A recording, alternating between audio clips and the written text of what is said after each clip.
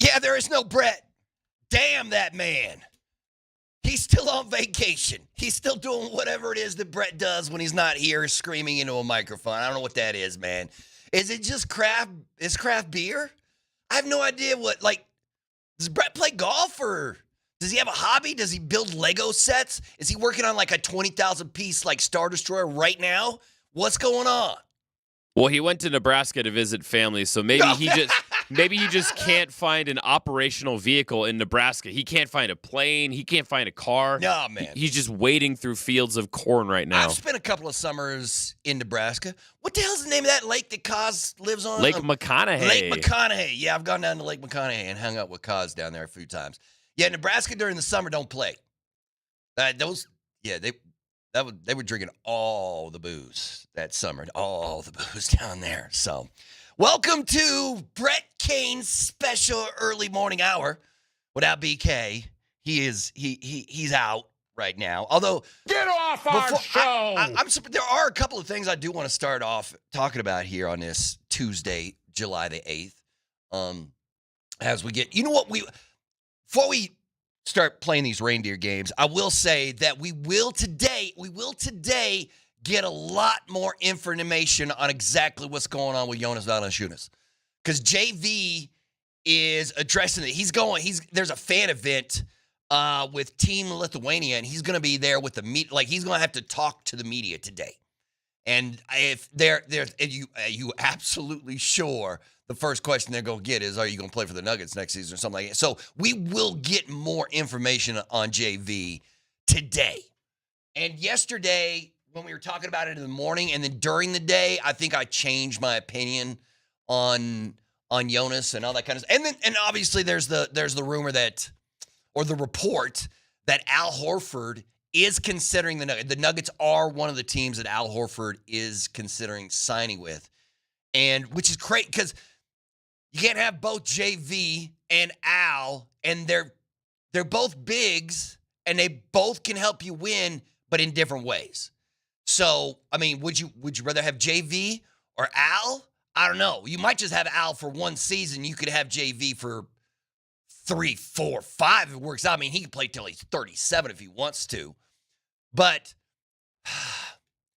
who's the better offensive player compared to who's the better defensive player? I guess for me, what it comes down to, if you can get Al Horford or if you can get Jonas Valanāiťnas and you have to decide between the two, for me, I'd probably lean Al, even though he's 39 years old and JV is 33. But that's only because you know what you can do with Al Horford?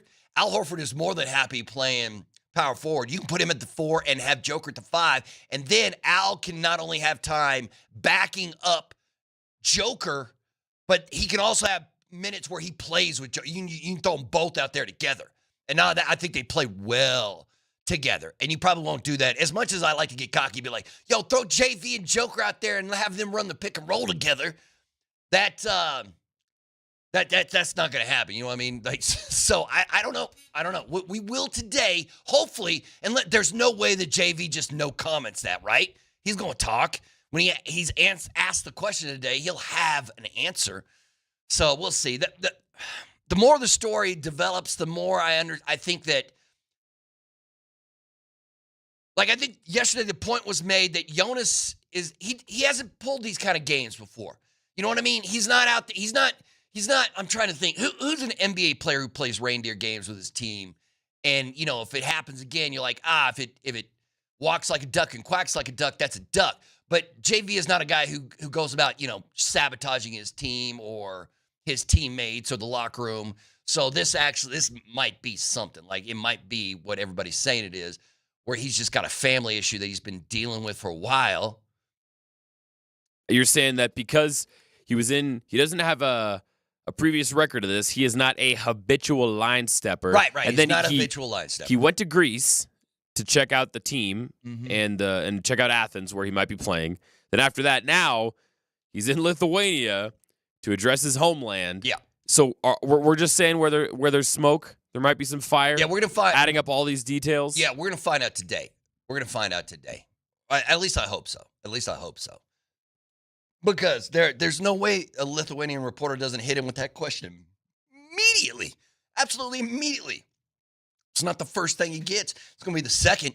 So I don't know what that time, like it was sometime around noon Lithuanian time. I don't know what that time, I ain't doing that math.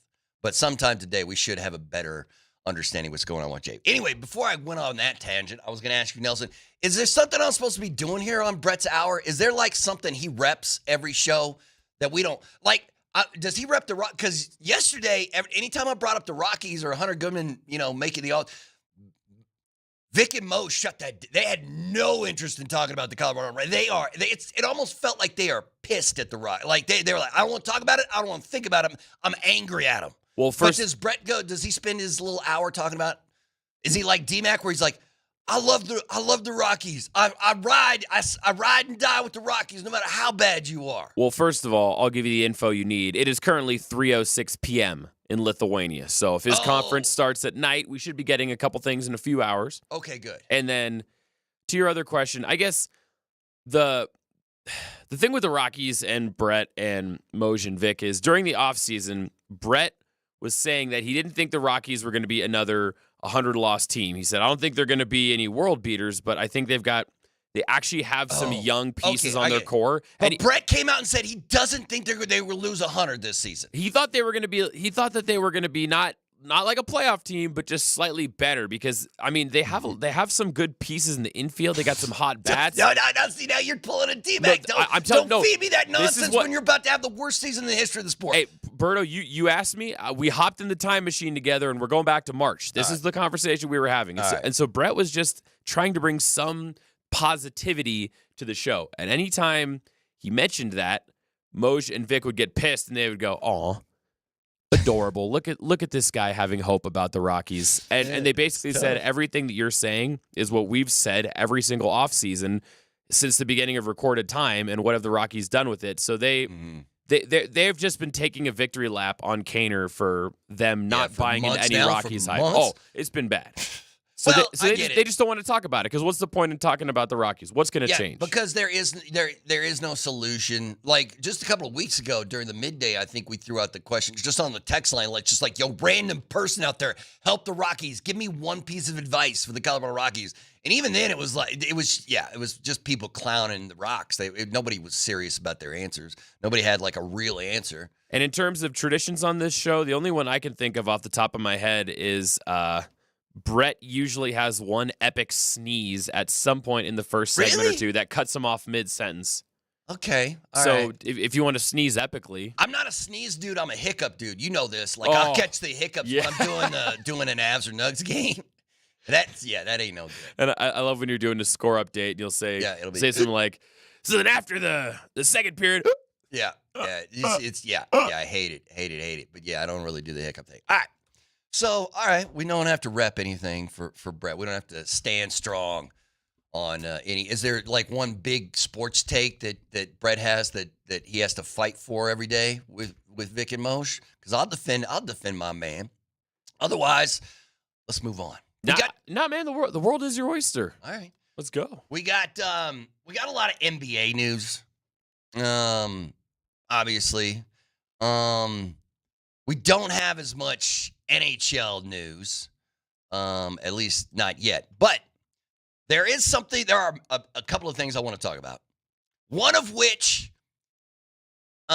is the CBS Sports has 5 wild NBA-style trades that they want to see the NFL do. And a lot of them is just quarterback swaps, where they're like, if we swap this quarterback with another quarterback on another team, is a grass is greener kind of situation where it helps both quarterbacks and both franchises. And so we'll dive into that. We also I have here a list of the NBA's 10 best off-season additions, and the Nuggets make an appearance on that list. But I want to start with this because I'm interested in what the Shop Monster text line, one price, one person, 1 hour. Shop Monster text line, 303-504-0925. You know what today is?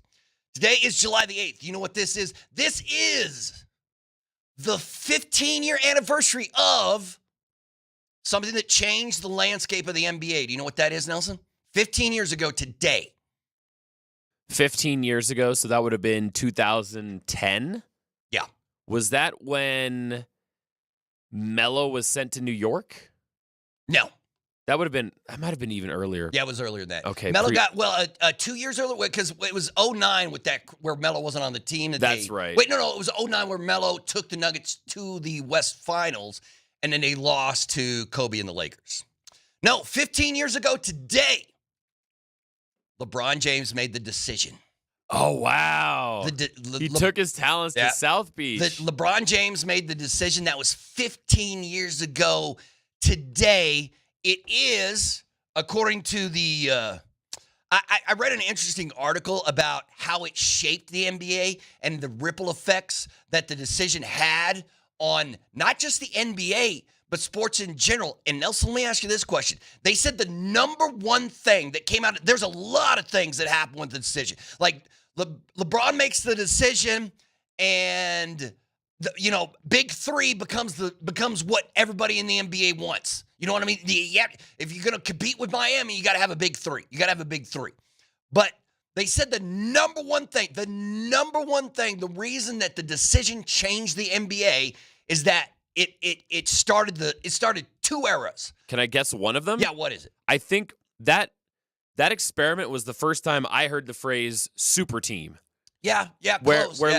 So I think that started the super team era because LeBron told his friends, "You come join me." Yeah. And Wade took a little less, and Bosh took a little less, yes. and LeBron took a little less, all to hang out and have a roster around them. Right. So then when the Warriors took off a few years later, everybody was going, "Oh, they're the next super team," even though they were completely different. This is part of the decision. The decision also is what made Kevin Durant the mercenary he is today, right? Because Kevin Durant's looking around being like, I'm a baller. I want to get involved in this super team nonsense. I'm gonna go chase me down a title. Now, to me, it doesn't bother me nearly as much as some people. Some people are like, nah, Kevin Durant's a fraud. I don't care because he went to Golden State just to get him that title. But no, the number one thing that they say that the decision shaped in the NBA and sports in general is what they call the player empowerment era, where LeBron James, like the Cleveland Cavaliers front office was so craptacular from the first 5-6 years of LeBron's career that it just got to LeBron where he's like, I can't trust these people to make these decisions. I have to make them for myself. It's one of the things that people hate about LeBron. You know what it was like where they're thinking, but this has been going on forever, right? People are like, Michael Jordan are getting coaches fired. Magic Johnson's getting coaches fired. You know what I mean? Like, if you're that level of player, you're part of the conversation. But player empowerment, that's what LeBron, allegedly, that's what LeBron did 15 years ago, start the player empowerment movement. The other interesting thing they pointed out, and this is from both Windhorse and Woj, said of the decision that this is where the whole Scoops era of the NBA began. Like, because it was early in the timeline of Twitter, and I guess when the decision happened, it was like LeBron. Remember, LeBron visited 6 teams, right? He was like, these 6 teams. I'm trying to remember who those 6 teams are. I know the Clippers were in there, right? Some the Knicks were in there. Who am I forgetting? There were 6 now I got to look at it. Here, the Nets were in there. The Nets, Knicks, Heat, Clippers, Cavs, Bulls. Those were the 6 teams, and LeBron went and met with all 6 of those teams, and the reporting of it was like, it was like spy coverage. And Woj is saying, like, that's basically Woj got paid and had a 15-year career doing this thing, and he's like, this is the reason why we blew up. People started following me because of the reporting I was doing on the decision. And the Windhorse was saying the same thing. Okay, I found the list of the 6 teams. I know you just said them, but I'm going to fact check you. What did you have? Wait, now I've already Nets, Knicks, Heat, Clippers, Cavaliers, Bulls. Yep, I see the same thing, except back then it was not the Brooklyn Nets. They were still the New Jersey Nets. That's old school right there. So, yeah, that's what we're looking at right there. Oh, and also, I love this. This is an excerpt from an ESPN article I found, and it said the Cavs entourage only had to make a 3-block drive from Quicken Loans Arena to James' downtown business offices to make their homespun proposal, blah, blah, blah. Instead of making a national tour, James decided to have all these teams meet him on his home turf. At this point, he has no other scheduled visits. So he told those 6 teams, you come to Cleveland, you sell me on your team. Yeah. So, and then the 2 big points is LeBron empowered players with this, where players were like, oh, you know what? I'll just make my own decision and force the teams into bowing to my wishes because I have that kind of power. But here's the roster LeBron James had in his last year, but right before the decision, and then the starting 5 he was on after he made the decision. That Cavs team was Mo Williams, Anthony Parker, LeBron James, Antoine Jameson, and Shaquille O'Neal at the very end of his career. That was that. And then when he left and went to Miami, he gets to Miami. It's Carlos Arroyo. What's up, Carlos? Dwayne Wade, LeBron James, Chris Bosh, and Joel Anthony. Come on, man. So, yeah, LeBron James, 15 years today, made the decision. I remember watching it. Remember, LeBron was wearing that, like, that tablecloth shirt. You know what I'm talking about? Yes. And then not only the, that, pink like this is a pattern. young LeBron. He looked pretty uncomfortable. Like now he's been in front of so many cameras and so many microphones. He's really, casual. But man, at the time during that interview, he was, it turned on, everybody turned on him when he made the decision. People were angry about the whole, like, I'm doing a TV show to announce where I'm going to go, and the whole I'm taking my talents down to South Beach, all that kind of nonsense. But I mean, it's one of those markers that changed the NBA is the decision. None of that. Well, no, we got to take a break. I can keep talking. But can you believe, last thing though, can you believe they gave him a full hour to say, yeah, I'm going to Miami? Yeah. But didn't he raise millions and millions of dollars for the Boys and Girls Club there or something? I can't remember. But can you imagine if LeBron had picked the Knicks, Nets, Bulls, or Clippers instead of Miami? What the landscape of the NBA would look like right now? What would it look like? But either way. All right, we got to roll on with the Brett Kane Hour. We'll be right back. Thanks for listening to Altitude Sports Radio. Not 2, not 3, not 4, not 5, not 6, not 7.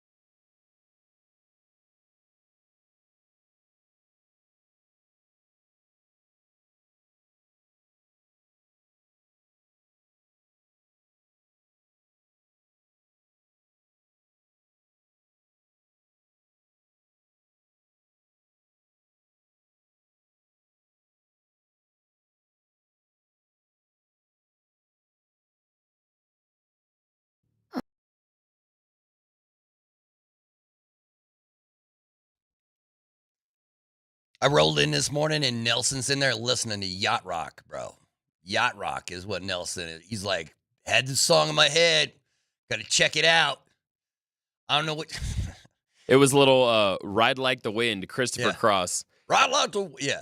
But the kicker is when you sing it, you have to do his part, and then you have to do the Michael McDonald response. The got such a long way to go, such a long way to go. Welcome back to the Brett Kane Hour, starring Brett Kane, who is out today. I'm Mark Bertoli filling in for BK today. He will be back tomorrow, unless something horrible happens. And let's not wish that upon a man. We were talking about LeBron James because today is the 15-year anniversary of the decision. And the text line is hammering LeBron. Listen, LeBron James is one of those weird athlete. He is consistently every year during his career, he was voted the most popular player in the NBA and the least liked player in the NBA all the time. Like he was both of those guys at the same time. But I guess that's just the nature of the thing. And I do want to move on and talk a little Bo Nix in just a second, but I will say this. LeBron James has one of the most baller records in the history of sports, one of the most baller records in the history of sports. And it is simply this. In the middle of LeBron's career, that dude went to 8 straight NBA finals. He took 2 different teams to the NBA 8 straight seasons. Now, listen, man, he lost half of those. He lost, you know what I mean? But that's still a baller. 10 straight years. He dragged some bad, mediocre rosters all the way to the NBA Finals. But so that's all I got to say about that. Like, I'm a Jordan dude, but man, 8 straight finals is straight gas. That's straight gas. But all right, couple of interesting things in the NFL as we are now less than 2 weeks before camp, but before players show back up in the city and report and all that kind of stuff. Zach Allen, the NFL is doing that thing they always do leading up to camps where on NFL.com they rank the top 100 players in the NFL. And they have Zach Allen was named the 90th best player in the NFL yesterday. And when that article came out, it was like, what do you have to pay Zach? Dude's, what do you have to pay him? What do you have to pay him? And man, between Zach and Benito, that's $50 to $60 million a year for both those dudes. You know what I'm saying? Like you don't have to pay one $25 million a year. You might have to pay the other one $25 million a year. Benito goes off this season. You have to pay him $30 million a year. Zach Allen probably wants definitely more than 20, probably closer to 25. I'm sure his agent is that. So who knows how that's all going to play out. But Mike Tenenbaum came out the last couple of days, and he said he thinks Bo Nix is a dark horse MVP for this season. And he mentioned 2 names because of it. He's like, you know what? Because once again, I don't know. Who are these people? I haven't heard anybody in this city, but there are some people who are like, Bo's going to regress or Bo's going to stay the same. Like, no. I think Bo's going to be better, right? He's going to be better. It's his second year. He has to be better. He's going to be better, man, right? So if he's better and the Broncos do some things and maybe Bo, it gets in the MVP conversation. Although the numbers that Josh Allen put up last year to win that MVP is ridiculous. Ridiculous. If Bo could get there, I don't care if he gets the MVP or not if he puts up those kind of numbers, man. Those are baller numbers.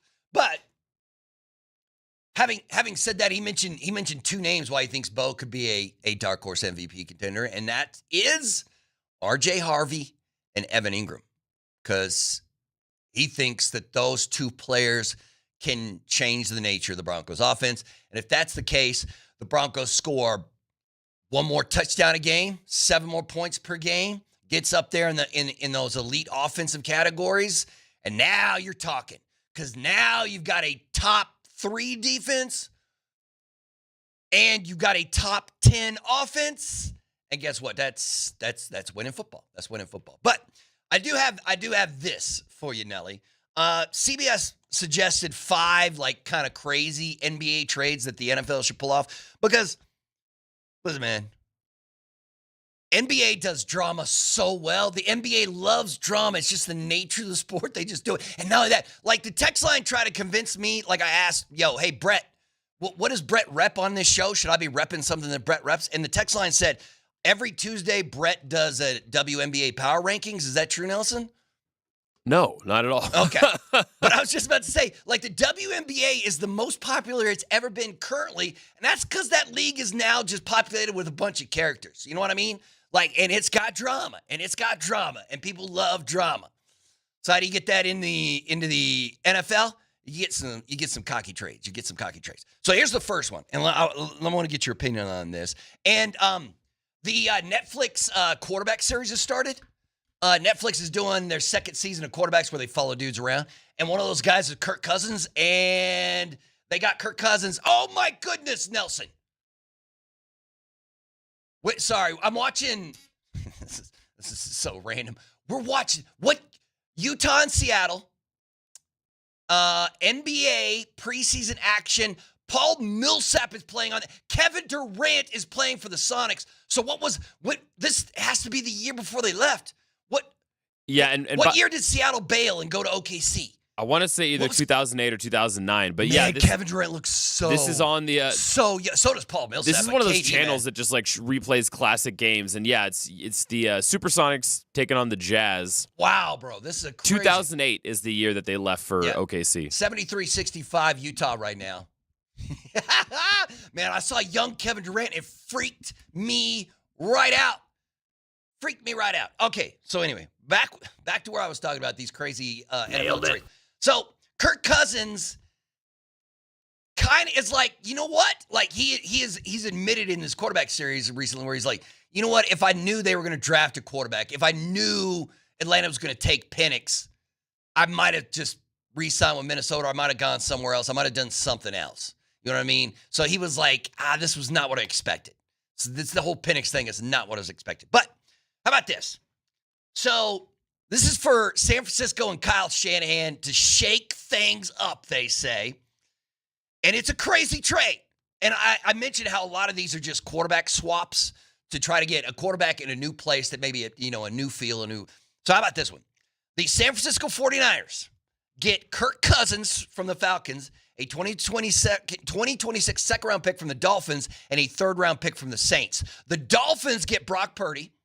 The Saints get Tua Tagovailoa, and the Falcons get a center and a fifth-round pick. So now the Niners' starting quarterback next season would be Kirk Cousins. The Dolphins' starting quarterback would be Brock Purdy, and the Saints, who don't have a starting quarterback at all, would have Tua Tagovailoa. What do you think about that?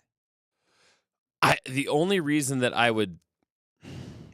makes sense for the Niners is if they think they can win next year. Like, of course they think they can win next year, right? Well, I mean, they had a bit of a fire sale this offseason. They sent a couple of their defensive stalwarts to the Broncos. But my point is, going for Kirk Cousins like that, in the words of Creed, his favorite band, you're down to one last breath. That's why you get Kirk Cousins. Is Kirk Cousins a Creed dude? Oh, he loves Creed. Yeah. Listen. How could you not? I'm not a Creed dude, but that one when Higher comes on, right? Is Higher? I'm like, let's go. But that's the song is 25 years old, Nelson, right? Right? Creed was topping the charts in about 2000, yeah. but I mean, yeah, sure. I guess if Tua, sometimes he could be one of those players that needs a change of pace. If things haven't been going well in Miami and you can't seem to get over that hump. Need something. And the Saints need somebody, right? Who's that quarterback they have that's basically a GQ model? You're talking. No. Well, Carr is gone. Who's sassy? Carr quit. I mean, he was too injured. But they got Tyler Shuck, who spells, and Spencer Rattler, right? Oh, and then who was the other guy who had that really sassy pose where he looked like in his team photo, and I have no idea. And he was basically doing blue steel. They're going to start that rookie out of Louisville, right? Didn't Tyler get drafted this year? Because I kept messing up his name, right? I think so, but him or Spencer Rattler's going to start in that. But Jake Hayner's the guy I was thinking of. Oh, is he still on that team? I think so. I don't know anything else about him. All right, man. So I don't know. I mean, listen, would the Niners be better as Cousins? I don't know how much juice does Kirk Cousins still have left. You know what I mean? How much now that Brock Purdy got paid? How's he going to look this season? How's he going to look, man? Would he make Miami a better team than Tua? I have no idea. They had a proposed trade for Cincinnati. Obviously, Trey Hendrickson's dealing with, like, Cincinnati's not going to pay him, and that dude is a monster. So they suggested a Bengals, Vikings, Lions, Browns trade. They said this one is the most pie in the sky, though, because there is no way Minnesota's going to do this, because what they did was, and this is crazy. Can you imagine Joe Burrows with Justin Jefferson? So here's the trade.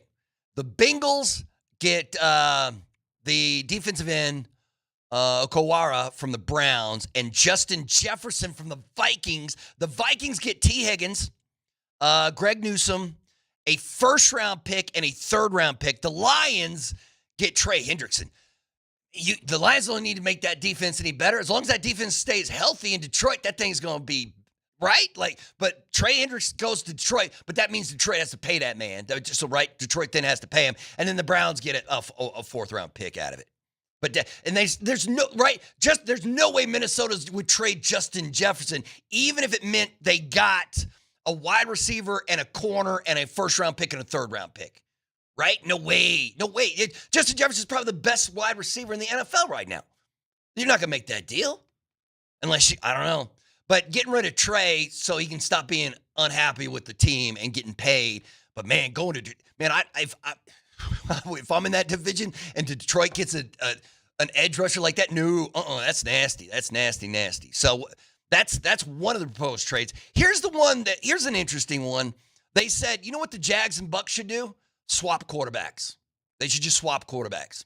So Trevor Lawrence gets a new start in Tampa being the starting quarterback for the Bucks, and Baker Mayfield is the starting quarterback for the Jags. But I don't know. I mean, the Jags have the new head. They have the Duval, right? Duval. Wait, was that the dude? Is that who I'm thinking of? Liam Cohen? Duval. Duval. Right, he just totally butchered the Duval lady, man. I'm sure he'll get it right here now that he's been there for a while. But Baker's the starting quarterback for the Jags, and Trevor's the starting quarterback as the Bucks. Like, dude, would that change the nature of Trevor Lawrence's career? Duval. Liam, bro. I wish y'all the luck there, but man, that's not a good Duval. So I don't know. What do you think? It's such a crapshoot, man. Yeah, I know. I never know, and it blows my mind how sometimes there's a quarterback who sucks on one team, and then he gets traded to another team, and then he just has a rebirth because of the system or because of the coaching. Shout or out the to Jared scheme. Goff. Yeah, or I mean, I'm not saying he was trash. He was showing good signs with the Niners, but Alex Smith going to KC. Yeah, it's a crazy absolutely career. having a turnaround. The quarterback carousel, the quarterback shuffle is. It giveth and it taketh away, Berto. Give me a text line if you want to help. What one quarterback that started off their career and looked at like trash and then ended up as a Hall of Famer? You're just like me. Or just the best. Who was that? Man, Mookie Blaylock is playing in this Utah-Seattle game. It's crazy to me. I'm fascinated by this summer league game that they're showing from like 25 years ago. Shout out Mookie Blaylock. When he played. Wait. Isn't there a Seattle grunge band that I'll think of it. You got this. What the famous grunge band that played a show or two. Is it Pearl Jam? Yep. Yes. They played a show or two as Mookie Blaylock. Yes. I totally forgot how they love Mookie Blaylock. And they love ball, right? They love hoops. When he played for the Warriors, his sons went to my school. And he has identical twin boys, and their names started with D. I can't remember.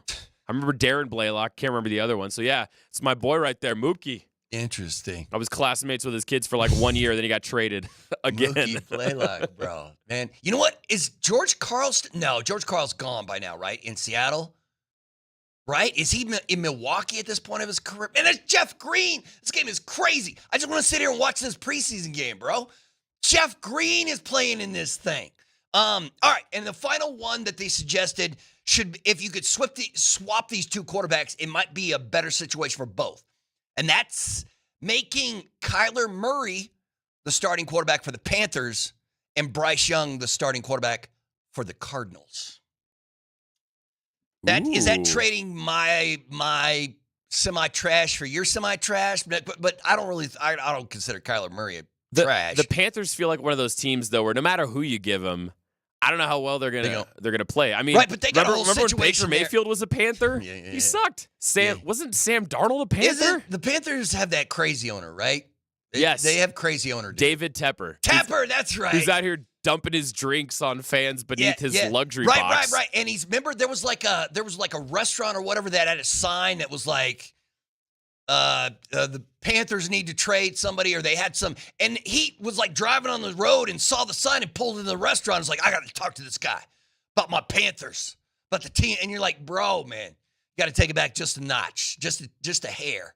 Like, I love rabid fan as team owner is great for all the other teams, because what happens is, like Ishbia in Phoenix, he shows up and he's like, I know ball. I played ball. I won a national title sitting on the bench for Michigan State, right? That's where Ishbia was playing with Mateen Cleaves and the crew that won that national title so many years ago. And he's like, I know ball. Now I own an NBA team. I'm going to show you how it's done. And then he makes all kinds of crazy moves and none of them works out. And now they're in a bad situation. Right? Pretty cool. So I love, like, rabid fan as sports owner is great. I love it. We need more of those guys. Almost like, let me think of another one. Cohen in New York, the guy who owns the Mets, he seems like a rabid Mets fan who likes to do stupid stuff with all the money he has. So no, I'm for, like, I prefer rabid sports fan as an owner compared to, like, I'm here to make money, people. I'm here to make money. I'm printing cash. But I don't know how many, like, sports owners are just rabid about their teams, like Dave Tepper is, despite the fact that he's probably a bad owner and kind of. I feel crazy. like Mark Cuban was pretty rabid about the Mavs for a while. Yeah, you're right. That's a good one. That's. Remember how? I mean, Google for me how much do you think Mark Cuban paid in fines in his career? Remember, because he didn't care. He'd just be like, the officiating sucked. And he just go and the NBA just give it, man, Cuban, we're fining you another $100,000, and he just pay the $100,000 and then give another $100,000 to charity or something like that he always do it. How much money in fines did that man pay? I found an article according to Dallas News. He has been fined roughly a total of $4 million by the NBA since 2000. Woo! Let's see. $750,000 for resting players in an elimination game against the Bulls. Oh, yeah. Allegedly for lottery chances. Yes. Wait, and it worked, right? It worked. Didn't it work? I think, yeah. Well, I think that was one of the ones where they were sending it. Was that when they were sending a draft pick to the Knicks, but it was protected? Oh, and they're like, we can't. They only gave it to them if it was out of the top 10, but if it was a top 10 pick, they kept it or something. He was fined $600,000 for comments about tanking or intentionally losing games to improve draft position, $500,000 for a failed petition and public criticism of NBA officials. Yeah, rabid fan. Like, I don't know, we call Dick Monfort a rabid fan. Like a lot of people when they talk about the Rockies call it a mom and pop outfit, like it's a family run over. But guess what? All these franchises are family owned, right? There, and run. Dick Monfort is rabid. I don't know if he's a fan though. You'd like that, wouldn't you? I can feel like, yeah, I like crazy owners, man. But that's just entertainment value. You know what I mean? Damn cool. All right, we got to take another quick time out. We'll be right back. Thanks for listening to Altitude Sports Radio.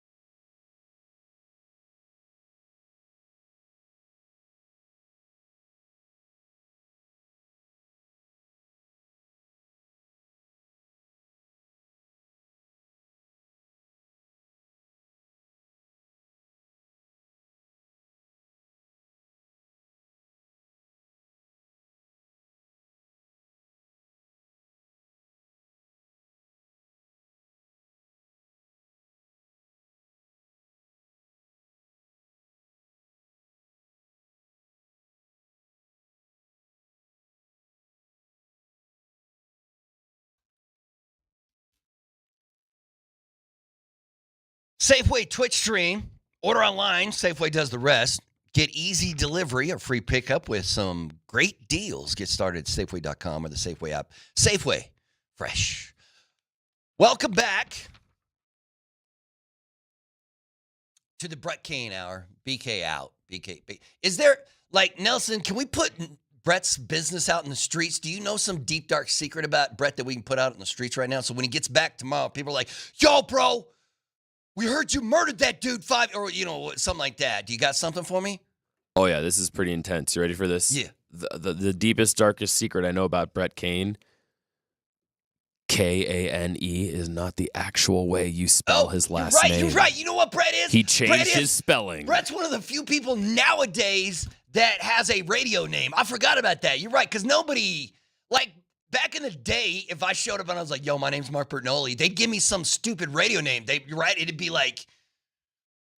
I mean, something stupid like Birdo? Yeah, but you know what I'm talking about? Like, there's, like, back in the day, like, Wacky Morning DJ was always like, hey, it's Chubby Chucky, or this is... Yeah, Beefy Bertag. Whatever is like, yeah, it's like with the knobby. Yeah, but you get what I'm saying. Yeah, I forgot he's got a radio name. Well, his last name is Kane, but the original, like, his legal last name is Kane, but it's spelled in a stupid, non-phonetic way. Okay. So he changed it to Kane because his whole life people just mispronounced it and misspelled it. So there you go.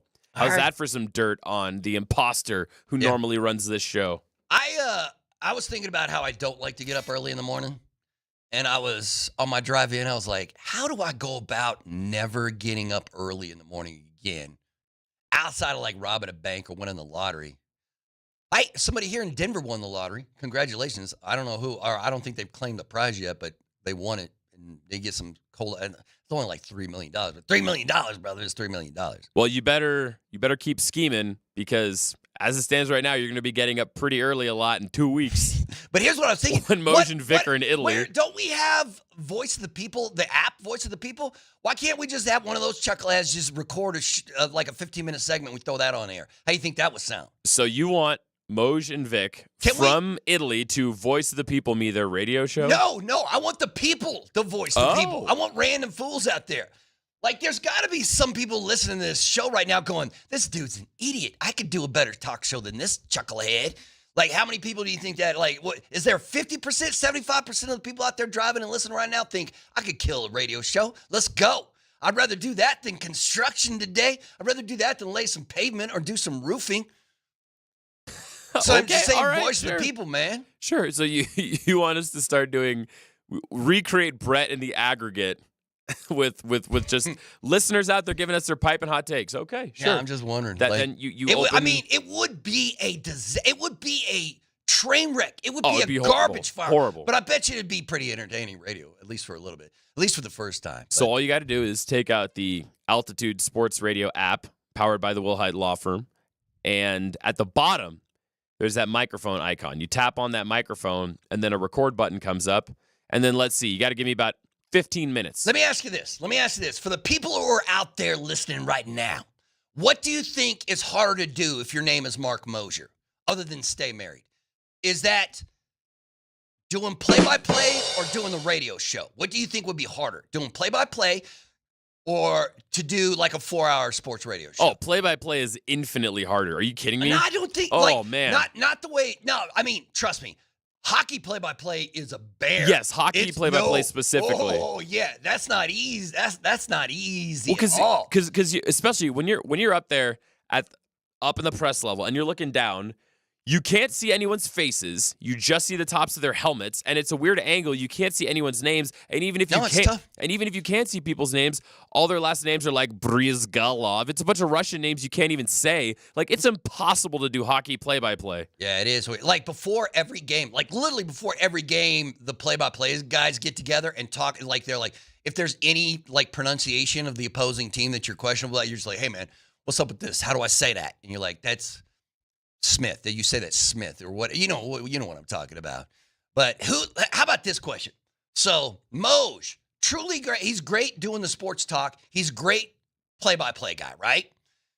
Vic has got like 72 Emmys from doing this sports TV thing, and he does a talk show as well. Of those 4 jobs, what are the hardest?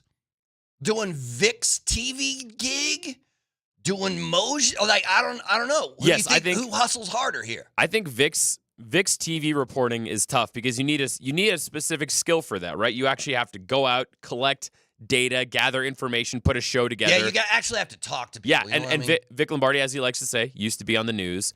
That was probably harder Channel than just 4, right? Vic, how long was Vic at Channel 4 for? Hey, we can ask him. You can ask him in a few minutes. Vic Lombardi was Ron Burgundy, right? He is Ron Burgundy, and that's what Vic is. Ron Burgundy, right? Channel 4 news team. And Moj is what's the idiot with the? How do he get? He's the weather guy, right? Oh, Moj is no, he's the sports guy. He's Champ with the cowboy hat. So Moj is always like whammy. Yeah, that's right. He would go whammy. That's exactly. Moj is the sports dude. Brett is the is Steve Brick. Carell. Yep. Right. He's Brick. Brick Right. Tamlin. Yeah, that's exactly it. Brick, are you just looking around the room and saying you love things? Yeah. I love lamp. Yeah, right. That's right. Brett. That escalated quickly. Yeah. Brick killed a guy. Shows up with a hand grenade. Yeah. And you're a Sex Panther guy, right? 60% of the time, it works every time. I'm Paul Rudd. Brian Fantana. Oh my God. So there you go. You go. But actually, if you ever do want an appreciation for how hard it is to do play-by-play and even just color commentary, every now and then, we used to have somebody sit in the radio booth with Cause. And I remember there was one game where Vic sat in and he was doing color. And someone, I can't remember who it is, someone on the Nuggets had a big block. They swatted a shot. And Vic's entire analysis was he just went, no! No! No! And everybody was making fun of him the next day on the show. I said, honestly, though, that's what everybody listening is thinking. Vic is he's the voice. He is the voice of the people. Famously, I got a lot of good stories, obviously, from doing all these games. But my good friend Jerry Schimmel, who's now over with the Colorado Rockies, Nelson, let me tell you this. I was trying to find a Schimmel highlight. I don't think those highlights exist anymore. You know what I mean? Like I was looking for like Nuggets highlights from like the 90s. I was like, I don't know where those are. Like what's up with that? But anyway, Jerry Schimmel used to do, when he used to call Nugget games when there was a block shot, he used to go, get that shot out of here. And Get one time, shot out of here. One time, it was such a great block shot that he messed it up. He went full like, get that. Yeah. And I was like, oh, Shim, let's go, baby. Let's go. And we went to break, and he had no idea he'd actually, you know what I mean? We had to replay the highlight for him, and he was like, oh, no. And then you get that call from the boss, and you're like, all right, that's on me. That's my bad. But, yeah, that's the first thing I thought of when you came up with that. But actually, we both forgot the best commentator in this building. Home run. Jesse Trujillo, Jesse, baby. bring it, man. Listen, Jesse's on vacation. He's spins. He's probably practicing his spins right now. Give me another spins, bro. Whoops, I am. Did you just delete spins? No, Did you just delete his spins? Wait, I'm looking. I have nothing. I deleted everything. Come on, spins. There you go, Jesse. There you go. The text line has one important question for Vic, though, is can Vic even grow a mustache? I bet you the answer is kinda. It'd be like one of those like peach, hairy porn star kind of. Although actually, porn star is a full-on mustache if you're gonna go porn star stash, right? Like you think Vic's got that like mamby-pamby French mustache if he tries to get going. I don't know. He's like that one poor bastard when you see a hockey team that makes it to the Stanley Cup Finals, right? Like and Kale, everyone has like Kale, bro. Right? Yes, right. Gabe's got a full beard, and yeah, yeah, exactly. Brent Burns looks like Robin Williams when he emerged from Jumanji, and then meanwhile, Kale McCarr just has a little bit of peach fuzz. Sidney Crosby has 3 little beard hairs. Yeah, no, it's a little rough. But yeah, I think the 678 wants to know if Vic can grow a mustache, and I guess I don't know. And the text line is saying all you got to do to be Moj is just 7-Eleven burrito, Diet Pepsi. And it's like, yo, man, Moser doesn't really work. That's easy. I can go to 7-Eleven, get a burrito and a Diet Pepsi, and talk nonsense on the radio. What the holy Yeah. See, yeah, you could do that too. You could do that too, man. Yeah, that's what the text line says. All you got to do is avoid gout, and you can do Moser's job. You're good to go. But either way, that segment Who told was you not, that yeah, Moj, that was not the segment I was planning on doing when we started it, but this is where we're at. Anyway, thanks for listening to the early morning Brett Kane Hour. BK will be back tomorrow, but coming up next, it is Vic Lombardi and Mark Moser as MLK begins.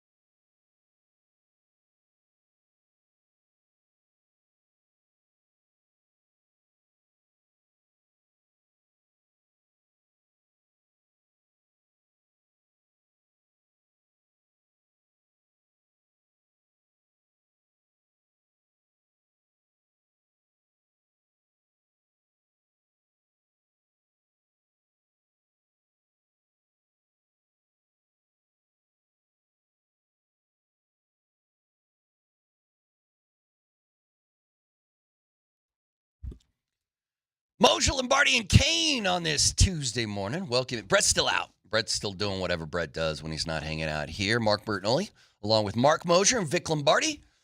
The text line is already the question I got on the text line, Vic, is simply, did you see this? It just says, can Vic grow a mustache? That's what the text line wants to know on this Tuesday morning.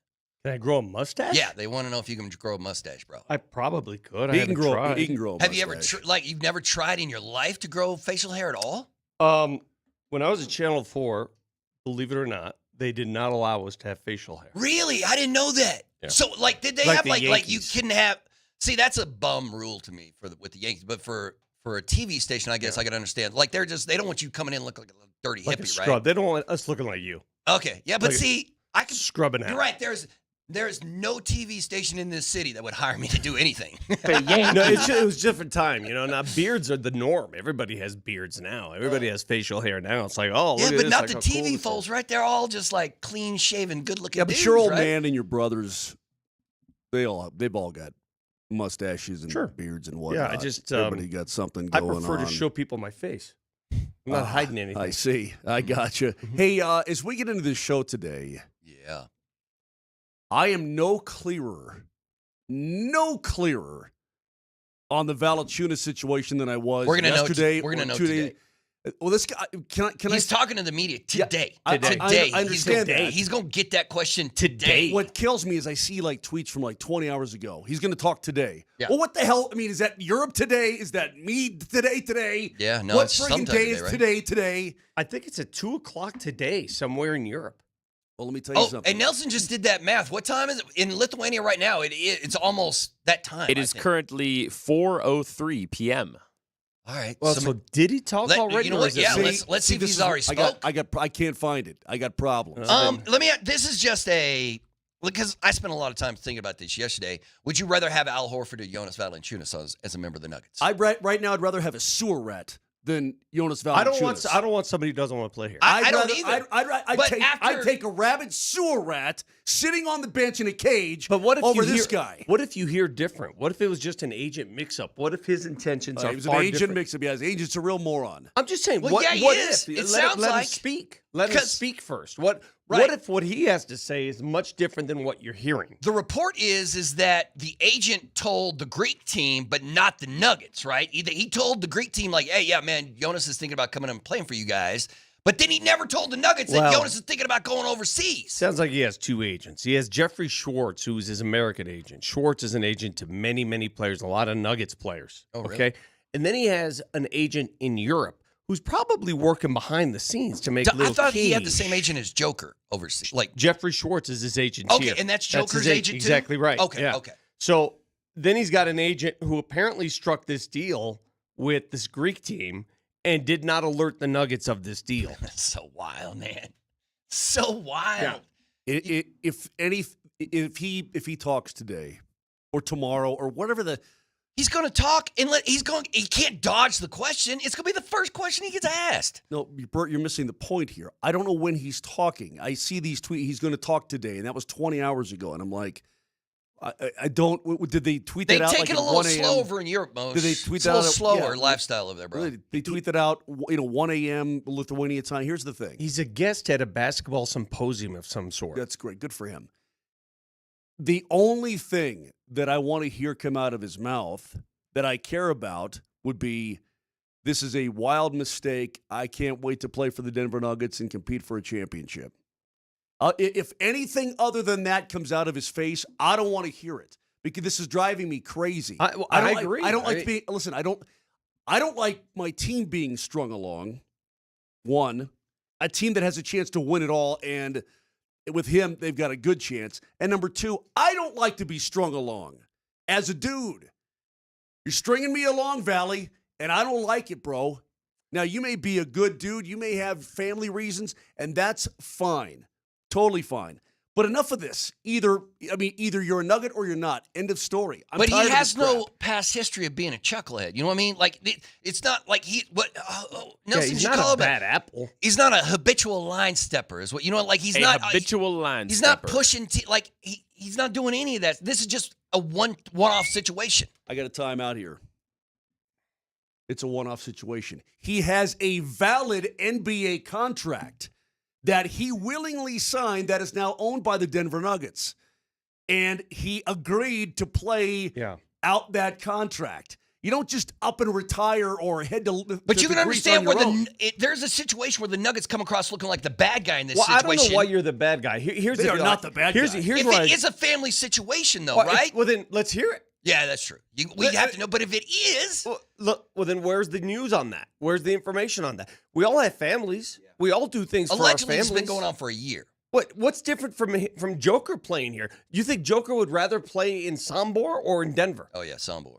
Okay, so I mean, this is life, man. I mean, listen. Every time I hear somebody try to empathize and try to hit you with the shame tactic, this is a family decision. Don't you care about families? Yeah, I care about my family. But he's the guy who signed that $30 million deal a year ago with New Orleans and then was transferred to Sacramento. He signed that deal. I didn't make him sign it. Did you make him sign it? But you want to make him play it. What happens if he doesn't want to be here? Why force him into the situation? I'm not forcing him, but I ain't paying the dime of that contract. You're buying it all out. Yeah, I wouldn't either. The Greek team has to buy it out. No, yeah, I ain't touching that thing, man. If you. What the Nuggets have to carry the load for that contract? No way. Let me talk to Austin real quick on the text line. Austin says Moser needs to take his attitude he has this morning and shove it. That's right. Okay. Austin, take a lap. Listen, I defend my team. You're in a position with the Denver Nuggets and the Colorado Avalanche, right? This is the God's honest truth. You are not in a position to screw around in this window. Okay? You're not in a position to play patty cake with a guy's ego or his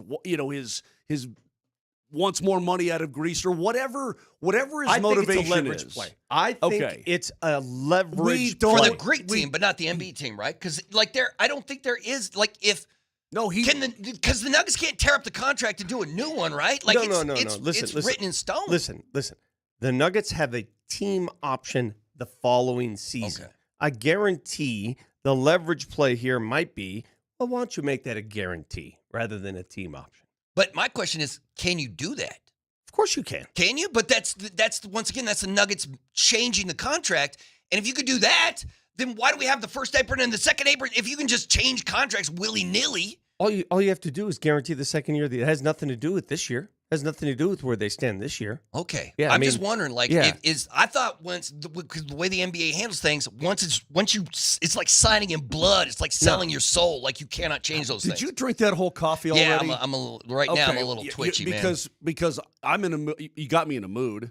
And so you came in a mood, bro. You and I are probably going to have some issues. But listen, Austin and everybody else, they don't have time with this kind of crap. The focus has to be purely on winning. I don't want some 7-footer with a 7'6" wingspan and a beard like a Tennessee hillbilly. He looks like Kelsey a lot. Remember? I don't need him screwing around with my basketball team. Either you want to stay here and you want to win a championship, or you want to go to Greece. You want to go to Greece? Fine. I'm still going to be happy with the deal because they got rid of Dario Saric. They'll figure it out. But enough of this stringing us along day after day crap. You better talk today into the microphone and explain exactly what the hell's going on. Because by the end of the day today, the Denver Nuggets need a prime focus on what is ahead of them and what the direction is going to be. And other moves await. I mean, listen, Al Horford still hasn't signed. And the big rumor is he's waiting to see what the Nuggets will do. Yeah, that's fast. I mean, we talked about that in the first hour. I was wondering, because both those guys can help you win. Both of those guys help you win in different ways. You would play both those guys in different, JV is a true big. He's a backup for Joker, right? But with Paul, he can back up Joker. You can also play him at the 4. I'm sorry. We were watching Paul Millsap and Kevin Durant face off each other in the NBA Summer League and from the 90s or some reason. But wait, so who was that? Not Paul. Al Horford. Al Horford is a dude who can play with Joker on the court at the same time. And I don't know if there's a situation where you're going to see JV and Joker on the court at the same time. Al Horford gives you more options. Who's the better player? I mean, JV is 33, Horford's 39. But if Al could give you one good year, like he played last year, And then once again, that's probably a championship team. Even though Horford is 6 years older, I would take the resume of a guy who's won it all, who's been there and done that, over someone who's unproven. At the same time, Valanāiťnas he's a sturdier prospect. He's a bigger dude, right? Mm-hmm. He's just sturdy. Right. So there's good and bad for both. And at this rate, man, you just need a backup center. I don't want to be left without one. Correct. I've got a plan. Everything's going to be okay now. You tell Valanāiťnas, look, buy out your whole contract. What's he owed this year, Vic? $10.5 million. So essentially, he'd be playing for free because I think the Greek team's going to pay him what, 12 per? Just a little bit over that. Okay, so you 13? buy out your contract. We'll call Mm-hmm. it good. Mhm. Okay, and then you throw your bread at Horford. I want Al instead anyway. If you can get him. Yeah, Golden State wants him too. You'd have to give him all that. You'd have to give him the 10 and you'd have to give him 15, 20. Can you get No, you're not 15 million a year? You're just giving him if anything, just the MLE, the full MLE at 14. Did you just say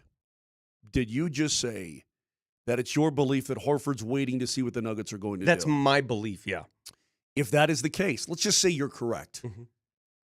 Well, then he clearly is intrigued by the Denver Nuggets. What were the other hey, Nelson, did you Or have that by list of the other teams he's also talking to? He's also intrigued by the jump in salary because the Nuggets would be able to pay him more than Golden State can. So then let's do it then. Fine with me. I'm already over. There's going to come to a point where even if Valanāiťnas becomes a Denver Nuggets, I'm going to talk about him through gritted teeth.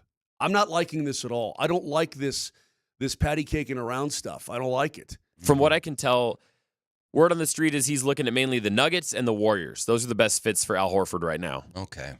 Yeah. Well, I know for a fact the Warriors want him badly, and Steve Kerr wants him badly, and they've talked and talked and talked. Yeah. He hasn't signed because I think he's waiting to see what kind of offer the Nuggets can make if they don't get Valanāiťnas. Yeah. Or he's considering retirement, which he's brought up. Mark Stein reported that is the Golden State Warriors' top free agent target is Al Horford. Like, that's the one guy that the Warriors want. The move that I'm more intrigued with, I don't know if you guys heard about this, but Chicago Bulls are going nowhere. And there are whispers that they're trying to blow it up. And Vucevic, their center, Nikola Vucevic, who's a very good player, a former All-Star himself, he could be open.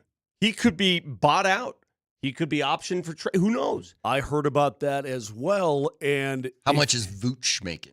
Well, he's making too much. I think that the Nuggets can't afford him right now. But if he got bought out, they could. Yeah. Yeah, just like the Bradley Beal situation where people are like, yeah, go ahead, buy him out. We'll pay him nothing, and he can come play for us. Could you imagine? I'm just feeling like Isn't Chicago? Wait, isn't Chicago also trying to deal Josh Giddey or something? Like, I guess a restricted free agent. Oh, restricted. That's what it is. They're trying to sign him, and if not, they're going to have to sign and trade him to someplace or something like that. I don't know, man. Chicago is fully blowing that thing up. The new CBA has caused a lot of confusion, and it's really squeezed out a lot of players. Right now, it's either all or nothing. Either you're making big money or you're getting bought out. It's crazy. It's crazy to me what's happening to some of these players. I'm trying to find out exactly what time this guy is scheduled to speak. Right, because it should be. I read this yesterday. Now I can't find it. I don't know if it's 2 o'clock Denver time. I don't know if it's 2 o'clock Europe time. Mm-hmm. I'm trying to find out what time Valanāiťnas, because if it's 2 o'clock Europe time, it's already done. If it's 2 o'clock Denver time, Vic, that would be like midnight tonight. We would. Lithuania It time. wouldn't be 10 o'clock. No, that's No, it. don't. No, You two don't go. Don't do the Lithuania's math. east, Further bro. east? What is it? It's up. It's 11 right o'clock? next to Latvia. So Okay, it's- so I want the exact time. okay, if it's 8 hours difference between us and France and Italy, hold on, then that means it's got to be at least another hour or two to Lithuania. I'm not kidding. Okay, thanks for the breakdown, bro. Thanks for the breakdown, man. You just wasted 60 minutes of my life, or 60 seconds at least. You're wasting my brain with that coffee. You're an absolute I need a little maniac bit more this now. morning. Is he talking? Is he not talking? Is he going to Greece? Is he not going to Greece? Does he want to be a Nugget? If he Does ducks not it, want to then be a something else is going on, right? If he doesn't address the media, or if they tell him no questions outside of about Team it's Lithuania. Official. No, it's official. Whether he's a Nugget or not, 7:15 in the morning on July 8th, this guy's a moron. And that's We're it. running out of I'm time. done. My life is running out. I will not change off my position. No, I cannot believe that it hasn't been addressed. I cannot believe that. I can't believe that you have to wait for this It's moment gone to this address it. long without an answer. No, Right. you know what? Moser's right. Somebody call the man. Moser's right. I mean, if you know there's a fire, you either bring the fire extinguisher or you run from the fire. Right, you don't now, watch it burn. Well, right now he's running watching from the it. fire. So crazy, man. I don't like it either. Moser, I'm with you. I'm totally with you, man. I don't like it. No news is bad news. Hey, Yeah. man, when people jerk around with your team, I hate jerker arounders. I get it, but I don't he's want- never done this before. It's not like well, you know what? Let's take a time out. We'll come back. We got to address some other issues going on, including Bo Nix winning the MVP next season. But we'll get to For all God's that sake. next.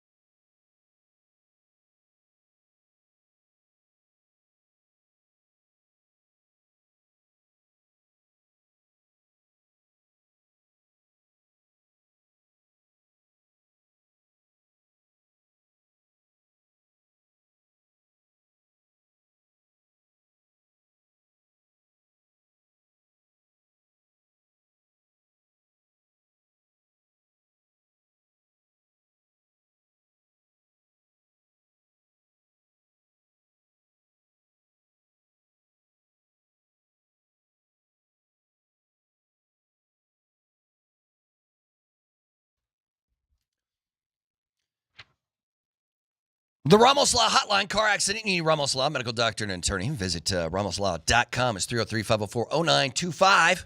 Welcome back to MLK on this We don't July do that. 8th. We But don't- MLNK? Yeah. Okay, man. Listen. Vic, tell him. will you? Simmer the hell down, bro. I'm just- You're I'm about just to go telling on vacation. Why are you so We, cranky? we could change the name of the show to LMK. Lombardi, Moser, and Kane. Let That's me fine. know. I couldn't. Let me yeah, know. I couldn't care less. Call it Let Me Know. Isn't that what the kids do when they text? Mm-hmm. Yeah, let me know. Yeah.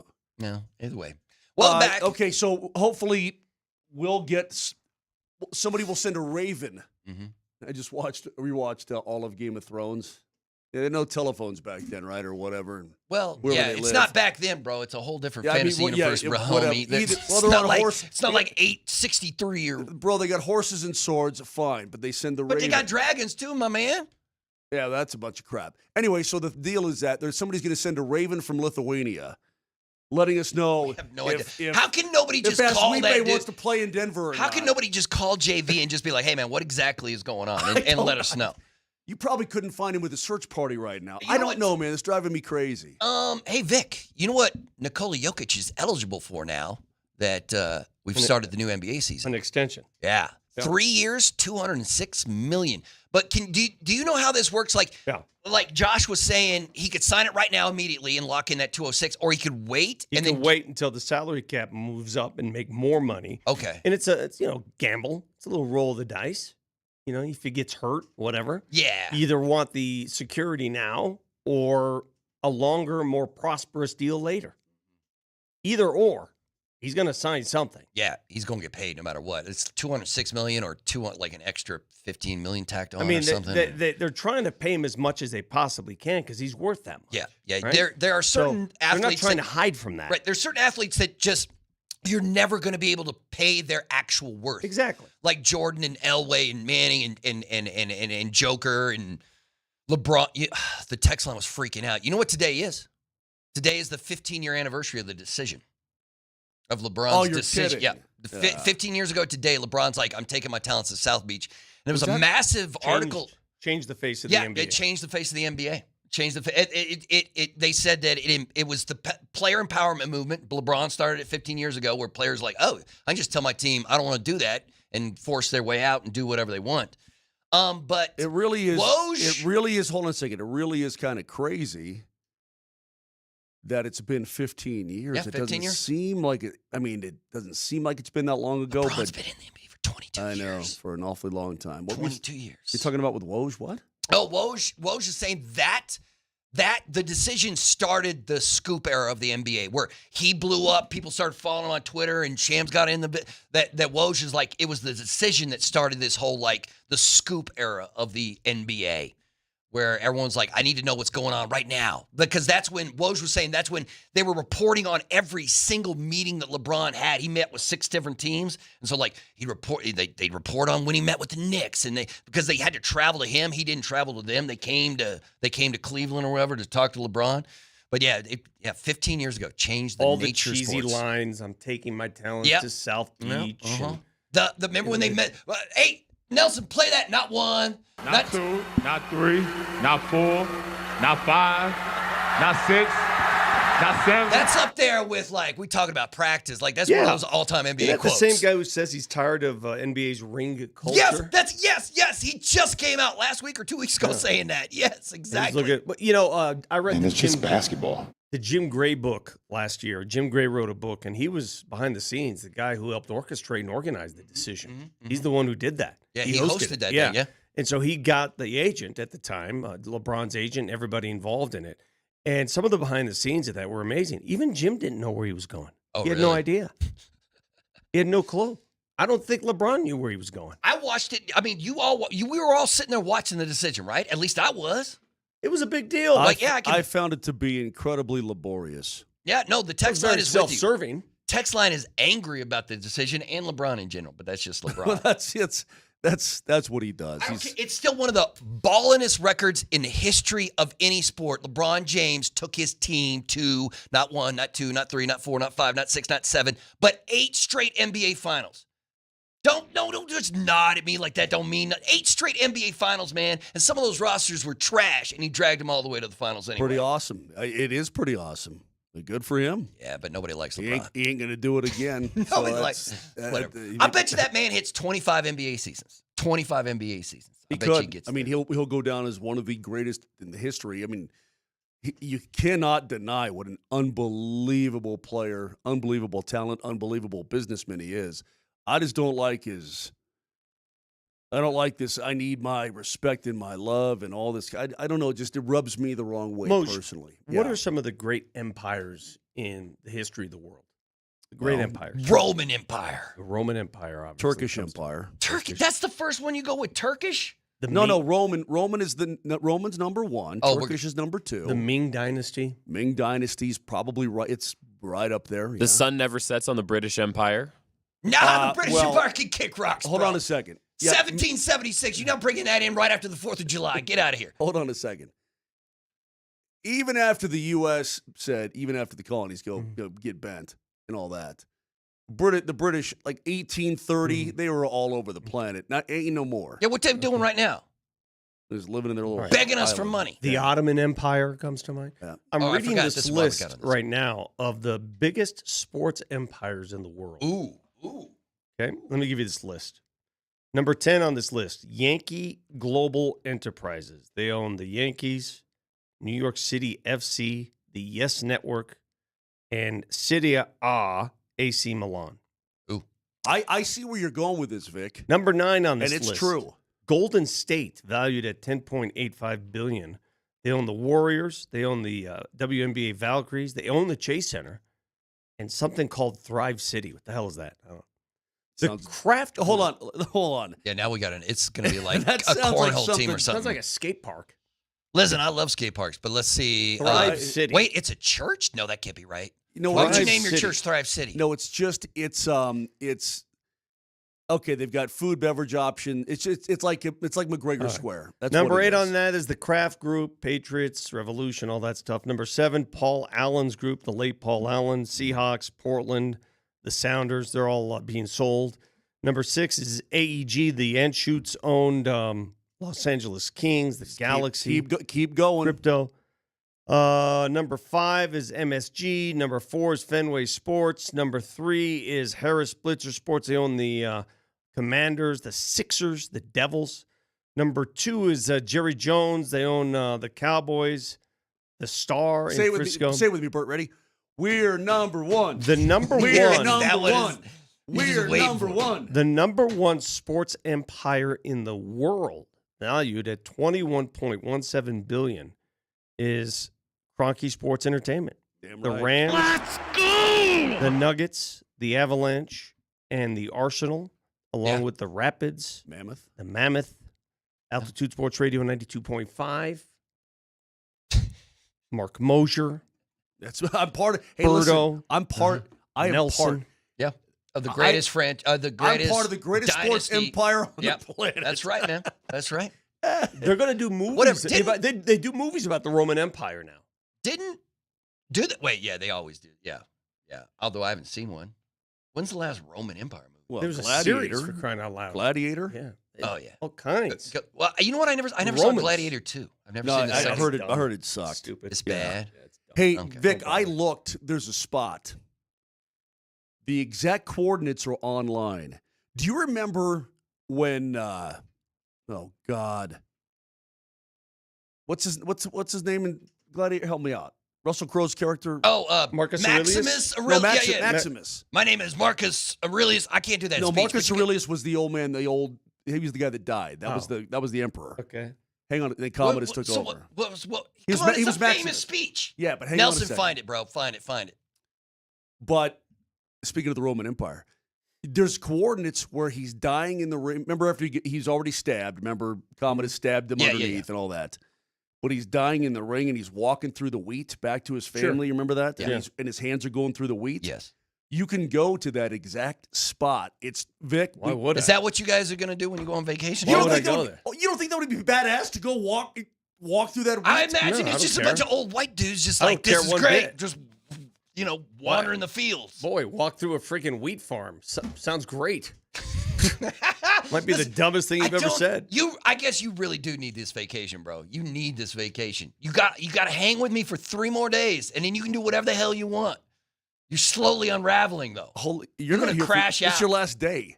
That's true. Yeah. I don't got to worry about you. But I thought that would be really cool for us when we're there to go do that, but it's too far north. You're not going to sell Vic on that, man. It's southern Tuscany. We wouldn't be able to get there in time. I don't care about and that. I know, Right. even if we were, and the funny part is, even if we were driving down the road, and I said, hey, look, right over there, that field, that's where Russell Crowe, that's where Maximus touched the wheat and all that.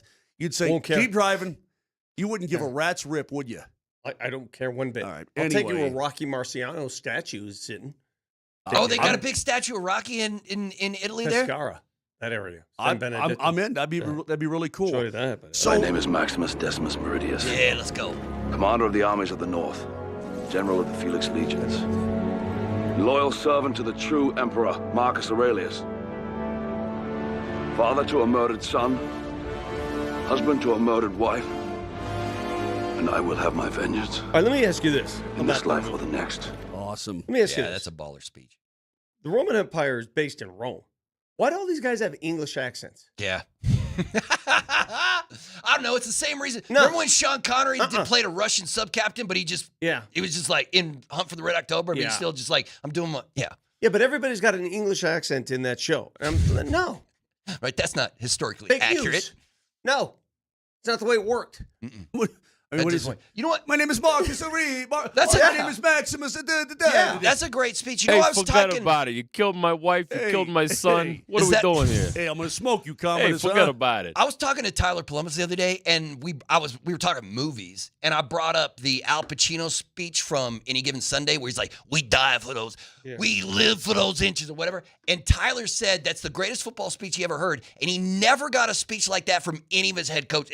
He's like, sometimes I'd watch that speech before I go play football because he never got a speech that, like one of those speeches from one of his coaches. Like even he's like, that's not the kind of speech that you're getting at halftime of a game that you're losing or whatever. I think professional sports, those guys, you're self-motivated, right? Yeah, There's yeah, only you so don't much need a rah-rah speech giving speech.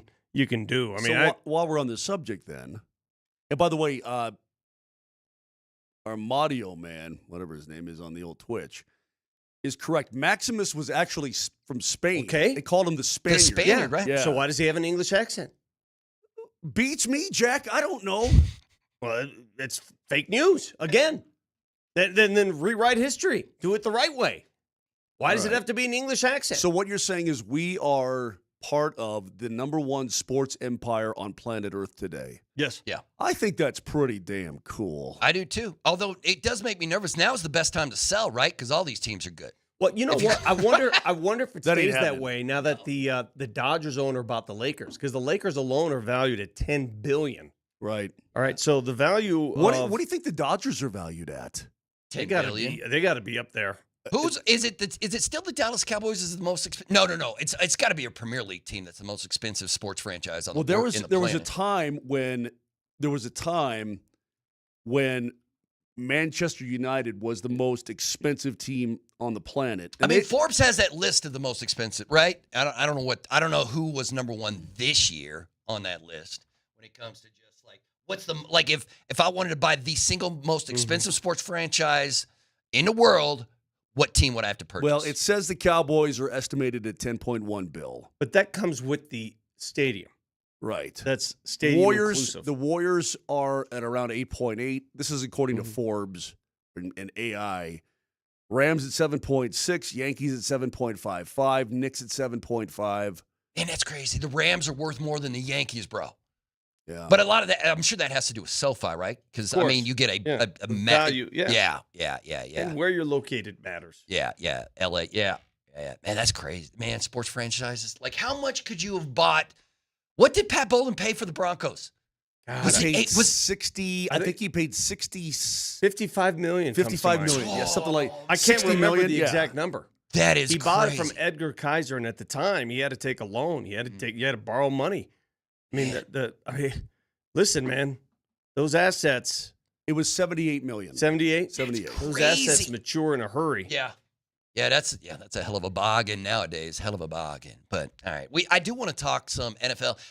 Let's do this. We're going to take a break when we come back. But when we do come back, I want to talk. Vic, do you remember? This is like, I don't even know if you remember this. Like 15, 20 years ago, do you remember freaking out on was it Mike Tannenbaum you freaked out on when your show, was it with Gary, right? You and Gary, I don't even think you remember this, but I remember it was one of the times I'm driving around listening, and I'm like, yo, Vic just went off on this guy. Oh, no, it was Landry, that guy Landry. Was it? Because I just remember, I was name? like, man, Vic is wailing on this guy. Nice guy. We just disagreed. And it revolved around the discussion of Elway. Yeah, but not the player, but the GM, right? The GM. Yeah, because he was criticizing Elway and you weren't having it, and man, you went off on that dude. I can't remember that guy's name. What was his name? Landry Smith? Landry something? Where's he from? I don't know. Like Denver or? He's a really nice guy. Was he from Denver? No, he's from like Mississippi or something. He was an NFL scout turned analyst. Yeah. I can't remember his name, dude. Anyway, I thought of that Art because one of those like former GM / whatever guys came out and he said he had Bo Nix as the dark horse MVP next season because he thinks RJ Harvey and Evan Ingram's going to improve the offense so much that Bo Nix could be in that conversation. And I was like, man, did you see the numbers Josh Allen put up last year to win that MVP, man? Can Bo Nix touch those numbers? Will this offense look anything like? I mean, I guess you don't need those kind of numbers to win MVP, but I don't think in we need this NFL. You will. We don't need to carry this into the next segment. I'll give you the answer right now. All right, go ahead, do it. No. Pretty easy. Yeah, when we come back, we'll talk about the Philadelphia Flyers' fourth line. All right, we'll be right back. Does that sound good to you?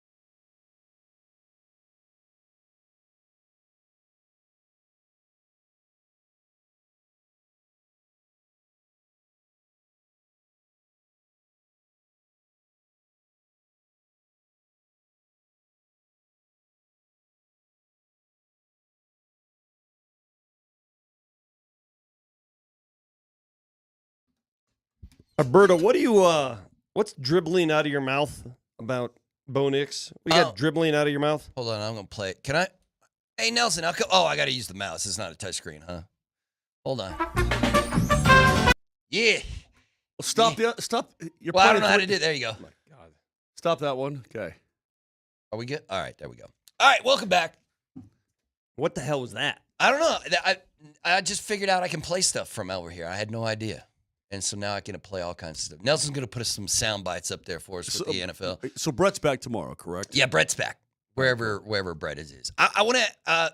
well, you mentioned something before the break. I want to get to this real quick, and you can just sip on your...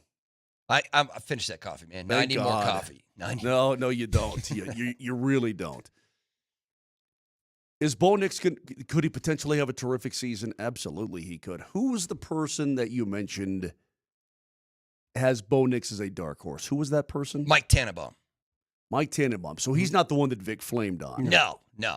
But every time I think of one of those guys, I always think like one of those, like, I was an assistant GM for the Detroit Lions when we won one game. And then they're now an NFL commentator. It always reminds me of Vic just hammering that dude. Because that's the first time I think I've ever heard somebody go off. Like, Vic, you were screaming at that dude, right? Like, you were hollering at him. I don't recall. I was just trying to be hospitable. That's a daily occurrence for dude. It hardly would be a memory. Listen, can he have a much better season? Absolutely. The Denver Broncos, I saw another thing, too, where Sean Payton was listed as the second best head coach in the NFL. Yeah, I saw that. I'm a little worried that all of a sudden they've become these ceiling a fans darling. are getting higher and higher. I like going into a season just sort of not under the radar, but expectations should be proper. Mm-hmm. Just take that next jump, because there's always that fear, guys, and it happened in Houston with their quarterback, the sophomore slump. Right? There's always a fear of that. They have tape on you. They know how you react. They've seen your game. I don't know what's going to happen.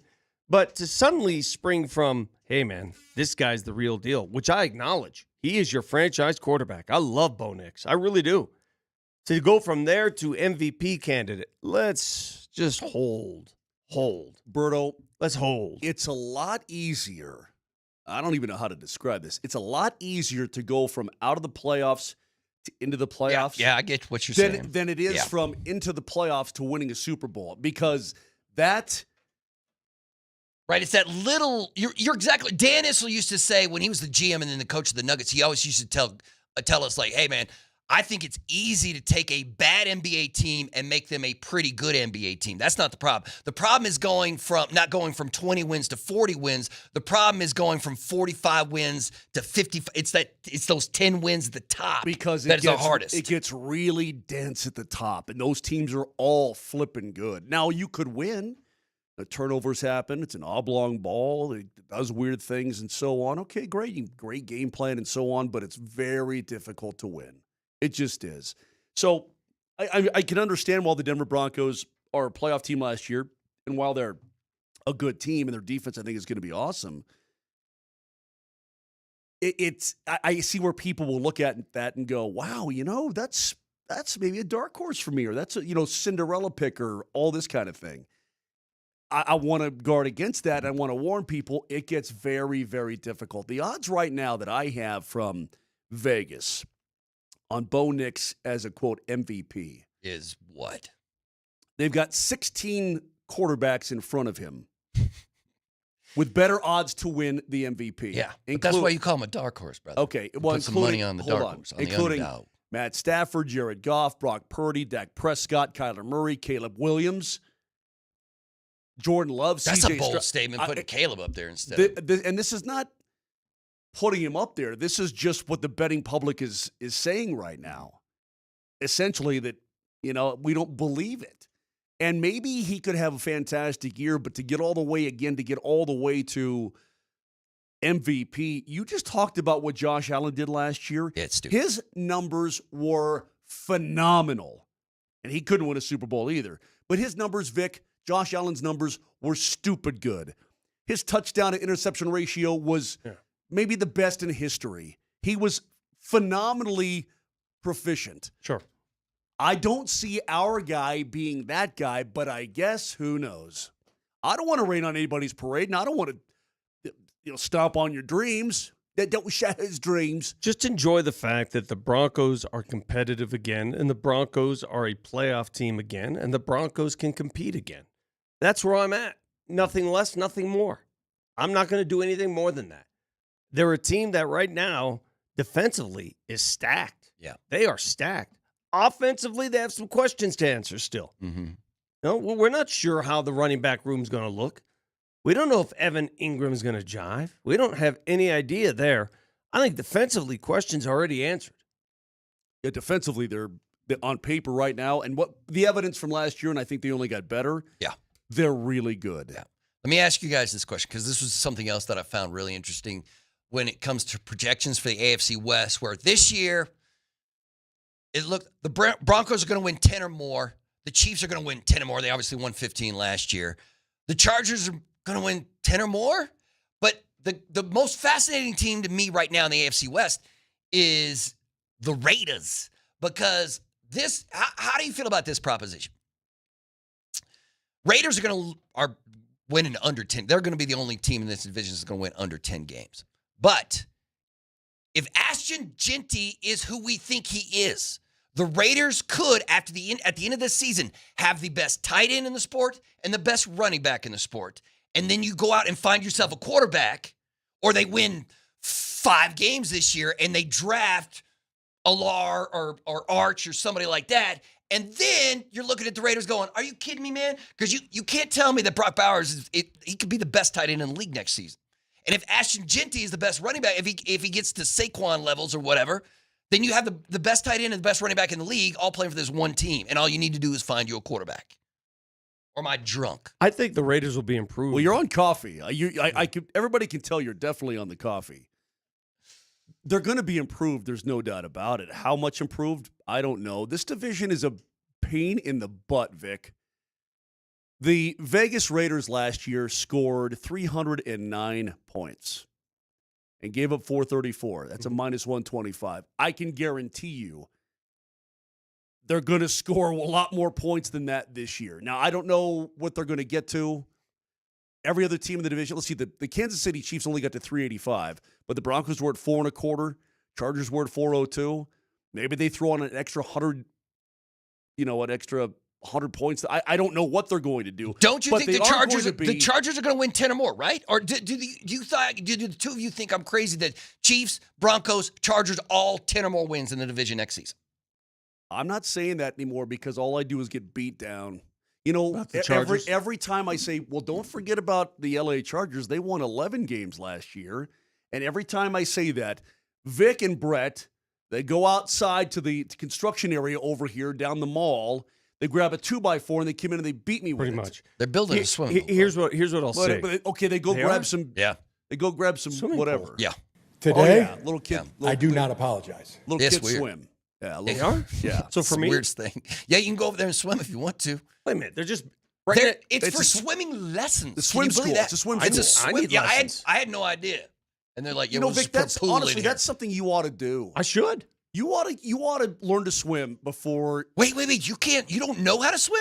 I can get from one end of the pool to the Okay, other. so but if somebody kicks you off the bridge, it takes a you're lot not of gonna work. die. It takes a lot of work to get to that other end of the pool. Wow, that's fascinating Yeah. to me. Yeah. Wow. And that's not a bad thing. Not a lot of people. I mean, there are people who don't know how to swim. There are people who don't know how to read. Feels I don't see. Yeah, but it feels like swimming is more of a life skill. Like yeah, but I don't see the value. yeah, I guess you're not tumbling into a deep. Yeah, what's the value? Yeah, You're not going deep sea fishing. He doesn't do water anyway. He doesn't canoe. He doesn't kayak. He doesn't Right. boat. He doesn't do anything. Would so. your wife push you off the door like used to have a Leo pool. got We used to have with a pool. Titanic? We used to have a pool. I go in the pool. You had a pool and you still don't know how to swim? I can get from one end to the other. See, that's rich people problems. You got a pool but don't know how to swim? I can get from one end to the What other. the hell? I guess that's all you need No, to I do. said I used to have one. Okay. And then my frustration in not being able to cross the English Channel. You're like, I'm done with this. Water sucks. Like, I couldn't even fathom that. These people, who's that lady, Diana Nyad, who did the English Channel? swim the she channel. did Cuba and all this stuff. See, I don't do fish and sharks, man. I don't do Says that. Keep me out. What's the fascination for, like, I don't get it. Like, there's people there like, let's swim across the ocean or whatever. You're like, no. I'll take a pass on that. Anyway, so yeah, the swim school is opening up. But, Bert, every time I talk about, well, don't forget about the Chiefs are going to be there because they're the Chiefs, and they're Andy Reid, and they're Patrick Mahomes, and they're going to be there in some capacity. Now, can they get God inside the division this year? Is this the first year in a decade? But how many fewer than 15 games are they going to win? Let's leave it at this. The AFC West this year is as gettable as it's been over the last half decade. Would you guys agree? It's also deeper than it's ever been in the history of the division. Do you know what I'm saying? It's Yes. gettable. Mm-hmm. You can win it this year. Mm-hmm. I think you probably can, but it's going to take some Herculean efforts, and it's going to take a little luck, and your guys are going to have to play over the moon for what you expect them to play. Yeah, Bert, look, you've got a quarterback in Geno Smith who doesn't have to be great. Who isn't great. That doesn't have to be great. Is not great. I'm not a Geno Smith fan. Do you think Pete Carroll can still coach the game of football? Yes. So do I. Yes. Vic, do you think Pete Carroll can still coach the game? I do. Okay. They've got, maybe the best tight end in the game, but you got to utilize him in Brock Bowers, and I bet Pete Carroll will find a way to utilize him. Mm-hmm.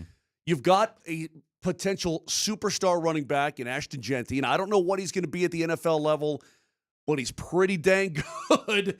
So, yeah, I see what you're saying, but can they go from 4 wins to 10 wins? That is a really lofty expectation. Mm-hmm. And not everybody in the division can win 10 games. No, that's why I think the Raiders are the one team that won't win 10 games. But what is that? But if they're you going give to them be one improved. more year, But they're going to be improved. I mean, look, when you take a job inside this division as a coach or as a quarterback, you realize that, hey, man, this is a pain in the butt because the witch is still living in Kansas City. Harbaugh's going to do what he does with those Chargers. They do have talent down there. They've revamped themselves, and they've got some very good players. And you're right in that same mix. It's a thankless task to try and win this division. It's very difficult. Now, you put any of the top 3 teams from this division inside the AFC South, and they win it going away. No problem whatsoever. You got no love for Houston. I get it, man. You put the Denver Broncos. You put the Denver Broncos in the AFC South. They win 12 games and are on their way as a 3 seed. Iron sharpens iron. Keeps you sharp. Do they still have that poster up in the Broncos locker? Remember they had that all over the place back in the day. You know, my Iron favorite sharpens part- iron. My favorite thing about the Broncos went through that decade of changing coaches, it seems like every other year. Mm-hmm. And every other year you'd walk into the facility and there'd be new poster boards set up, new themes and new sayings. Yeah. Every year was something. Remember Hackett had basketball hoops in the meeting rooms? Did Hackett play? Yeah. Yeah, he did. See, Hackett, it seems like my kind of coach, and then he starts coaching, and you're like, man, he's bad. How did he get this job? What's going on? So weird. Where's Hackett now? Like, he's not working for the Jets anymore, right? Is he jobless, or has he got a he's the OC at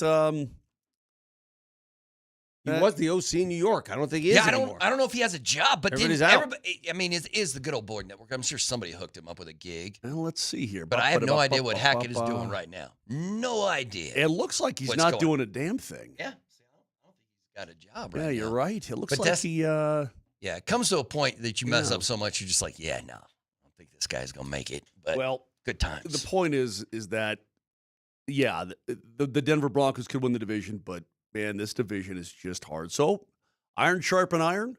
You don't think they're saying that in L.A.? Yeah. Sure wait, they are. Yeah, you mean, I thought you were talking about the Rams. You're talking about the Chargers? Yeah. Yeah. Sure they're saying that too. To win this division, you have to find a way to beat the Chiefs. The Broncos had a chance to sweep the Chiefs last year. They should have. When you think about it. Agreed. I just think it's a wide open division. I like the Broncos' chances as much as the next team. I think you're high. Well, we are officially a month and 1 day away. 1 month and 1 day away from the first Denver Bronco preseason game. It's right around the corner. But we'll be right back. Thanks for listening to Moser, Lombardi, and Kane.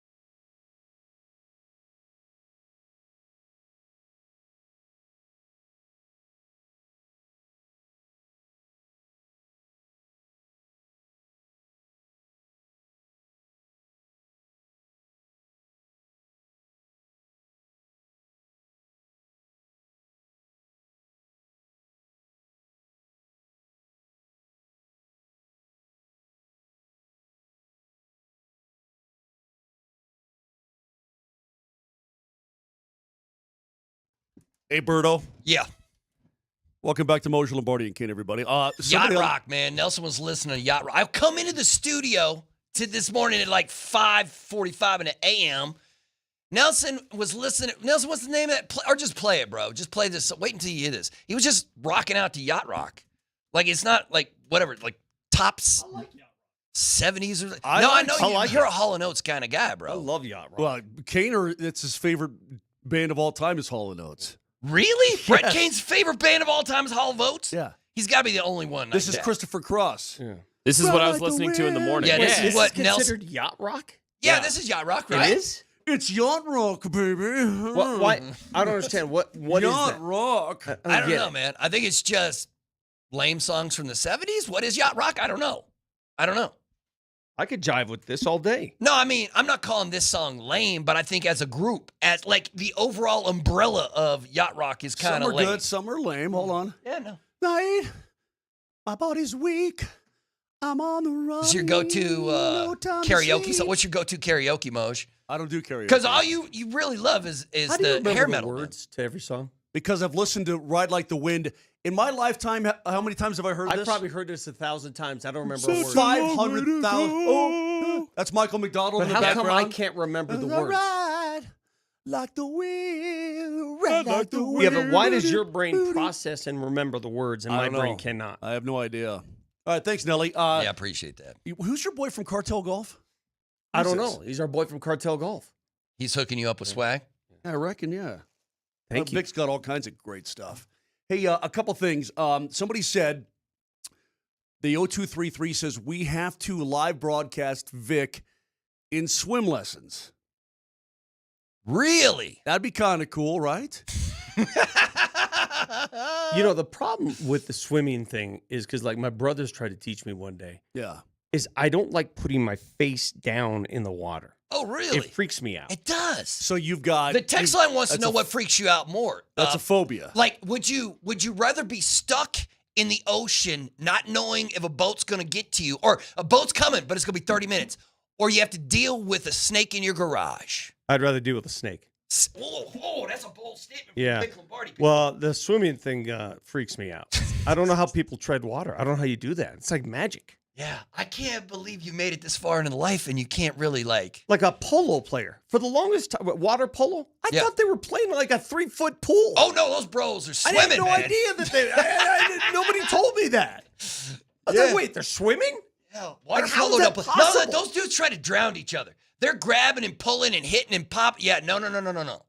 Yeah, no, but water polo is crazy sport. You have to have some serious dexterity and durability to handle that sport. Yeah, it's just one of those crazy sports where I'm like, I get it, but how is this sport popular? Like, people play that sport for a living, right?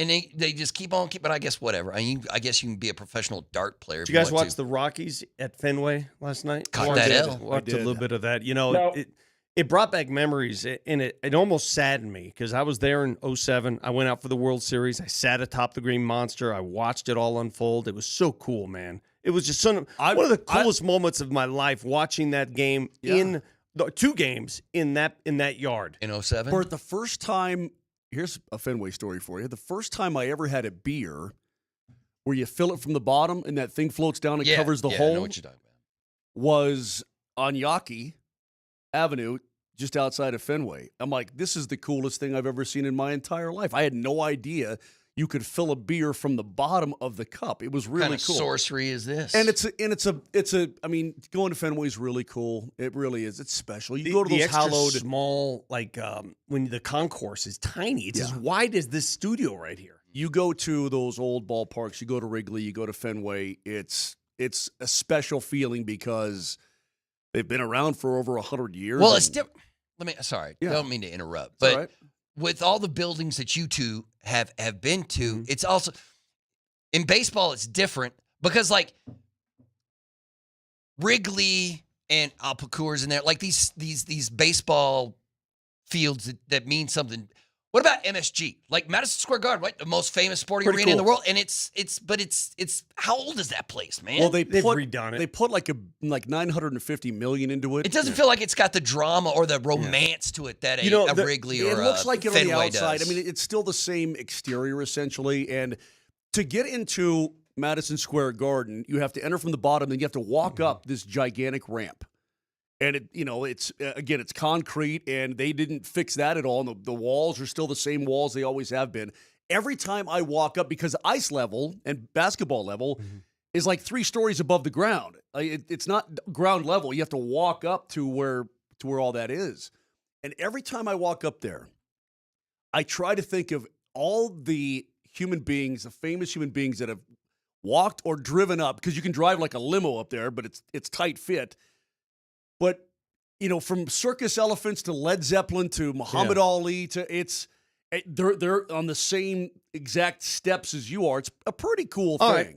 So here's my quick list of what I consider the most ageless, timeless Sporting arena / cathedrals? stadiums Okay. I've ever been in. The ones that you've been in, right? There's got to be ones you've been in. Yeah.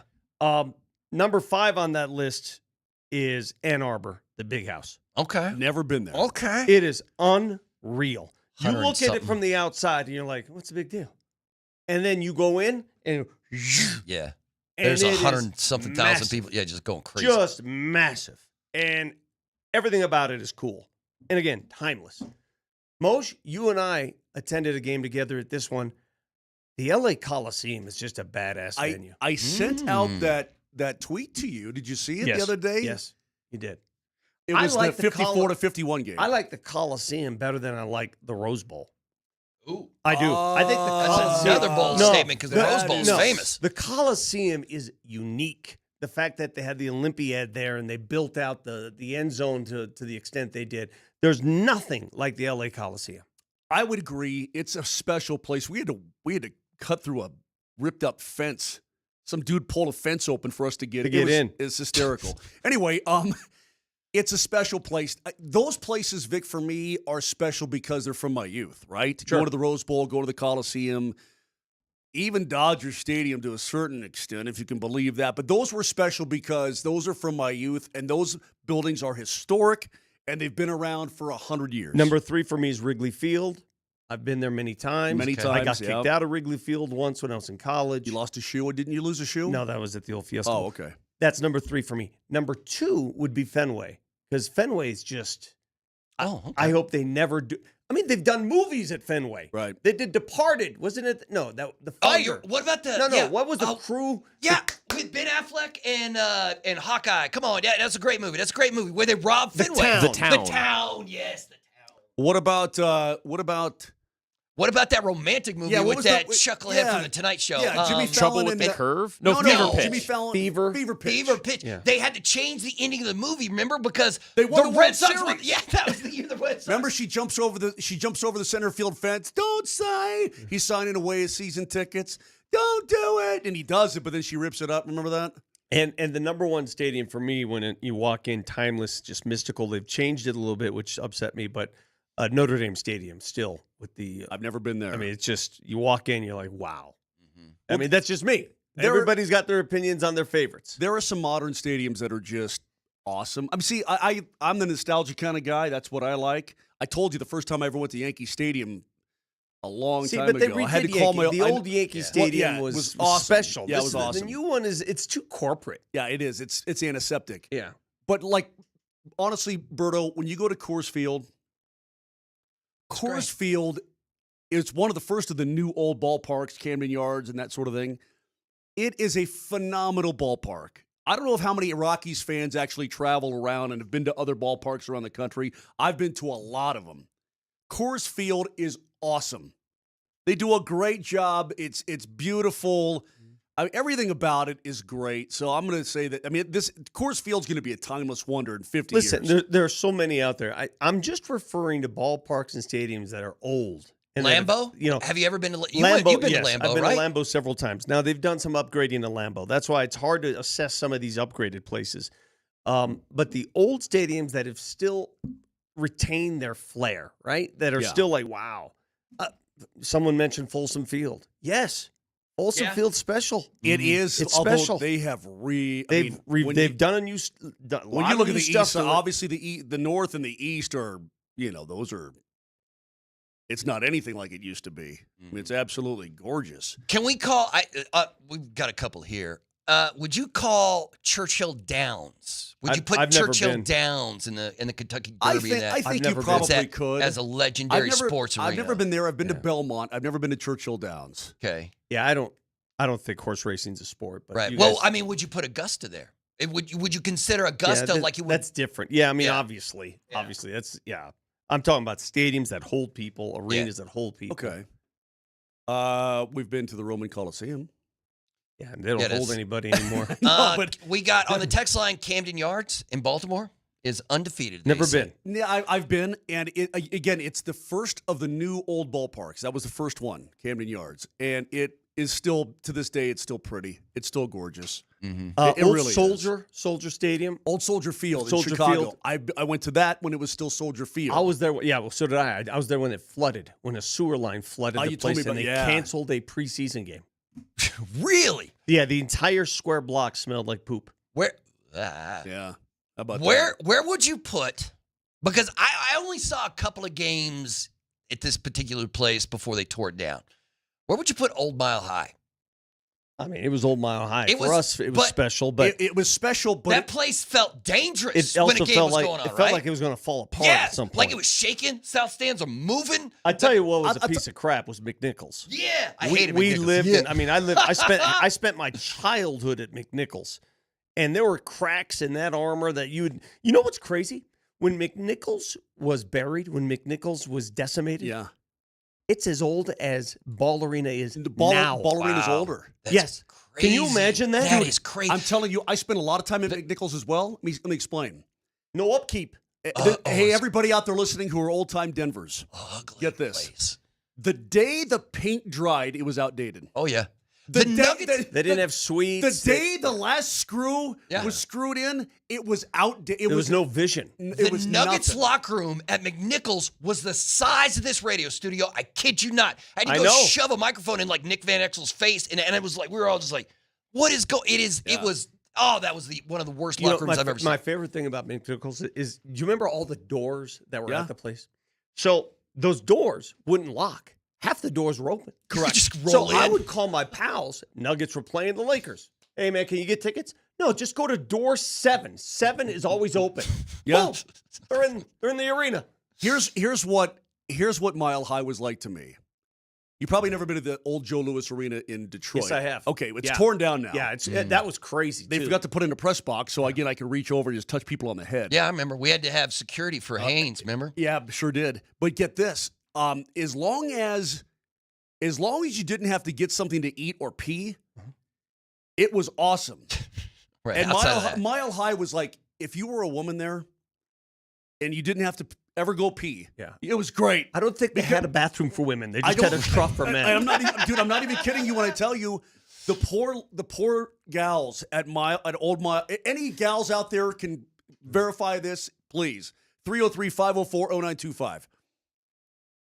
They would spend half the game trying to take a whiz, man. It was horrible. The single coolest arena in Colorado, where whenever I walk in it, it's like I walk into my childhood, I walk into my teen years, I walk in Coliseum. History. The Denver Coliseum to me is stunning. Really? And I know a lot of high school players like, oh, I hate playing in the Coliseum. The Coliseum, you should be honored to play there. You should be privileged. It is one of the coolest places in town. It is so cool. The fact that it is still standing is probably a modern miracle. The fact that it still stands to this day. They use it for everything. They've used it with the stock show for years. Forever. Well, yeah, I've been to the rodeo there a bunch, yeah. But I've seen concerts there. I've so many memories there. Yeah. Man. So I've only been here 30 years and I got terrific memories. Yeah, sports icon here in the city at the Coliseum.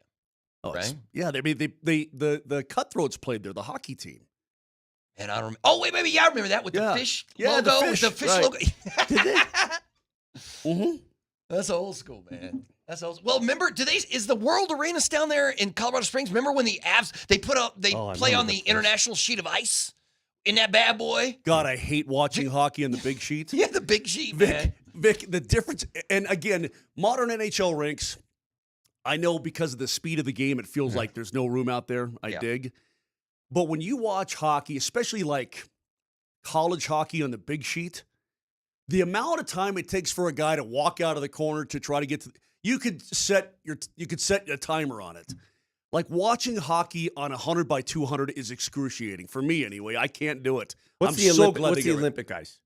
That's 100 by 200. But nobody plays in the big sheet anymore. No, I mean even in the international game, like the Olympics in Milan, it's going to be on 85 by 100. Mary on 85 by Mary on the text line says she spent every year in the South Stands watching Elway's entire career. They had 12 bathroom stalls for the late 12 bathroom stalls in the South Stands. They did? And that's what she was saying. So it was all like, you had to plan around it. Dude, man. you had to. Who said that, Mary? Yeah. Mary, you're so right. Those poor gals, dude. If it was me, I guess I just have to hold it. The text line is there's a bunch of dudes on the text line saying, you know what I miss about Old Mile High? The trough. Yeah. They still have that at the Air Force Academy.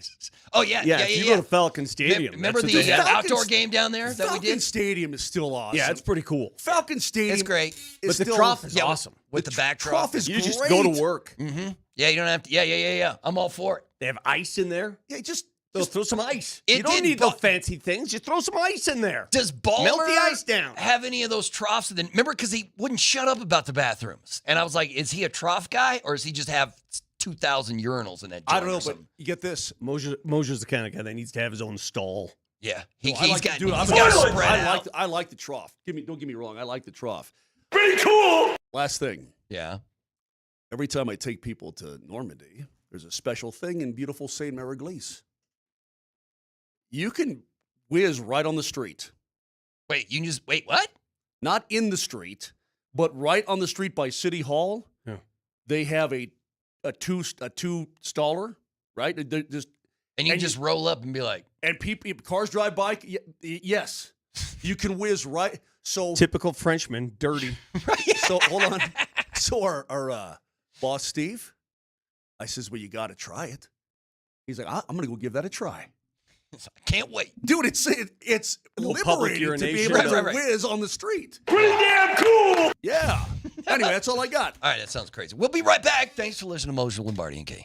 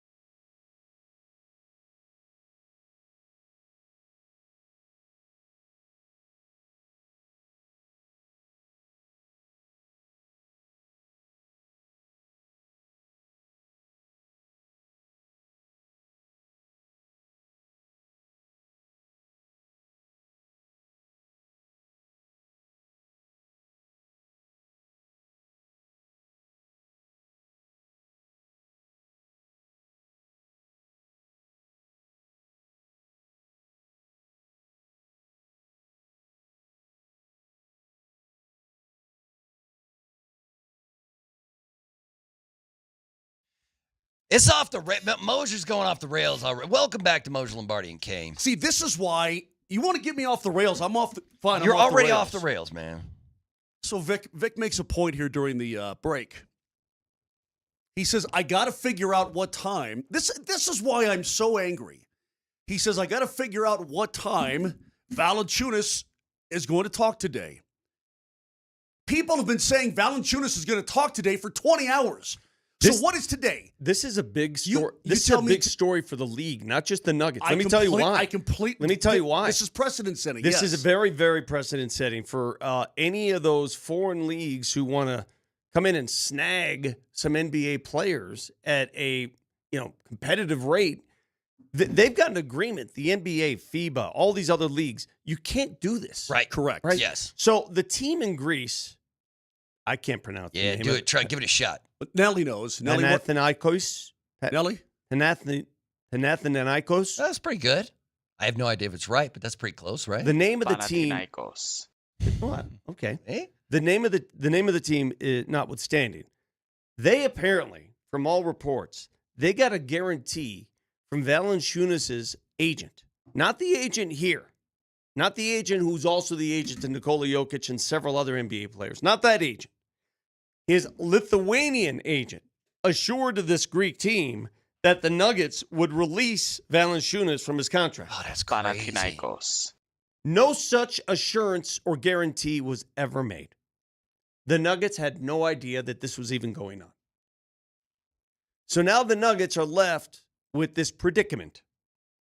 And the reason why it's a league-wide story, if he's allowed to just go, if the Nuggets just let him go, how many other players that are like unhappy with their playing time get offers from some of these other? Because listen, man, they're paying good money now. Mm-hmm. They're paying good money.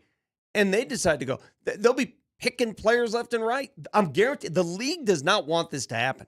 The league is going to have to step in. He's got to honor his contract. This guy makes me mad. But you can't be mad when we don't know what the situation is. Here's my guess. My guess is this agent from Europe, his Lithuanian agent, wanted to make a little cash and told him, hey, let's do this. You'll be home. I think it's agent-driven. I think it's a leverage play. And frankly, I think Valanāiťnas is going to say, I don't know what anybody's talking about. I'm good. Oh, that would be something. Hold on. All right, Moser. Yeah, go ahead. Hold on. Stop with your Game of Thrones.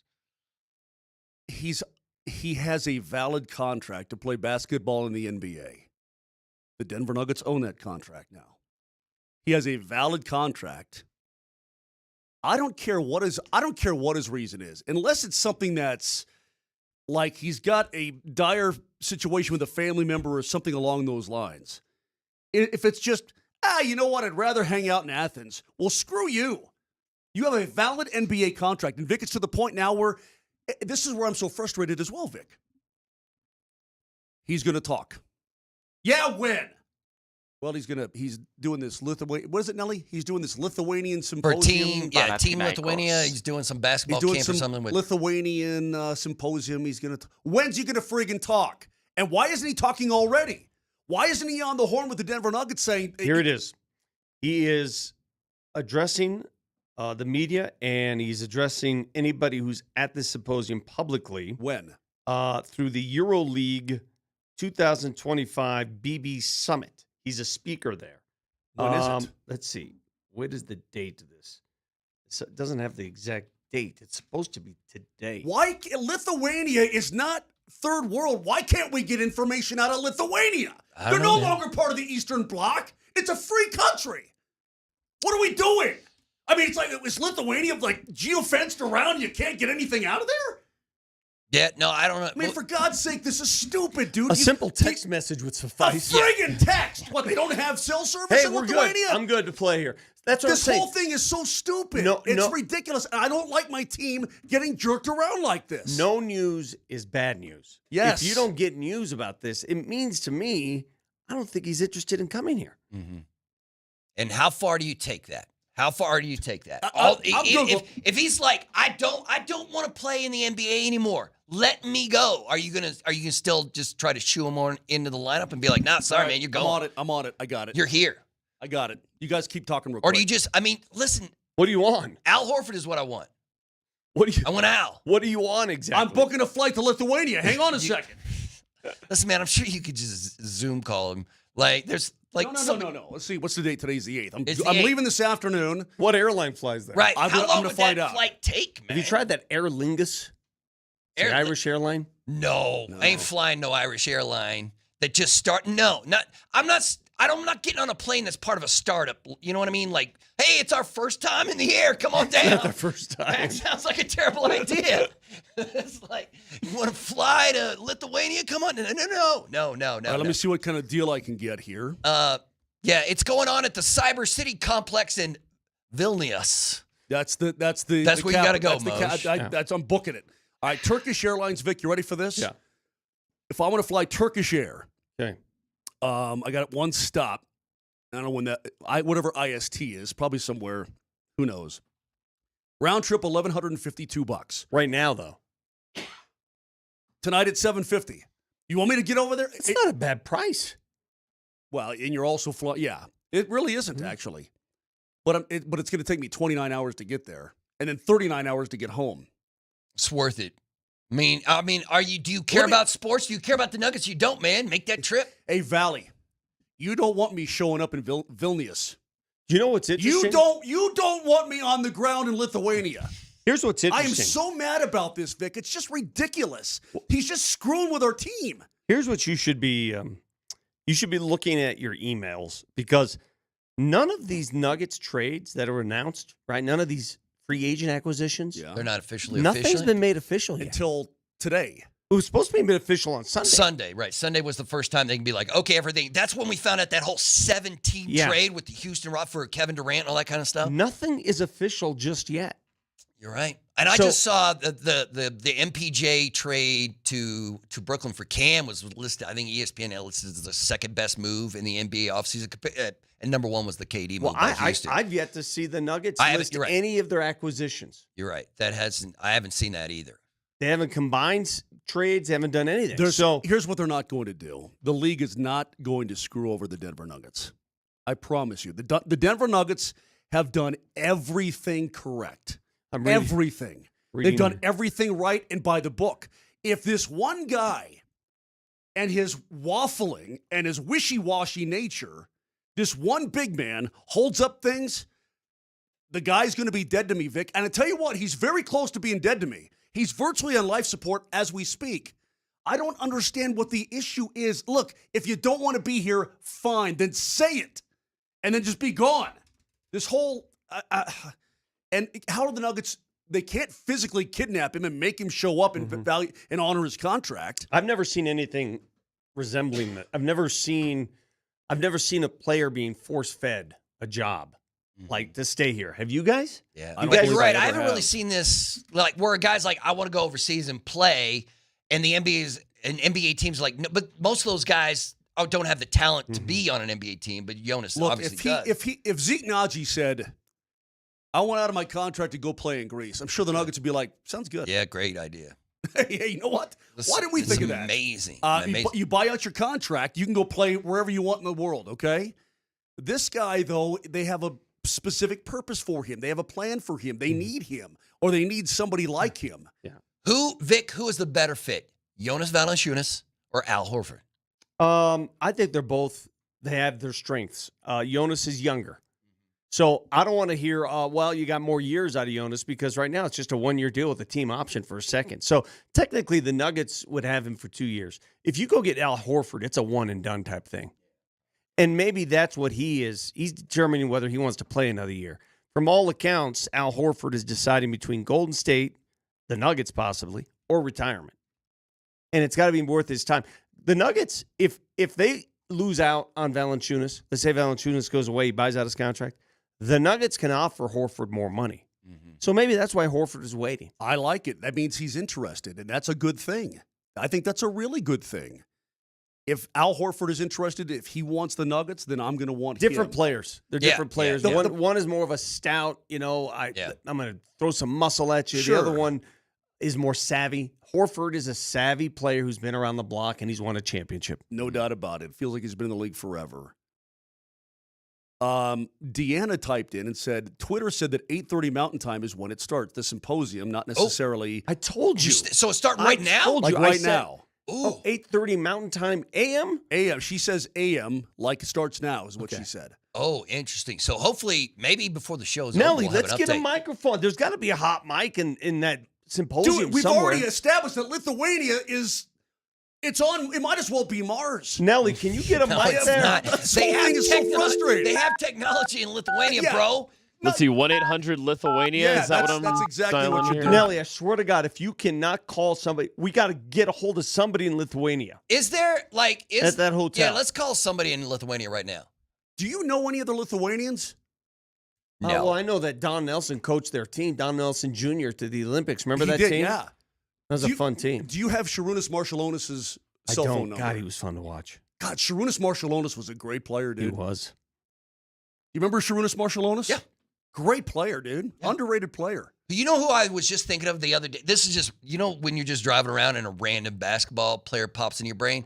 Drazen Petrovic. I was thinking about him. Oh. And I don't know why, but I was like, man, I mean, obviously tragedy, but Did you see that dude was a baller. Did you see the was. documentary with he and Vlade Divac? That was an amazing No, I didn't. documentary. One of the No. best I've ever seen. Really? Yes. Because when the countries split apart, when Czechoslovakia split apart, No, it was Yugoslavia. yeah, sorry, Yugoslavia. What did I say? Yeah. Yeah. When Yugoslavia split apart, they were best friends of the national team, but they were each from the other Yeah. side. It was a dude, and then he was killed in that car crash before they could make up. It was sad. You That got, team dude, you was- got to watch it though. that team was was dominant. badass. Yeah, Drazen. Dominant. That dude was great. He was a absolutely great amazing player. But Anyway, yeah, do we know anybody who can speak Latvian? So we'll call Lithuania right now. Wait, No, Latvia Lithuanian. is That's a different country. Wait, Latvia is its own. I thought deal. that's the lane. Wait, so what do they speak in Lithuania? Lithuanian.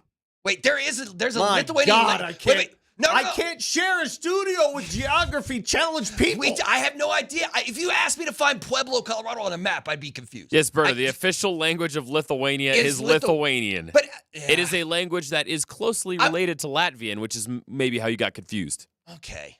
Just like Canada, Berto. The official language of Canada is Canadian. Canadian. Oh, yeah, nailed it. Yeah, we keep this conversation going. I'm really going to sound like an idiot because I have no idea. Okay, so they're all. It's part of the whole Baltic But if region. you know It's what, fine.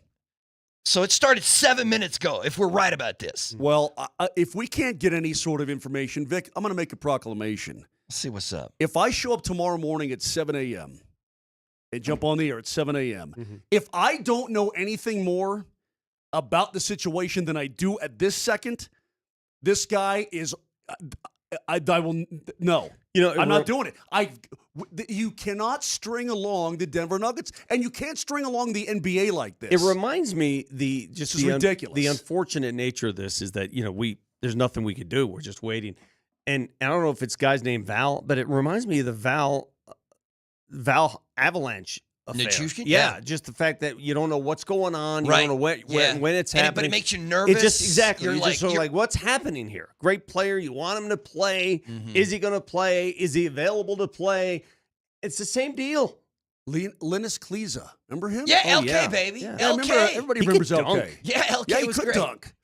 I've got his number. Do you really? I do. Yeah. Kaz and LK used to hang out all the time, man. Would you text him and see if he's in Lithuania right now?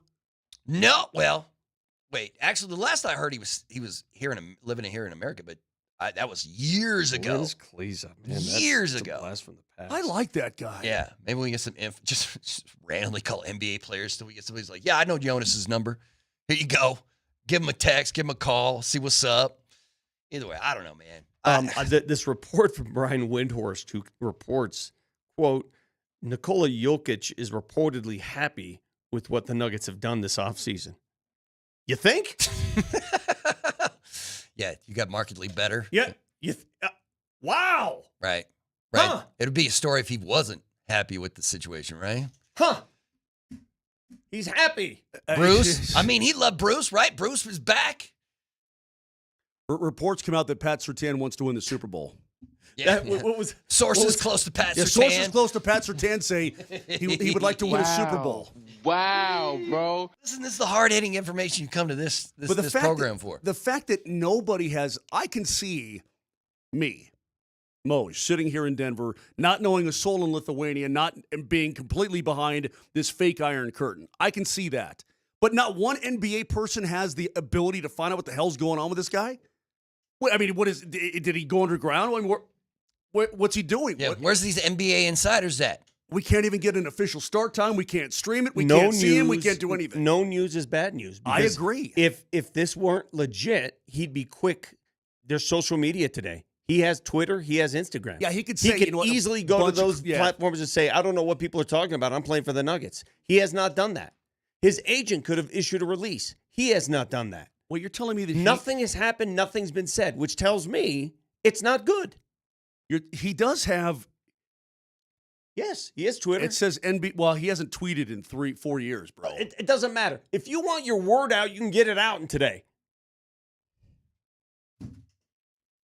This guy. It'll be all right, Moj. We're talking about the backup center, man. It's not like we're talking about somebody in the starting five. The 0650. Oh, God, Moser, we get it. You're irritated. I am irritated. Yeah. And by the way, 0650, if you're not irritated, do you understand what's going on here? Do you really, truly understand? A team with an open window to win an NBA championship is being jerked around by this guy. And nothing can get completed and done until this is resolved. It's ridiculous. It's just dumb. Well, we'll continue the discussion maybe later next hour, but we'll move on. We'll continue. Thanks for listening to ML and K right here on Altitude Sports Radio.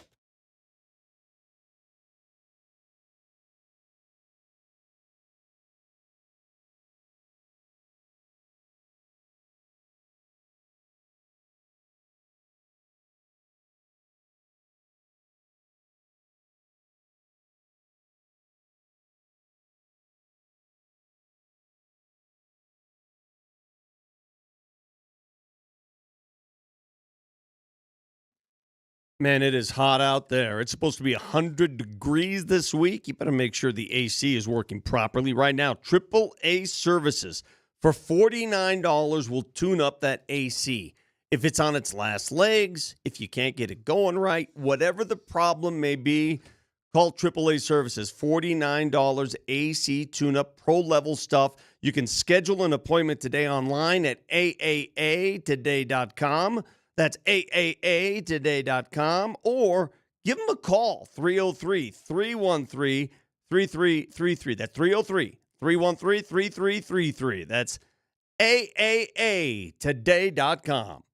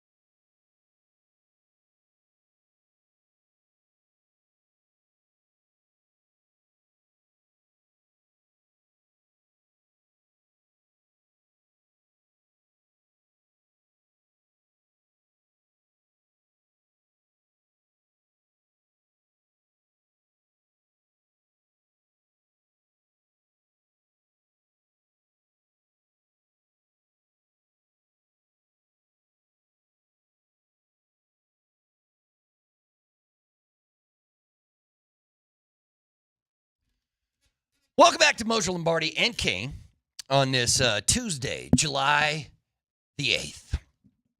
Never thought I'd find myself tracking conferences in Lithuania. We're locked in. I'll tell you what's interesting about this Lithuanian thing. He's talking right now. Allegedly. I mean, they have...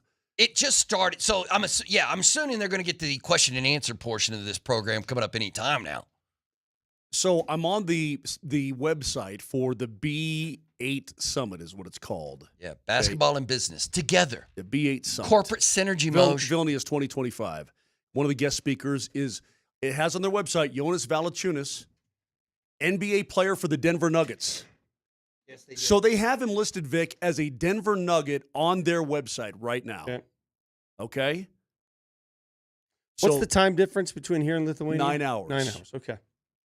So the speaking began 30 minutes ago, essentially. I don't know if dudes started talking yet. We can't figure out if dude's alive in Lithuania. Hey, why'd they get rid of the Concorde? Too expensive. God, it was so much easier. Yeah. Supersonic, baby. That thing was awesome. After the crash. How can we not? That was 30 years ago. How do we not have like a 747 doing Mach 2 to get me to Miami? But you know what I mean? It's they got stuff coming. Don't worry. I follow a website. Let's go. Yeah. But after the crash in Paris, remember the horrific Concorde crash? Uh-huh. Remember they ran over that No, I piece don't of remember. steel? Remember the nose? Tire? The nose is bent. I would love to fly. Yeah. I've been in a Concorde. But at a museum in Washington or whatever at the space at the aerospace. No, it's actually in Britain. It was in England. Because the English and the French went together in on the Concorde. So Air France and British Airways each had Concordes. And it doesn't even matter. Anyway, the point is that dude is listed on the website as a Denver Nugget. So he is, right? Well, no. I guess not officially because once again, we haven't heard from the Nuggets that these are officially official. They didn't just say basketball player or NBA player. They said it says NBA player for the Denver Nuggets. Mm-hmm. So if he doesn't give us answers today, then I'm done with him. The Nuggets haven't even made that official. There's nothing from the Nuggets franchise that has Jonas Valanāiťnas on the roster. Hell, there's nothing from the franchise that has Bruce Brown on the roster. Yeah, or Cam Johnson. Exactly. Right? So, wait, did they haven't announced the MPJ trade, right? Or at least I haven't seen that email. We've seen reports. Okay, my bad. So 5:30 is when the roundtable was scheduled to start. If he doesn't address this, he has to address it. So that was 20 minutes ago, essentially, is when the roundtable started. Mm-hmm. It's supposed to go until 7 o'clock, which would be 10 a.m. our time. So if anybody is there inside this B8 symposium thing in Lithuania, and they've got access to the interwebs, they can see, what he's talking about. They can post that. Yeah. Hopefully we'll hear something within the hour. Well, and if we don't, then that means then he's just not talking, or he refused to answer those questions. And if he's not talking about it, that's bad news. Yeah, that's not good news. Vic, I realize that I'm probably overly hyped about this. What else is there to talk about this summer? Understood, but I realize that I'm probably overly hyped. What are we doing? I mean, what's this guy? What's his story? It's stories like this that really bother Moser. The Carmelo Anthony, Lala wanted to leave town. The Nolan Arenado, that bothered you. Anybody who wants to leave, you have I don't know what it is. The wrath of Moser. Yeah. You were unusually angry at Melo. When people leave you, or the people, the city you live, when people want to leave, you become angry. It's separation anxiety. Yes. Were you separated as a kid? No, I loved Carmelo Anthony. I loved him as a player. I liked him as a dude. How you feel about Lala, Moshe? Well, they're divorced now, so it doesn't even really matter now, does it? Yeah, his kid's about to start at Syracuse this year, right? Kean is playing at Syracuse. The point is this: is that look, man, if you're telling us you're not good enough, that's what gets me. I don't like you. You're not good enough for me. That's what drives me a little bit crazy with my sport. Because look, the Nuggets don't have time to screw around. They don't have time to waste in this regard. I know we've got all summer. They've got to make plans. They've got to get guys in. Al Horford is sitting out there waiting for you to make him an offer. He's waiting. How long is he going to wait, or is he going to just jump to Golden State? No, he can wait as long as Al can wait as long as he wants. If this guy will not report to the Denver Nuggets, then you have to you better get through that contract situation quickly, get that money back, and offer it to Horford. And you call Adam Silver and say, Adam, this guy not only screwed us, but the entire league. He set a bad precedent for your league. What are you going to do about it? Because the Nuggets FIBA does have to, right, Vic? FIBA has to sign off on it because he can't play internationally so if he signed a contract in if the he NBA. wrecks this whole thing, then FIBA won't let him play at all anywhere internationally. You know Otherwise, what I mean? he wouldn't be able to play he wouldn't be able to play in the World Championships or anything. Right, nothing. What would stop the Nuggets from signing players in the European leagues and just saying, we're taking your guy? Yeah, I mean, somebody's going off they that have an month. agreement. It's like, they can't do it. But I don't know, man. It's a weird situation, but this sort of feeds into the notion, and maybe it's just us. Why wouldn't people be jumping to play here? Why? It's Denver. Mm-hmm. It's a roster that's ready.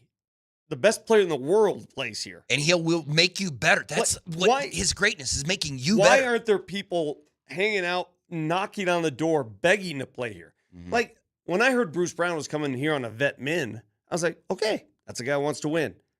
When Tim Hardaway Jr. came here on a vet minimum, I was like, wow, I can't believe he signed a vet minimum. But that's a guy who wants to win. What's the percentage on those guys who want to win? Everybody in the NBA wants to win. But there's also a point where people are like, yeah, I want to win, but I also want to be paid. I also want to live in a city that I want. I want to be happy. I think the order, we've talked about this, the order of importance is money first. Yeah. If all things are equal, then you pick the team and the opportunity to win. Big 50 laid it out for Money's me first. perfectly. Number one is, do I have a job? Mm-hmm. Okay. Number two is, how much am I getting paid? Number three is, how much playing time I get. Winning is down the fourth or fifth on the list, bro.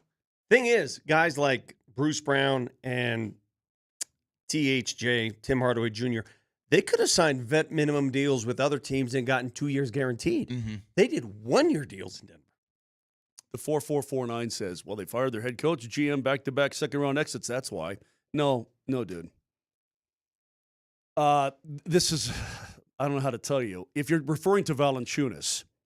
So wait a minute. Is this texter saying that the Nuggets are not They're not among the favorites to win the NBA title next year? They're not a destination is what he's saying, and that's why. That's a bunch of bunk. It's a bunch of bunk. You tell that to Hardaway Jr. and tell it to Brucey B. Tell it. Well, I think Denver. And by the way, Cam Johnson's pretty excited to be but a Denver I Nugget. think there's something to it. I think we in Denver, we're still fighting that. Like that never happens with the Avs. It never happens with the Broncos. Like free agents want to come to Denver, right? Free agents want to come to Denver. Yes. In hockey, free agents want to come to the Avalanche. Mm-hmm. There's a long resume of proof why, and and they love Denver, right? They want to come here. What could Brock Nelson could have got that same money on the open market? They want to come here. He wanted to stay. So what is it about the Nuggets? We have two sports, baseball and basketball, where proof is in the pudding. They don't want to come here, and I'm trying to figure out why. Yeah, I don't know. It is, and you know what? This problem started 15 years ago with the decision where players are like, "No, here's where I don't want to go there. I want to go here, and I want to bring my friends with me so we can win a title together." The greatest free agent acquisition in Nuggets history is Paul Millsap. Okay, and you had to pay. You had to pay him. You had to overpay to get him here. I put who would you call Kmart? the second greatest free agent acquisition? Kenyon Martin, right? That was a free agent. What didn't that be a trade or I a thought free they agency? signed it. Didn't Vandeweghe hand Kmart a bunch of money in an offseason? I thought that, and so he came from New Jersey to Denver. Right?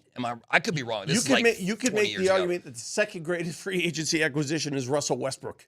Oh, wow. Well, in terms you're right. of the stature at least player, he's in the top 5 somewhere. Yeah, he's probably in the top 5. Yeah. Yeah. Someone said AI. No, AI was a trade. AI was a trade. Yeah, it was. But I'm almost sure Kmart was a signing. Kmart, at the end of the 03-04 season, Martin was traded to the Denver Nuggets for three future first-round draft picks in a sign-and-trade deal. Oh, wow. Yeah. So Millsap's number 1. Westbrook is number 2. Think about that. Yeah, that's not ideal. Think about that for a second. That doesn't make sense to me, especially now in the golden age of Nuggets basketball. If you sign Jonas or Al, where would they fit? 2?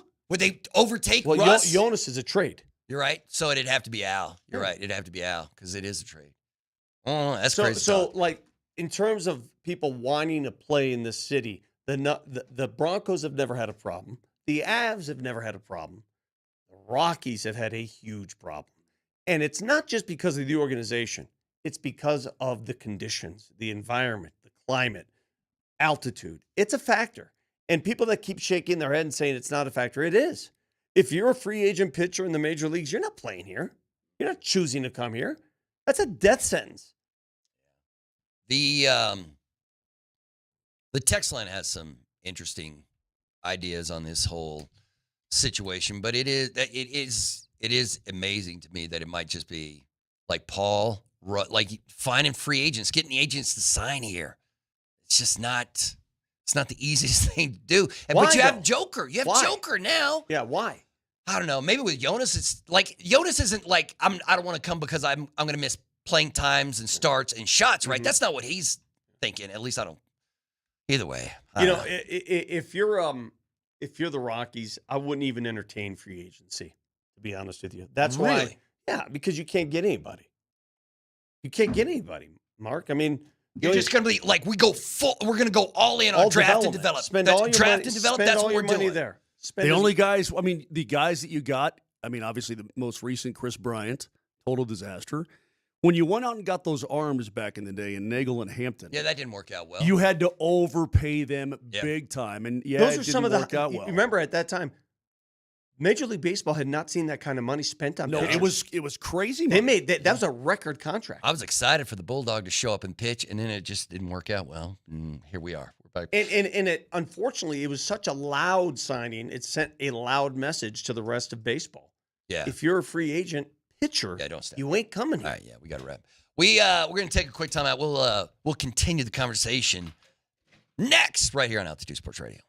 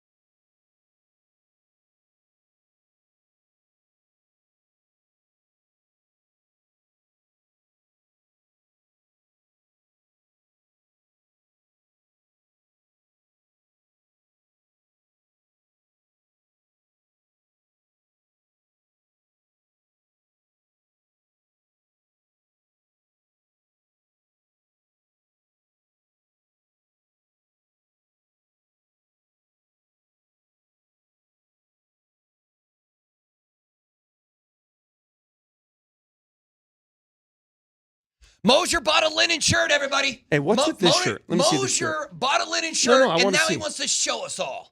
Ooh, that looks sexy. This is dude. what we do in our mornings. Let me see this. Show it to the people. Are you going to wear that in Italy? Show them how sexy you look. Your linen shirt? Oh, yeah. But yeah, Sexiness. I'm not good at reading lips, man. Let me see how sexy it is. Show it to me. What's that? It's Arriving Thursday? Look at how Moser's going to sex it up. Sexy. Bro, that's not your kind of shirt, man. It's a see-through linen shirt with the buttons that Dude, in like you'll be right able around. to see your your breasts. No. How do you feel about the chest hair? Because you're going to show off a lot of chest hair in that shirt, bro. Like, how's it? No. I don't need to see it. You can just don't tell do me, that man. again. You He can likes just to tell get me. naked here. Yeah, I don't understand. He's taking clothes. Stop doing that. Stop. A couple texts from folks on and off the text line. Since I have no access to the text line, I have my own text line. People sending me texts personally. My theory is Valanāiťnas wants to play and make his money. He's never been below 18.8 minutes per game, ever. Why come for less and play 12 to 13 minutes a game? Well, he's not making less. He'd be making his 10.5. He's making the same. He just wouldn't play as much. So maybe this is a deep competitor who wants to compete and doesn't like his playing arrangement in Denver. Maybe. I get it. Maybe. But then you're not going overseas. If you're a competitor, you want to play in the best league in the world, which is right here in the NBA. I just don't know who wouldn't want to play on this guy's team. But whatever. Everybody has their reasons. Silver lining. We've yet to hear his reasons. Silver lining to all of this, big silver lining. Dario Saric is gone. I never thought Dario Saric is gone. He's out of our hair. He's out of our face. He's out of our existence, our sphere. He's gone, and that's still a net positive. But this guy shouldn't be doing what he's doing right now. I'm flummoxed as to how easy it was to relieve that contract. I had no idea that they could just trade it away. How come Calvin couldn't do that? How come Calvin couldn't swing the MPJ? Well, because a lot of things unlock after the season once they traded MPJ. Then you could do certain things to unlock some moves. We talked about that. Mm-hmm. A lot of this doesn't happen unless they trade MPJ and get under that apron. Mm-hmm. I never want to talk about aprons again. Yeah, dumb. I don't understand why. You know what? I'm going to move on. I don't The want to get National upset. Football League is going to move front and center Thursday night when the return of the Netflix is it QB1? Quarterbacks, yeah. Quarterbacks? It's quarterbacks. Is that what it's called? Yeah, I think the Quarterbacks is the name of the show on Okay, Netflix. the second season of it. the first season was great. Mm-hmm. The first season was outstanding. And making a return appearance to the special this year is Kirk Cousins. I don't understand. He was fine in the first season, but why is he the only guy to make a return appearance? I don't know. Maybe is Kirk Cousins, he feels like the kind of, because this year it's Joe Burrow, Jared Goff, Kirk Cousins. The three. I mean, they're gonna check in with other quarterbacks. Those are the three quarterbacks. The first year it was Patrick Mahomes. It was Kirk Cousins and whom? Who was the other quarterback? I don't know. And Goff, Cousins and Burrow are already popping off from they're already previewing what we're gonna get from this show. And because Mahomes' cousin and Marcus Mariota. Mariota. Right. He wasn't wow. featured much because he lost his job and then got traded away. Yeah. Remember that? That's right. Yeah. That's right. Yeah. Okay, so crazy talk. So there was some interesting Kirk Cousins, who normally says nothing, had some interesting things to say about what he would have done if he had known Atlanta was going to draft Penix. And then he had some, like, Kirk Cousins has been in the NFL he's made millions of dollars, and he's a pretty good damn quarterback doing it. But he was like, I didn't want to tell him I was injured because I knew Penix was going to get that start. And if he played well, I'd never play again. So even someone like Kirk Cousins is like, I can't give up this. Even if I'm hurt, I got to play. Otherwise, Penix is going to get the job and keep getting it. Joe Burrow, and they had video of Joe Burrow losing his mind. This is from the show itself? Preview of the upcoming season on the sideline where he's just freaking out after a win. After a win, he didn't like how they were playing. But Kirk Cousins talking about maybe he would have re-signed back with Minnesota if he knew that they were going to take Penix. But speaking of Joe Burrow, did you see the latest on him? No. Well, you remember he got robbed, right? Yeah. Oh, and the Batmobile, right? He bought a Batmobile, didn't he? So here's what happened. These athletes are all getting robbed across the country, dude. Apparently a federal grand jury indictment has come down. I got another Ring camera today on Prime Deal. Good. His home was robbed by members in a large criminal network. So this was a coordinated This was a coordinated thing to happen. Mm-hmm. And now remember they all got that caught. wasn't there a personal an influencer staying at his house or something like that? Yeah. There's a lady girl. Yeah. Hey. Lady anyway, friend. so he apparently was going to buy the Batmobile, working, functioning Batmobile for $3 million. And he says, can't do that right now. Once he got robbed, he was like, Yeah, I he's like- can't afford the Batmobile. He said, the robbery altered his plans to spend $3 million on the Batmobile. I mean, these are like Ocean's 11 type robberies. Yeah. These are planned, organized. Yeah, but all these dudes are eventually getting caught, right? I think. Not all of them. There have been athletes. If you Google athletes robbed, take a look at how many notable celebs and athletes have been robbed over the last year. Did I hear about like some NBA players? They're like when they're playing in the playoffs. Yes. And they're like, well, we know he's not home. Let's go rob his place.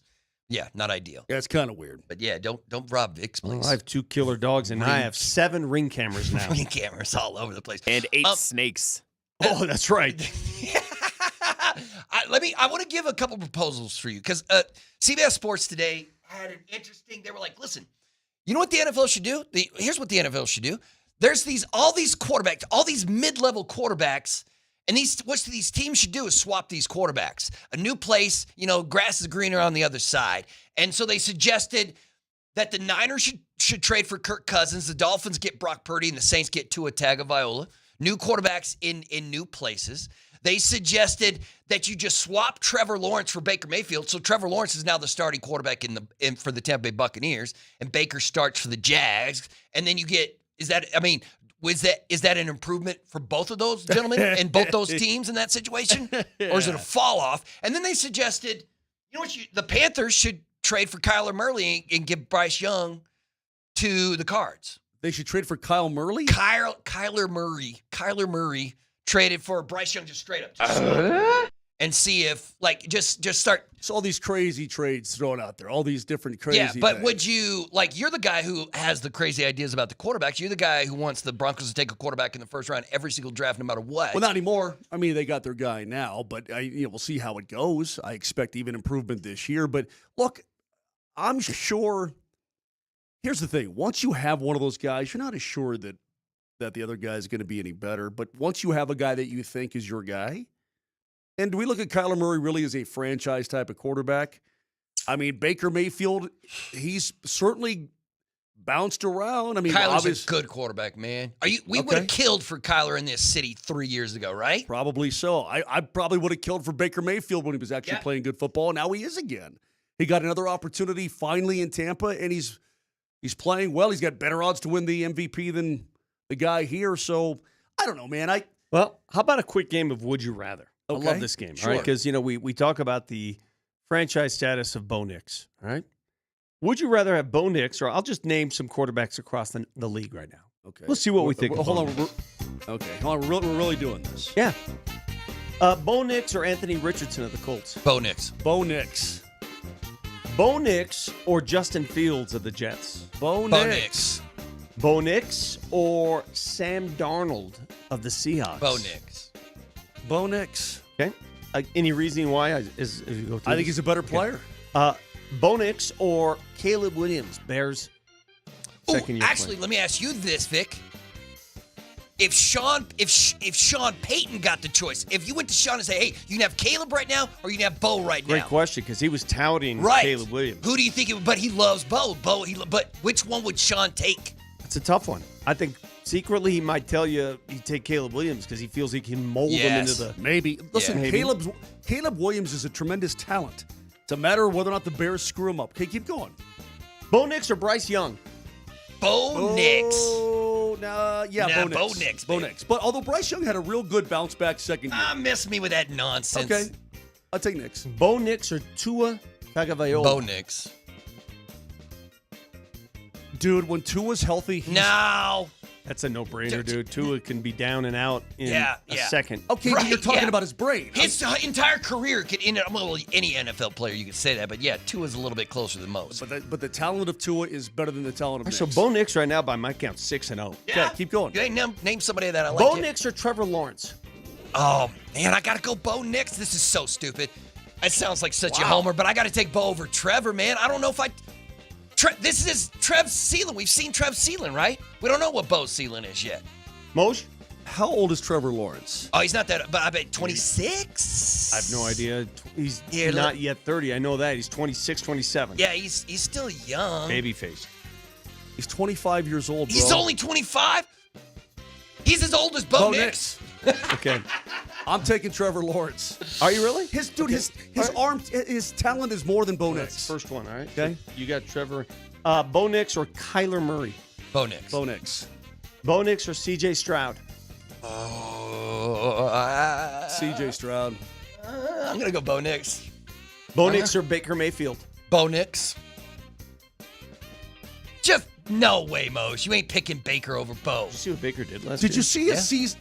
Bert, have you been keeping up on current Once again, events or we not? know what we're getting from Baker Mayfield. We still don't know what Bo is going to look like. Berto, he threw for 4,500 yards. Berto, do you read the paper? Yeah. Well, actually, paper, not like Bert, you. You Bert. have an actual piece of paper in your hand when you read the paper, don't you? Let me try to explain what Baker Mayfield did last year. You would trade Bo Nix for Baker Mayfield straight up right now. Is what you're telling me. I would not. That's Moser. Bo Nix or Brock Purdy? Hold on a second. Bo Nix? Hold on. I'd take Bo Nix too. He threw for 4,500 yards, 41 touchdowns, and 16 picks. Yeah, that's a boatload of touchdowns. Bo Nix or Geno Smith? Oh, Bo Nix. Bo Nix.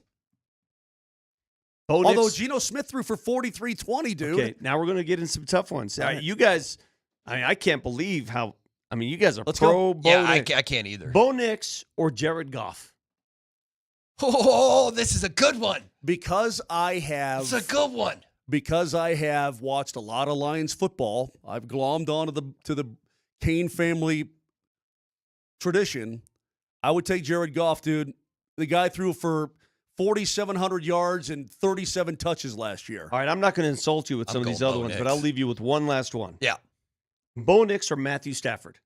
Oh, I love Stafford so much, but he's so old. Damn it. This is the one. I'm going to go Matt Stafford instead of Bo. Can you imagine what Matt Stafford and Sean Payton and the Broncos could do next season? I love Bo, but it's a 13-win team with that defense, and adding Stafford's great. I love that, man. So based on your answers, you have Bo Nix as a top 6 quarterback of the National Football It's so League. stupid. I can't believe I went Bo Nix on all of them, but it's you the know right what? decision. After this season, Vic, I will predict passing yards wise, Bo Nix will be a top 10 quarterback in the league. After this season. That's my prediction. Okay, good luck, man. Now, would you take Bo Nix or Justin Herbert? That's an interesting one. Well, you Because- know my stance on Herbert. What is your stance on I think he's wildly overrated. Oh, really? Okay. Well, he was ninth in the league in passing last year. 23 touchdowns and 3 picks.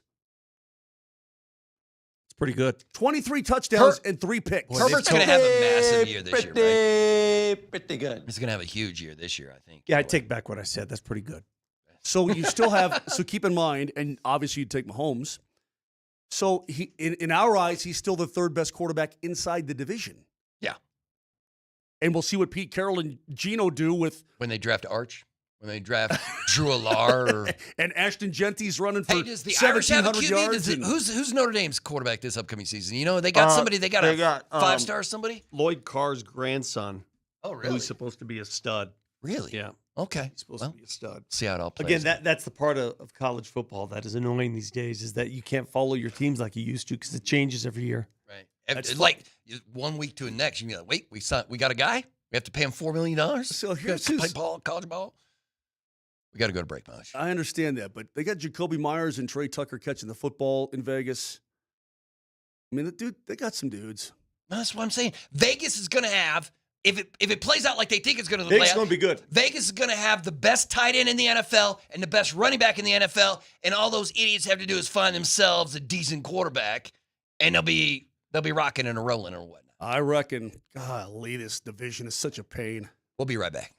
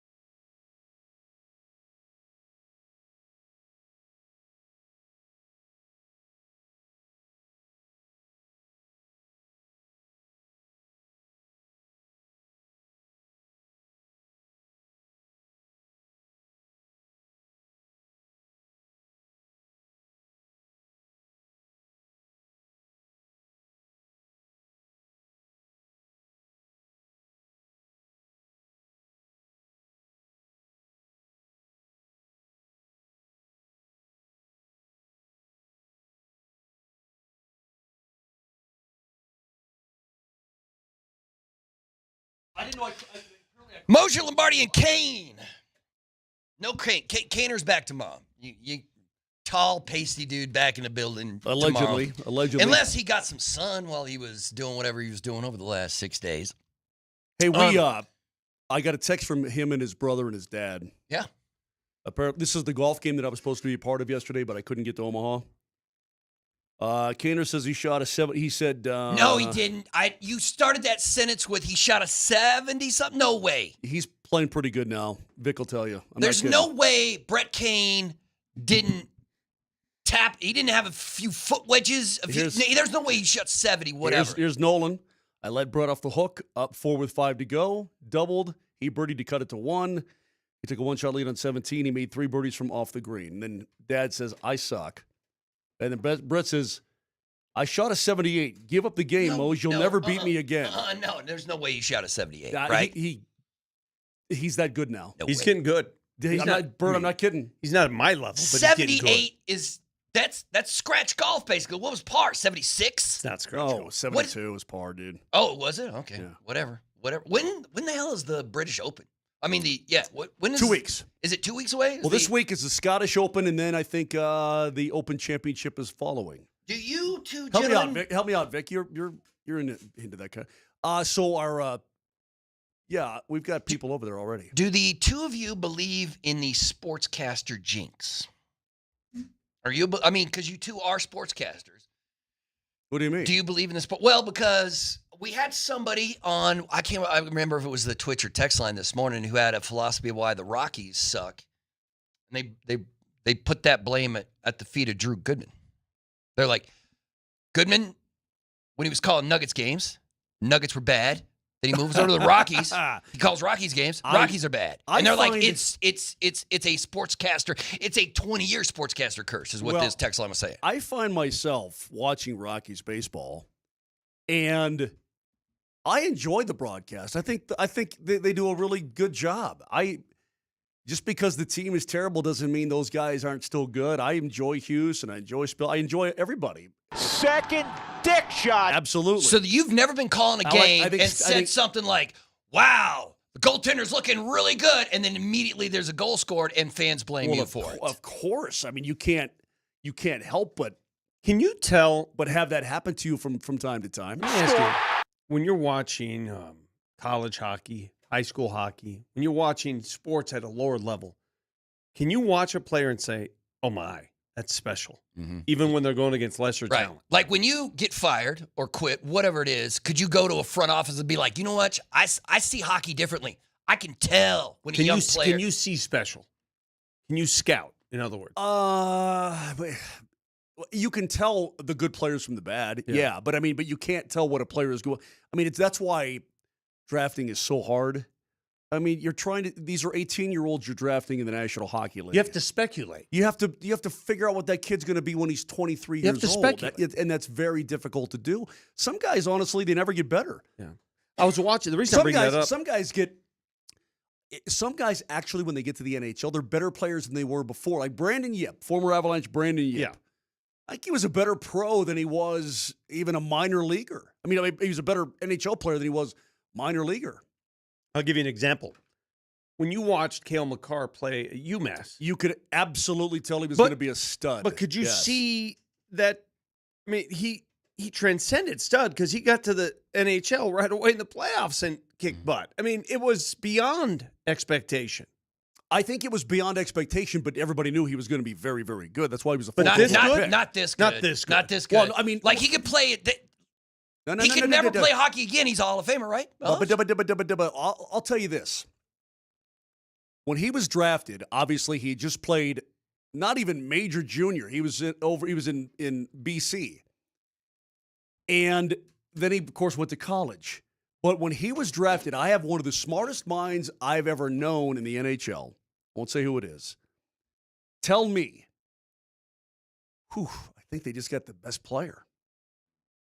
And I said, oh, man, if they get the best defenseman in this draft, that's going to be great. He goes, no. They just got the best player in this entire draft. Yeah, that's crazy.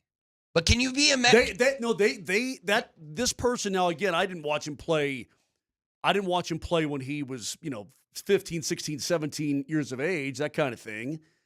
But this person told me they got the best player in the draft. All right, give me a player you missed on. Maybe a young player that you said, "Oh my God." What about you though, Vic? What are you able to see? Can you remember an athlete, even in your young days, as soon as you saw him, you were like, "Yeah, that guy right there, that guy right there." You saw him. I don't if it's Dion or Bo Jackson or whoever it is, the one guy you saw. Those guys are studs. I'll be able to tell you, I would never make a great scout because you have to project and speculate. Mm-hmm. What makes great scouts are those that can take a player who may not be shining on the playing field as they're watching, but can see the speculation and the projection. They understand how much better that player can become, how much bigger that player will be, whatever. That's what great scouting is. Mm-hmm. That's what's outstanding scouting is. I'm watching last night. I'll give you an example. I'm watching some Summer League, just flipping the channels. You know who looked really good to me? And is going to be the next great one. I know you don't want to hear this. That Nikola Topic for OKC. Mm-hmm.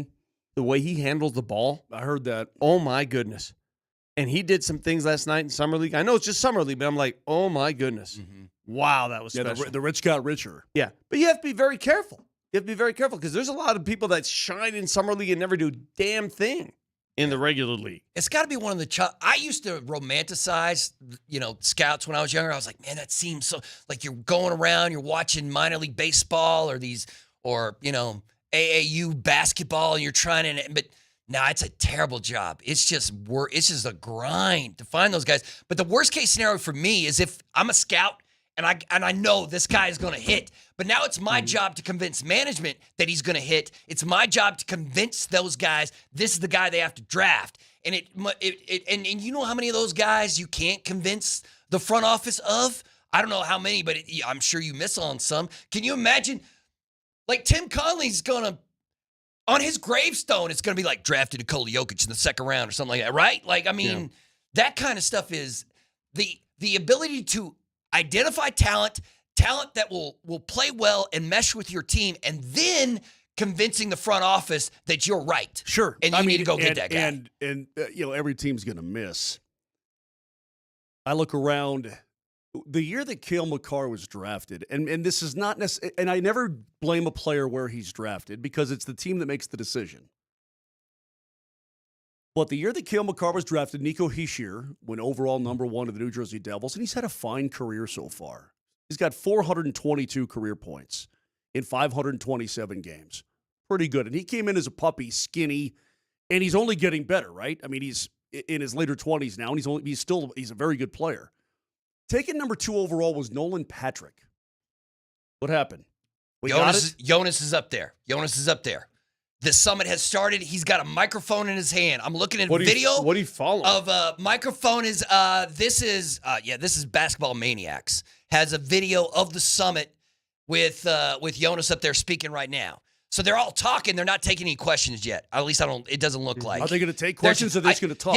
Yeah. Right now they're just talking. Although everybody seems pretty happy about the situation. Your boy Springer has jokes. You know, Mark Springer dabbling in comedy. I've seen Comedy Works this I've week. seen him. Springer's latest tweet, Jonas Valanāiťnas is going to be the first person to report himself to ICE. It's like, deport me, people. Get me out of here.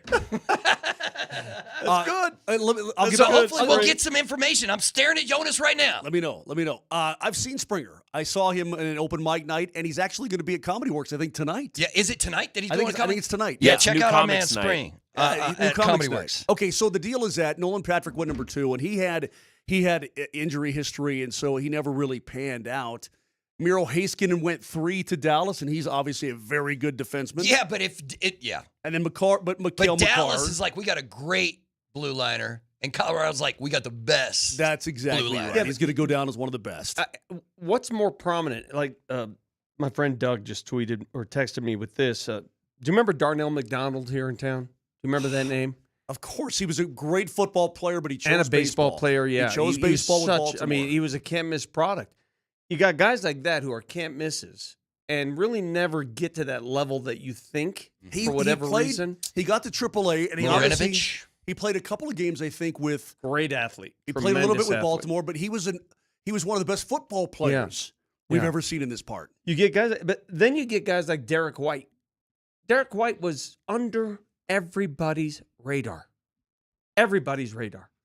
He went to played at CU, Colorado Springs. Colorado Springs. Yeah. And a lot of it was due to the fact that he didn't grow until he left high school. He didn't start growing. You know, I mean, the genetics thing, it didn't happen until late. And now look at him. Look at Derek White. Yeah. One of the more sought-after guards in the NBA. And got paid. And now it's going to be That's what number I'm 2 saying. option in Boston this upcoming season. How do you, if you're an NBA scout, if you're a baseball scout, do you know how hard a job that is? You know how difficult that is to understand? Like, people change. Marcus Houston, great one on the Twitch feed. Remember Marcus Houston here? Well, he played. Remember that story? He was can't miss. He was a 5-star. He was a blue chip. He was one of the greatest recruits in history. Yeah, and he's name me another guy that's played for both the Buffs and the Rams. I'm sure there have been several. No one of that significance. I can't think of another one. Can't miss athletes that missed. Ryan Leaf, Jamarcus Russell, Tony Mandarich. Yeah. I'll tell you, one of the greatest running backs in the history of high school football was a kid named Kevin Wilhite. His brother obviously played for the Denver Broncos. Gerald Wilhite's brother? Yes. Gerald Wilhite was fun. He went to Oregon because he also wanted to run track. So he played football and ran track at Oregon, got injured, and never became anything. And he was one of the greatest high school running backs in the history of the game. So, I mean, an injury can take a guy out. You can just miss on what a guy's peak is going to be at some point. Yeah. It's a very inexact science. But, Vic, I was just looking through Cale Makar's draft. There's a lot of first-round misses. A lot. If you look at the NFL draft, there's still plenty of first-round misses. Yeah. See, but which one? Old Paxton Lynch is one of them. You're right about athletic peaks and what ages, right? Sure. They come at. My athletic peak hit me at the age of 47. Right. Considerably older than you need to be. That's when you started dominating the golf course? That's when the elite status took over. Just don't get you near a swimming pool. Other than that, man, you're money. You know what I mean? Yeah, like, dude, somebody's going to challenge you to, like, a swim-off or something, and then you're just in trouble. Like, Vic can't even go to the local pool, man. Somebody on the text line said, for Vic, both ends of the pool is the deep end. That's kind of funny. So I don't expect. Listen, I'm going to get back to the Valley thing before our final break here. Yeah, let's see if he said anything yet. But if we don't get any, Vic, how unsatisfied are you going to be if we don't get any clarification today? Well, if we don't get clarification, it just means he's gone. He may not say a word. Right. Well, I mean, you're right. I'm with Vic. If he has a microphone in his hand right now in front of a crowd of people, somebody ask him that question, and if he doesn't get asked that question, then something shady's going on. And if he doesn't answer the question, it's even worse. Pretty simple to me. I mean, at this point, you're just trying to dodge the subject, right? If you're not answering the question. So, the Nuggets would have to, at that point, make their own. I'm not there. I don't know what conversations are being had. I don't know if it's a minutes conversation, if it's a family deal, if it's a money deal. There could be a lot of factors here.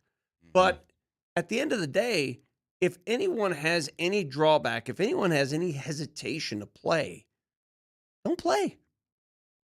Listen, if he doesn't want to be a Denver Nugget, I don't want him here. What I don't want is a disgruntled big man who is whining and moaning all over the court. And you know what? The guys inside that locker room don't want that either. You think Joker wants that?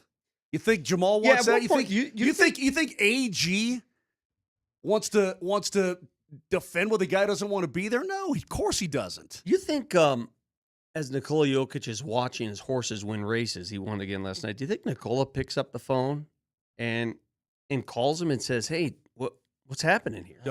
You know Joker pretty well. What do you think? Do you think he is? Or I don't know what his relationship is with a guy like that. I know he's friendly with most players in the league. But if there was any issue, you would think he would be talking to him, because that's the one thing that happens in the NBA is players talk much more than you think.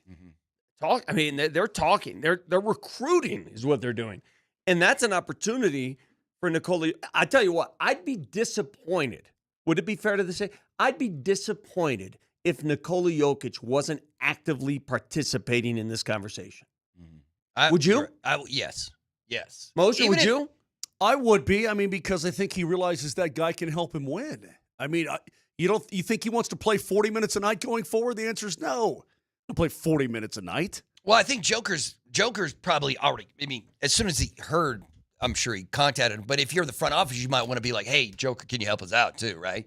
Just send Joker a text, be like, "Hey, man, give JV a shout out, see what's going on." The more this goes on, though, the worse it is. All right, what is your For the Denver Nuggets, the basketball worse it is. maniac site say right now? Any Oh, activity? No. They just all I'm seeing is this video of Jonas and the crew. Is it a live video? No, but it just went down. Okay. And he seemed like, look, Jonas is laughing and smiling and having a good time there at this symposium thing. But right now, it's just a bunch of dudes with microphones talking to the crowd. Nobody's talking to them or asking them questions. So, I mean, it's a massive story. Somebody's gonna have to ask him about it. The only no, we gotta take a break. Let's take a break, and then we'll see if we get any more from Jonas. Paolo signed a massive extension over there. Orlando's getting cocky, man. Orlando thinks they got something, but we'll get to some NHL and NFL news as well. Sorry, I swiped it away on you. Sorry. Oh man, don't be looking through my phone, bro. I didn't. We'll be right back on Altitude Sports Radio.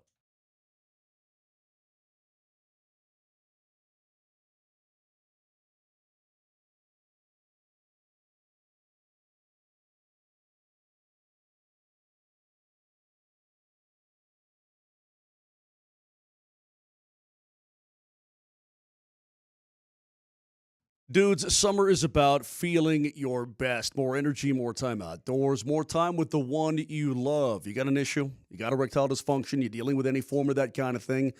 Well, that can quietly steal your confidence and your connection, but do something about it. Don't let ED keep you from making the most of your summer with that significant other.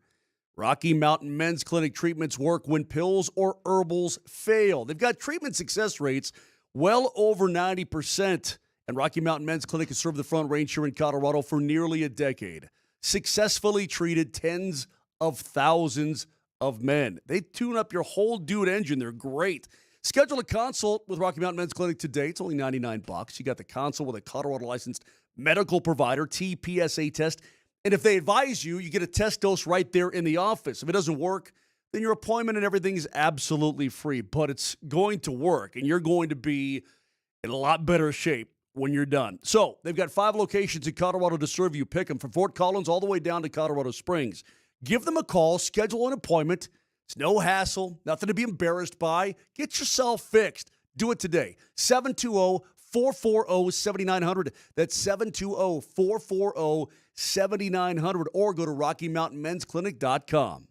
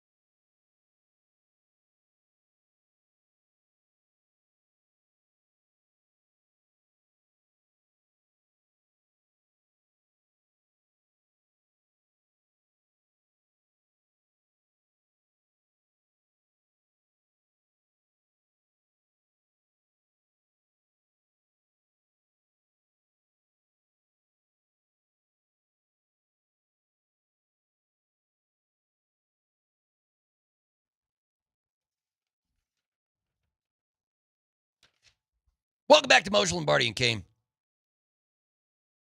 It's time right now for Moser's Wimbledon update. Go ahead, Moser. I don't watch that stuff, man. Tennis doesn't do it for me anymore, bro. I don't get into it. I love it. Great. You know, can I admit something that I did the other night? I mean, what do I love that you don't love? A lot of things. I know. So who cares? Multiple We're all different. wives. Yeah. So I'm watching this cares? YouTube video on how to serve. Because, you know, I'm self-taught in tennis. I'm not a lesson guy. I just like to go play. And I'm watching this lesson. And for some reason, I interpreted the lesson wrong. I thought, you know, I'm serving all wrong. I thought by watching this lesson that you have to serve backhanded and you have to bring the racket across like this. So I played an entire match the other night serving with my wrist, with my palm, my hand facing out toward the target. And your playing partner was like, what the hell are you No, doing? it worked. Oh, What's no, it did work? What's crazy, as wrong as it was, I was basically serving backhanded. Right? I'm serving backhanded. Yeah. And it worked. I never served so well in my life. Dude, you could be reading the owner's manual out of your car right now, and I'd have more interest. You were? That's your least liked sport on planet Earth? No, is tennis? I don't care. I don't care about pro tennis. I don't care about big tennis. I don't care about Terry tennis. Let me I ask don't you guys care. this question. I Let me don't- ask I this don't- question. I don't care. Let me ask you this question. What do you care about then? Because let me ask you this. I care about finding out whether or not this knucklehead is going to play for the Denver Yeah, Nuggets. we still or don't not. know. We still don't know. They're still just talking. Nobody's asking questions yet. At least from what I can tell. At least from what I can see. Vic, you brought up the paper like you still get like an actual Denver Post, don't you? Like they show up and they hand you a newspaper and they're like, here you On go, Vic, Wednesdays right? and Sundays, I do. Oh, that's it? Yeah, So on did you Wednesdays see and Sundays. the front page of the sports page today on the Denver Post has an article with Hey, Vic. yeah, no, that's how I read. That's how I look at it. From Troy Rink and Sean Keeler, and their argument is, listen, Chris Bryant has the worst contract in Denver sports. Let's forget about that. Denver sports And history or Denver sports Right now? now, currently. Well, But it their could be- question It's is, Chris Bryant's. does the Nuggets' Jamal Murray have the worst contract in Colorado sports? That's unfair to say. I mean, he's just starting his extension. We Yeah, don't know he's what he's starting gonna right now. I mean, let's see what happens. I mean, it's not favorable, but No. I mean, to say that's the worst is jumping the shark a little bit. Yeah, I mean, the dude's just starting it. All right, and What listen, would you well, want? Would you want him at a lesser price? Yeah. But I still want him, no matter what the price tag if is. his body So, holds it up, doesn't. look, if his body, he's only 28 The worst years contracts old. is Chris Bryant's. End of story. Yeah, He that's what doesn't they play. said. They're like, Chris Bryant, but they're like, that's no fun to talk about. So let's talk about if Jamal Murray has the worst contract. And that was, I think it was, Troy versus Sean in that discussion. I don't know how it played out. Well, look, man, if the guy performs at Jamal Murray performance type levels during the postseason, pay him whatever. I mean, See, the guy, he's incredibly crucial to the future of your team and whether or not you're going to win. This is the area that scares me about where college sports is heading because, like it or not, in pro sports, athletes are a lot of times judged by the money they make. Are they not? Yeah. Michael Porter Jr. was judged by his maximum contract. Yeah. Correct. That's just the way it is. Tobias Harris, when he was in Philly, judged by the money he made. That's just part of the deal. Ben Simmons. Well, guess what's going to happen in college football when salaries yeah. are announced? Yeah. Guess what's going to happen? Well, don't you think college fans are already going off on 18-year-old quarterbacks anyway, even if it's just Sure. for throwing an interception or Sure, losing? but now you add the element of money to it. You add the element of, oh, you're overpaid. I think it's going to get ugly. I do. Well, Urban Meyer, I just saw this story the other day. So he's been out of college football since 2021. I think he does a pretty good job on the Big Noon Fox Off or whatever it's called. What's it called? Fox Off Big Noon. Fox Off Meet, Big Nooner? Yeah. Whatever. But he says he got a call from a school that asked him if he wanted to be the GM of their football program. And he was talking to Jim Nagy, who's the GM of Oklahoma's football program. And he says, quote, and you start to think, okay, well, they actually came to see me. So I said, yeah, I'll meet and sit down with you guys. And I said, okay, what's the job description? They said, well, basically, you meet with all the agents of the 17 and 18-year-olds. Basically, yeah. And he thought, and he says this, he goes, and I thought, quote, I'd rather step on a rusty nail and pull it out myself. I mean, what in the world? If that's what you got to do, Jim, God bless you. Yeah. That doesn't sound fun. No, it sounds but that's where the sport is going. It's going to get even crazier. That's fine. There's some. It was the USA Today did a story on the Texas Tech booster, the billionaire Texas Tech booster, who's like, I'm going to fix college sports. I'm going to use my billions of dollars. I did see that. I'm going to fix college football. I'm going to fix college sports. But he's not like a plan. He's just like, I'm going to throw money at the problem, right? He was an offensive lineman, I think, at Tech. Yeah. And he said basically this: look, everybody who's running it right now, they're doing a crap job, and they ain't smarter than I am. Right. That's what he said. So he said, I could go get it done. I mean, I don't know. I don't know where this is going. It's just so wild right now. Here's the other issue I'm having is this. Yesterday, it was announced Xavier Payne, a 6'7", 320-pound offensive lineman from Miami, verbally committed to CU. All right? He's a 3-star offensive lineman. Okay. What I'm having trouble with in college football especially is, remember when there was only one period where people made commitments and that was it? Yeah. So yeah. Now it's every month of the year there's a commitment in the portal and it's year round. I don't know when people are committed to whom and when. Mm-hmm. Yeah, it's tough, man. Deion doesn't seem to have a problem with it. Like the new guys in college football don't seem to have an issue with this. I think you scenario, have to have. I'm lost in the shuffle of it. Yeah, you've got to have patience for it, and you've got to have a want to do it. A lot of these old-time football coaches, like Nick Saban, would never want to do this, right? Well, you know what Bill Belichick did yesterday? He had to sit down there and do media day for North Carolina. There's Bill Belichick sitting there answering these, these college reporter questions. Like, I'd be a little intimidated. Be like, hey, Mr. Belichick, who are your starting quarter? Or whatever it is going to be. Right. So, right. yeah, no, but it's a massive business. It's a massive business. I know someone who watches professional sports to see the best of the best. So they don't watch college sports because they're like, that's not the best. I only watch sports because I want to see excellence. So the only thing I watch is NBA and NFL and Major League Baseball. NHL. I have no time. But I don't. That's like 1% of 1%. If you're a sports fan, you like all. I'm like you're watching college football and NFL football and college basketball and NBA basketball. But could you get me to watch Division III college football? I bet you could if you have money on it or something, right? You could get involved if you had. You're like, I got $25. I got $2,500. Well, could you? I mean, Vic, would you watch just a random hoops game between? I don't know, some Division II random hoops game. I love watching high school. I'll go to a high school hoops game. Well, yeah, I don't mind that either. I love watching. I like.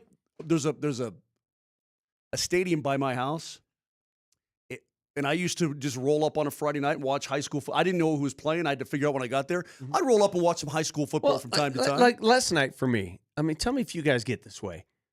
What did you guys watch? I went through the channels a little bit. I saw a little Summer League. I watched a little bit of the Rockies. I watched Rockies. Yeah, I watched a little bit. But I'm not watching the whole thing. Mm-hmm. I read a book last night. I actually read. And it's the summer, and I'm trying. What? And I'm like, why should I invest 3 hours in this? I'm going to read tonight. Do you guys watch the WNBA? The WNBA is now popular more than it's ever been. If it's on, I'll mosey through it, but I'm not going to invest, right? Yeah, you're not locked into a team. I'm not. Or like, I want to see Caitlin. I want to see. Yeah, I'll flip the channels. Yeah. So I don't know, man. It's it's a fun sports landscape going on right now in the world of sports. But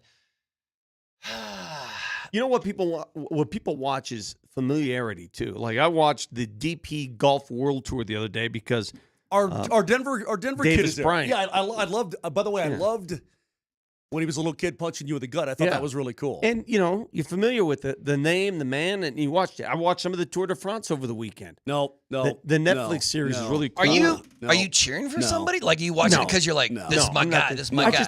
I just think it's watching. It's pretty cool.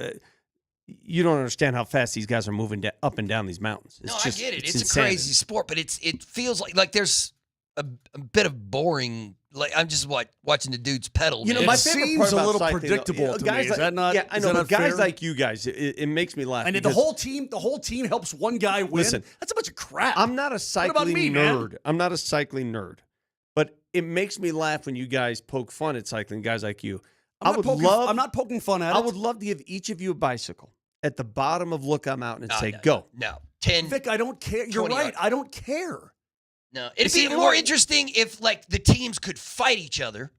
You know what I mean? Like you know what I mean? Like you're trying to get Lance to the top of the mountain or whatever, but the other 5 guys on the team could also fight the 5 guys on the opposing team. What if you're? I mean, blood on the asphalt, Moj. So why does a team have to work for one guy to win? You're like, hey man, I don't know. How about a little something? You got to keep the blood doping on the down low. I don't know.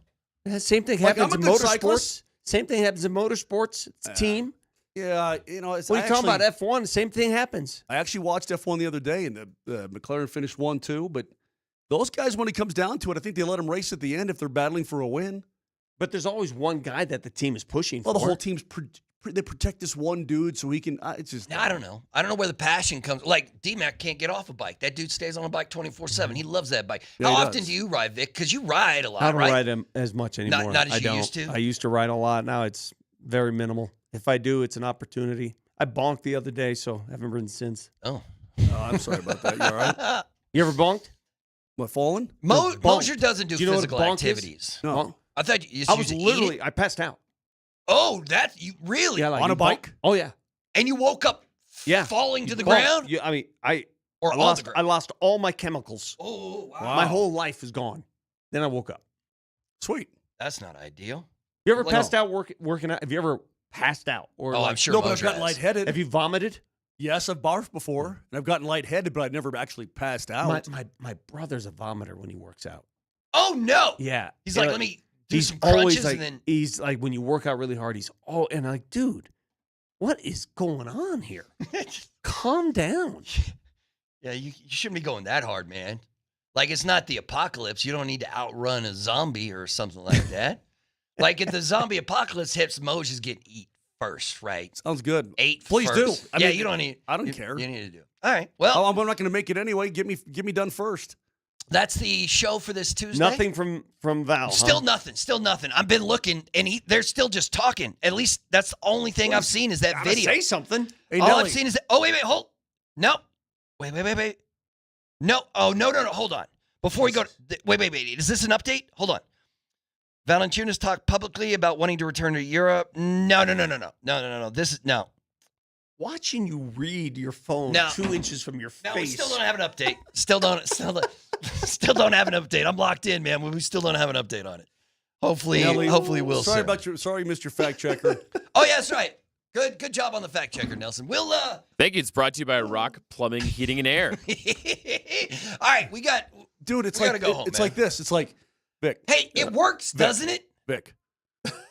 It says fine. here that Valanāiťnas is. Liz, man, I'm getting through the day. It'll work out just fine. All right, thanks for tuning in for Mark Moser and Vic Lombardi. I'm Mark Burnett. We'll have Brett Kane next. Take a nap, man. Right Get off here. that coffee. Sleep all day. See you later. Can you read, my son?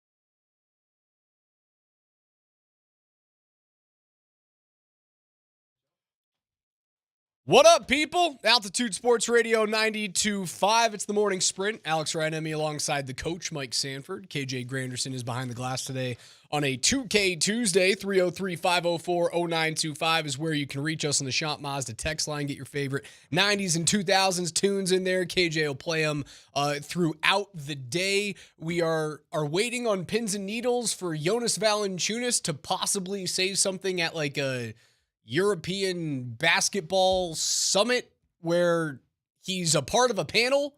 So he might say things about basketball, but also might not say anything with regards to the Nuggets. So I'm not really waiting for anything of actual substance, but hopefully we get something. The NHL and the NHLPA just ratified a new 4-year extension on the collective bargaining agreement. Nice. Did they fix the playoff seeding? Nope. Cool. Did they fix the tax thing in Florida? Nope. But hockey's not going to get locked out in the next 4 years, so I'm happy about that. So we can continue to look forward to seeing I'm the going to have Avs. a job for 4 years. The Avs hopefully. can continue to play against the Stars and the Winnipeg Jets in the first 2 rounds of the postseason every year. Every year. Yeah. You just got to deal with it. Bettman's not going to change that whatsoever. Come on, it's Gary not going Bear. anywhere. I really wish they Is would Gary do the that. most boring commissioner in sport? I think Silver's more boring than Bettman. Bettman kind of plays into the, like, I know you guys hate me thing, but I've kept this thing. Where's Bettman from? Is he Canuck? He originally came from the NBA. So he's not a Canadian. No. I mean, you could conceivably come from the NBA and be a Canadian. No. Like Shai Gilgeous-Alexander is. True. Like Jamal. I was going to say, we have a Canadian basketball player right in the family here. Who's the other really good player for Team Canada? They have a bunch. I don't know. SGA. I'm not a big follower of international Canadian basketball. I mean, they got Lou Dort. They Thank got you. There you go. Dylan Brooks. They got Dylan Andrew Brooks. Wiggins. Punchable face. A whole bunch of punchable faces over there. No, Gary Bettman is from Ohio, something like that. I don't know. I know he went to Cornell, but then he originally was working, I think, in the NBA, and then he was in marketing and legal in the NBA. He was born in Queens, New York. Okay, so he's from New York. I thought it was Ohio. But then he went over to the NHL, and he's kept that thing afloat since like he lives the in mid-90s. Saddle River, New Jersey. No, I wish you were to change that thing. But hockey's coming back. That's good stuff, Coach. But we're happy about those things. So if hockey went away, you're unemployed? I wouldn't say I was unemployed, but I like think part of my job would be gone, which would not still, be awesome. You can still sprint, though. I could still sprint. Sprinting doesn't necessarily require ice No, and it doesn't. stick and puck. But part of the compensation would not be a thing. Yeah. That would not be fun. Better learn Chinese, buddy. I enjoy doing between the pipes. It's been a fun thing for Spring and I are going on our 7th year now. It's been a long time for Mark Springer and I. So the CBA, anything new come of it, or is it pretty much just we're going to continue to do business? It's pretty much we're doing good stuff. Let's keep doing good stuff and make sure that we stay on the ice. We're making just enough money on both sides of ownership and players. Players paid off escrow. They're making more money. Like the NHL offseason has been weird. So like for the NBA, right? You have so many teams that are trying to shed money because it's so penal in the NBA to get into first and second aprons, where all of these teams feel like they're right up against the cap. And if you sign one more guy, you're screwed, right? Because you just don't have that much cash. The NHL had this weird offseason where the salary cap skyrockets and all of these players stay at home and they take like relative discounts. I know we've been talking about the Florida Panthers discounts that they get from Bennett and Ekblad and Marchand. Like only one of those was a true discount. And that was the Ekblad deal at like $6 million. Like the Sam Bennett. He got paid. His $8 million deal, while a bunch of people were talking about, open market, he could get $10 million. Yeah, but relative to his regular season successes, he got paid. What I look at, again, AFP Analytics is the nerd site that I use for relative salary matching in the NHL. According to AFP Analytics, the $8 million deal that Sam Bennett got from Florida was like a 20% overpay. I was going to say a $1.5 million overpay. Marchand's was a barely an overpay, but they also have this like long-term contract when he is into his like age 43 season. So it was just this weird confluence of events where there's so many teams that have so much cap space and nobody's available on the market. Like the Avs still have space, but I don't think they really want to sign anybody. The next thing that they're going to do is make a trade. They're not done, but they're not signing anyone. I don't see anyone on the market that I go, oh yeah, that's exciting. Who would be fun. the trade candidates that are locked up right now? Like that are around the league? No trade candidates within the organization. The outbound trade candidates. You would look at Colton Natchez, right? Because he still hasn't signed an extension. See him playing some tennis. He was playing a little tennis recently. Yeah, good for him. Yeah. Gosh, I couldn't believe how small he is. Like skinny. He's skinny. He's taller, but he's skinny. He's very fast. No, he's fast. Very skilled. And he's got those skinny legs with like the impressive quad that just kind of pops out. Like right around his knee. Like how aren't you crushing your femurs? Yeah, but then he's like super skinny everywhere. Speaking of femurs in hockey, did you see what Alex Pietrangelo has to have done? No. Alex Pietrangelo, former Stanley Cup winner with the St. Louis Blues and Vegas Golden Knights, will miss the entire season. Like formerly one of the top 5 best defensemen in the league. Really, really good. Famously, Nathan MacKinnon on the outdoor game in Lake Tahoe, when he winds up full speed, the drop that we have that goes, oh boy, that's Alex Pietrangelo knowing I'm in big trouble. Who verbalized that? Oh boy, Pietrangelo. Oh, he saw McKinnon coming down and was like, this is not good. Bad stuff. Oh boy. Pietrangelo has to have like a bilateral, I can find it, a bilateral femur reconstruction. That hurts reading those words. So do they have to go? Is that it? Yeah, that's it. Let's give it to him one more time. Oh boy. That's what he's going to say when they go in and they probably have to re-break bones. Oh boy. That type of a structure, a surgical that procedure. Looks horrible. It's not good. That's what linebackers feel like when Saquon is one-on-one in the open field with them. Oh boy.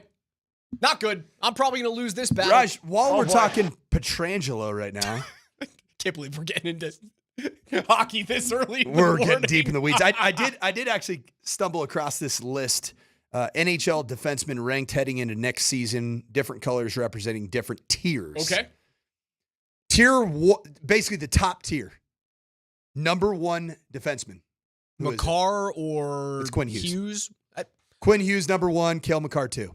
Makar's better, but Hughes is right there. They're in their own tier. Next tier is a 2-man tier as well. Adam Fox, Rasmus Dahlin. Adam Fox is ranked too high. Yep. Next tier, 5 through 10. Miro Heiskanen, Evan Bouchard, Zach Werenski, Josh Morrissey, Harley, Roman Josi. Heiskanen should have Adam Fox's spot in the second 3. tier at number 3. But I agree with most of that. 11 through 18, Victor Hedman, Jacob Slavin, nice little Erie high school product. Yeah, Jake Slavin's a solid player. Charlie McAvoy. Good player. Lane Hudson. Young, skinny. Jake Sanderson, Gustav Forsling, Moritz Seider, Mackenzie Weegar. It's funny, most of those players in that fourth tier, that 11, was that 11 through 15 that you just gave me? Yes, 11 through 18. Most of those players are your bigger bodied defensemen. The vast majority of 1 through 10 are puck movers. They're skilled players, puck movers, offensive minded defensemen. Interesting. And then you get into this next tier, and this is where you find the next Av.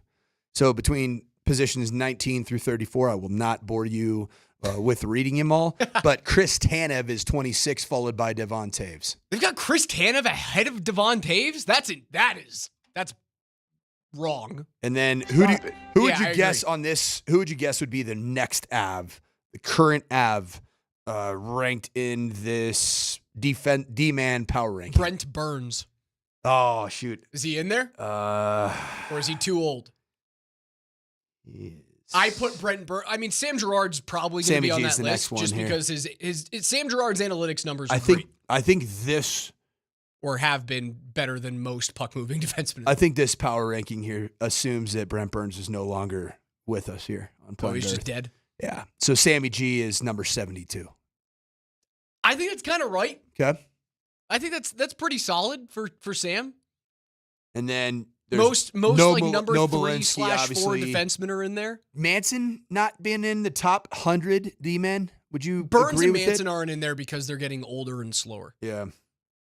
But I'd throw, Gerard's 3. I think Burns or Manson are 4. It depends how they're going to use Burns this year. It was a good signing for the Avs there. $1 million and Okay. So the apple of your eye, What's up? the desire of your offseason, Vladislav Gavrikov. Where do you think he's ranked? 52. Close, 46. All right. Yeah, pretty good. Pretty good. He's had one really good year. And that was last season with LA. So there's an argument that like New York overpaid for him. I still think the Avs might make a trade. I don't know. There's been some rumors out there that Boston might want to move David Pastrnak, and if you can't come to an agreement with Marty Necas, I would throw out the idea of going, hey, Boston, you want Necas and a first rounder and a prospect for David Pastrnak? And I'd say yes to that. That guy's a freak. 3 straight seasons of 100 points. I think he's got a 60-goal season under his belt. I'd kick the tires on something like that. If you look at Necas and you think that he wants too much or he doesn't want to sign, Pastrnak signed for another 5 years at 11.25. Yeah, I would. If I'm Sakic and I'm McFarland, I'm calling Boston every other day. Hey, what's it going to take? You guys really think that you can make the playoffs this year, or do you want to get on the Gavin McKenna Bowl next season? Because we can make that happen for you. I would do that in a heartbeat if I was Colorado. Raj, congrats on your 4-year extension of being involved in the National Hockey League. So you have your 4 years. You know what they have their 4 years. I have the possibility of having 4 years. Okay. I like. Let's just deal in realities, Raj, and you are like hockey opportunity. Raj, and you're going to have opportunities, and you're going to be involved in the great game, stick and puck for the next 4 years. But as I was driving in this morning to coach a football practice, it started at 6 a.m., an hour from my home. Therefore, I was driving at the ungodly hour of 4:52 a.m. And you don't have a chance to listen to our fine programming here on Altitude Sports Radio. So, yeah, I listened to the national guys. And so during the commercial breaks, I got a little home cooking with some voiceovers from our voice guy who's back. I missed our voice guy. I loved the voice of the people. I loved our friends helping us out. Oh, that was fun. Who won a grill from us? I never heard who won the grill. I should know this, but I don't. Some guy? I know. Guys, you guys don't know who it is? I don't know who it is. It was Victoria Voice Girl and Victor Voice Guy. I don't know. But what I did learn from Voice Guy. Made up names. I get it now. Voice Guy taught me this morning. We're 8 days away from training camp starting. I am so excited. Are man. you kidding me? Football's here. 8 days? It's just all you have to do is get through this week. You have to get through these last is that couple of actually baseball real, games. or was Voice Guy lying to me? We're right there. It's 8 days? From 8 days from the rookies reporting. Okay. So when counts. are we allowed there? I don't know. Can somebody please find out? It will be the 25th. I mean, that's I'm not back. 8 I'm back days, by man. That's not 8 days. But there's That's news. 17 days. The rookies will be in the vicinity. Those are things to talk about. We get to talk about Jade Barron and RJ Harvey in 8 days. Not just hoping that we get to see them on the field, but actively on the field in Broncos uniforms. So we don't have to talk about power rankings of D-men in the NHL. We can talk about football. I can't believe we got onto that. The But sport that makes the world go round. speaking of football, I have Ooh, are you giving me a little Johnny Carson there? I have in my hands. Do a little bit more Johnny Carson for the people. Yeah, if you're old, you know that. In my hands, something from the archives of just about 20 years old, 2 decades in the making. It took me nearly 3 hours to find yesterday. I was so very upset that I did not have this in my hands for Monday's show, but I have found it. Something that predates the iPhone, that predates Facebook and YouTube and Netflix and Spotify, that predates smart thermostats in your home. And coexisted peacefully with Napster. I have the NCAA 2005 quarterback rating of Boise State quarterback number 2.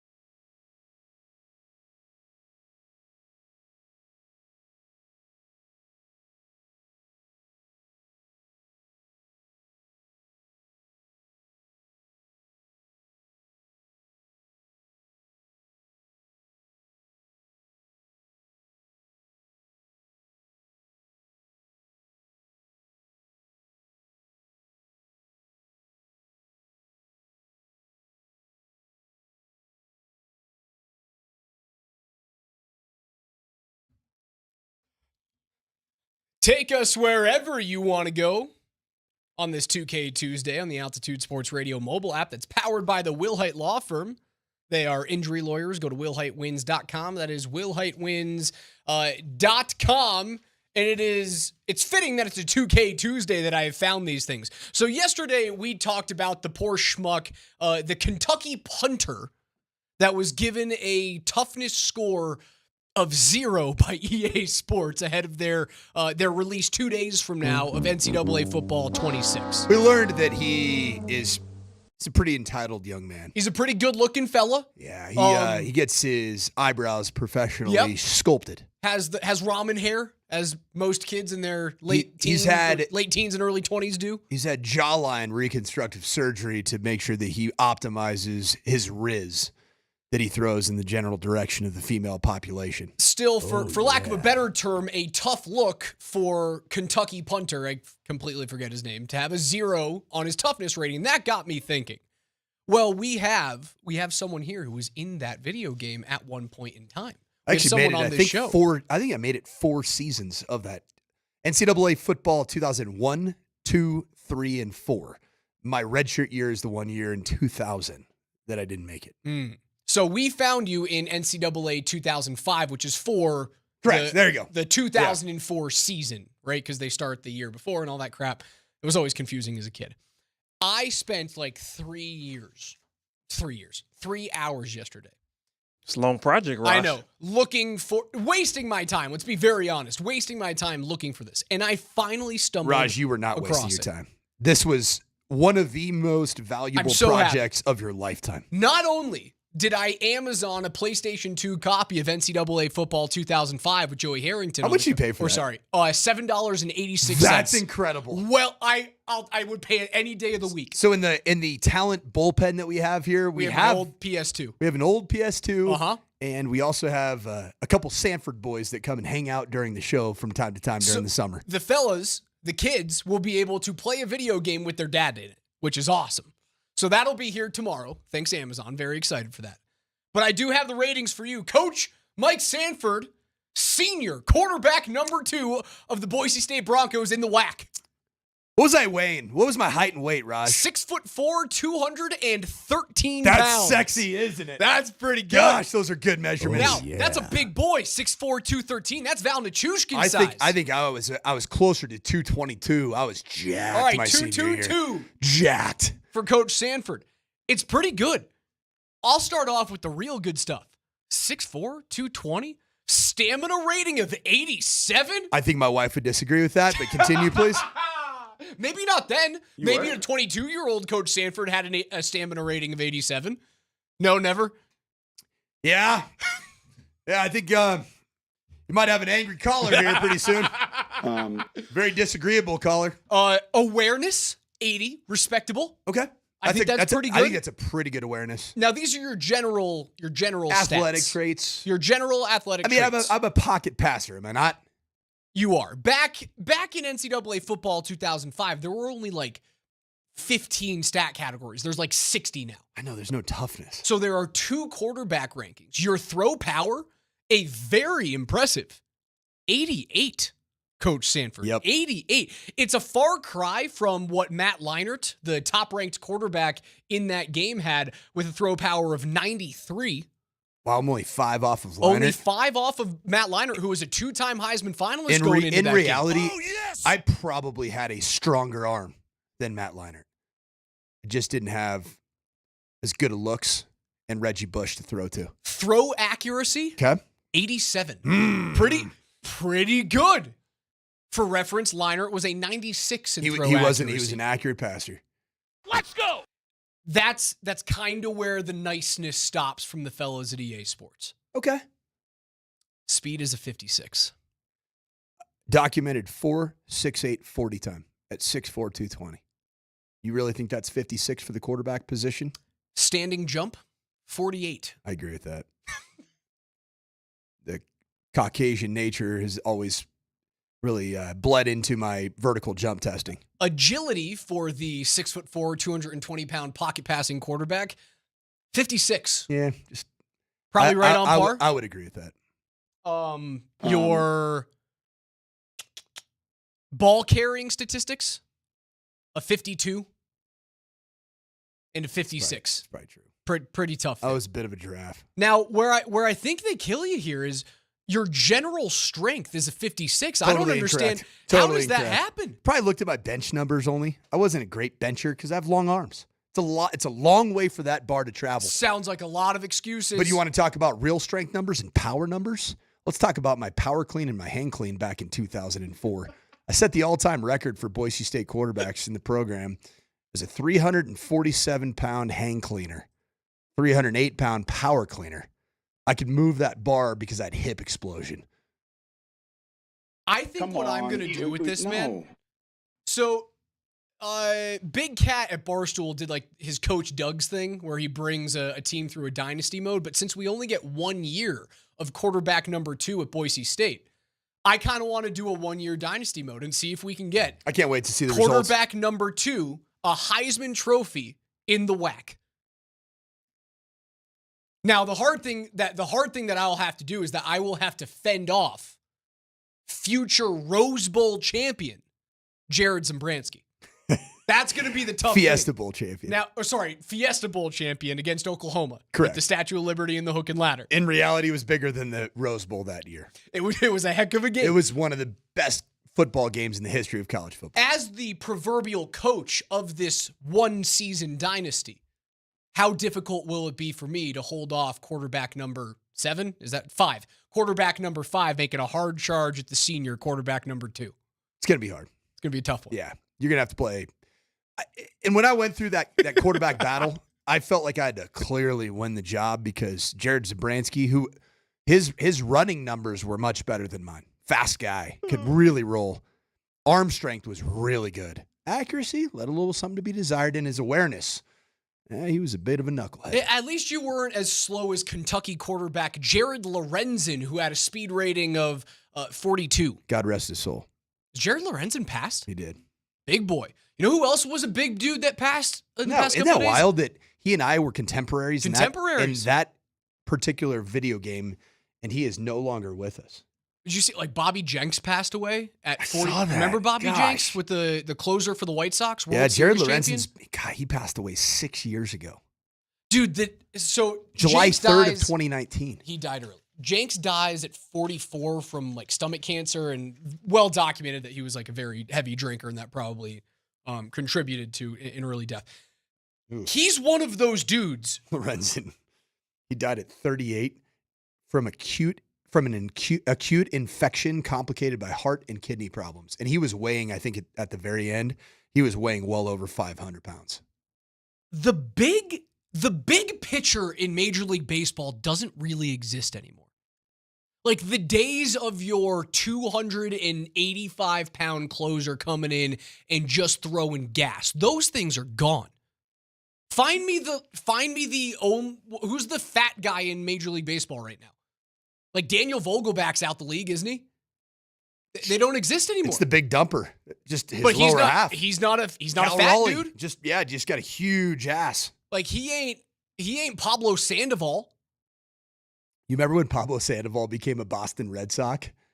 And one of his first at bats, he was so overweight from the offseason that his belt exploded on a pitch that he swung at. It's about as bad as it gets in a market that will eat you alive and spit you right back out. Who are the other awesome fat pitcher dudes that just because... Did you say David Wells already? I have not said David Wells. Yeah, Is David Wells a Hall of Famer? Should be. Wells might be a Hall of Famer. A few of those guys were amazing. Like CeCe Sabathia, fat dude, great pitcher.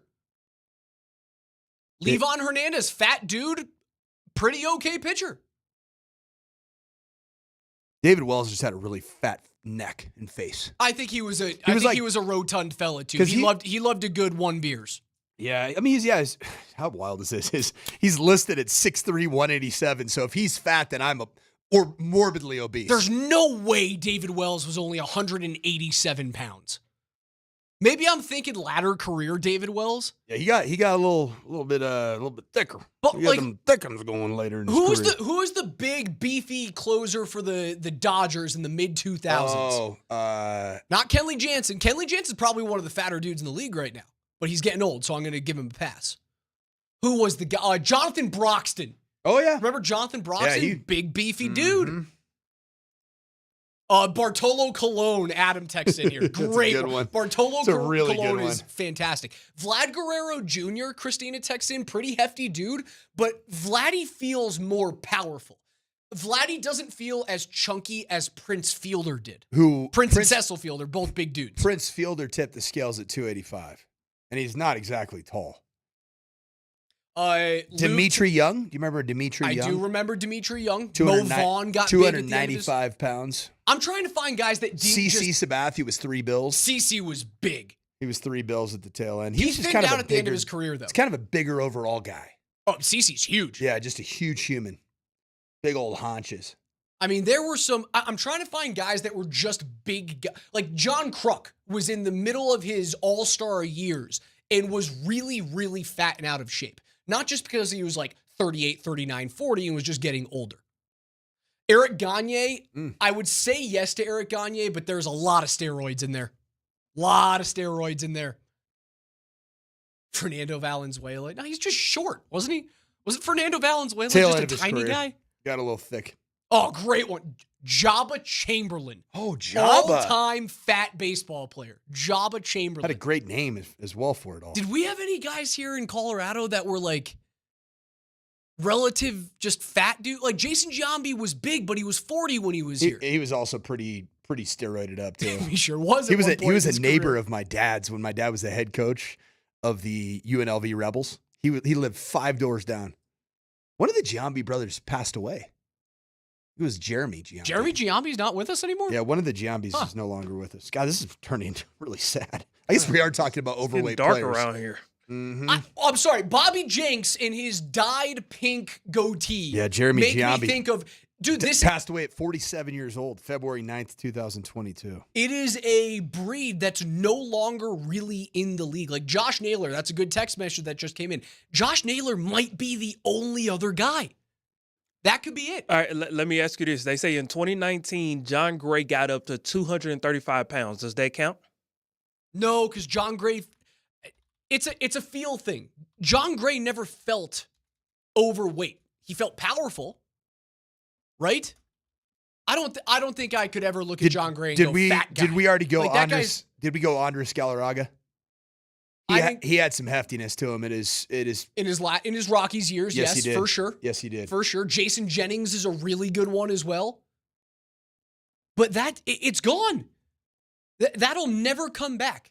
The baseball player that is just really good at one thing, whether it's being a velocity power pitcher who can give you 2 innings every other day, or a power hitting first baseman or DH that isn't going to do anything else, but he's just got a bunch of mass behind the bat. Like all of those dudes they're dying off. Just look at the Rockies. Look at the Rockies lineup right now. You know what the problem with the Rockies is? Not enough fat dudes. They're all in shape. They all are professional athletes. If Chris Bryant was $3 bills, he'd be playing baseball. His back would be healthy if he was overweight and out of shape. If he was a big back. We need a full season of KB. Problem is, all these guys they're on the jab, man. They're getting they just got the beach muscles going on, man. Yeah. That's what we need. I mean, look at like Brenton Doyle in shape, Ryan McMahon in shape, Tovar in shape. You know what? The other thing, like golfers you're all too in shape. You know who the best player for the Rockies is? Give me more on Hel Cabrera. Who's the best player for the Rockies? It's Hunter Goodman. He's not a fat guy. But what are you talking about? He at least looks like a guy that eats Fritos and will drink leaded beers from time to time. Leaded beers? Like not unleaded. Is that like a Coors Heavy? It's the I've never heard that. That's phenomenal. You've never heard leaded beers? Leaded beer? So like a Coors Light is an unleaded Yeah, Coors. unleaded beer. And then if you're going for a yellow jacket, a Coors Heavy, a Coors Banquet, it's a leaded a diesel. All you got to ask it like so I digress here. The whole segment's been a digression. Let's be very honest about that. I have been at multiple, because of my experience living in the South, I've been at multiple dining establishments or watering holes where I've had a server ask me, "Excuse me, sir, what would you like to drink?" And I'd say, "Cold beer." That's literally it. And they have, especially in Colorado, they have 63 tap beers. Just cold beer. What do you mean? Just, cold beer. Like a leaded cold beer. I've never heard that before. Like what? Just give me a Freedom beer. What? What's a Freedom beer? It's a Bud Heavy. A Bud Heavy is a Freedom beer. Comes in a red, white, and blue jacket. Okay. I mean, it is adorned with the stars and stripes of this great country. Leaded beers, man. I would have never learned the term a leaded beer if I wasn't talking about the late, great Bobby Jenks and how the fat baseball player is literally going away before our eyes. Quick little life hack. If you're ever in Nashville, Tennessee at we'll call it a true honky-tonk little dive bar. All you do, if you go in and, hey, excuse me, sir, what do you want to drink? Just give me cold beer. They'll come out and give you a Michelob Ultra. So what it is, it's cold beer. That's Coach Mike Sanford. I'm Alex Ryan. You guys are listening to the Morning Sprint here on Altitude Sports Radio 92.5. Cold beers and fat dudes.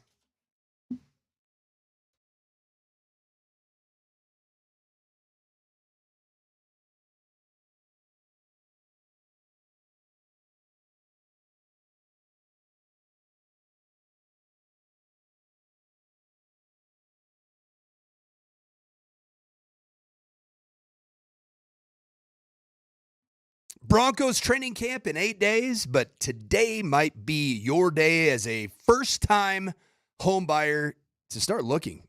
Because right now it's a perfect time as a buyer to get into the real estate market, and the guy for you to help you get your transaction done and get to the finish line is Barry Remington. That's 1M, Barry Remington.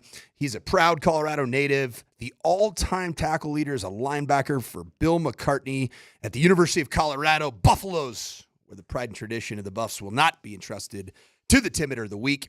Barry is the perfect guy to guide you through this process, especially as a first-time buyer, or if you're just simply looking to downsize, it's the perfect time to do that. So if you're selling, Barry also brings intelligence, strategy, and negotiation skills to get you the best possible outcome. What I love about Barry, my realtor, is that he treats clients the way that he wants to be treated. He's going to hustle. He's going to use discretion, but he's going to be honest. He's got a ton of integrity. So if you're ready to win in this market, then you need to settle for none other than Barry Remington and his daughter, Cassie Remington, with the Remington team at WK Real Estate. Visit BarryRemington.com for more information. They serve Boulder, Denver, and beyond.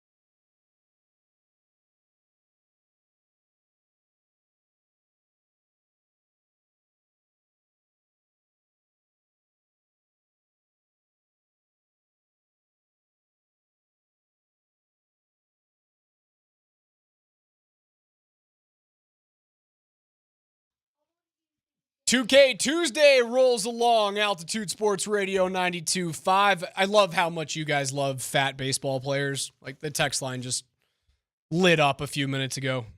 You're all my favorite people in the world. I see some Heath Bells in there, some David Ortiz. Heath Bell was a good Padre. Yeah, some Alejandro Kirk, current baseball player. Some Alek Manoah, who had an all-star season a couple of years ago, or damn near all-star season. Clearly not related to Jason Momoa. No, Manoah. Okay. But no, Jason Momoa doesn't have an ounce of fat on that body. That dude is yoked. Yeah. Good for him. Like really good for him. Damn. Was that do you have a kind of a Jason Momoa thing? I don't know. He's a good-looking fella. Okay. I'm man enough to go, that's a good-looking dude. So you and my wife. Cool. Sure. Cool, Carl. What, you can't look at someone and go, hey, that's a good-looking human being? So I'm double jealous of Jason Momoa now? Not only my wife thinks he's attractive, but my partner in crime thinks he's Cool, good-looking Carl. gentleman. No, he's a very ugly guy. They tab ugly dudes to play a shirtless superhero. And what did he do? Did he do Aquaman? Is that who he was? He was Aquaman, something like that? I'm not a big. Too good. I'm kind of superheroed out with movies. I think they've done so many. What? Your son just agreed with you. Went, Yeah. I'm the same way. Yeah, it's like, how many more DC and Marvel iterations do we need? Spinoffs. Where did this even happen? Where did Aquaman come from? From a comic book 32 years ago? Well, yeah, leave it there. Nerd. Did you see ESPN as they've come out with their top 10s at every position? They had running backs yesterday, so no Broncos on the running back list, considering there's likely to be a rookie toting the rock for 80% of your carries this year. Depends what happens with the split with the veteran. Honorable mention, defensive tackle. The third honorable mention is Zach Allen. He sits behind Derek Brown, Christian Wilkins, and your top 10 looks like this. So again, Zach Allen, who was debuting on the NFL 100 list yesterday at number 90, sits behind Cam Hayward, number 10, Pittsburgh Steelers, unranked last year. Vita Vea. Cam Hayward's getting old, is he not? Cam Hayward is 36. Jeez. He's better than Zach Allen. That's what ESPN says. I'll continue to go down. Vita Vea, number 9 ESPN's with Tampa Bay. Really lost its fastball. Continue. His highest ranking was number 2. He is 30 years old. DeForest Buckner. Good player. Coached against Indy. him. Guy's very, very long. Very large. 6'8". Who's the guy from the Ravens? Namdi. No, that's a old DB. I can't pronounce his last name. I'm not going to be able to do that. The DT from Baltimore. Madubike. Oh, yeah, is that Justin Madubike? Namdi Madubike. Number 7. His highest ranking was 4. Last year's ranking number 5. Leonard Williams is at number 6 with Seattle. His highest ranking number 2. He received votes as an honorable mention last year, the 31-year-old defensive tackle for Seattle. So Namdi Madubike. Madubike, there we go. Thank you. I recruited him out of Texas. He went to McKinney North High School, one of the best high school defensive linemen I've ever seen in person. And his name was Justin Madubike at the time. Is that in Texas? Correct. McKinney, Texas. McKinney North High School. Number 5, Quinnen Williams with the Jets. Last year's ranking, he was number 2. Yep. 27-year-old DT for New York. Jeffrey Simmons of the Tennessee Titans. He was ranked 4 last year, 27 years old. Jalen Carter, last year, number 1 from Philly, drops to number 3 this year. Number 2 is Chris Jones from Kansas City, who still has his fastball. Feels like he's 38. Doesn't matter. He's 31. Yep.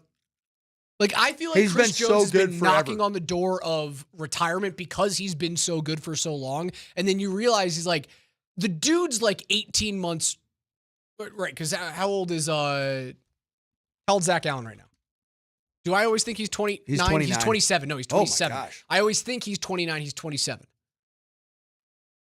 I always think he's like 2 years older than Zach Allen. He's not. Allen's younger. Chris Jones at number 2, and then Dexter Lawrence with New York is number 1. Yeah, scary. He is good. Should Zach Allen be on that list? He absolutely should be. And where should he be? Without question, he's better than Cam Hayward at 36, 38 years old. Cam Hayward's had a great career, but I'm talking about right now. Zach Allen is a top 100 player by the NFL, the actual league itself. I'd have a hard time believing that every one of those top 10 players made that top 100 list. Quinnen Williams is at number 87. He's the number 3 ranked or 2nd ranked. And Quinnen Williams is ranked at number 5. Okay. There's going to be some differences between, ESPN and the league. There will be differences. But yeah, I think he should be in there. I don't put him above, like Vita Vea is probably there because of his ability to stuff the run. He is a space occupier. Right. At the highest level. Far more than Zach Allen is. Oh, totally different. But Zach can get after the quarterback more than Vita can. Zach Allen's like a incredibly versatile interior defensive lineman that can actually moonlight as an edge player. I'd put him at 9. I'd put him as high. I'd put him at 9.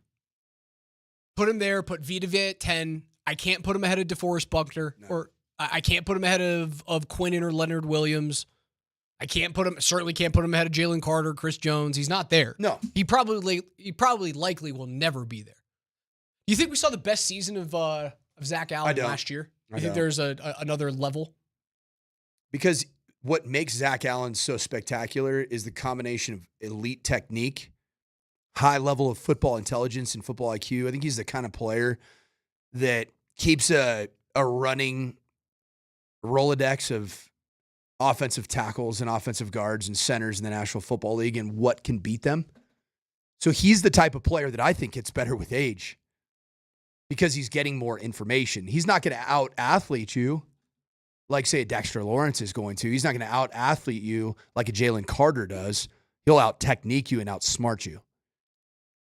And he stayed relatively healthy. I mean, he was a little banged up towards the end of the year. I guess it was that middle portion. He wasn't quite the same at the very end of the year. But he's not the kind of player that just seems like he's been battling massive injuries throughout his career.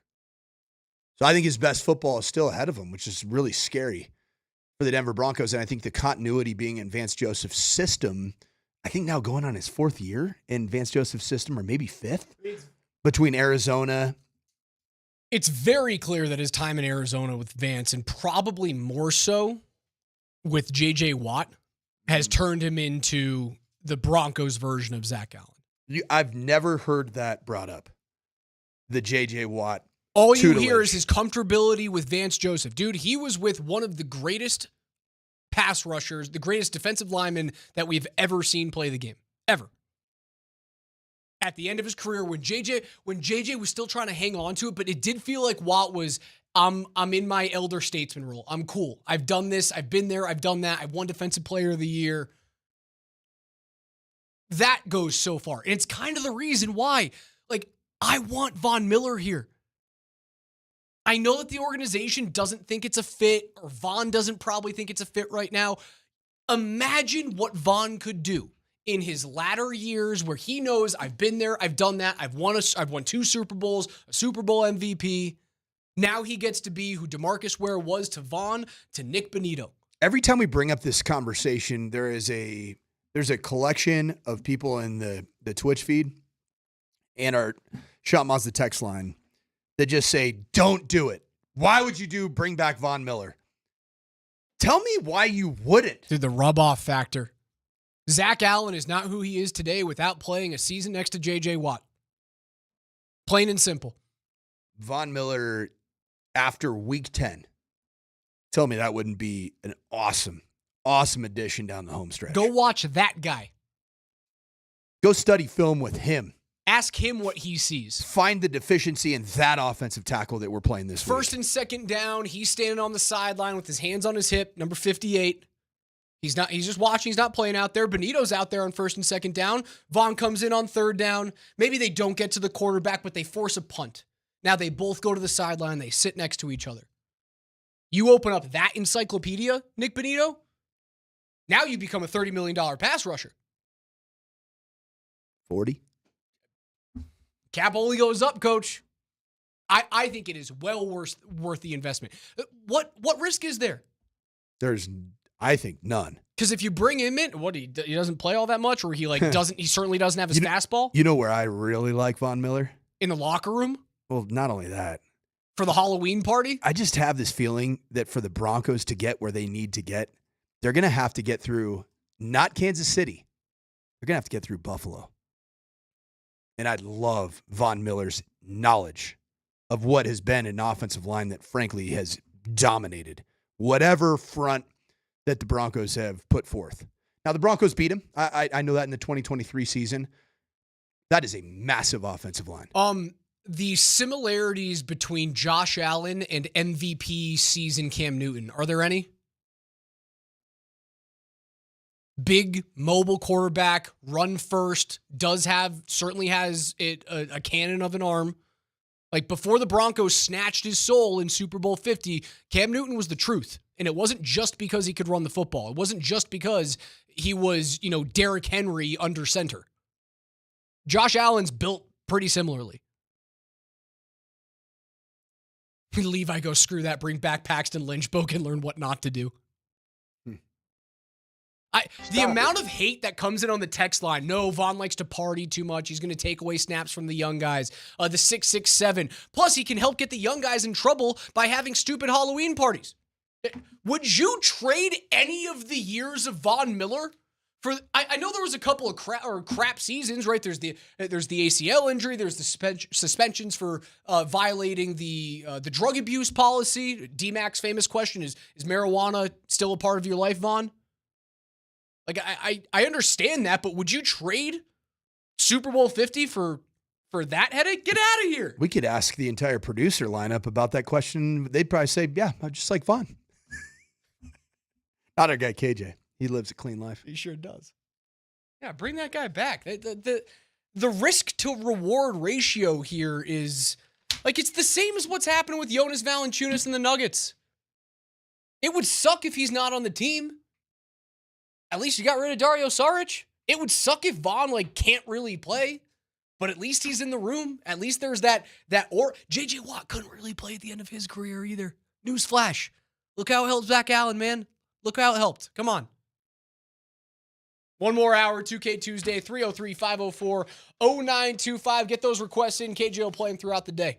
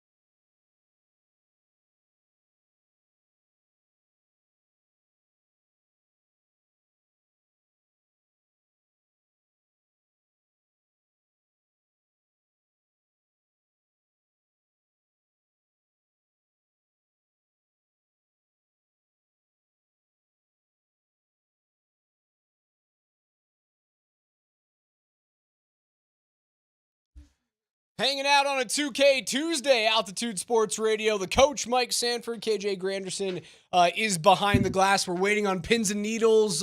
Is Jonas Valanāiťnas going to play basketball for the Denver Nuggets, or is he going to shirk us for Greece? No, we're not going to let him. We're not going to let him. It feels like Moj doesn't even want him here anymore. Moj? Yeah. Dude, that was an all-time rant this morning. Scorned lover, man. There is no Denver media member or, honestly, Denver sports fan that is easily scorned or as easily scorned as Mark Moser is. When it comes to players wanting to leave the city or not even be here, like Matt Duchene, dead to him. Mikko Rantanen now dead to him. Nolan Arenado, dead to him. Carmelo Anthony, dead to him. Valanāiťnas hasn't even stepped foot in Ball Arena. He's already dead to Moj. Dead to him. No more. Don't want him. 7 minutes ago, NBA contributor Evan Sidery from Forbes just said that Al Horford will be making his decision between the Nuggets and Warriors on his next team. If Jonas Valanāiťnas is intent on leaving for Europe, Horford becomes an extremely enticing option for Denver. Well, of course he does. Because they have money. Because the Nuggets will have money. If Jonas Valanāiťnas and his agent decides to somehow use Palatinaikos? Is that, do you have the audio of exactly? You're going to say it better than I will. Give me a Palatinaikos. Continue. Panathinaikos. Palatinaikos. All right. Give it to me one more. Panathinaikos. So Panathinaikos. There was a whole segment. It was a DMac bit where he used that bot of pronunciation, and Nelly was driving behind the glass, and every time he would leave a blank for the team, Panathinaikos. So I learned how to say Palatinaikos. Okay. So we'll see if Palatinaikos has enough bread to dish out, because the Nuggets aren't going to budge, nor should they. They should get a return on every bit of salary, that they were able to dump 100% with Dario Saric, but then not having to expend on a player that ultimately opts out of playing for them immediately. If Horford does want to walk away from the NBA on a championship, maybe he should have done it 2 years ago with Boston at 38 years old. But if he wants to play one more year and make some good money and then go out on top, Denver's the spot to be. They are closer to a title than Golden State is. Now, he has the ability to play alongside two all-time greats, right? You get that opportunity to play alongside Nikola Jokic or Steph Curry. I think you take it. You get to tell your kids and grandkids about that one day. You have an opportunity to be really, really well utilized. I think that Valanāiťnas is probably a better option for them right now. But it seems like Al Horford at least wants to be in the NBA for another year. Because the thought process about Horford was either Golden State wants me or I retire. And now that the Valanāiťnas stuff is up in the air, I know I said it yesterday, it really wasn't a thing. Like, from Horford's side to go to Denver, it was all Golden State when he went into free agency this year. Because Denver didn't really show all that much interest in him because they had this Valanāiťnas thing on the table. One of the things that's unique now about it's very real. The thing that's very unique about Al Horford, while Valanāiťnas has had stretches that he notoriously, in a positive way, was known for shooting the three ball, the volume shooting for Jonas Valanāiťnas has not been the case over the last 5-6 years. His averages have been south of 1.5 3-point attempts per game.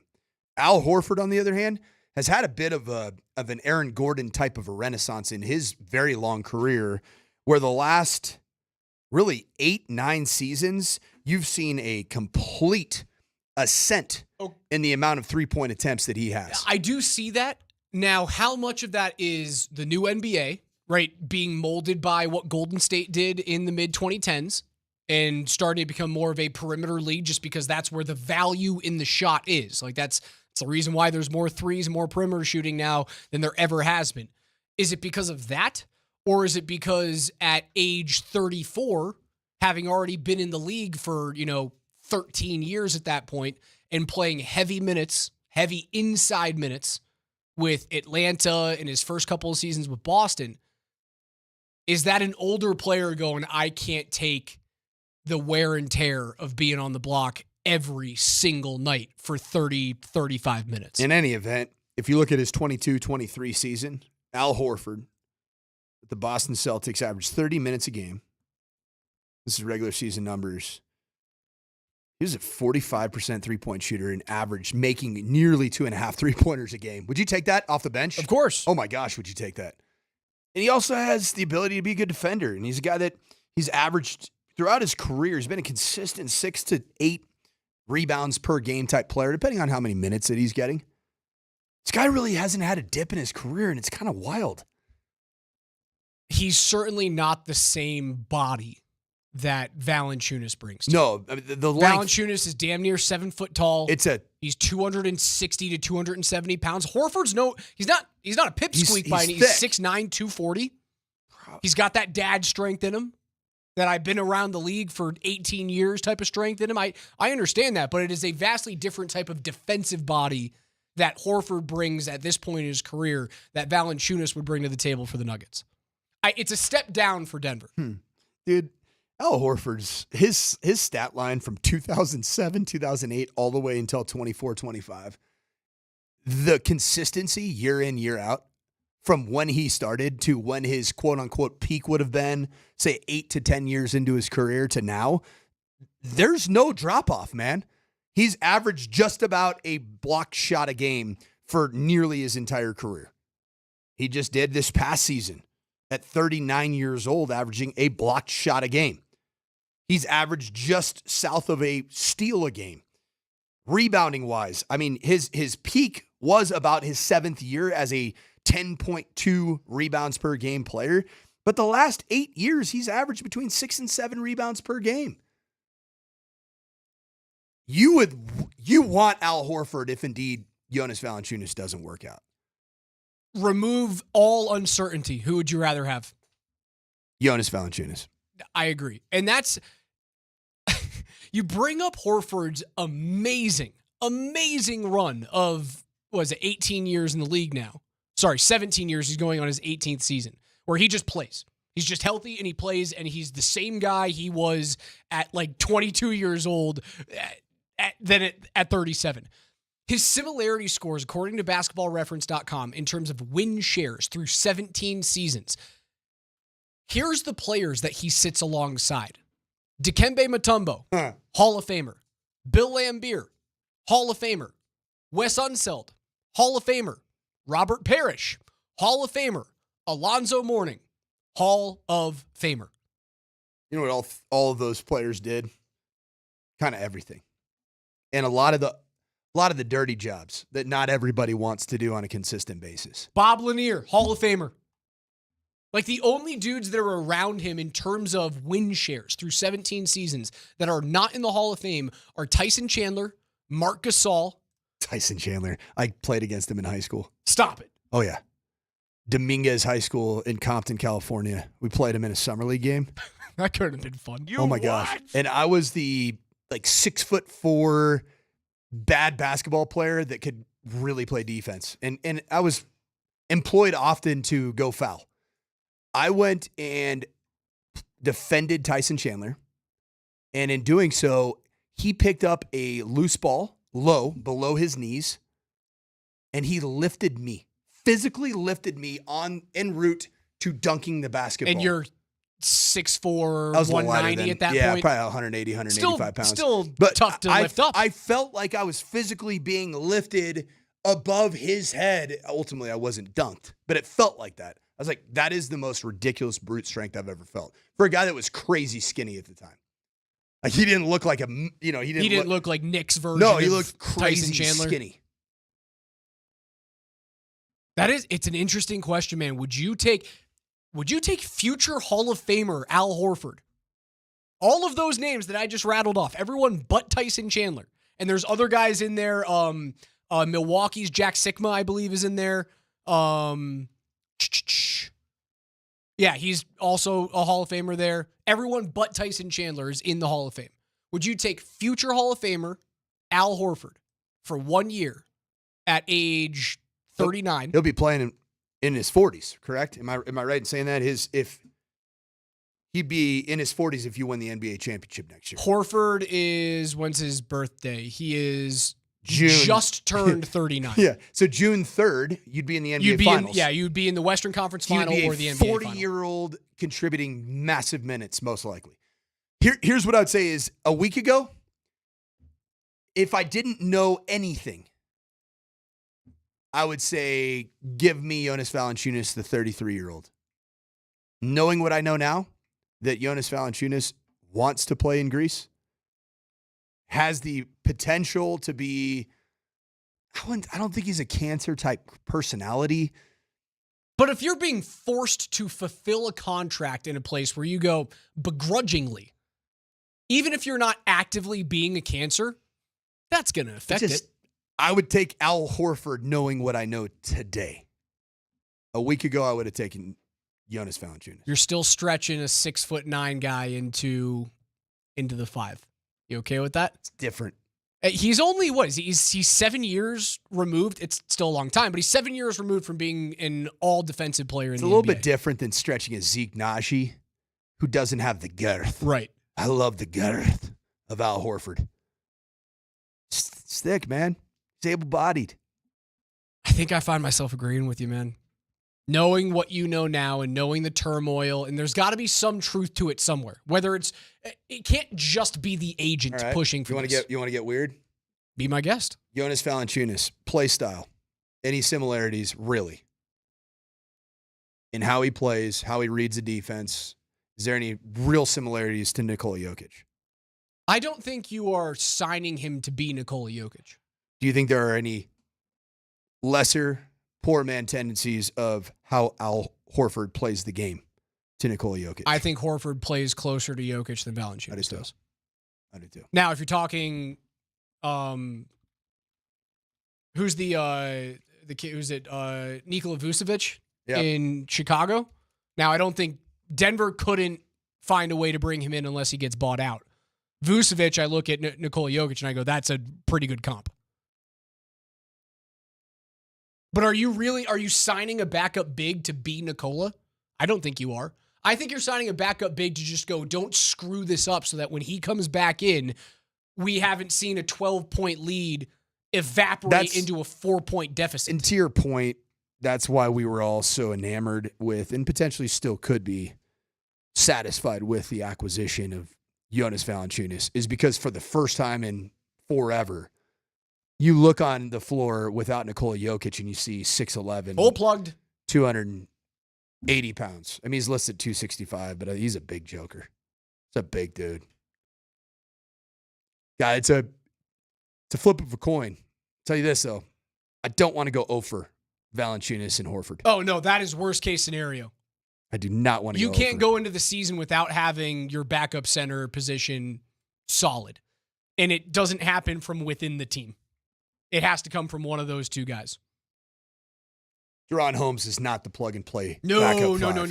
He's Zeke the plug-and-play backup 4. Has proven so many times he is not the plug-and-play backup 5. Deron Holmes is the player that would allow you to let Aaron Gordon walk in a few years if he costs too much money because he's so good alongside Nikola Jokic.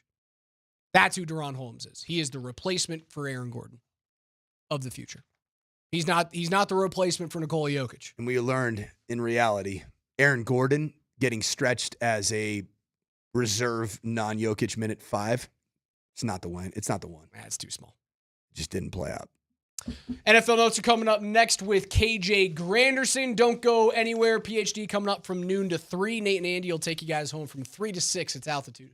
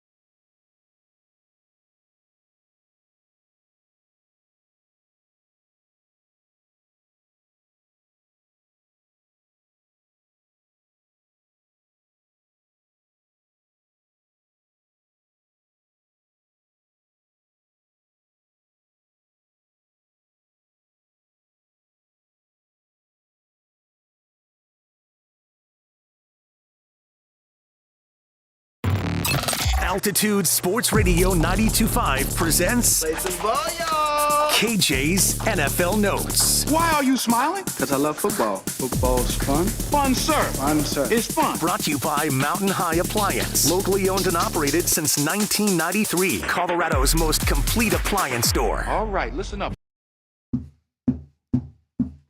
Every day here on the Morning Sprint with the coach Mike Sanford and myself, Alex Ryan-Emmy. Is this finally the segment of our 2-hour show that we get back on track? KJ is going to get us back on track. We haven't been on track. We talked about Jonas Valanāiťnas and Al Horford being a future Hall of Famer. We talked about overweight baseball players. And we talked about my 2005 NCAA football rankings. And we talked about unleaded versus leaded beers. I had a great time doing all three of those things. Can we talk sports? We can talk sports. Like a sport that's actually going to start happening here in the next month? One thing that I didn't get to when we were breaking down your quarterback rating from NCAA football 2005, which overall, 82, pretty respectable. Yeah. Really solid. Well, where would that put me in, say, a 2025 starter? In today's video game, the highest rated 82 overall quarterback is none other than SEC starter, Georgia Bulldog, Gunnar Stockton. You would be an SEC starter. Also 82 overall, Tennessee quarterback Joey Aguilar. Who the heck is that? No idea. Demond Williams Jr., quarterback for Washington. I heard that dude's a dude. Other 82 overalls, Preston Stone at Northwestern, Ty Simpson at Alabama, and one better than Zach Calzada at Kentucky. One better than Bryce Underwood at Michigan. Coach, you would be starting on some very good teams. I'm a current Power 4 starter. You are an SEC starting quarterback. Congratulations. You're welcome. KJ, get us on track. Warren Sharp released a list of quarterbacks with the highest rate of red zone incompletions due to inaccurate passes with a minimum of 150 attempts. Number one, it's not really a surprise. 56% of his passes were incomplete due to inaccurate passes. Cooper Rush of the Dallas Cowboys. Ooh, Cooper, bad red zone passer. Bad. 56% due to things that were open, but you just didn't hit it. Just didn't hit it. Number two is where the Broncos come in. Mac Jones for the Jacksonville Jaguars, 54. But also tied with him is Broncos quarterback Bo Nix. How much stock do we put into a stat like this, seeing, all of the other quarterbacks that are just below Bo Nix? I mean, we're talking about, if you look at this list, at least 8 of these guys were in the playoffs last year. Yeah, this list right here, you don't necessarily want to be associated with Cooper Rush, Mac Jones, but the third worst, I guess the third least accurate red zone quarterback, according to Warren Sharp, is Matthew Stafford at 49%. Jared Goff is 6th at 42%. Then you look at the bottom here. One of the least, the guy that had accuracy in the red zone only had 29% of his passes were inaccurate. He's the 15th. Anthony Richardson was at 29%. So that's a stat. Oh, Maybe because they just never threw the guy. Science is a liar sometimes. It is. But I'll say this, the best guys, the top 3 players on this list, Jaden Daniels was the most accurate red zone passer in the National Football League. Brock Purdy was 2nd, ended up getting paid as such. One of the drums that I beat a bunch 2 years ago is I said the one thing that you'll miss with Russell Wilson, I know you're going to throw tomatoes at me, is I thought Russell Wilson was a good red zone quarterback. You ever done anything dangerous? I have. Talk dirty to me, Russ. It's spicy. Russ is in the top 3 most accurate red zone passers with regards to hitting the guys that are open in the red zone last season. Why are so many of those young quarterbacks so inaccurate when it comes to the field being shrunk? Red zone's tough, man. It's a different world. So here's my take a little bit, and this is something that I'm going through myself, putting together an offense for the high school level. And I know people are going to be like, stupid. There's two different trains of thought with how you approach the red zone in terms of throwing the football. There's one approach that I think Bo Nix has done throughout a majority of his career at the college level. Run what you've run. Run your base concepts and just run them in a tighter zone. At least you're comfortable with those base concepts. You know them. And I think that's what happened at Oregon. I think that's what happened for sure at Auburn with Gus Malzahn. And then Brian Harsin, who's a guy that I've coached with at Boise State. The second train of thought, which is very NFL-ish, is run an entirely different red zone offense with red zone specific pass plays. And you know what happens to players that have been in the other camp the majority of their time? They felt comfortable running what they ran, and then they get into the red zone and I just do what I do, just in tighter spaces. They tighten up a little bit because they're like, wait a minute. We have this brand new offense that gives me heightened anxiety, heightened awareness, because I have to be running these high-level red zone plays that only come up probably 10 to 15% of the time. That's Sean Payton. He's got a catalog of scheme for just about every situation on a football field. And I don't know that's necessarily the right fit with Bo Nix. And that's why last year, you remember what I was begging for Sean Payton to do when Bo Nix crosses the 15-yard line? Use his legs. Turn him into a smaller version of Josh Allen for a little bit. However, if you look a little bit deeper into the red zone stats, and you don't have to look too deep to get here, sure, while the percentage wasn't awesome, right? His incompletion percentage, his inaccurate passes at 54%. You know what his touchdown to interception ratio was inside the 20? 22 touchdowns, 1 interception. 22-1. You know where that ranks in terms of total touchdown passes inside the 20? I think it was in the top 3. Not quite the top 3.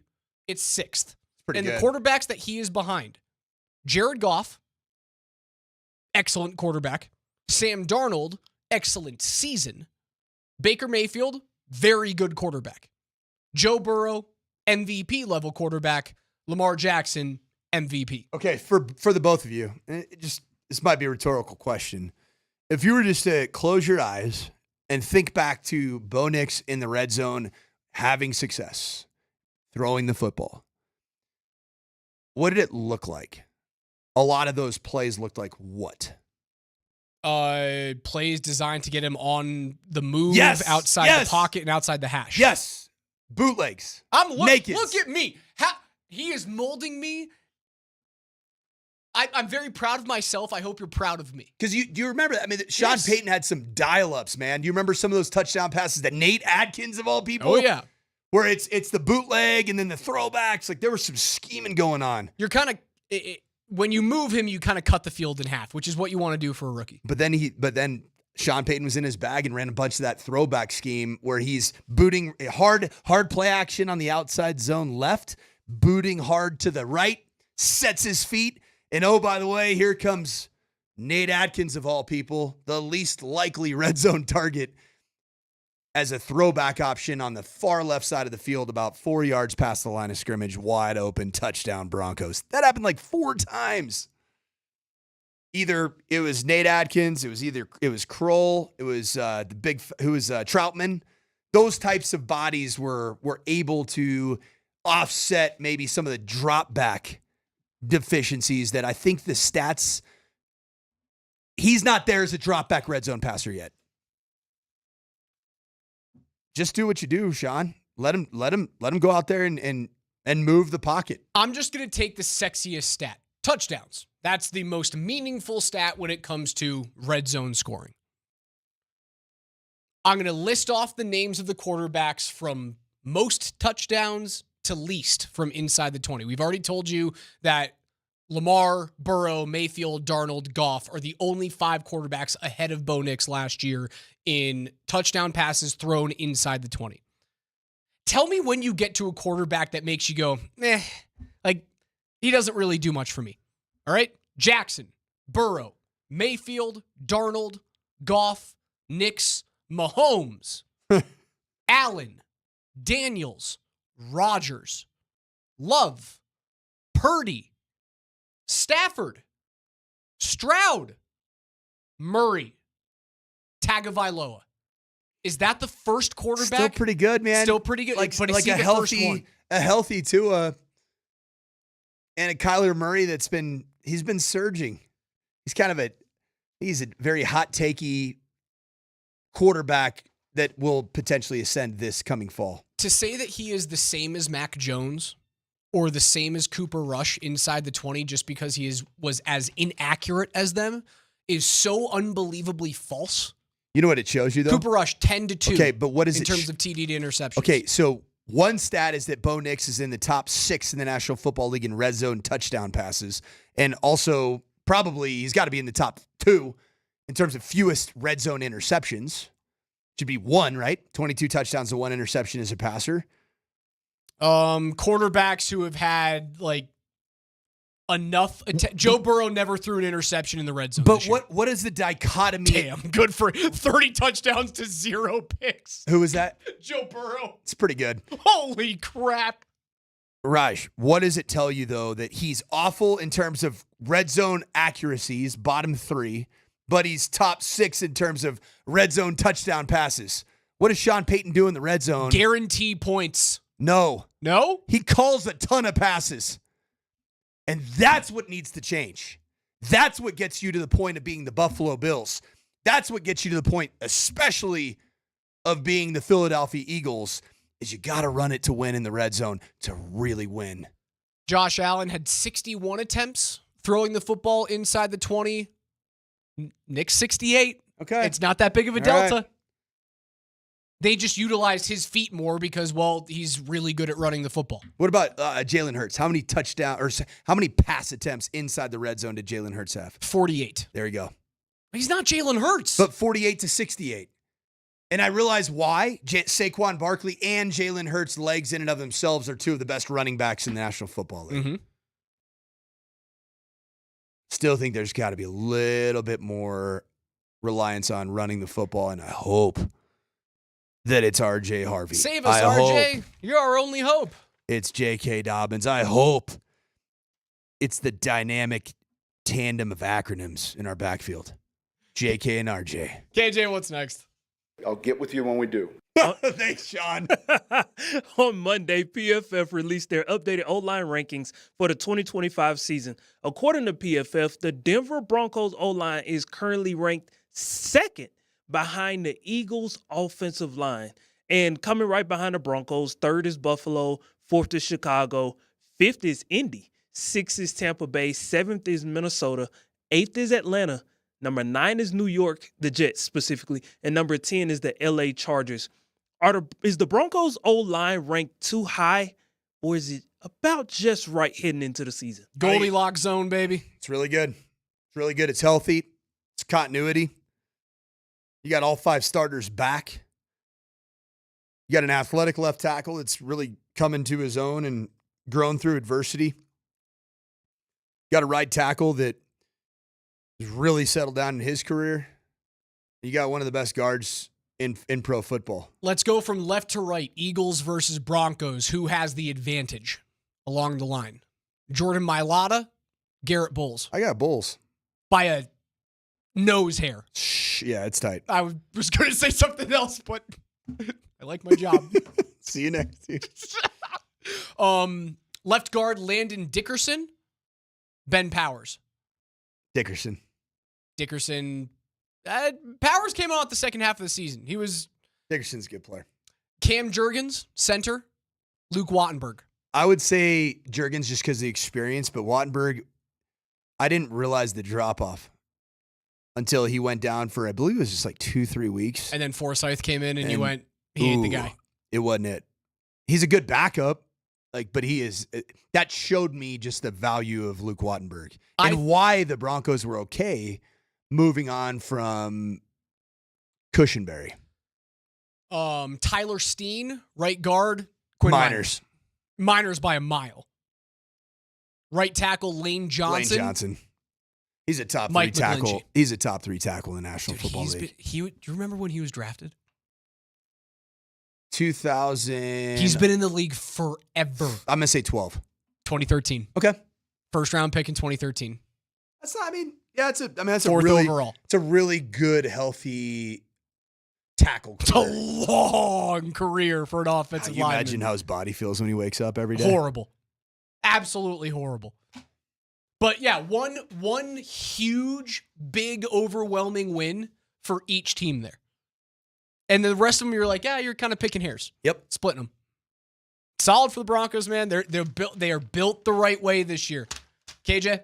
I'll get with you when we do.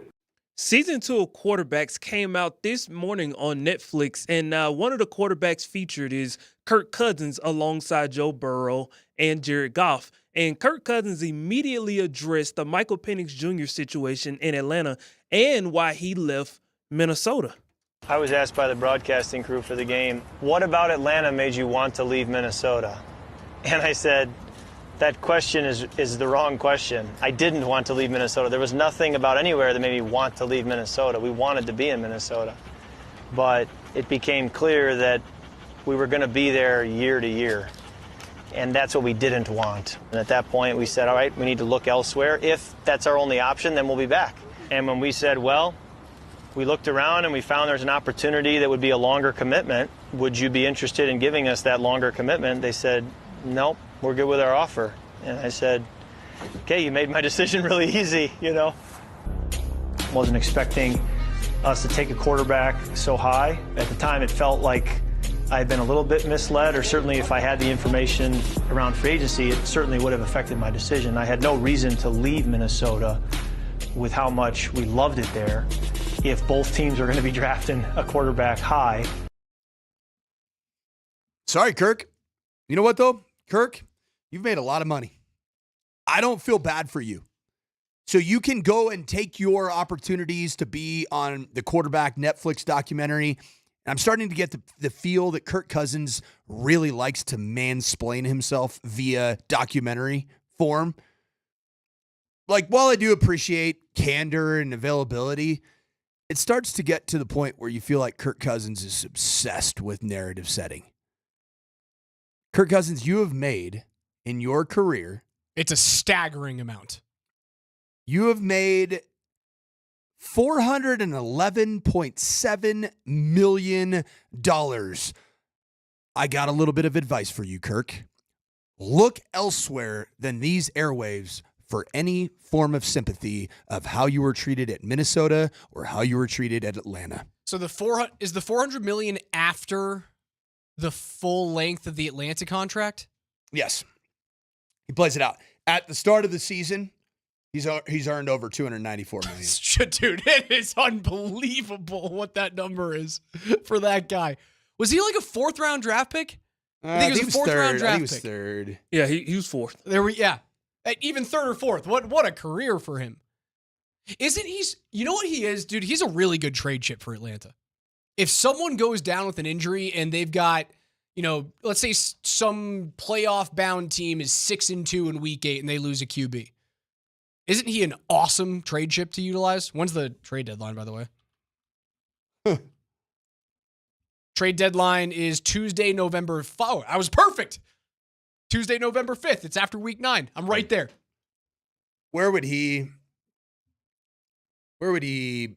potentially be needed? I mean, there's quarterback needy teams all around the but league. You'd probably, Cleveland. Wouldn't you do it with a team that's probably knocking on the door of playoff eligibility? Possibly Cleveland? Indy. But you love Daniel Jones this year. I don't get it. You're scared about going to Indy in week 2, and I'm not. Give me I don't know what the over-under is on win total for Daniel Jones as a starter. I'm not sure what that plus-minus is. I would hammer it. I bet it's like 3.5. Could he get the Jets over the hump? Because it's not going to be Justin Fields. Could he get... I don't know. It's kind of it, isn't it? Green Bay doesn't need a quarterback. Minnesota doesn't need a quarterback. Chicago, Detroit don't need quarterbacks. Dallas doesn't need a quarterback. The Giants just drafted theirs. Washington and Philadelphia don't need quarterbacks. If you're factoring in injury like you did a few minutes ago, Houston. Oh. Houston would be a great landing spot. Are you you're nervous about CJ Stroud? Am I? Sounds like it. I think we should be. I think CJ Stroud is an emerging top 10 quarterback, maybe potentially top 5, depending on what kind of season he has. But you're advocating that they'd get Kirk Cousins? I'm saying if he were to get injured, if we're adding in teams that are potentially, running that risk with quarterbacks. KJ's NFL notes are brought to you by our friends at Mountain High Appliance. They're Colorado's most complete local appliance store. They have locations in Denver, Louisville, Littleton, Colorado Springs, and Glenwood Springs. They offer every major appliance line and brand, and you can find them at mountainhighappliance.com. We'll wrap it up on the other side, hand things off to DMac and PhD.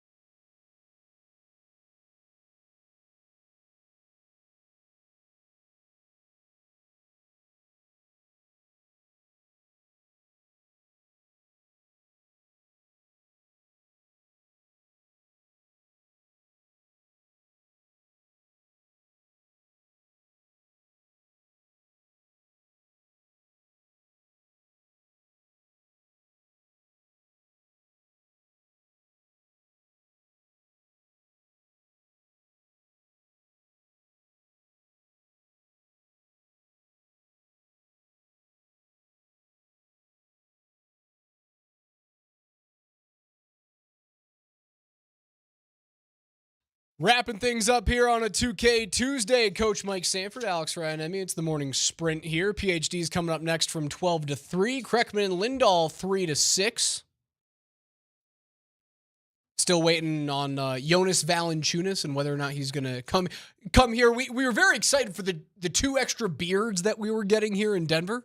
Right? Valanāiťnas, good beard. Yep. Brent Burns, elite beard. 1 beards. We're confirmed to have 1 beards. We might get 2 beards, but we have 1 beards. Like, Brent Burns is coming here. He's making $1 million. Then if he plays, what an amazing piece of work by his agent. The Brent Burns kicker, his $3 million kicker, is if he plays 10 games. Jeez. Unreal. How does that affect the cap? Doesn't affect the cap this year. But if they don't have enough space to fit that salary bonus in under the cap, it then gets rolled into next year. It's like a cap penalty for next season. Okay. So there's an ability. Is it a 1-year deal? It's a 1-year deal. There's an ability to make sure it fits. You don't think you should sign Brent Burns to like a 12-year deal? Have him here till he's 52. I don't think the league would allow that. Okay. Once Ilya Kovalchuk tried to do that in New Jersey, the league went, no. Let's try to keep that thing to a minimum. Like Bobby Bonilla. The Kovalchuk trade was so bad that the league shut down. It was so cap circumventy that they locked out. That's how bad it was. And then they allowed Marchand to sign until he was like 43 years old. Unreal. Before speaking to reporters, this coming from Manos 1908 on Twitter. This seems like it's a translation of what happened today with Valanāiťnas. He says, quote, once the trade is finalized, we'll put together the plan for the trip to Denver. The team will outline how they see the situation, medicals, and all the details. That part is up to them, Valanāiťnas said to Basket News. Can it be said that you'll be playing in Denver next season? ?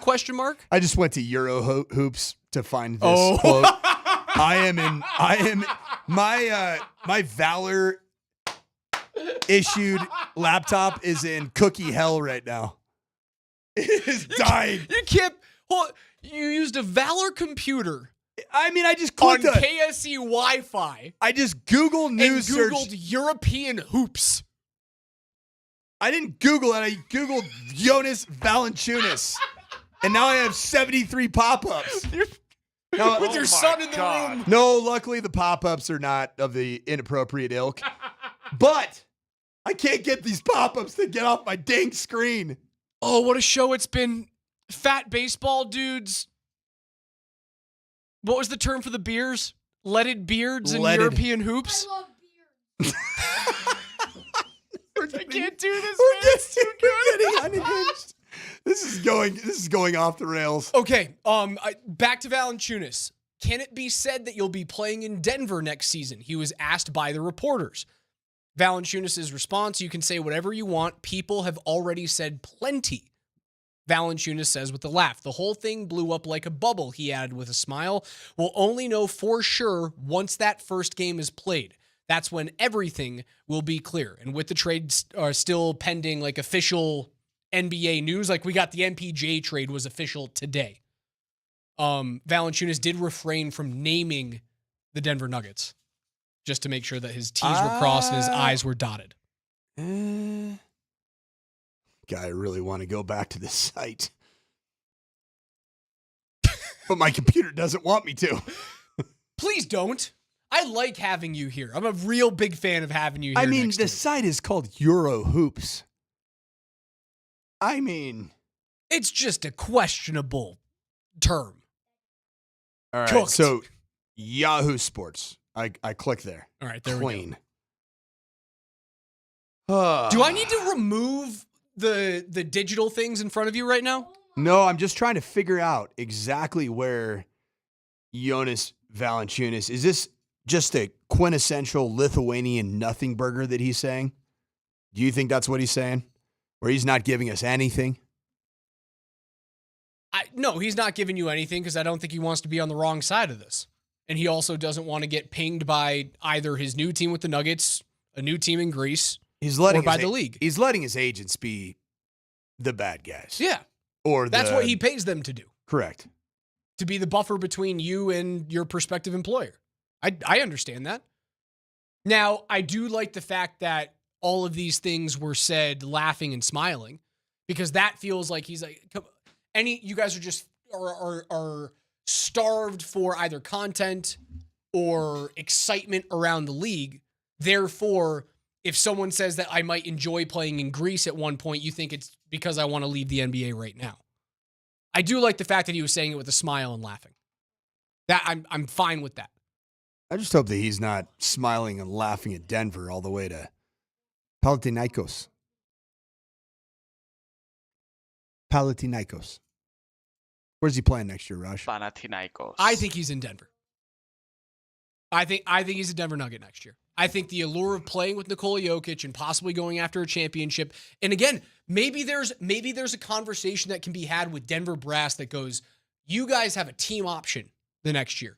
Let's have a handshake agreement or a head nod agreement of you're not picking up my team option next season. You want to know where you get 1 year. You get 1 year with me.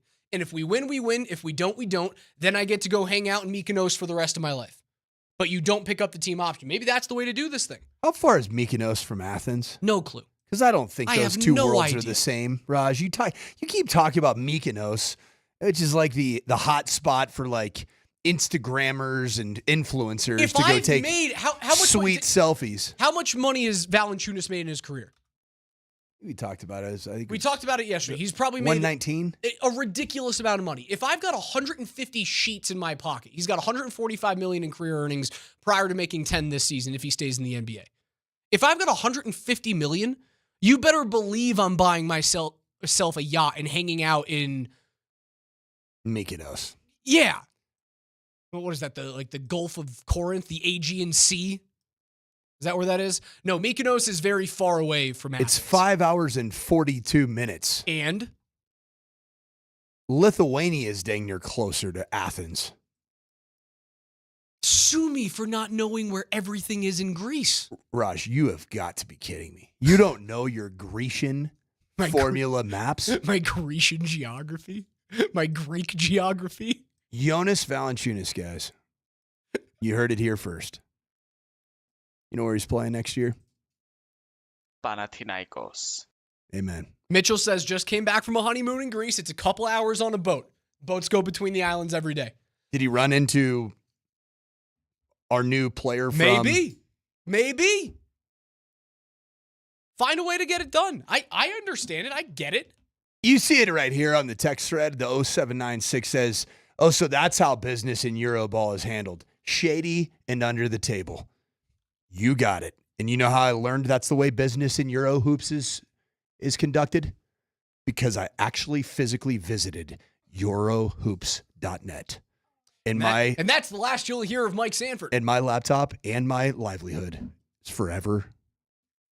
Are you going to be barred from getting into the field tomorrow? Gosh, man.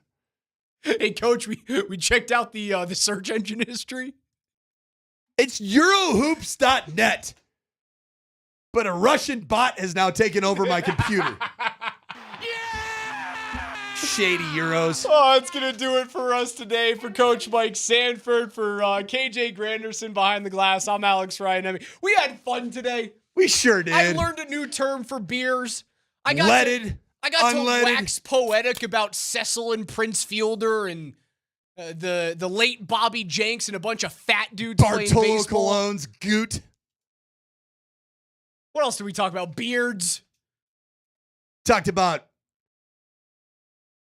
going to inappropriate websites on company-issued computers wonderful Tuesday. when you're searching for European basketball. Oh, I love this show. It's been the morning sprint. PhD's coming up next. We'll talk to you guys tomorrow morning at 10, assuming Coach is still here. I can't get these pop-ups to get off my dang screen. Oh, what a show it's been. Fat baseball dudes. What was the term for the beers? Leaded beards and European hoops? I love beards. That was my son.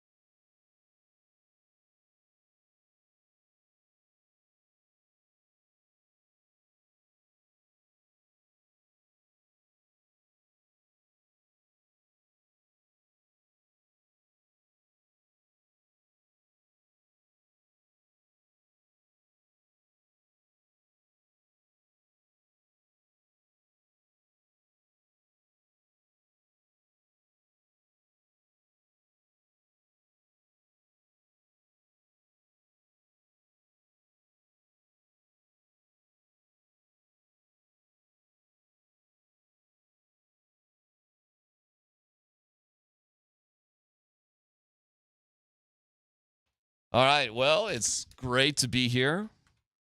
Rob Trujillo is with me today. What's up, Rob? Nice to see you. What's good, brother? I got Steve Nelson riding along today as well. Steve doing double duty again today and tomorrow. My God, Steve. Yeah. What are they paying you? Not enough, Not is enough. the answer, DMac. Not All enough right. to deal with Moj and Vic and Berto and then turn around and deal with you, man. No, it's not enough. That makes this a great point. Who's the easier person to deal with? Out of the three? Well, I guess if you want Or four, I guess. Let's see. Yeah, if you want to categorize like that. I would assume Berto's the easiest guy to deal with. The thing that I love about Berto is that dude has never, I don't know if he's ever planned a show ever. He turns on the microphone and he shoots from the hip. I've never discussed anything with him ever. Well, he's the world's most interesting man, so he's got the ability to do that. Well, I think Vic's probably pretty easy. I think they're all probably pretty easy. I would hope we're all pretty easy to deal with. I was going to say, where do you rank yourself there? Well, Vic just stays at home, so he's not really much of a bother, right? He doesn't really ask you to do anything. Moser's kind of in the Moser land, he's just kind of all about whatever Moser's doing. So unless you get into the Moser sphere, you're probably fine. I'm probably the trickiest of all of them because I probably ask more than anybody. Oh, probably? Probably, yeah. Definitely. Probably, but I do so in a very kind of like let's have a fun day sort of way. I think, Steve. I'd hope so. Yeah, we do brainstorming sessions. Yeah. You're not like Gordon Ramsay. You don't go, cook it now. That's right. It's not rare. It's raw. I have wanted you to address me as chef, though. Yes. And anytime somebody goes behind you in the building, they have to yell, behind. That's right. We did brainstorm something. I wanted to surprise you with it. I'm not trying to keep you from it. Okay. But it was in Steve's idea, and we're trying to think of a theme song for Jonas Valanāiťnas. And listen, I got it. I can say his name if I think about it. Now, hold on. Is the J silent there? I thought the J wasn't silent there. You thought it was Jonas, like Jonas Brothers? Well, no. I don't think it's a hard J. I just think it's Jonas Valanāiťnas. Is it Jonas? Oh, I'll say it however you say. I don't know. I thought it was Jonas, but it could be Jonas. I wasn't really worried about the first name. I was worried about Valanāiťnas. But see, now I got it down. But I thought it'd be better if we came up with a nickname for him, that would make more sense. And what would a good theme song be? And Steve thought, build me up, Buttercup, baby, just to let me down. Let me down. Mess me round and worst of all. So, our idea for Jonas Valanāiťnas, I need you, is Buttercup. Is it because you think I heard you yesterday kind of going to town on this guy doesn't want to play for your team. It kind of works in a lot of different ways. First of all, there's this cool ass song. And why don't you build me up? Why do you build me up just to let me down? That's a good point. Look how excited we were to have this dude as the backup to the Joker. And we build him up and he wants to go to Paranthinaikos? Close. And it's a hard name to say. So, and let's face it, anybody who would prefer to play basketball in Europe than win a championship in the NBA? Turn it up here, Steve. I think he's a Buttercup. You build me up. Build me up. So I put forward for your consideration, and if this is just a terrible idea, then you can just tell us and we can ditch it and never do it again. But my idea for a nickname for Jonas right now is Buttercup. So how's Buttercup doing? Listen. So and it was Steve's idea. I feel like you're going real hard after Jonas here. I'm going hard after him? Yeah. What, calling him Buttercup? I feel like that's particularly rough. Well, Buttercup's a fun name. Goes well. Okay. With most things. It's a little soft. If it's more important to, it's more important to be in Greece and it's more important to play Euros. Listen. Okay. I don't want to blame a guy. He's half a world away from things that he loves, things that he knows, understands. I got you, Buttercup. And if they're gonna give him a similar amount of money. Oh, He's I not get it. because he's not getting like NBA crazy level money, right? So it's not like he's turning down millions and millions of dollars. If they're going to put out the same kind of money, I don't know. I mean, I don't want to blame the guy if he doesn't want to be here. Oh, sure. I also think who wouldn't rather win a EuroLeague championship than an NBA title? That makes perfect sense. I just think that you don't have to be quite as hard on him for that. Am I being hard calling him Buttercup? I think Buttercup's a little harsh. It's implying soft. I think Buttercup's a perfect name for him. He wants Build me up. He wants to go to Greece and I think play with Juancho, who was a movie star. Now is the time to say it, right? Now it's time to say what? That he wants to do this. I mean, I don't know. It's up to him, I guess. This all came out before the trade became official. He tried to let him know if it's something that he is interested in actually doing. I don't mind him saying it now. We just need a finalization. And I agree with you when you said good for the Nuggets for holding him to the contract. Absolutely. I mean, yeah, that's 100% right.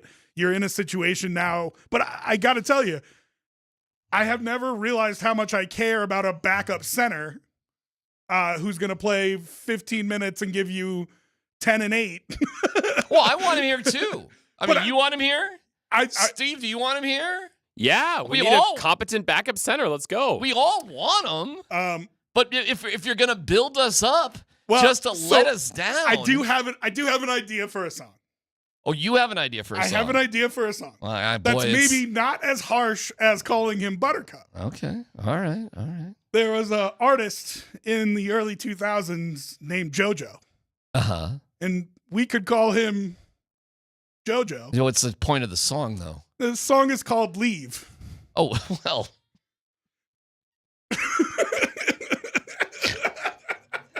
That's a different way to think of it. All right. Just leave. Or just done with it. Get out right now. You don't want to be here. If you don't want to be, just leave. So forget the nickname. We're just giving him a directive. In terms of JoJo's songs, I thought you wanted me to play "It's Just Too Little, Too Late" for one Jonas Valanāiťnas. I'm impressed she has more than one song. The depth of your JoJo knowledge is shocking. Hey man, she was all the rage in like 2003. Man, she had a good moment. 2000. Hey, she just played the Ogden a little bit ago. So yeah. So your thing is just leave. Yeah. Just leave. You've had it. If that's what you want, but you made this point. That's not what I want. No. That's not what I want. If that's what he wants, because you've made this point, do you want a guy here who doesn't want to be here? Do I want a guy here who doesn't want to be here? Can that negatively affect the I locker sort of do, until he proves if he's going to be a turd, that ain't going to work. I don't really care how he feels. I care about, you signed a contract. This is part of it. You're available to be dealt. And if you don't want to, uphold the thing that you signed, because you just don't like it here, then why do you build me up? Oh, you can just say leave. I don't say leave. But here's the new news this morning is that Al Horford is down to, and Steve, if you remember who tweeted it, please give him credit, but that Al Horford is down to Golden State, yes, or Denver. Yes, I saw that.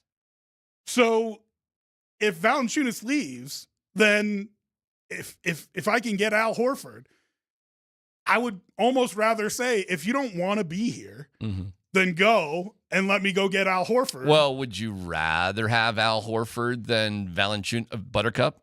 I would rather have a happy Al Horford than a dismayed and unhappy JoJo. Yeah, see. All right. I respect your opinion. I mean, I think it's driving everybody a little crazy. Listen, the number one problem last year, despite what everybody wants to say, the unspoken secret is that the number one problem last year was that locker room. Listen. Come on. It wasn't great. There were some tense moments. Especially at the beginning of the year. Well, the beginning of the year, they couldn't really get a good rhythm going. But there was a locker room issue, and it's part of the reason that they want to bring Bruce back. It was a really slow start to the beginning last year, yeah. But it was kind of weird, man. I mean, like, found out Russell Westbrook was just jetting back to see his family, which is cool. Michael Malone missed a couple games to go watch his daughter play volleyball. It's like, oh, okay. Okay, but you lost half of your first 30 games. You know what I mean? It wasn't good. It was bad. It was bad. And it led you to being the 4 seed instead of the 2 seed. And so, listen, you brought Bruce Brown back for vibes, right? You're losing DeAndre Jordan, who's kind of a glue guy in that locker room. If he really doesn't want to be here, if he is going to be a hostage, if this is going to be a hostage situation where he's here because he signed the contract and has to be here, I don't want that in the locker room. All right, but here's what's tricky. There's a difference between I don't want to be here, but I'm going to give you everything I got.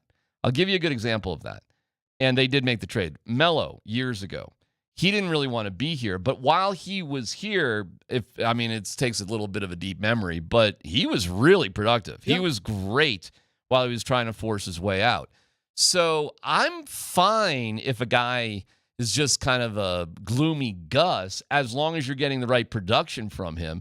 By the way, not everybody on the team has to be the team, comedian or, the guy that you rally around. There can be guys who are kind of living on the outside and just don't participate very much. That's fine. I don't disagree with you at all. What do you think Valanāiťnas is with the Avalanche, by the way?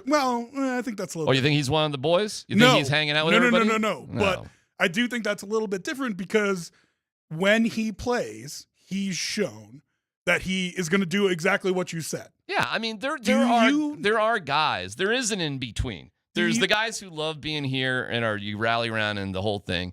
And then there's guys who are just like, why am I here? Jamal Charles with the Broncos, probably Ryan Johansson with the Avs or, stuff like that. But there is a middle ground, too, where it's just like, all right, this is my job. This is what I'm going to do. I'm not a big factor one way or the other. Are you 100% sure JoJo is going to be that guy? I think so. Well, at least according to people in the course of career, he has been like that. Because if you can promise me that, then I'm with you. I can't promise you anything but sunshine and rainbows and a good attitude. That's all I can promise you. I don't know how he's going to be in year 14 of the NBA. So then wouldn't you rather a hungry and happy Al Horford? I don't know how happy Al Horford's going to be. He would choose to come here. Of course, he's going to be happier with that. I don't know. Who's a better basketball player to back up Jokic? Probably Jonas right now, but then I would go with Jonas. But I still think you get good production out of Horford. All right. Well, see how it goes. We got a couple of things coming up here. Tamar Bates, who is on the Nuggets, 2-way contract. He is going to join us at 12:30. And they're just wrapping up their summer league practice, and they're off to play on Thursday. So we look forward to having Tamar Bates. Also, a couple days ago, said he is a Chiefs fan all the way. Wow. He is from Missouri. He loves the Chiefs. He's all that. So just went right for it there, huh? He just put it out there. Welcome to Denver. Yeah. Go Mahomes. Oh, boy. So we'll have him on in about 15 minutes. Also, the guys in the morning have a interesting take on the Valanāiťnas, the Buttercup situation, the JoJo situation. So where are you right now? You just want him to split? You got a lot of ifs with your arguments. I would want to talk to him.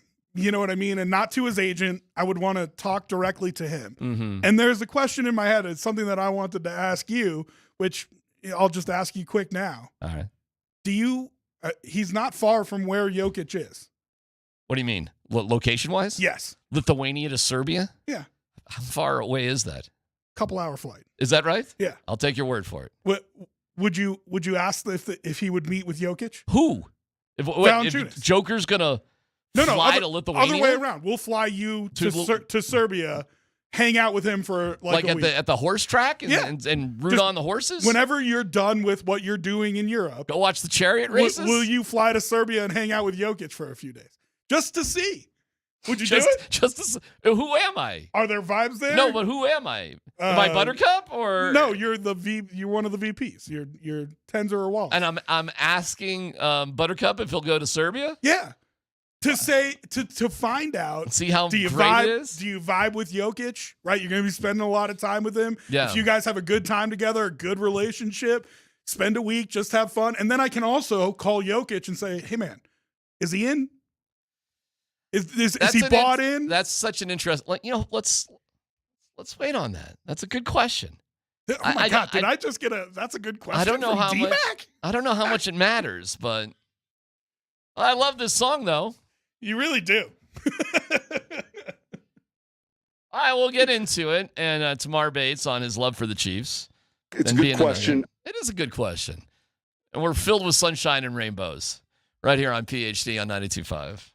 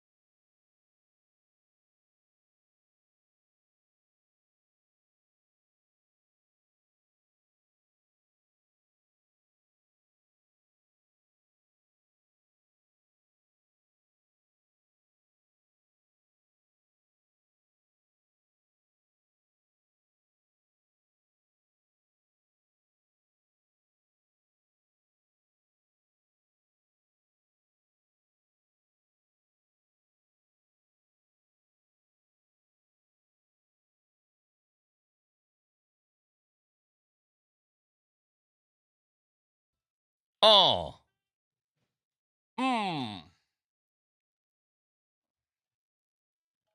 Tamar Bates is a two-way player with the Nuggets. By the way, the press release did come out today. Michael Porter Jr. officially has been traded. And Cam Johnson, welcome to the Nuggets, officially. So, nice job by the Nuggets social media doing some tributes to MPJ and just some thoughts on MPJ as it's an official deal. I'm a big fan of MPJ. I kind of went out on a limb a few years ago saying, oh my God, this guy should be in the Hall of Fame.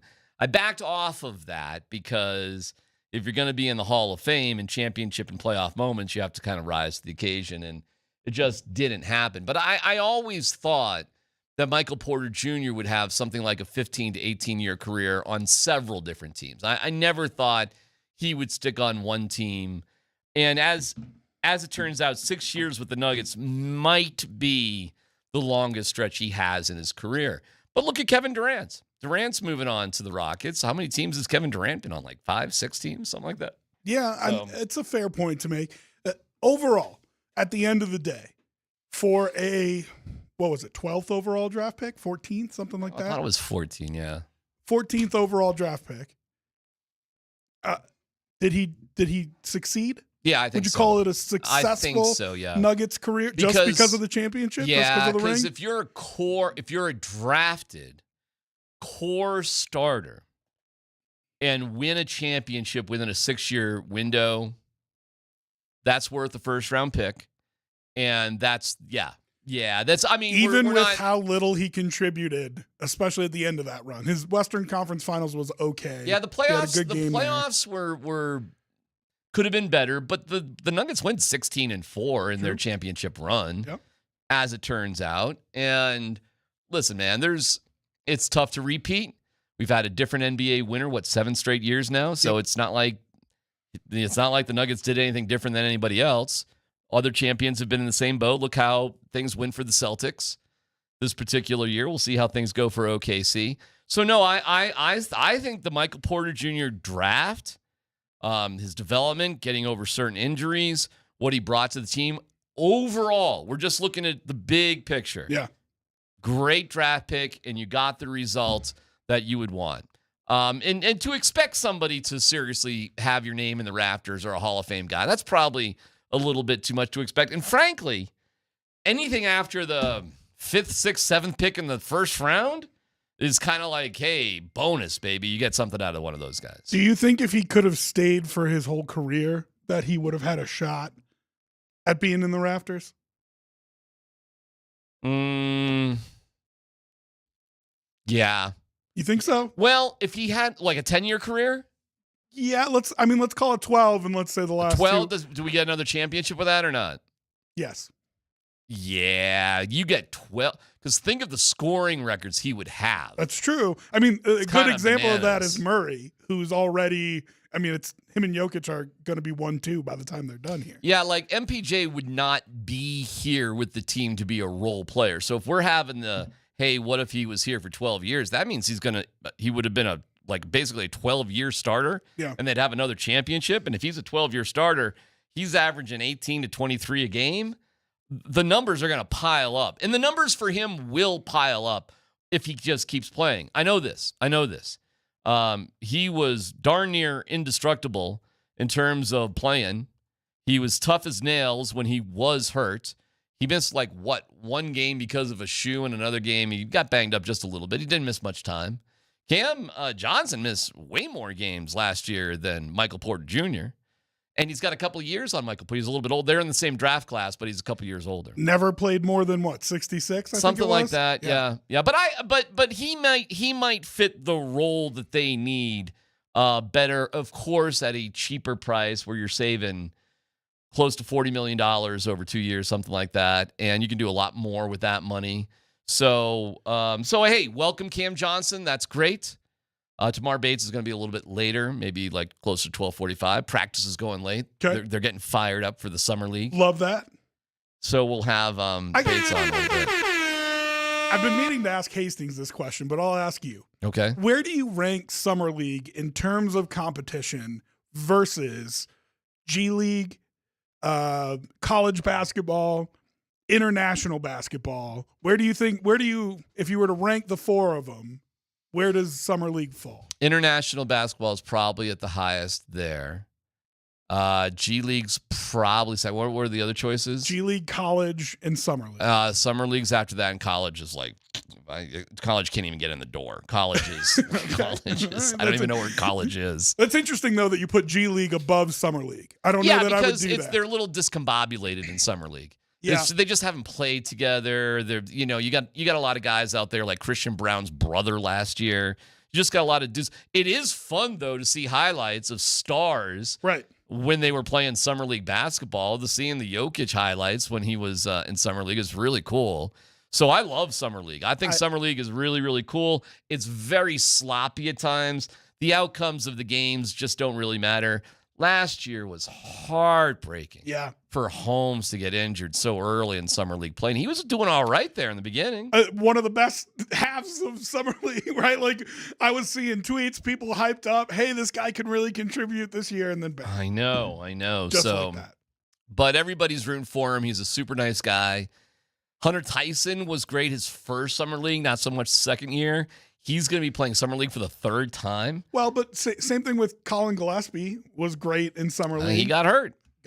But and now contributing with Phoenix. Yeah. Not in a major way, but at least contributing minutes. And that's really what you need from these guys, right? Dude's been being paid millions to play basketball. Yeah. Sounds like a win to me. Yeah. So a little bit later, I do want to play. All right, here's the morning show on Valanāiťnas. Here we go. I spent a lot of time thinking about this yesterday. Would you rather have Al Horford or Jonas Valanāiťnas as a member of the Nuggets? Right now, I'd rather have a sewer rat than Jonas Valanāiťnas. I don't want somebody who doesn't want to play here. I don't either. I'd take a rabid sewer rat sitting on the bench in a cage. But what if over you this hear, guy? What if you hear different? What if it was just an agent mix-up? What if his intentions are he was far an agent different? mix-up? Yeah, his agent's a real moron. I'm just saying. Well, what yeah, he is. if? It sounds let like- him speak. Let him speak first. What if what he has to say is much different than what you're hearing?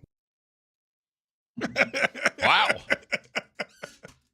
Wow.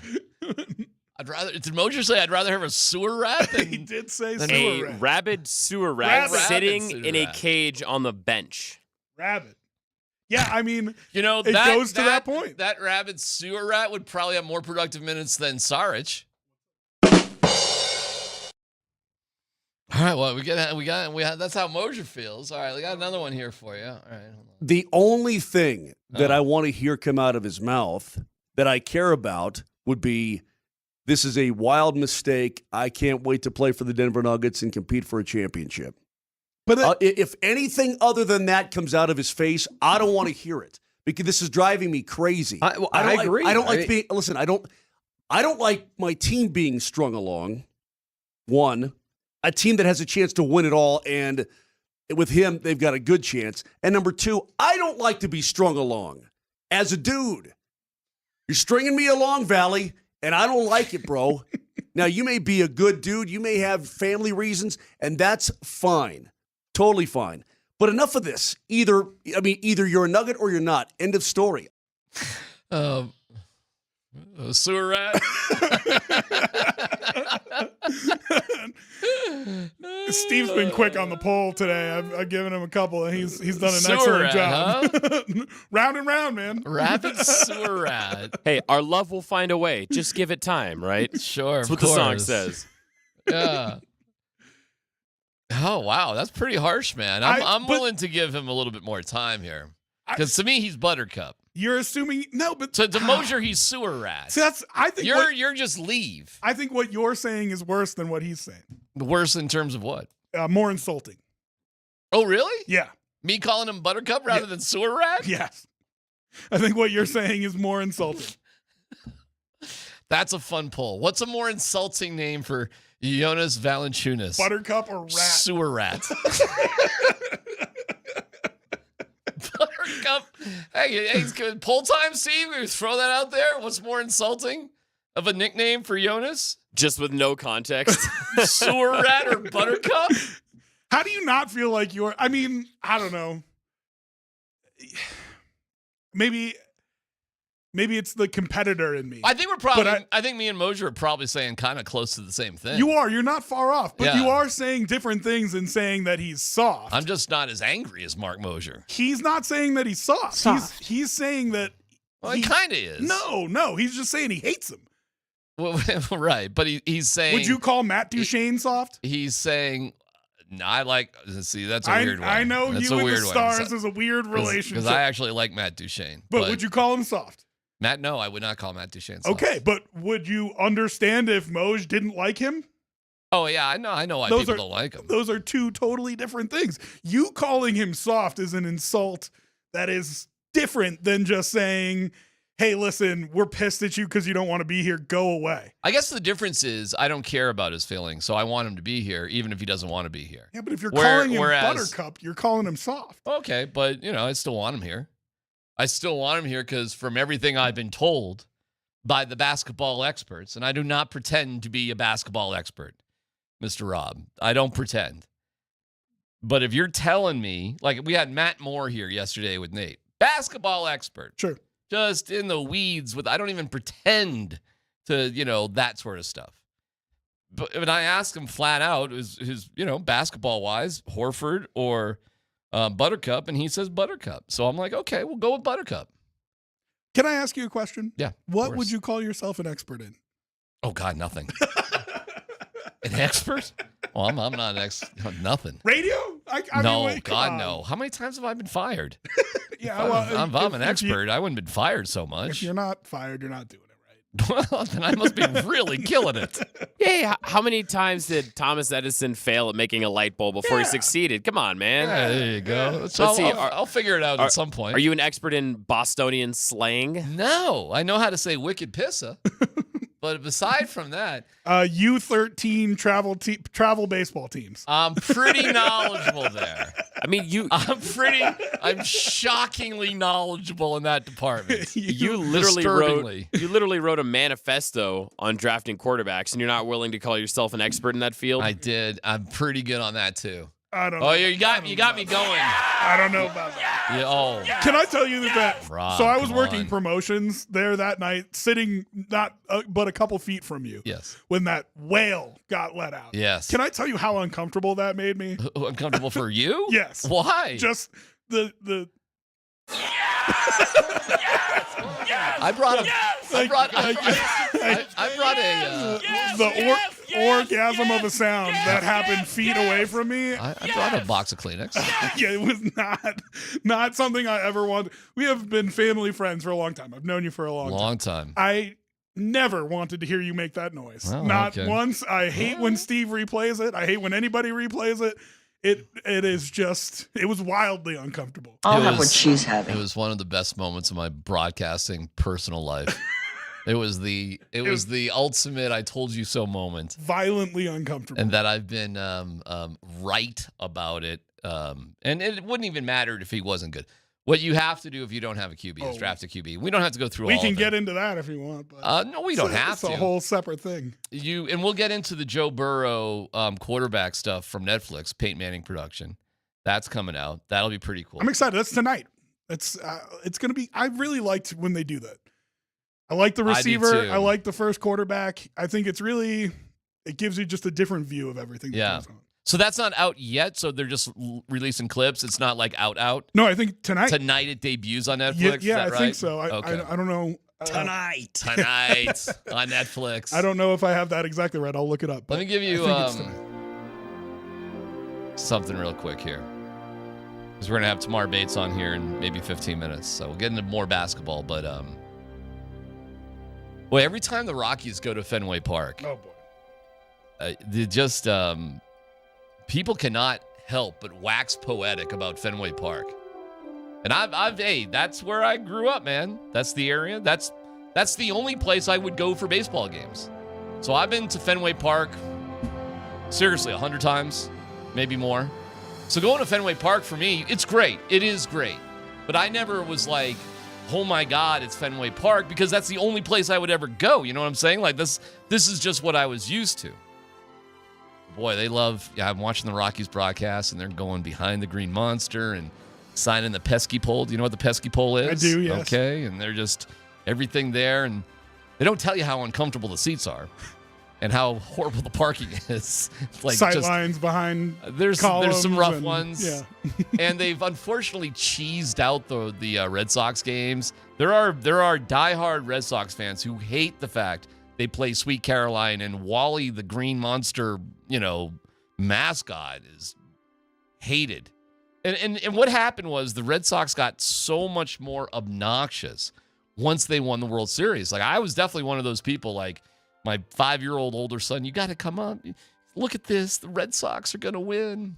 And they beat our beloved Rockies in 2007. And they've been kind of annoying before that, but they're basically insufferable because the fans are so pompous about the lore of Fenway. Meanwhile, they're the first people in the world to want to rip down all the old buildings and put up Starbucks or whatever things around there. And they've done that around Fenway Park, by the way, My first radio station I ever interned at that I was a fan of. The reason I got in radio was WBCN in Boston. And they were located in the Fenway, right behind Fenway Park. And before nuns or fake cops were robbing Fenway Park in the town. Great movie. Awesome movie. You could just go into Fenway Park. It was just open, Rob. Like, you could just go and grab a hot dog on the street at lunch. Nobody's there. You just walk right into Fenway Park. How cool is that, right? That is actually pretty cool. So I'm watching the game last night and all this like, Fenway Park. And I'm like, okay, here we go again with all this stuff. Like, I get it. You're trying to make a big deal of things you go. But as I was watching the game last night, I realized this. The way the Rockies played last night is why people hate the Rockies. I realized last night watching this game. This has been a long and winding road to get here. This is it.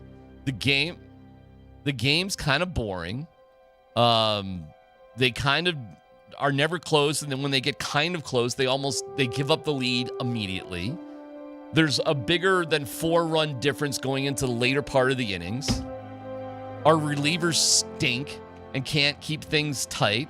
Our offense is striking out way too much and just not really coming up when they need to come up in the clutch moments. The reaction after the game was just like, whatever. Austin Gomber's screaming at himself because he sucks. But he doesn't always suck. He kind of just sucks in spots. Like, he does kind of okay, but then it's just, I'm going to suck. And I'm like, oh, this is it.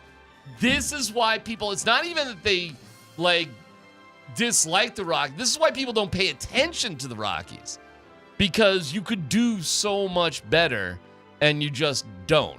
And you just crap in your hat, like when you're playing somewhere cool, like in Boston. And I'm like, wow, okay, I get it. This is why nobody cares about the Rockies. A game like last night.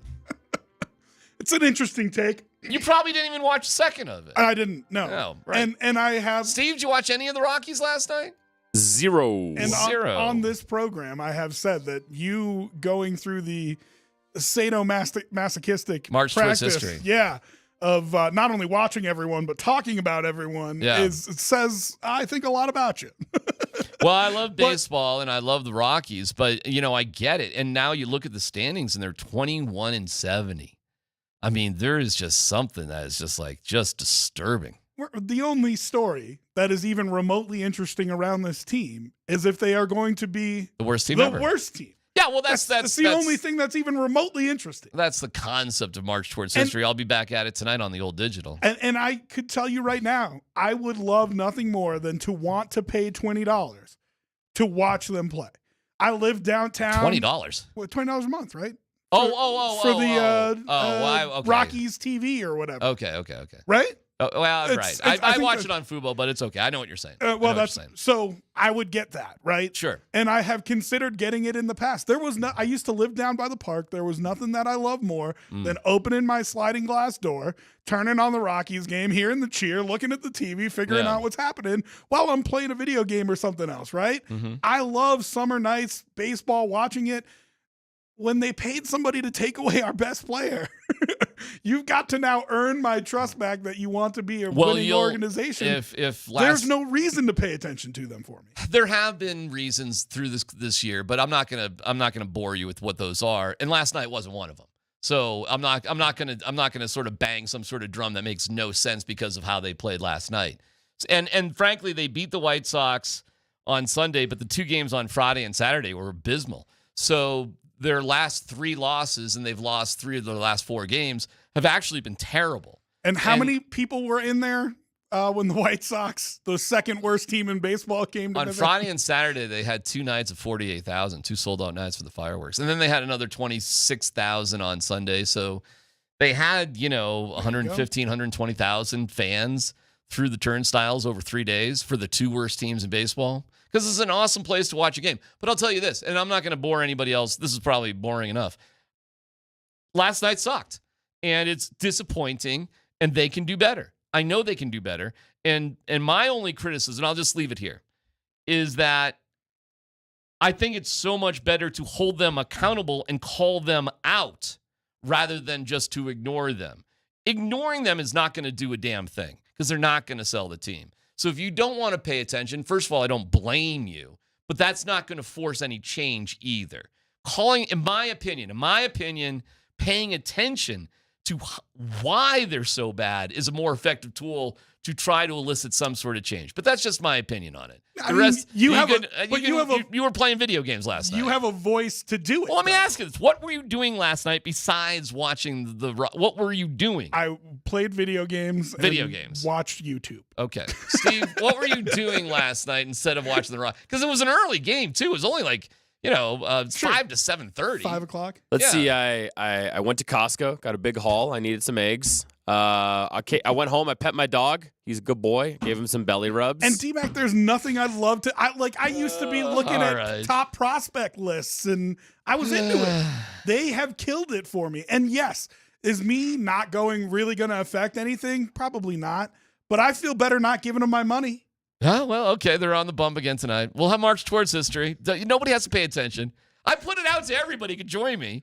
Nobody has choose. Hold on. You haven't asked me. I'll throw you an invite. Take that L on the way out. Are we going to have Tanner Bates, Steve? Are we looking good on that? Tamar Bates, still waiting for the final confirmation, but hopefully, yeah, any second now. All right. This is the guy. He's a two-way player for the Nuggets, and he loves the Chiefs. We'll see how this goes coming up next.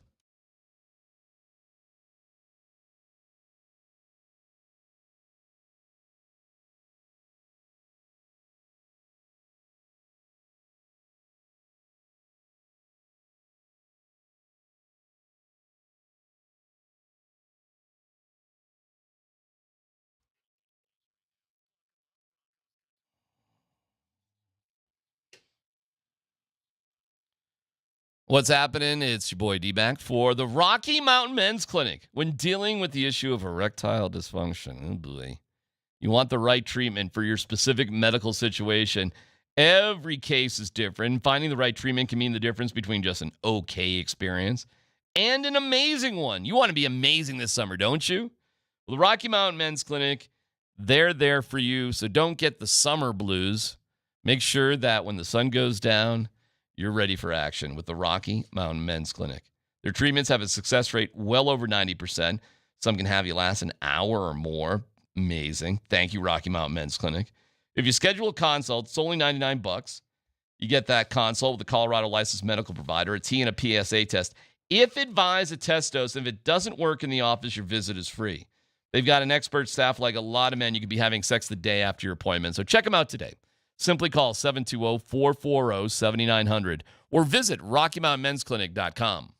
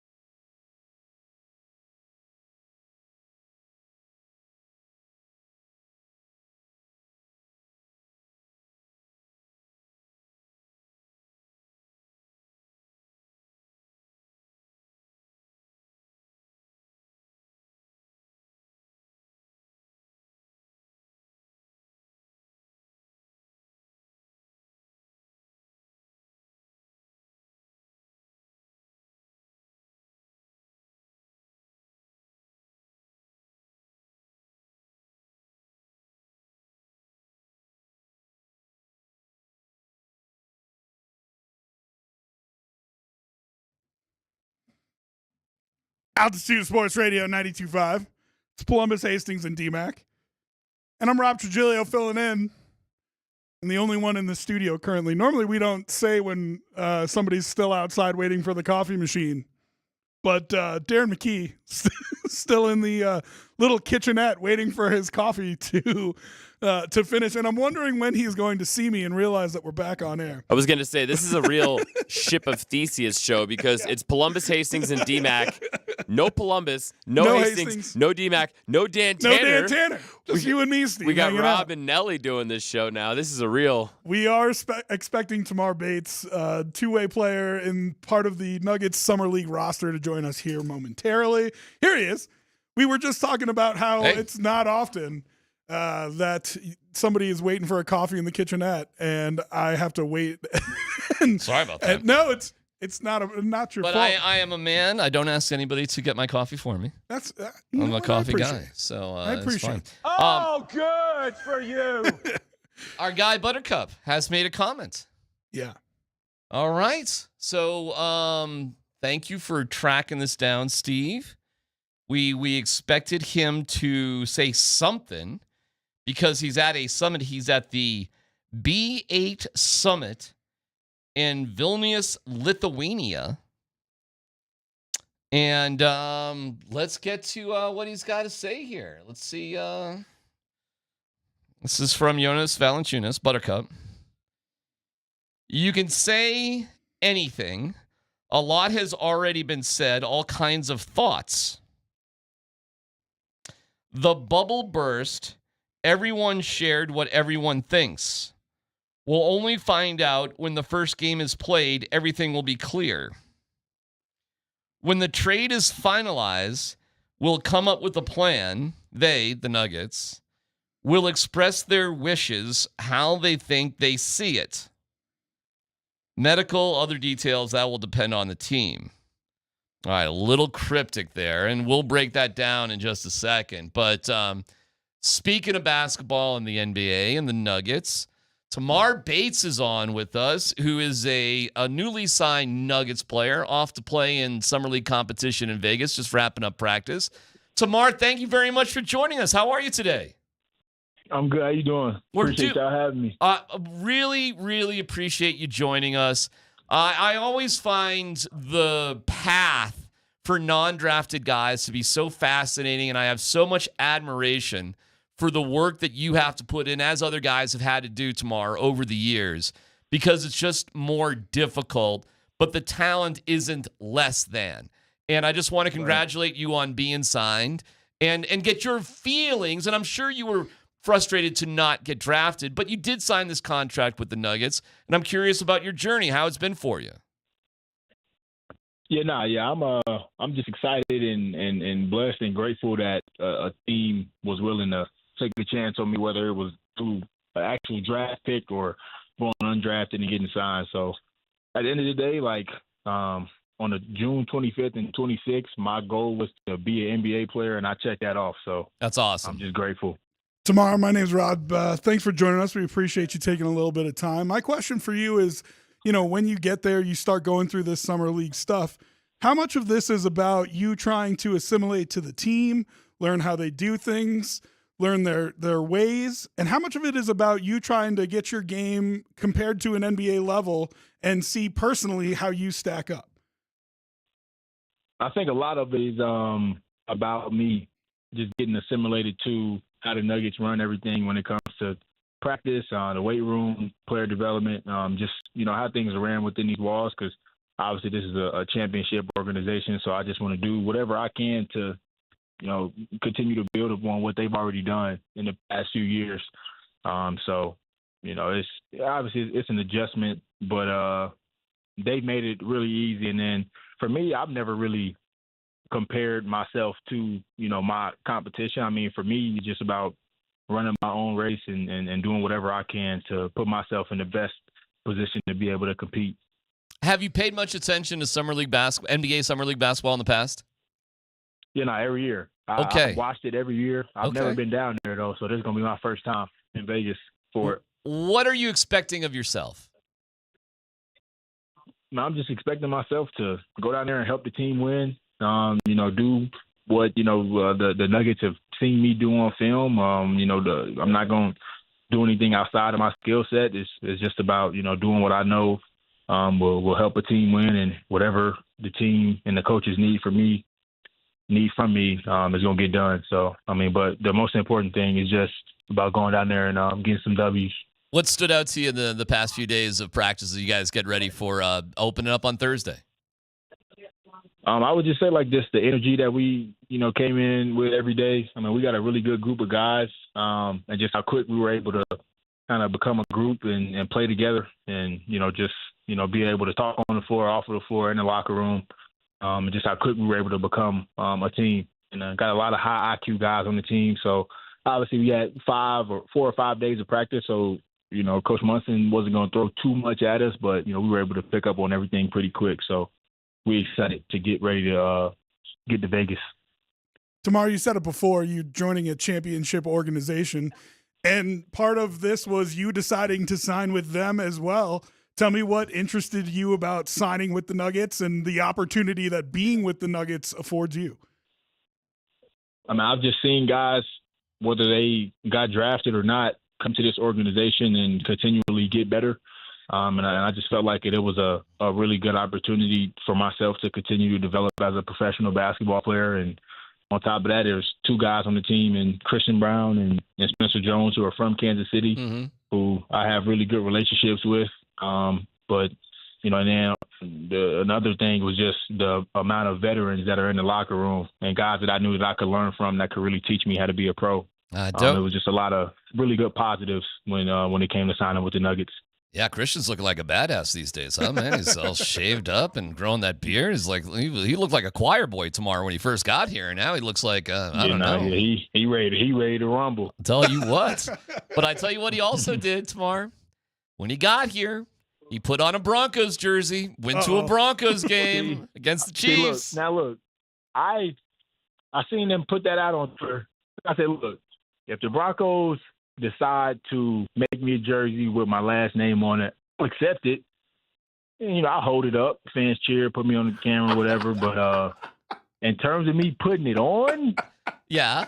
Now look, if they're not playing the Chiefs, I might be able to, but I'm not gonna make no promises in terms of just because I'm homegrown, like that's my team. But I'm in Broncos country. It's a respect thing, and I'm gonna support the Broncos as well. Just being the professional basketball team and football team in the same city. So it's all love.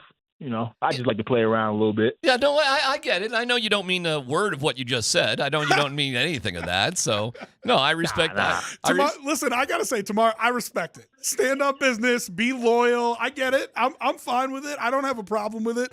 It's just, we expect you to show that same loyalty to the Nuggets after your, 20-year career. No, Rob, hold on. He'll have no problem having loyalty with the Nuggets. That's not the issue. Yeah, no doubt. No doubt. That's not an issue. It's just like, I'm from Kansas City. I've been a fan my entire life. Yeah. We literally only have baseball and football. So we don't have a basketball team. So those are the Royals and the Chiefs are 2 teams that I've always cheered for. But I'm excited to go to a Broncos game and see them play. Yeah, DMac, I haven't really been to too many NFL games in person. I don't see you talking to him about being a Rockies fan. Where's the? Don't worry about it. You can stay a Royals fan. Actually, we went to their game on the 4th and they didn't look too bad. They played the White Sox. I didn't really know too much about the Rockies until I got here. And the history of them and how they've been over the past few years, but that's neither here or there. That's neither here nor there. Hey, Tamar, we're glad you're here. I love the stories. The one thing that I know about successful two-way guys, you have to play with confidence. You can't even think about it. Cannot even think about it. It's not about being a me player. That's not what I'm saying at all. You just got to do what you do. It's just basketball. It's just basketball. Yeah. And the guys that have been in your shoes that have succeeded, that's exactly what they do. They play with confidence, and they play like it's just basketball. And guys that don't, man, they just don't make it tomorrow. That's the bottom line, man. So that's the best I can give you on that one. I'm sure you've heard that before. Appreciate that. Yeah. It just hoops. I've been playing basketball my whole life. Yep. Obviously, as you level up, and now I'm being at the highest level. There's it's less mistakes that can be made, and more roles that you got to buy into. But those are things that I'm heavily bought into. All right, my man. Well, have a great time in Vegas, and thank you for sharing some time with us and slightly lying about how you're going to accept the Broncos. We appreciate it. Yes, sir. Appreciate it. You got it. Thanks, you got Mark. it. Thank you. Tamar Bates. I love guys like that. Love those stories. You root for those guys, right? Oh yeah, definitely. And that's what I love about the summer basketball. It's only for a couple of weeks. There's nothing else going on. And so you can really dig into guys like Tamar Bates and, hey, man, when Jokic was a second-round guy, who knew, whatever. And you see these guys, and some of them will be stars. But most of them, Summer League is probably the best they'll ever get. And that's just the level of basketball it is. But it's interesting to me. And that's why I asked him the question of, like, what do you see in the organization that you feel like you can make it, right? Because, you got to sign a contract thinking that you're going to be in the NBA one day, It's right? tricky because, most of his year is going to be spent in Grand Rapids. It is. But what we know about Grand Rapids is the Grand Rapids Gold, they treat them like gold. That city embraces those guys so much. Well, and Jalen Pickett, Trey Alexander, like he said it himself, you have seen guys who have come Peyton through. Watson spent a ton of time in Grand Rapids. And made it into the NBA successfully, and that was part of his decision. Yeah. I think that says a lot about the organization. You know what I mean? Well, it gets going on Thursday. I'm excited to watch some Summer League basketball. Meanwhile, we do have a Buttercup update. That is next year on PhD.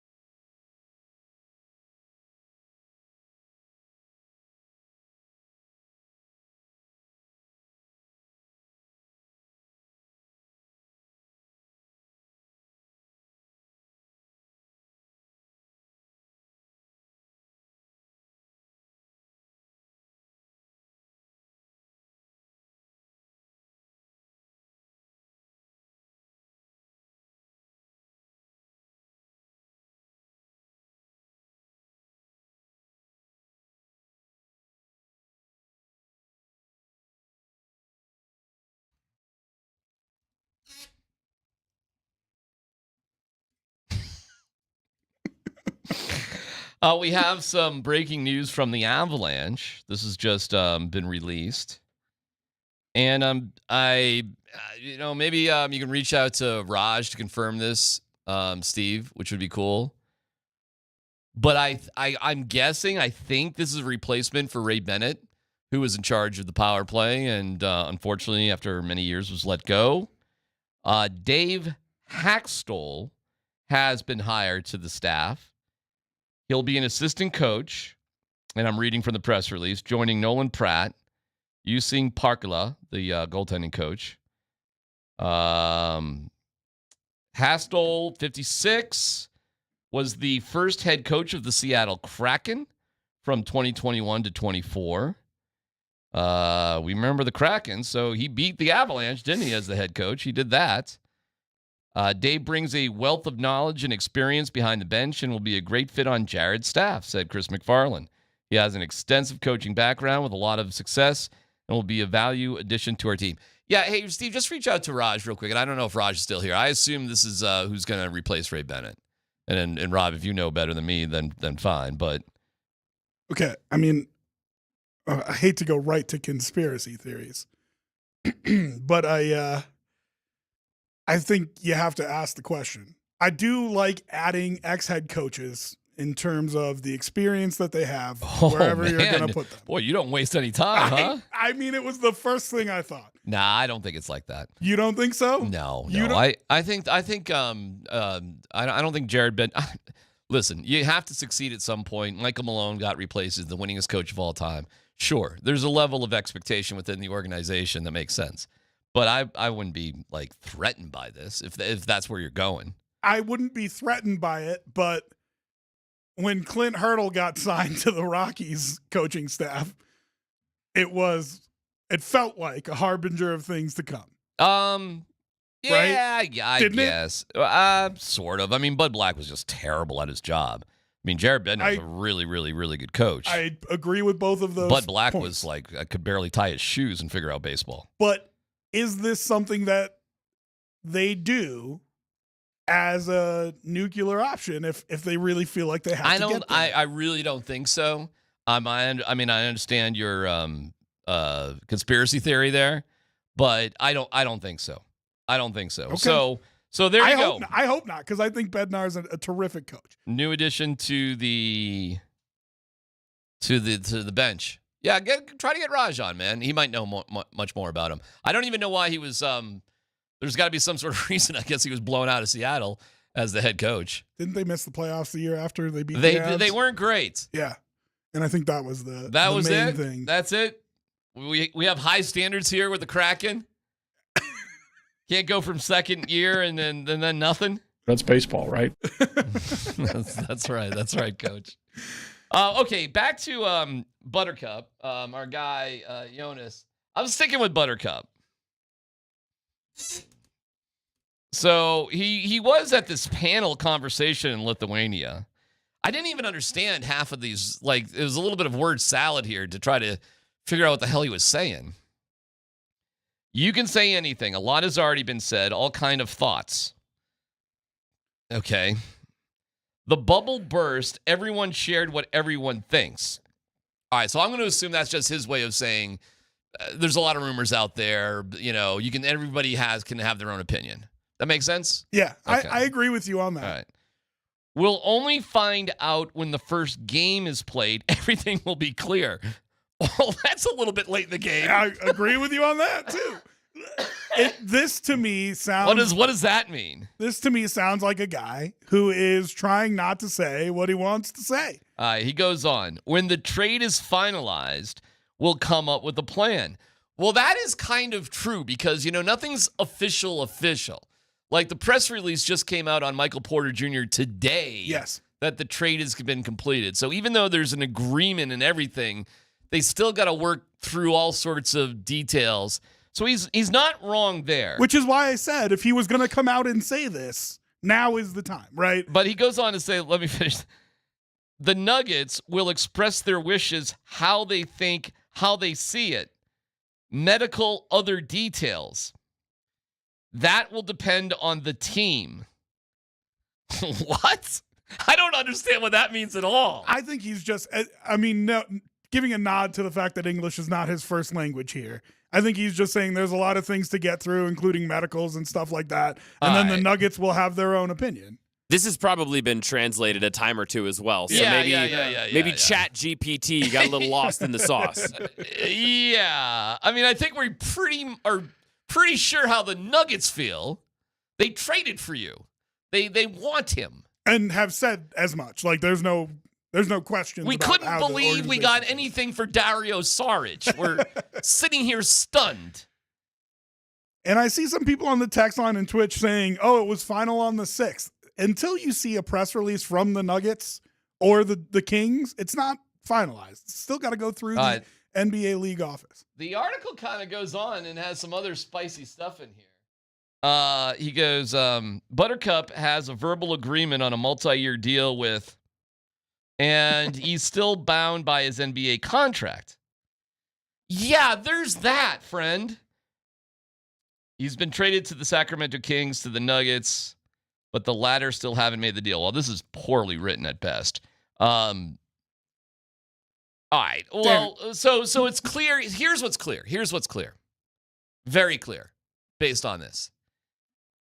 This dude's first choice ain't playing for the Nuggets. 100%.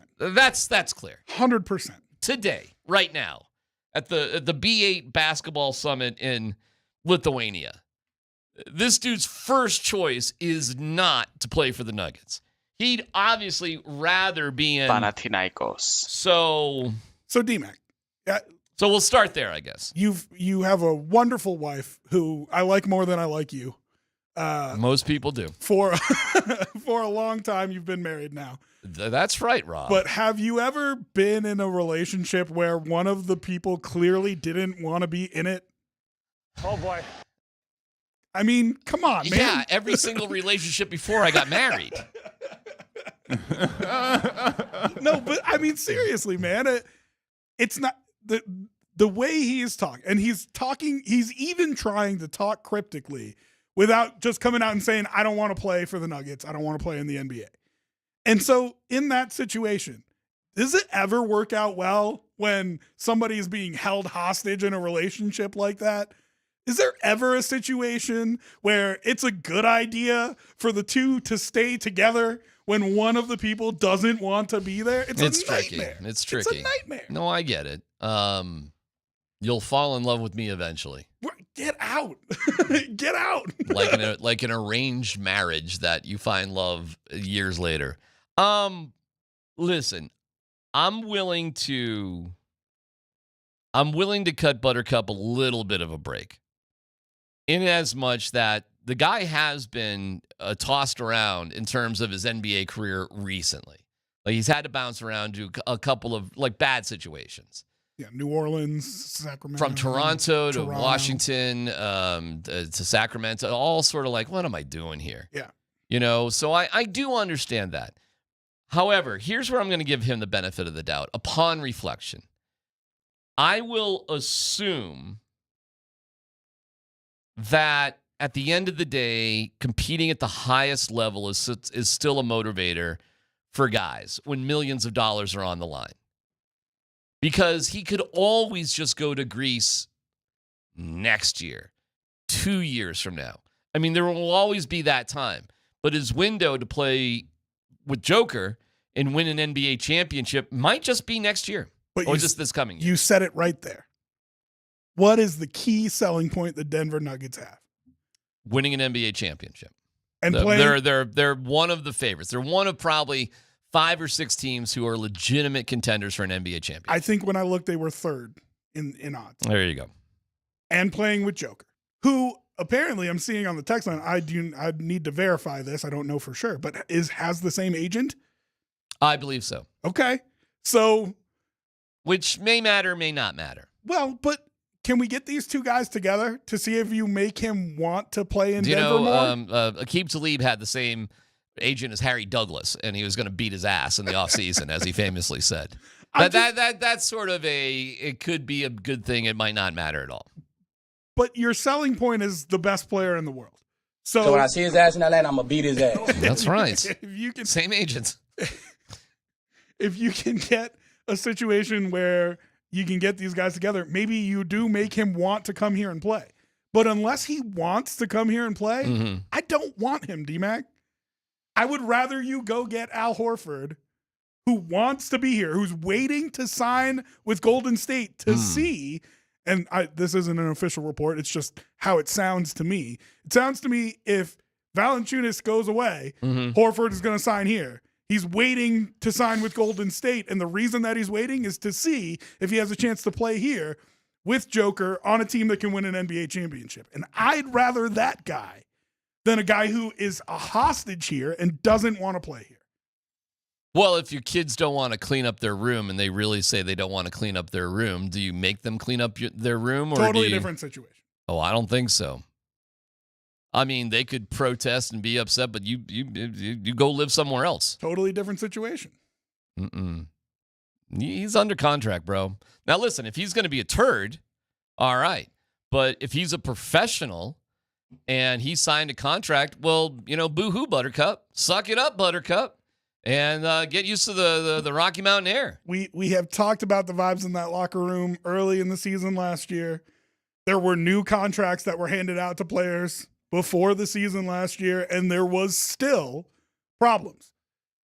There were still vibes that were off. Yeah, but is that why they lost in 7 games to the Oklahoma City Thunder? Because they were injured? Or maybe they wouldn't have played the Oklahoma City Thunder because they would have been the 2-3. You got to play a good team in the second round of the playoffs one way or the other. I'm just saying. I'm saying for a team that had all sorts of disruption, I suppose, behind the scenes, the Nuggets did pretty good.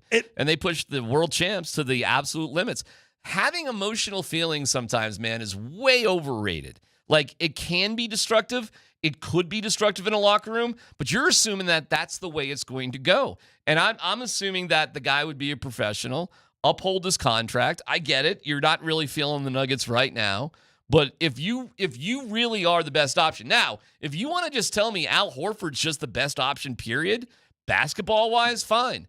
But I'm looking at this as a business decision, not an emotional thing. We're not putting together a summer team to go, play in Salt Lake City and have the parents go swimming together. I think there are two very different things, though. Is Valanāiťnas a better option? Probably. How much better?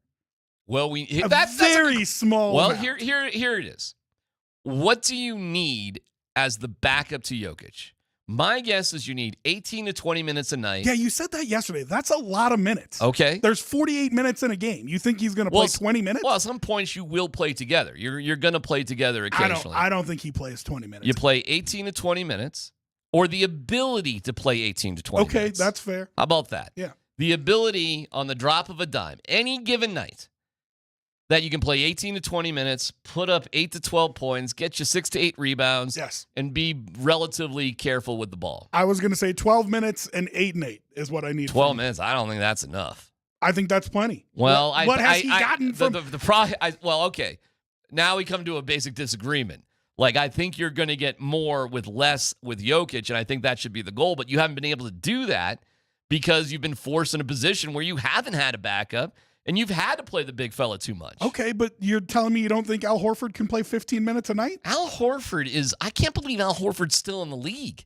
How old is Al Horford? I think you're just getting on a little bit of a high horse here. Well, no, hold on a second. Because Valanāiťnas Buttercup's, I think, 33. Yeah, I think he's 40. I'm pretty sure Horford is 40. Al Horford is 40?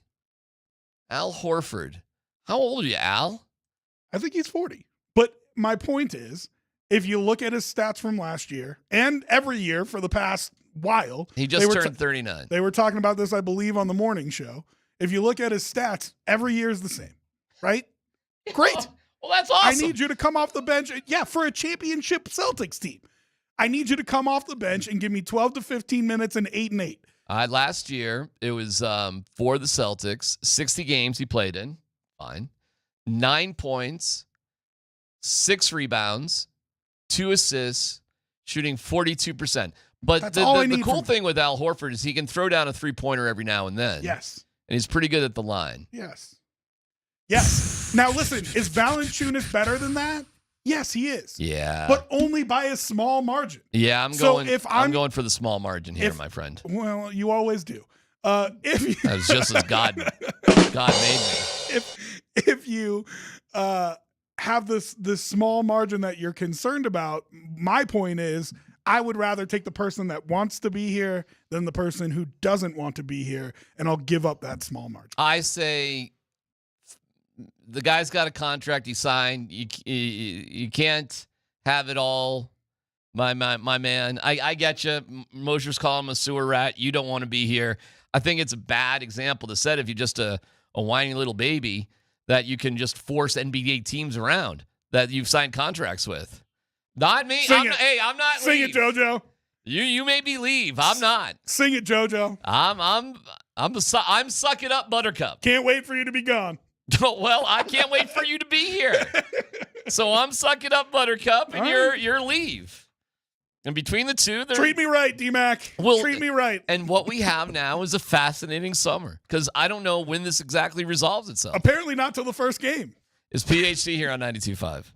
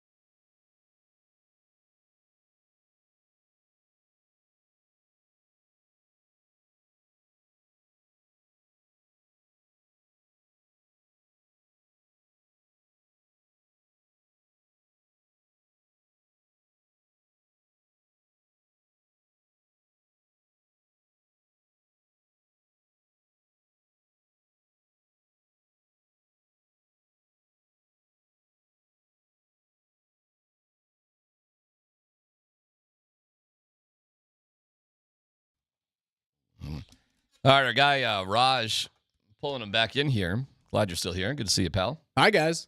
Okay, a little Avalanche news.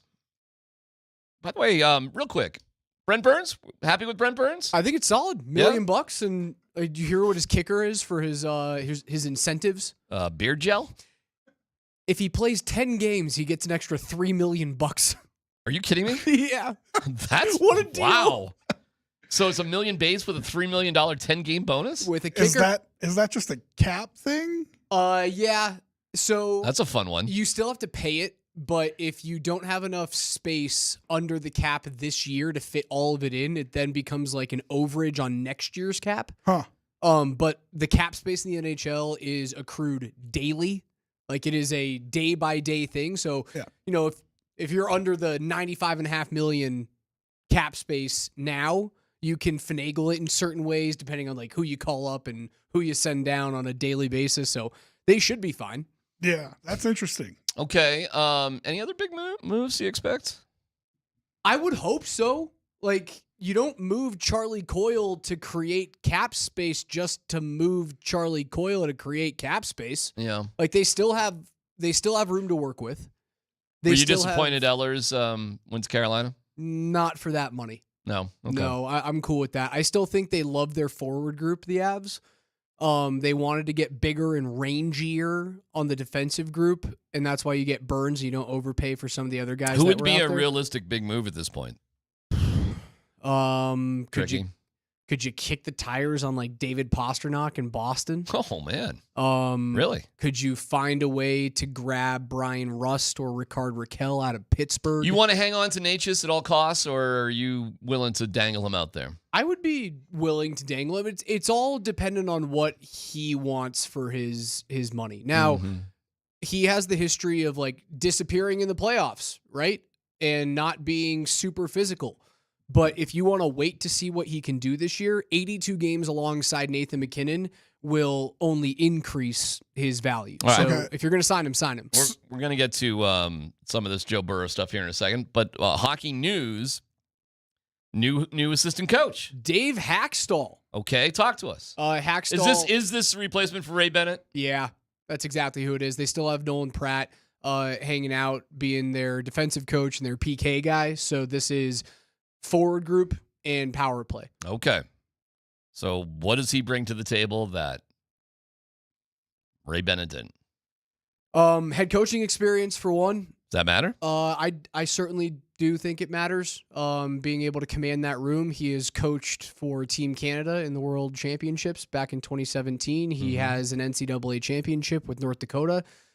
He's been the head coach at Seattle, who has a history of, beating you. He was the head coach of the Seattle Kraken when the Avs lost in round 1. And he's also coached for 4 years with the Philadelphia Flyers. Like he's known for uber aggressive forechecking schemes. And I think the Avs need that. Yeah, I was going to say that's actually would be a great way for them to play, especially with their speed. I had the thought and got yelled at for it both by DMac. I didn't yell at you. I understand it. I like Jared Bednar a lot. Rob's got his, Bednar's on the hot seat. The way that the way that the release read wasn't Jared Bednar is excited to welcome him to the staff. It's we are excited to add him to the staff. I don't think I'm going to read into the syntax of like how they're actually creating the sentences there. I think we speaks for Jared Bednar. How about just adding a coach with head coaching experience to the bench? It just made me wonder, is the seat hotter than maybe we want to give it credit for? I mean, I think it's hot if you don't make it out of the first round, or if you don't. Honestly, I think it's hot if you don't make it to the West Final next year. It's incredibly hot, but I don't believe that Hackstall has been hired to be the heir apparent if they don't want Bedsy here. I believe that. I fully believe that if they were to move on from Bednar, that search would be wide-ranging and would not just be, we've got our guy in-house now. All right, but here's what a solid question is for sure. What dynamics on any team do you create when you hire an assistant who was the head guy another place?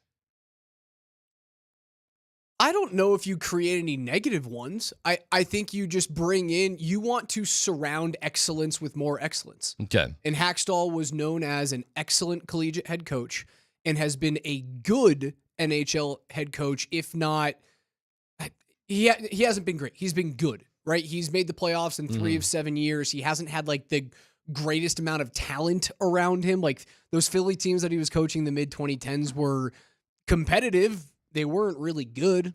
Like, I guess they had Claude Giroux back then, but it wasn't really much to write home about. Like, Sean Couturier was his next best player, or Jakub Voracek. It's not like he had a Cale Makar or Nathan McKinnon there. He certainly didn't have those in Seattle. All right, so we're feeling good about this hire? I like it. At the end of the day? I don't think there's like... No drama? I don't think there's nefarious things to look at here. I think it's like, we needed a dude who can make us more aggressive and can be solid on the power play. Now, those teams in Seattle and Philly were not like awesome power play teams. They were very much middle of the road.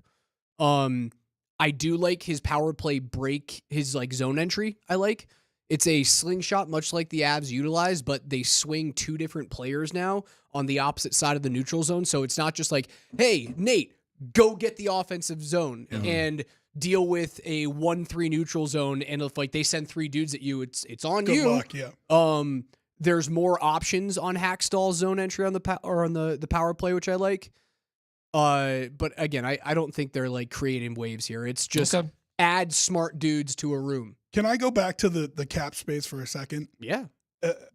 When I talked to you about it, and I kind of felt this way too, that the market went away very quickly. It got away from reasonable contracts. Yeah, very quickly, especially at the defenseman position. You've got a couple extra million cap space. You said you don't trade Charlie Coyle to make cap space for nobody.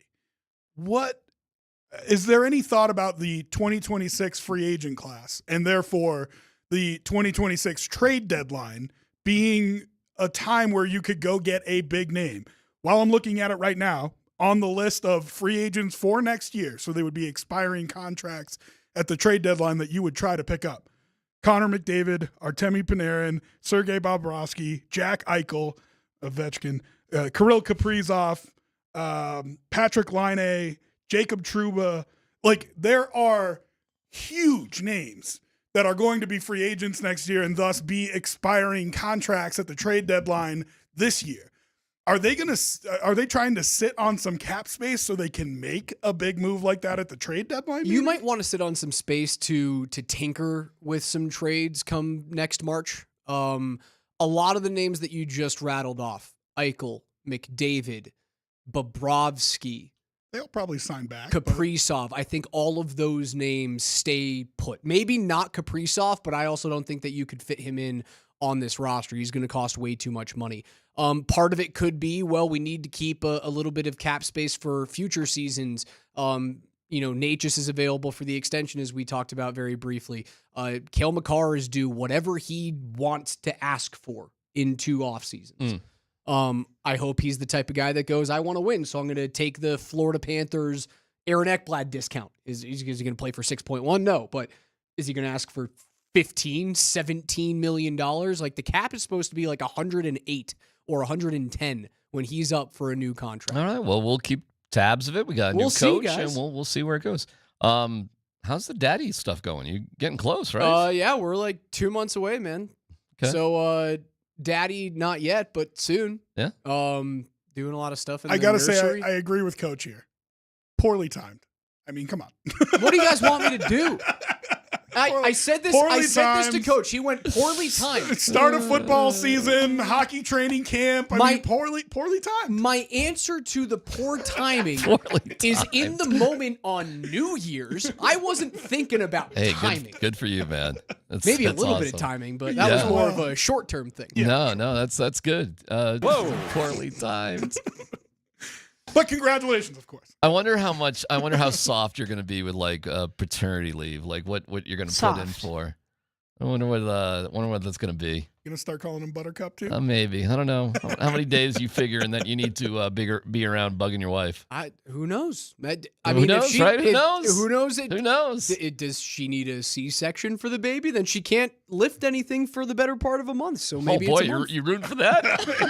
He's out for a whole month. He's already taken a whole month off. Is that what you're pulling for? So much for scheduling and planning. Wow, wow. First of all, you called your wife not very good looking like last week. I've never seen that at all. And now you're rooting for a C-section. That is harsh. Oh, my goodness. My Lord. Terrible. All right, Raj. I come doing favors for you guys, and then I get belittled. Thank you, Raj. Get that shot out of here. Appreciate you, Raj. The new edition of quarterback is coming. And I think it's great. This is the Peyton Manning. Thank you, Raj. This is the Peyton Manning production, and it's going to be Joe Burrow, Jared Goff, and Kirk Cousins again. And we learned from this last time that Kirk Cousins takes every Tuesday's family day. Like, we don't do anything with football. We're done. That's a cool idea. That's it. Yeah. He probably had a couple other days during the week last year that he could. Cousins, and this is last season. So we look back on last season and we know that it was tumultuous for Cousins. It was disappointing for Goff and certainly for Burrow that their teams, Goff's team should have won a Super Bowl. I was going to say, but while the cameras are following him, he's probably going to be in a great mood because they were terrific all the way up until the divisional round of the playoffs. Joe Burrow didn't seem to care that the cameras were on him and that he was mic'd up. So we got a couple things here, and it debuts tonight. Is that right on Netflix? So we get to see it tonight. It might be live now. It didn't have a time on it, but it did say today. Nope. Okay. Did say today is when it comes out. Anyways, here's a little Joe Burrow fired up as they beat the Titans 37-27, and he's still pissed off, even though they're clown hammering the team. So here we go with little Joe Burrow. Ball start. Offense. The penalty train rolls on. What the f*** are we doing, man? Wake the f*** up. Mental mistakes all f*** day. Way to finish the day. That's a great drive to finish it. I know it's a frustrating, embarrassing performance by us. Embarrassing. Listen, we'll address it. But at the same time, let's enjoy some wins. That. We sucked today. That was embarrassing. Okay. We jumped off sides 8 times. I know that. That's him talking to his head coach. Which makes you wonder if they see things eye to eye. But I love that. Hey, good effort today. We sucked. Yeah, but I love that. What are you talking about, clown? We were terrible. It's kind of the Nathan McKinnon thing, right? I don't know if Nathan McKinnon would ever tell like Jared Bednar basically pound sand and we blow. I mean, I've heard Peyton Manning talk like that to people.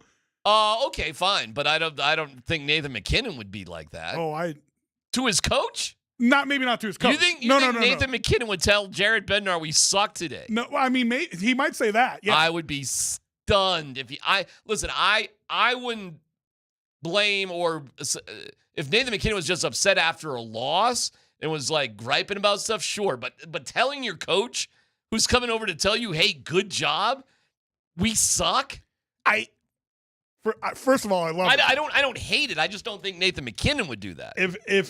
If anything's worth doing, it's worth doing right. And so if you're playing honestly the worst team, they ended up being the worst team in the league. If you're playing the worst team in the league and you still don't feel like your execution was at a high level, I think that's awesome to have a leader who's willing to hold the team accountable. All right, let me give you one more clip. Here is Burrow and Zach Taylor about their sideline conflict. Sometimes I walk into an emotional moment that I know I'm walking into an emotional moment, and it becomes a really emotional moment, and it may be viewed as conflict. It's really just passion for the game. I understand that we won the game and we want to be happy that we win the game, but at the same time, when things aren't good enough, I'm not going to act like they were.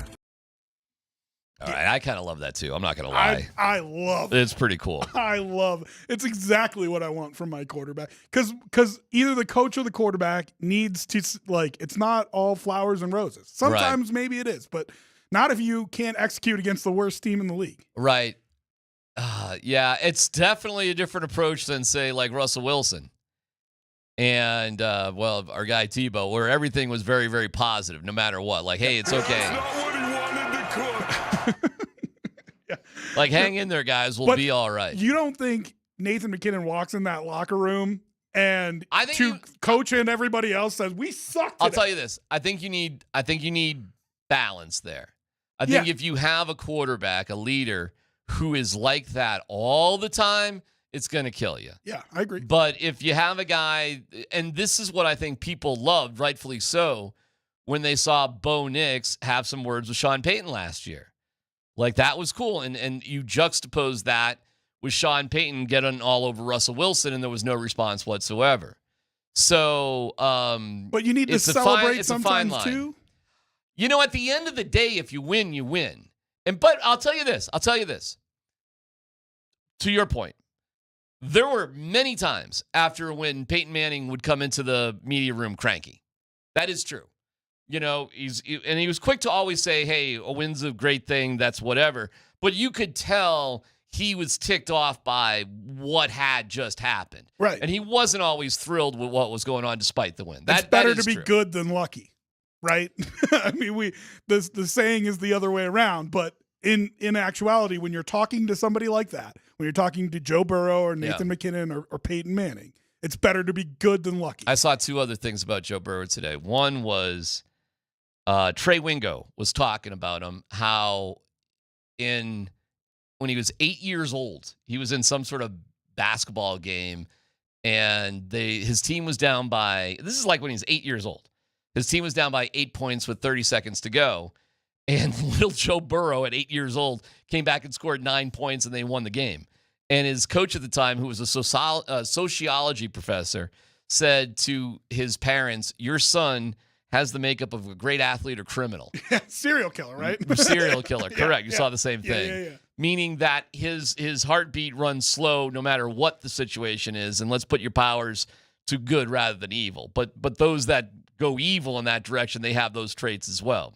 I think Jaden Daniels is the same way there, too. The other thing, which is, I think, an incredible characteristic for a quarterback, the other thing was there's another clip from this show where he's talking to, like, his position coach. And this guy's, position coach, 46-year-old schlubby, 5'9", whatever sort of dude. He's us, yeah. Yeah, he's one of us. He's definitely one of us. And this is when Joe Burrow's house got broken into. Now, if you know who Joe Burrow hangs out with, he's got like supermodel maids that are, and he's also got the girlfriend, and he's, Joe Burrow's living this like, Avengers-like lifestyle with the ladies. And he's talking to this guy like, man, what a pain in the ass about my house getting broken. And the guy's like, oh, yeah, that's gotta suck. Like, this guy could ever imagine any kind of lifestyle like this whatsoever. Did him and his fiance end up getting married? I don't know what Joe has going on, but it's something, again, that I don't think either one of us could ever dream of. Our sister station, Mix 100, Nina Blanco, and I were talking about it, and it's like actually like a TMZ-worthy thing.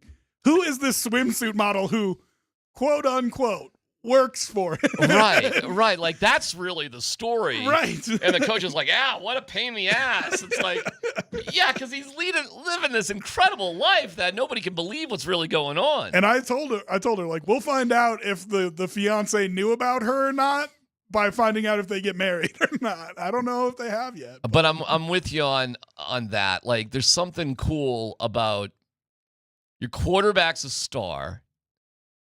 He's got the that's not all right attitude. It could burn you out a little bit, but you know what? I think Peyton Manning actually had a lot of those traits. And I think Peyton is a very funny guy and comes across very self-deprecating. But in reality, when it came to football stuff, Peyton was incredibly serious about stuff. And was actually much more like that. You're right about that. But was friends with a lot of those guys. Trips to the Kentucky Derby. I'm going to get a Bud Light in my mouth as soon as I can. Like, it's important that you celebrate, too, when things go right. That's how you don't overdo it. I think maybe that's where Nathan McKinnon lacks a little bit. So who is Bo Nix? It still remains to be seen. I don't think he has the cachet to do that yet. Joe Burrow and Peyton Manning are different guys. Bo Nix does not have that cachet yet. I think I think it's kind of like the serial killer trait. Like you're kind of born with it. You either got it or you don't. There's nothing you can manufacture, and you probably can't help yourself from being that way because that's just who you are. And I think Bo Nix has got those traits. I do. I do think he's one of the guys that the blood pressure does not rise. You're right. In those moments, and that's important. He expects to be there. He's always been there. He's never not been there since he was in like 8th grade playing varsity football. He's been a starter every year of his life since then, and I think that's just how he operates.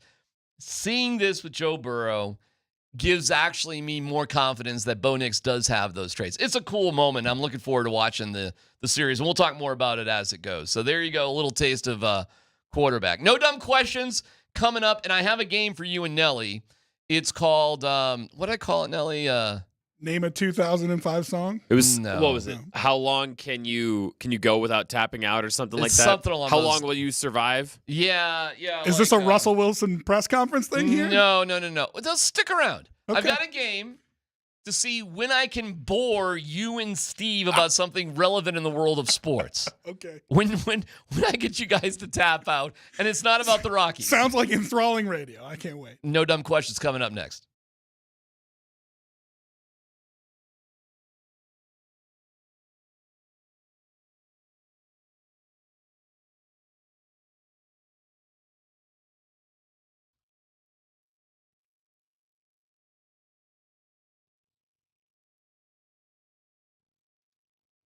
Hey, what's going on? It's DMac for the Rocky Mountain Men's Clinic. Low T. Well, that can cause all sorts of issues: low sex drive, bad sleep patterns, unproductive workouts, decreased energy, brain fog, so much more. But a lot of guys just say, well, it's just the way it goes. There's nothing I can do about it, whatever. It's not true. It's not true. There's a lot of things that can be done. And in the summertime, the days are longer. You want to get the most out of it. You want to feel better when you sleep, better when you work out, just better being out and about. So here's what you do. Go to RockyMountainMen'sClinic.com, take the low T quiz, 10 questions, yes or no. It takes just a couple of minutes. Schedule a consult. They'll draw your blood, have your results within 30 minutes. Colorado licensed medical provider will review your results, discuss your options, and you go from there. It's only $99. T and a PSA test. If you sign up for testosterone treatment, the day of your appointment, the visit is free. So just call my friends at the Rocky Mountain Men's Clinic, 720-440-7900, RockyMountainMen'sClinic.com.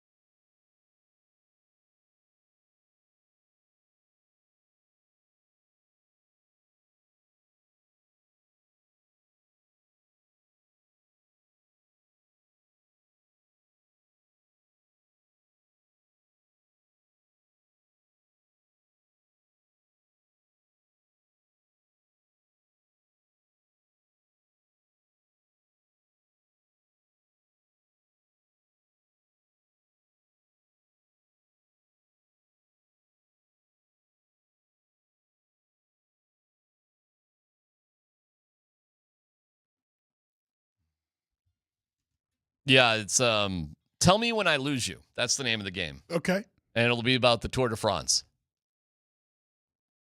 That'll be the game. Tell me when I lose you. We'll do that after 2 o'clock. No dumb questions here. Can DMac break 29 minutes up Lookout Mountain? That's on my bike. The answer to that is no. I was going to say that would be incredibly impressive. I cannot. For as much as I'm known and I'm being mocked for riding my bike, and I do ride my bike here every day, and I'm on my bike a lot. The real bike rider here at the radio station is Vic Lombardi. Vic is unbelievable. And I've ridden with Vic before, and he blew my doors off. 29 minutes from top to bottom, right? Not bottom to top. If it takes you 29 minutes to go from top to bottom, you got some problems. Nice little leisurely ride down. You probably don't know how to ride a bike if it takes you 29 minutes top to bottom. Well, I know you're not going bottom to top in 29 minutes. I'm not. No, I'm not. But like Vic could probably do that. Really? Oh That's yeah, crazy. Vic downplays it, but he's into this nerd biking stuff, maybe more so than me. That's his workout. He just goes from his house in Golden, and his workout a couple times a week is up to the top of Lookout Mountain and back. Vic's in remarkably good shape and is a big-time cyclist, even though he doesn't play it up that much. Would you call yourself a casual cyclist? I'm a wannabe better. So I wish I was better at it. I wish all these sort of things. Because you have like the gear, right? And I feel like I got some of the gear. That's the first step. Yeah, I'll tell you this. I'm fascinated by the sport of cycling, and I'm absolutely in love with the Tour de France, and I'm addicted to the Move podcast with Lance Armstrong, George Hincapie, and this year. You've lost me already. Oh, we haven't started played the there game yet. Well, it's pretty cool, and like, all right, we'll get into the game in a little bit. It's an interesting question, though. Like, what are the intense hobbies that you're a casual of? Because there are some things that you can't just do 50%, and I feel like cycling is one of them, right? Like, it depends how you want to approach it. You cannot just like you have to get the gear, you have to get the clip-ins, you have to get the helmet, you have to get you have to get all that stuff, and so there's a certain level of commitment that you have to have before you even enter the hobby. Yeah, okay, but you can just get out there and pedal around and, just have some fun with it too. You don't have to kill yourself on it. You can spend or put as much into it as you want, but you don't have to. No, I mean, I don't know. I respectfully disagree with you. When was the last time you went on a bike ride, Rob? Couldn't even tell you. Steve, when was the last time you rode a bike? Probably before my bike got stolen, so that was at least 2 years ago. 2 years? Yeah, I had a nice trek. She's in a better place now. I'm sorry about that. Your bike got stolen. Well, I know what that's all about. It's happened to me twice. It's awful. But listen, we'll get into it later. But the Tour de France, if you're just looking for a little sports, I can break down like how to watch it too, because nobody wants to sit there and watch 4 hours of bike racing. Well, and you don't have to. You don't have to. It's also not like a NASCAR race where like you turn it on and whoever's in front is in front. Like that's not okay. That's fair. There's quite a lot how more, it goes. And I'll give you this: the more you know about it, the more enjoyable and interesting it's going to be to watch it. Which is it's a lot like F1 racing. That's how I feel about baseball. F1 racing and tour racing are very, very similar. That's how I feel about if you go watch a baseball game with somebody who doesn't know baseball, right? Yeah, it's just they're like, oh, it's boring, and it's like, yeah, you can think that it's just throw the ball, hit the ball, make the play, but then when you get into the like strategy. Okay, he threw a breaking ball outside. Correct. Now he's going to come inside to try to brush him back off the plate a little. All that kind of like psychoanalysis stuff, I think, is incredibly interesting. Well, baseball literally changes on every single pitch if you know what you're watching and if you care. Yeah. But if you're just having some margaritas and some hot dogs and some cold ones, you really, hit the ball, pick up the ball, throw the ball. You just really don't get what's going on. But like anything. All right. Well, DMac, we know that you're into the Tour de France, because you keep calling it Le Tour de France. Tour de France. Instead of the Tour de France, like the rest of us red-blooded Americans. Do you call it France when you talk about it? De France. I am calling it France. Sam Gerard. Because That is just what everybody that's talking about it calls it. No. If you call the Tour de France, Tour de France, then you have to at all times refer to it as France. I thought this was America. Huh? Isn't this America? France fries. I've gone back. It's so funny you brought that up because I'm like, how am I going to commit to saying this? Because literally everybody who talks about it or all the analysts, everything is France. Everything is France. France baguette. France fries. Les France fries. France fries. You know what? You're right to call me out. The Olympics in Paris. If I'm gonna be obnoxious about calling it France, I should call it France fries. If you want to say that's how they say it, You're so right. that's how I'm gonna say it, I then agree everything needs to be You France. should call me out on that. I see London. I see France. I see Rob's underpants. There you go. Absolutely. On Twitch.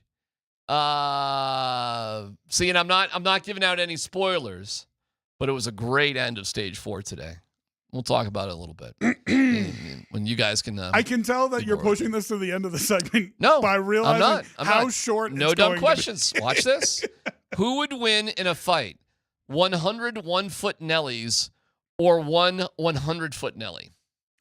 Interesting. This is like the horse-sized duck versus the duck-sized horse debate. Yeah. I don't know that 100-foot Nelly has the heart to crush 1-foot Nellies, which is what he would have to do to win that fight.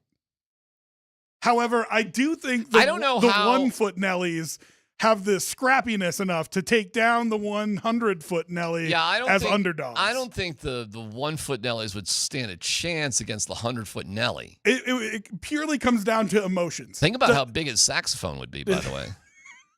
I mean, that would be an enormous sax. You really spent a long time emphasizing that word, and I did not think it was going to finish the way that you... Well, I mean, would you have a bigger saxophone or a trombone?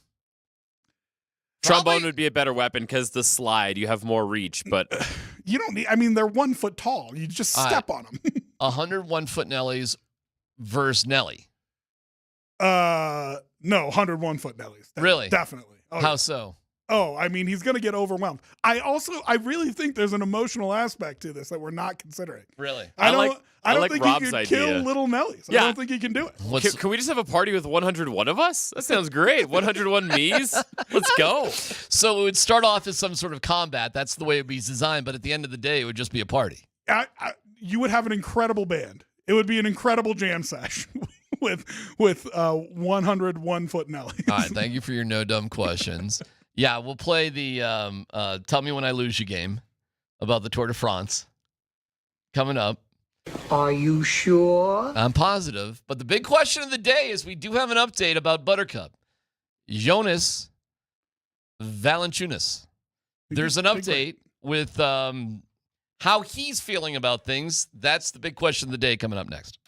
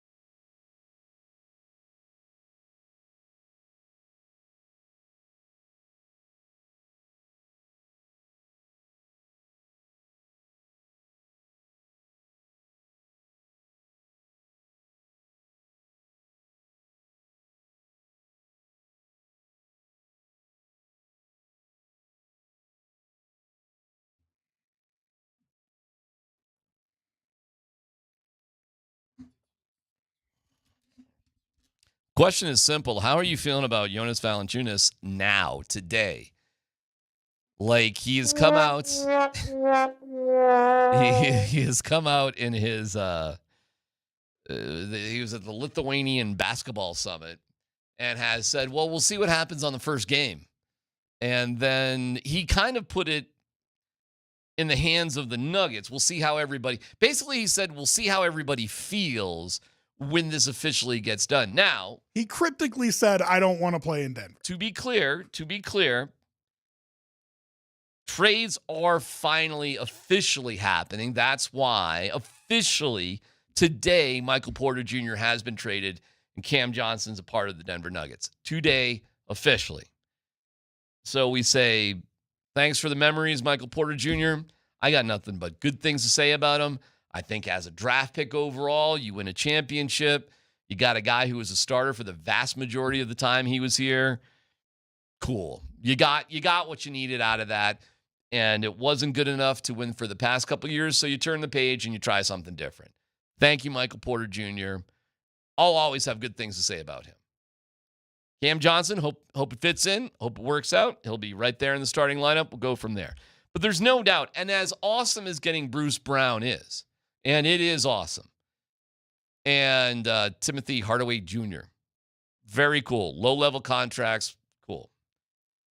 Valanāiťnas was much more of the, like, whoa sort of deal. Like, this is what we've really been looking for, of a solid backup for the Joker in a center position, not a hybrid sort of guy. Right. Because I think Holmes is still kind of a hybrid sort of dude. Certainly AG was. Nothing against DeAndre Jordan, but, you know, there was not a lot of consistency that you could get there. It's interesting you mentioned that name. Is there something going on? No, it just, you know, if Valanāiťnas doesn't come, let's say, he said we're not going to find out till the first game. Does that mean he's going to hold out through training camp? Right?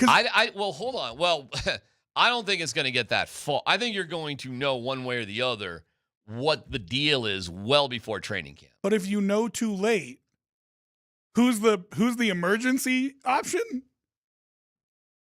DeAndre? The name you just mentioned. Well, he's a free agent. He hasn't been signed up, so right. They'd have to sign him up. We'll see. But that's what I'm saying. Like, if they can't get him to come here and they need a center, DeAndre Jordan's going to have a job again. Well, here's what they're probably doing right now, and this is other basketball rumors, that Al Horford said it's down to Golden State and Denver in terms of teams he'd consider? Yeah. Okay. So you're probably, if you're the Nuggets, you're probably actively working an Al Horford angle as a backup if this Valanāiťnas thing falls through. Okay, fine. That sounds like a smart move. And who knows? You kind of go from there, and you can always change later on down the line if you have to. But you want to see this Valanāiťnas thing out as far as you can if you're the Nuggets organization. That is the right thing to do. Where's this going to go? However, you don't want grumpy Val. And Moser is pretty funny. The only thing that I want to hear come out of his mouth that I care about would be, this is a wild mistake. I can't wait to play for the Denver Nuggets and compete for a championship. If anything other than that comes out of his face, I don't want to hear it because this is driving me crazy. I agree. I don't like being. Listen, I don't like my team being strung along. One, a team that has a chance to win it all, and with him, they've got a good chance. And number two, I don't like to be strung along as a dude. You're stringing me along, Valley, and I don't like it, bro. Now, you may be a good dude. You may have family reasons, and that's fine. Totally fine. But enough of this. Either you're a Nugget or you're not. End of story. You know what this reminds me of? Do you remember how upset people were at the thought that Valanāiťnas could possibly come back to the Avalanche after what happened? Oh, yeah. Oh, my God. There were so many people out there that was, this is never, ever, ever, never, ever again. Never. And I was like, well, we'll see. We'll see. No way, no how. Nate McKinnon won't this, that. He can't kill this. There's no way he can blah, blah, blah. And I'm like, wait and see. This is what this reminds me of. Okay, I think those are very different. I think this is a very emotional moment right now. And that when we get closer to when time really matters. Now, listen, if this guy seriously ditches the Nuggets for Greece, Valanāiťnas. He will go down in Nuggets lore as one of the softest, weakest. Why soft? Why soft? Because anything but striving for an NBA championship is a soft moment when you have the ability to play for that. Period. Totally disagree. No. If Yes, you've yes, never won a championship and he's a young guy, he's only 33. Yeah. It's not that old. Yeah. Anybody who has world-class talent that doesn't compete at the highest level when they could is soft. Soft. Now, it's different if you're just toast. If you're old and you're, Dwight Howard playing in Korea or whatever island in the Philippines he's playing basketball at, that's totally different. You're not at that level anymore. You're not able to compete at that level. But Dwight Howard didn't have an option to go play for Boston. His career was done. And he was just taking some mop-up money, as is DeMarcus Cousins playing basketball like in Puerto Rico. Not anymore. Right. So I got nothing against guys like that want to, milk it for all they can. This is not the case with Valanāiťnas. He's got an opportunity to play for the Nuggets. There's something to be said about this being on the other side of the world from where he lives. If the best radio station in the world was in China, you're telling me that you would, if you're getting paid the same here and there, that you would go to China just because it was the best radio station? You wouldn't. And hold on a second. How do you know I wouldn't? What time out? How do you know I wouldn't? I know you wouldn't. Why? Because I know your family and your sons, and you would not leave them here by themselves to go to China. Hold on, time out. Is that what he's doing? To be closer to family and people that he knows? Yeah, absolutely. My family lives in Boston. I moved away from them as soon as I could. I love you, Mom and Dad. Thanks for watching. There's a difference between family and your wife and children. If mentally he does not want to be here, that's all that matters. Oh yeah, that's soft. Why is it soft? How does that make it soft? It's not like he's saying, I don't think I can compete at this level. That would be soft. By the way, you still got to get on a plane from Greece to go to Lithuania. I mean, if you've got family issues that are that serious, seriously, if you got that, you've made millions, retire and be with your family. Nothing means more than your family. He doesn't necessarily have to retire, though. He can play over there. A 3-hour flight to Boston is not I'm chasing my tail here. A 3-hour flight to Boston is not the same as flying from here to Lithuania. You know that. Oh, yeah. You get on a plane, It doesn't matter. Oh, I disagree. I get there in 3 hours. I get there in 13 hours. What's the difference? Do you like apples? There's a huge difference. It changes your body clock. It changes it's not like you can go for a weekend trip to Boston. Rob, you cannot go for a weekend trip to Lithuania. The best athletes in the world, the best people at what they do in the world, in order to be the best, to compete at the highest level, oftentimes have to make huge sacrifices. Sure. At the time, if that's what this is all, I'm still not sure what this is all about. That's fair. Like, what is this all about? What it's about is he doesn't want to play here. Let's boil it down to that. Why doesn't he want to play here? I don't know the answer to that question, that's but a I'm big saying question. if it regardless of what it is, I don't think it's necessarily soft. It could be soft, but it doesn't make him soft right away. You'd have to tell me. All right, fine. I'll go with you. Tell me specific reasons where playing in Greece makes him not soft compared to playing in the NBA. If it's the same amount of money either place. Same money. Okay. He's a starter and a star over there. Okay. That's an ego thing, but okay. But matters to some of these guys. Well, it matters if it's an ego thing. Sure. Go ahead. Okay. What else?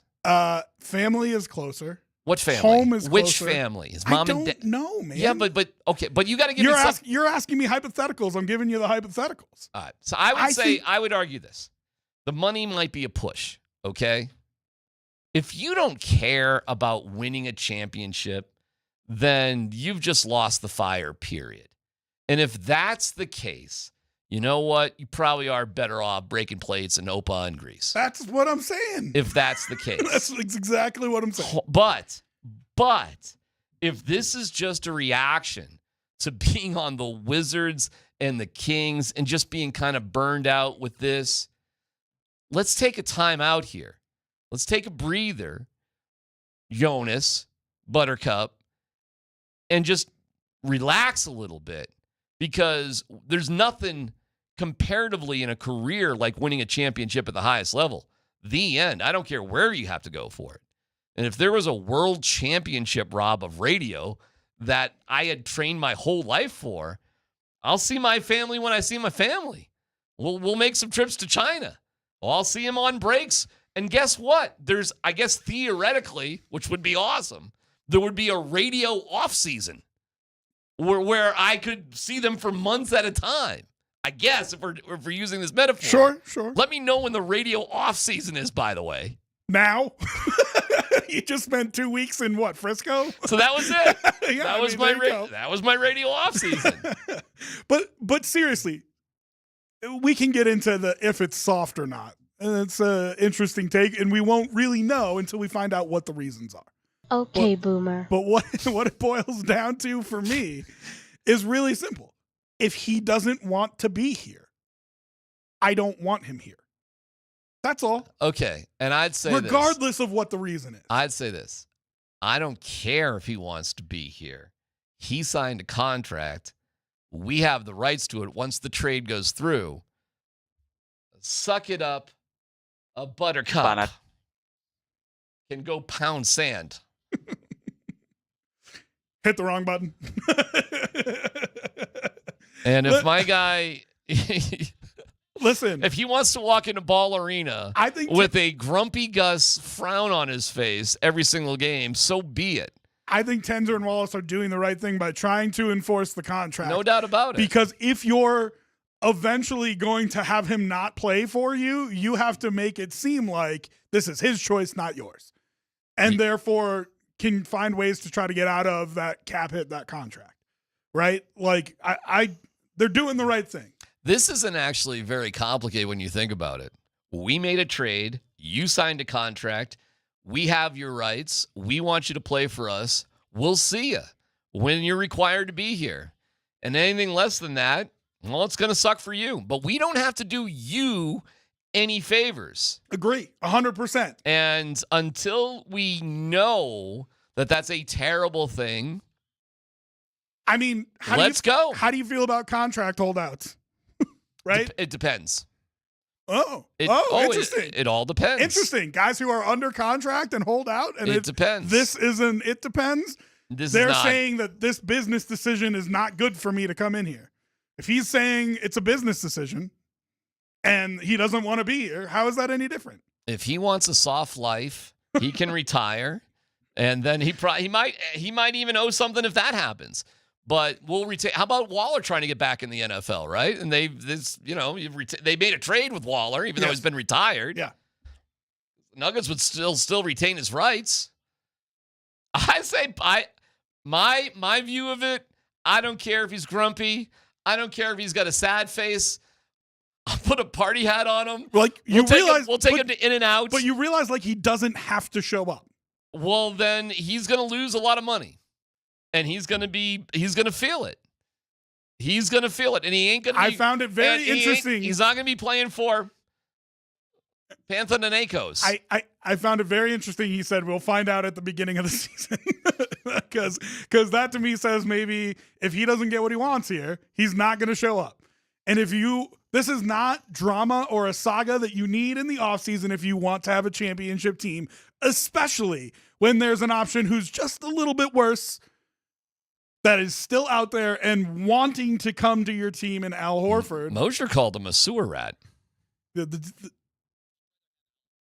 Valanāiťnas as a member of the Nuggets. Right now, I'd rather have a sewer rat than Jonas Valanāiťnas. I don't want somebody who doesn't want to play here. The dude does not abide. The dude does not abide.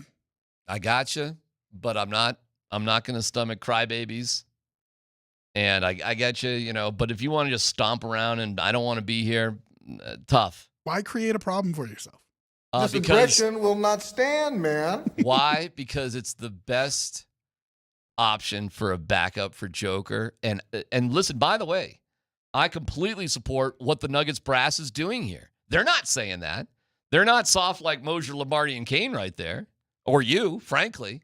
They're not. They agree with me, not you guys. You guys are like, oh, no. You're doing stuff because they have to. No, from a you league guys standpoint. You guys are saying you can welch on a contract if you just are unhappy, and the Nuggets. Yes, you are. No. And the Nuggets brass is saying. No. The Nuggets brass is saying.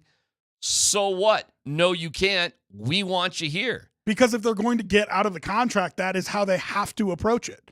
If who wants to get out of the contract? The Nuggets. What makes you think the Nuggets want to get out of the contract? It doesn't matter if they do or don't. Hold on. This is the only way for them to approach it. Answer my they question. Cannot. What makes you think they want to get out of the contract? It doesn't matter if they do or don't. This is the only way they can approach it. You can't go out and say, okay, we're fine with them leaving, blah, blah. You can't do that. Well, doesn't matter if they do or don't. They would never publicly say that. So you're saying, no, sure, Rob, you're so wrong on this. No, I disagree. There's all sorts of ways behind the scenes the Nuggets could get out the message that they're willing to negotiate with Panathinaikos and figure this out. It was the exact opposite. They could easily put messages out behind the scenes that they're going to do behind the this. scenes. But Rob, you realize well, they can, Rob. They just didn't. They didn't. They didn't because they're not soft like you, Moser, Lombardi, and Kane, who just want to give a spoiled brat his way. It's interesting you're trying to come after the people. If your argument isn't good enough in practicality, you go after them calling them soft, and I just don't agree. I have the same argument that the Nuggets brass has. Publicly. Yes, publicly, privately, everywhere. There's no evidence of any other privately opinion. That's how they feel? Yeah, every indication from what I've heard is the Nuggets were caught by surprise by this and are going to hold his feet to the fire. Because they have to if they're going to work it out contract-wise. There's no other option. What do you mean work it out contract? I'm really confused by this. What do you mean work it out contract-wise? They can't make a deal with Panathinaikos in Greece and trade him to them and have relief on their cap for that. Panathinaikos. They have to have him in violation of his contract, and then they can get that money back. They can tell him he has to pay that money back, and that's how they get the cap back. Wow, that's my understanding. Okay, fine, but I don't know. That might be the case, but from every indication I have, they want to be on the team. I don't think they're because concerned. They can't say they don't want him on the team and then say you have to pay the money back and we get cap. So you think the Nuggets brass is kind of lying about this? I don't know what they're saying. What do you think? I just know. What do you think? That contract-wise, I believe that they have to have. What do you think? I don't know. I don't know them well enough to say. I think they are not interested in that at all. I think they want him on the team. I don't think they're playing any games with this whatsoever. I think they think he's the best option to be a backup for Joker, and that's that. Yes, but if he's going to hold out and doesn't want to be here, they might think that it's not worth it to go through all that. Based on what?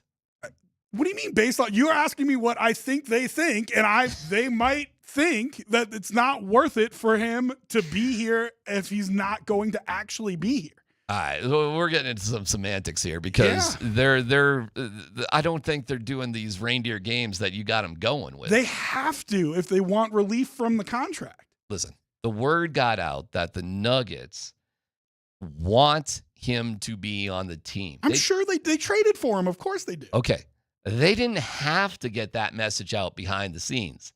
They didn't have to do that. If everything is peachy, then yeah, of course they want him on the team. He's their best option. They traded for him. Of course they do. Right. But if he's going to cause a problem, they can't say, well, then we'd rather have Al Horford. Do you think Do you think he's going to cause a problem? What they can Why? What they can do is behind the scenes. One thing at a time. Why do you think he's going to cause a problem? Because based on what he said today, cryptically, he was trying to say everything not to say, I don't want to be in Denver.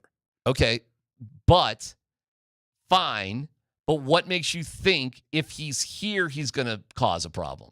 What makes you think he won't be professional and do his job? Listen, I don't know. Well, there's no evidence. There's literally no evidence of him on any of his other teams being a bad apple. None. Okay. So whether he wants to be here, wants to be there, or Did wants he have to be a there. verbal contract agreement with a team in Greece for any of those other times? So, I have no idea. Well, what do you think? All right, so Tell me what you think. you're guessing something will happen that there's no evidence of whatsoever. I think there's been more than one time that an athlete has held out because they were unhappy with their contract. Of course. I'm not debating that. Okay. But I'm asking you specifically about him. And so what I want to tell you is you're saying, how do I know, or what have I seen from the Nuggets that would suggest that privately they're saying maybe we'd rather go another option than deal with this headache? And my answer to you is, it came out today that Al Horford is down to Golden State and Denver. Do you think they haven't talked to Al Horford or his representatives at all? Of course, that's a totally different situation. Of course they have. And the reason that they have is because they might not be interested in going through the headache. It's good to have a backup plan, but what do you think they're... So you asked me privately what would they have done to show that maybe they're not interested in going through the headache, and I'm telling you the answer is that they're still interested in Horford. Okay, so you're saying that... I got what you're saying. You're saying there's enough evidence that this might be a pain in the ass that we better have a backup plan. Right, but publicly they have to say, to try to get out of the contract, hey, listen. Okay. Well, you're losing me. We don't want him here. You're losing me on that because I don't think they have to do anything in public about the contract stuff. I think that's. I don't think that's anything. You think they can get out of the contract scot-free no matter what and get the cap space back? Because I don't think that's true. Yeah, I don't. Well, when you say they, you mean the Nuggets? Yes. They can get out of the contract. Sure. I mean, this is a weird conversation because, of course, they could. If he wants to be in Greece, they can always negotiate a deal where he is able to go to Greece. No, you can't. It's not like soccer where you can negotiate. The Nuggets with other can't leagues. do that. Why can't they? So. Why can't they? They can buy him out. No. Why can't they? Because that's not how it works. It's not like soccer where you can negotiate with teams in other leagues. So wait, hold on. According to you, then this deal is he's with them no matter what. They can buy him out. Yeah. Or my understanding was they can go after him and say, you're in violation of your contract. We want you to pay the money back. And that's how they get cap relief from it. Those are their only two options to let him leave and play in Greece. All right, I don't know. I'm going around in circles here because to me, they just want him to be here and that's it. That's the end. I don't think there's anything they have to do. I don't think there's any posturing they have to do behind the scenes to negotiate some other deal because they don't want to do that anyways.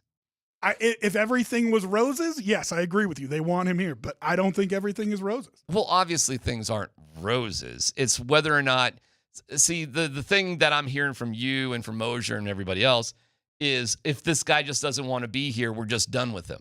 And this is where I guess I'm disagreeing with you guys. I don't care about his emotions right now.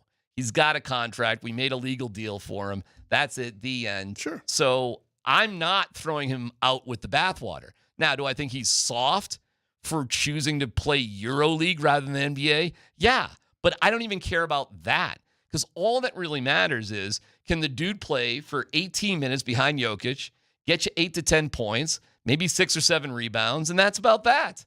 And whether he's happy with that or not is kind of irrelevant. And I'd like to think, at some point, he'll like Rocky Mountain oysters. We'll take him to Red Rocks, and we'll show him. We'll see. He can see Mumford Sons at Red Rocks. I'm sure he'll be. Maybe he can see Fish. They're probably playing there for 9 nights sometime in August. I don't know. We'll I think they play at Dick's, and I think it was like last week. We'll get something like that. Yeah, we'll get him an IPA from Fort Collins. Maybe we can take him on some river rafting. That seems to be popular with Europeans. We'll put him on the Georgetown to Silver Plume loop there. It's a hell of a 1.5 mile train ride. We'll figure it out with Val. One way or the other, it'll be all right. Those are totally different things. Meanwhile, we have football. We do have football. Oh, we're close. Yeah. Let's Football Goes coming up next.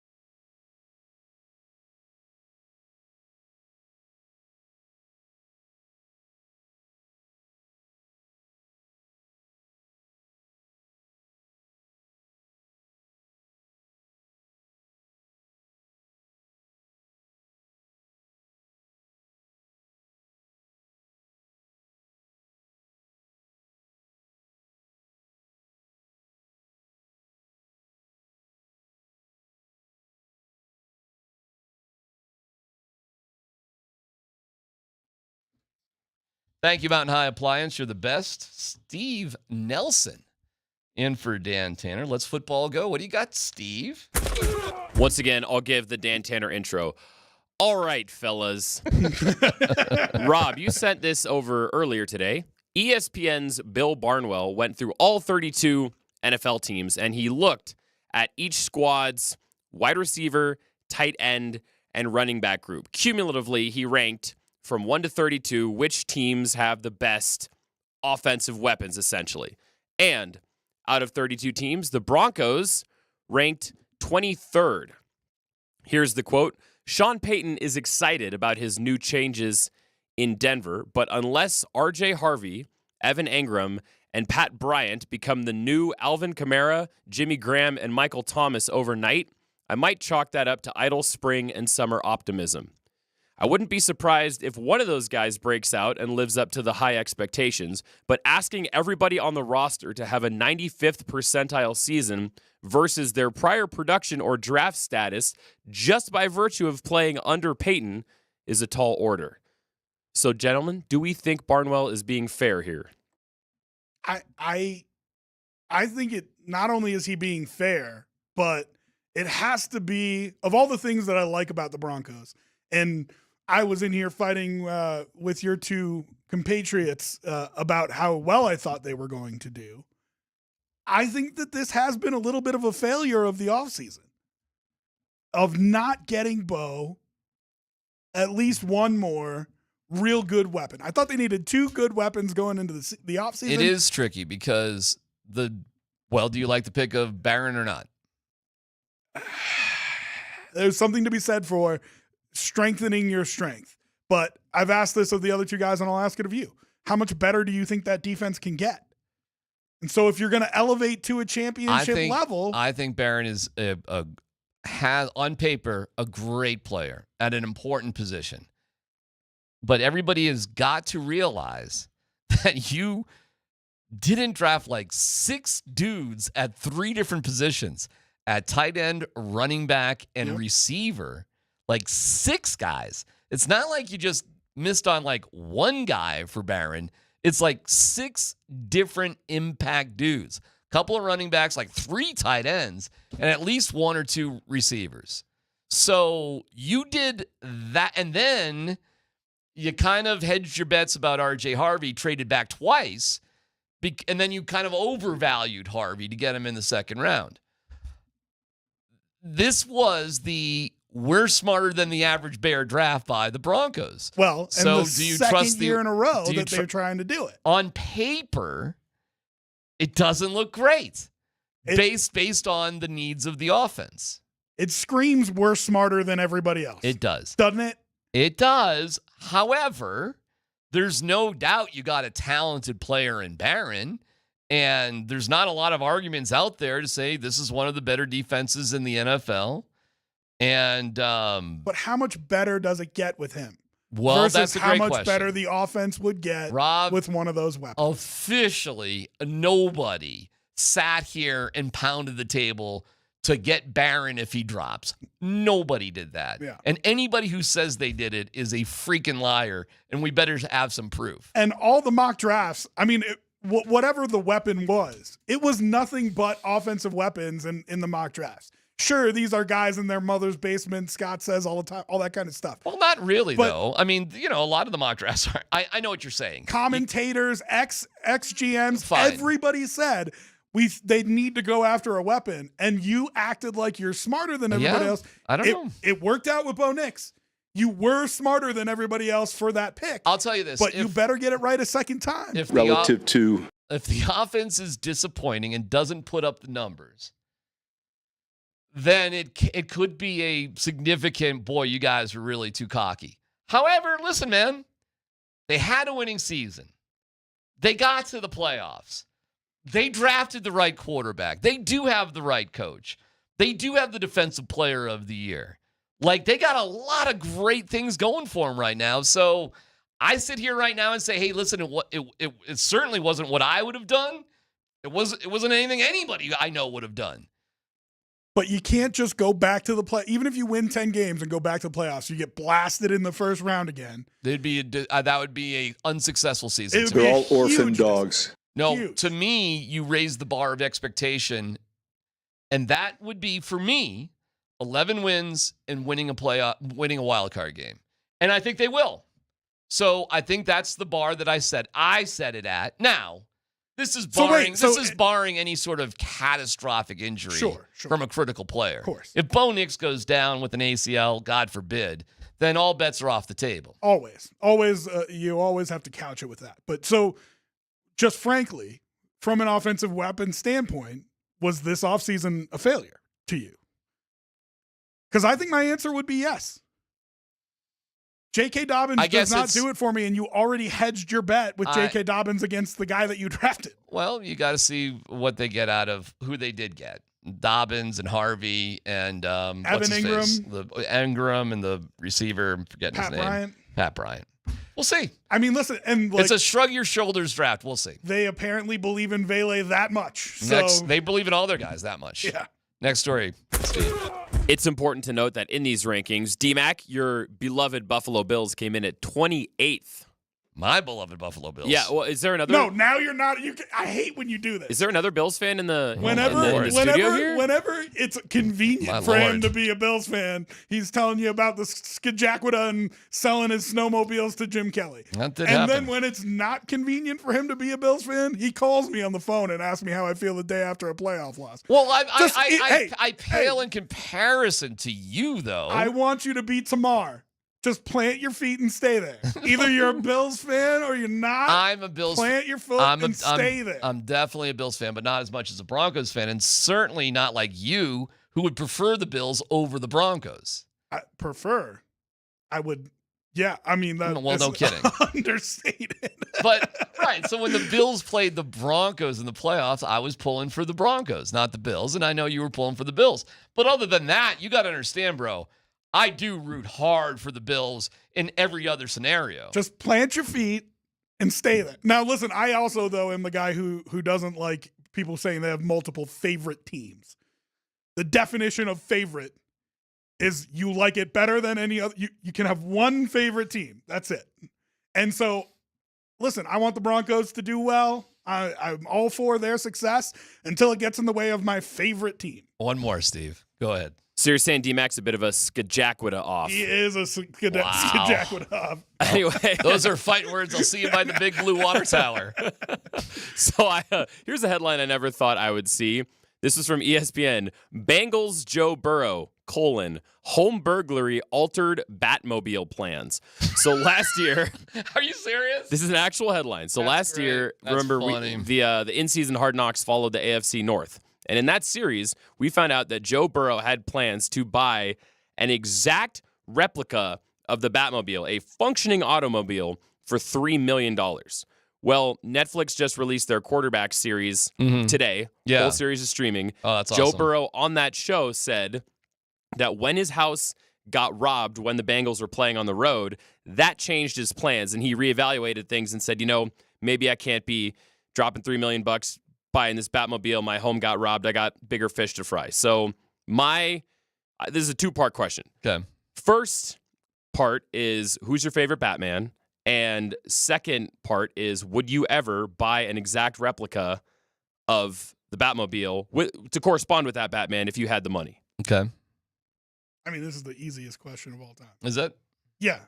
Tell me who your favorite Batman is.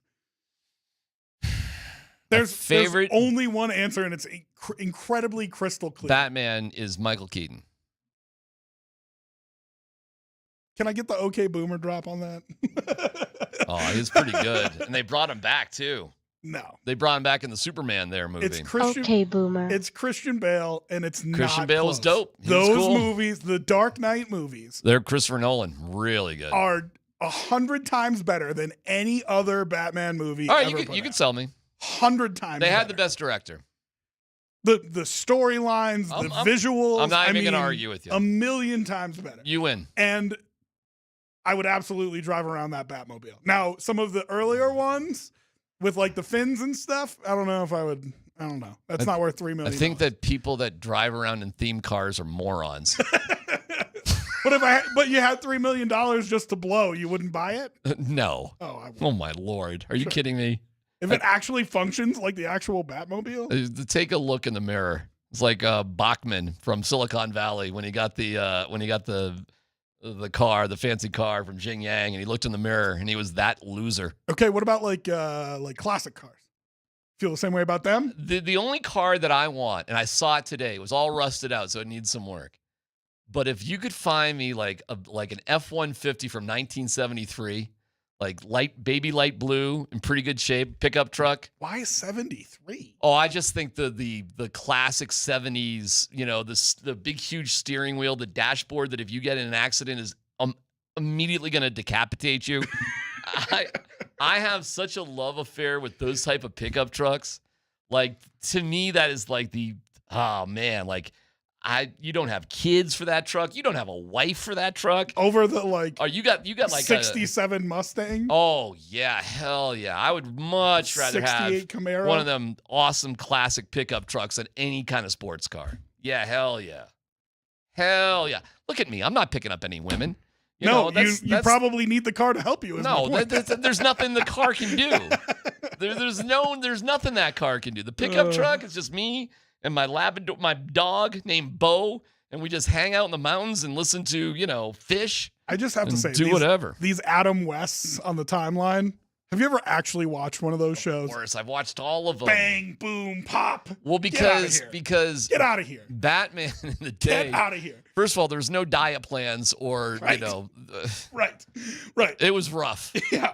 And Boy Robin and like the whole thing was like, what's going on there in the Batcave? No. There are all sorts of like, eyebrow-raising moments. I respect what he did for the character and the fact that he brought it to so many people and that it's your childhood Batman. Well, Batman, like, not even close. Batman in the beginning on the TV show it was a goof.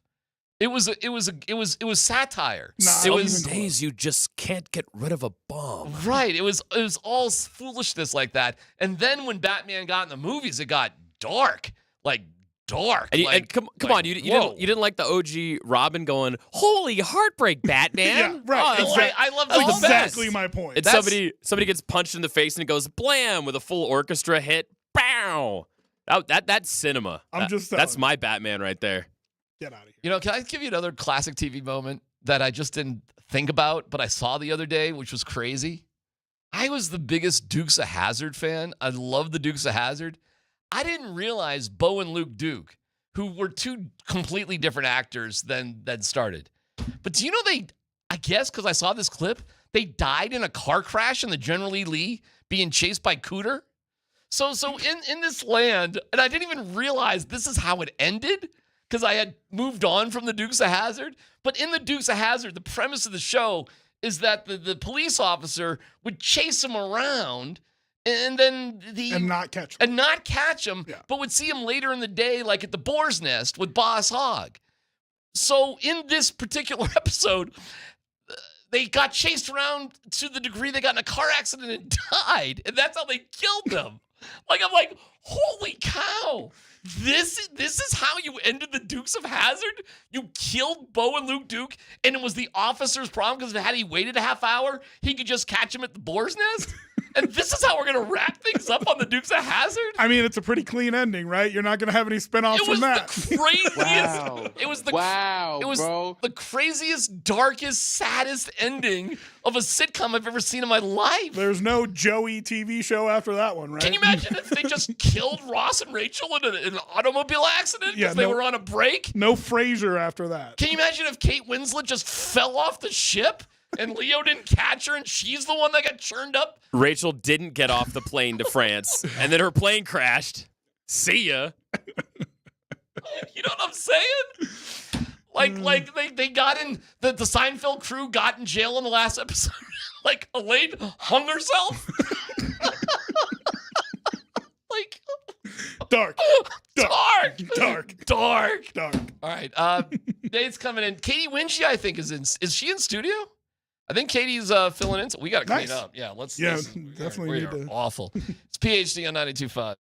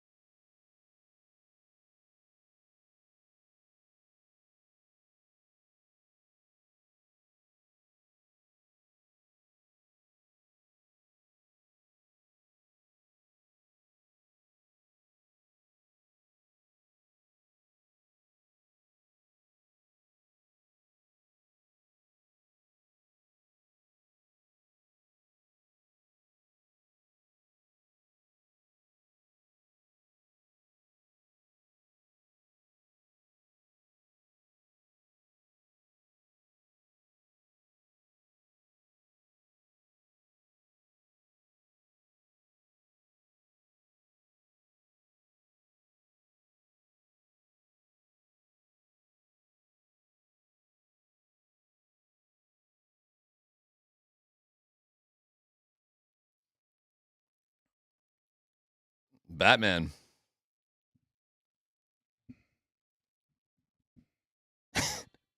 My pal Mark, who's a Hollywood writer. Mark, glad for you listening and watching, as you can do on Twitch or on YouTube anytime you want.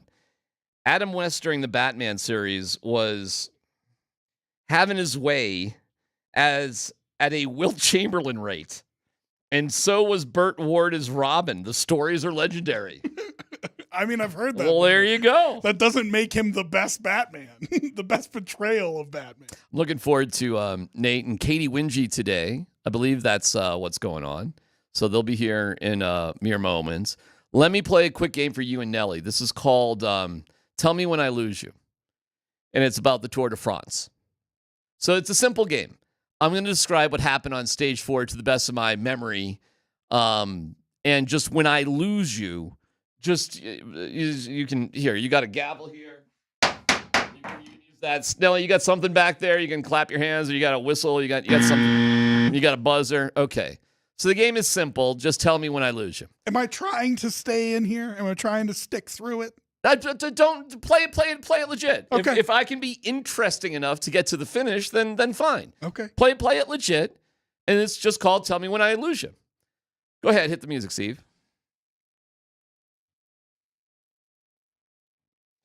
We start with stage 4, which is about 171 kilometers, with not much going on until the last 30K. But in the last 30K, there were 4 different climbs, not really mountain stages, highest Cat 4, and a couple of sprints. And in stage 4, you found Matthew Van der Poel, Jonas Vingegaard, and today, Tadej Pogačar. Tadej Pogačar. I'm mispronouncing his name. I lost you with the Tadej Pogačar. Gosh darn it, really? I kind of... Because I screwed up his name. Tadej Pogačar is the best race. See, I got it now. I choked a little bit there. You did. That was a performance issue. Gosh darn it. Gotta go to Rocky Mountain Men's Clinic. Tadej Pogačar. Now I can say it fine. I just lost you on saying his name, huh? Well, and I kind of felt like when you got around to the names, if you spent too much time on them, that was going to be what burned me. And that was it. Yeah. So Matthew Van der Poel, when you were describing Jonas Vingegaard, the Tadej Pogačar. Oh, I'm so mad that I screwed the name up. When you were describing the stage, it was at least interesting. It's something I can visualize. Okay. Gosh, actually, can you try it again? But when you say his name, can you say it like T-Pain? Tadej. Yeah. Please stop asking DMac to sing, please. All right. Gosh darn it. Do you want to know who won? No, you already tapped out. You guys. Sure. Yeah. No, give it to me. No, do you care, Steve, who won? Sure. Yeah. Tell me who won. Yeah. Is it your boy? No, never mind. You guys tapped out. Okay. You don't deserve to find out who Did won. the winner of the stage, are they in the lead of the Tour de France? Oh, such a good question.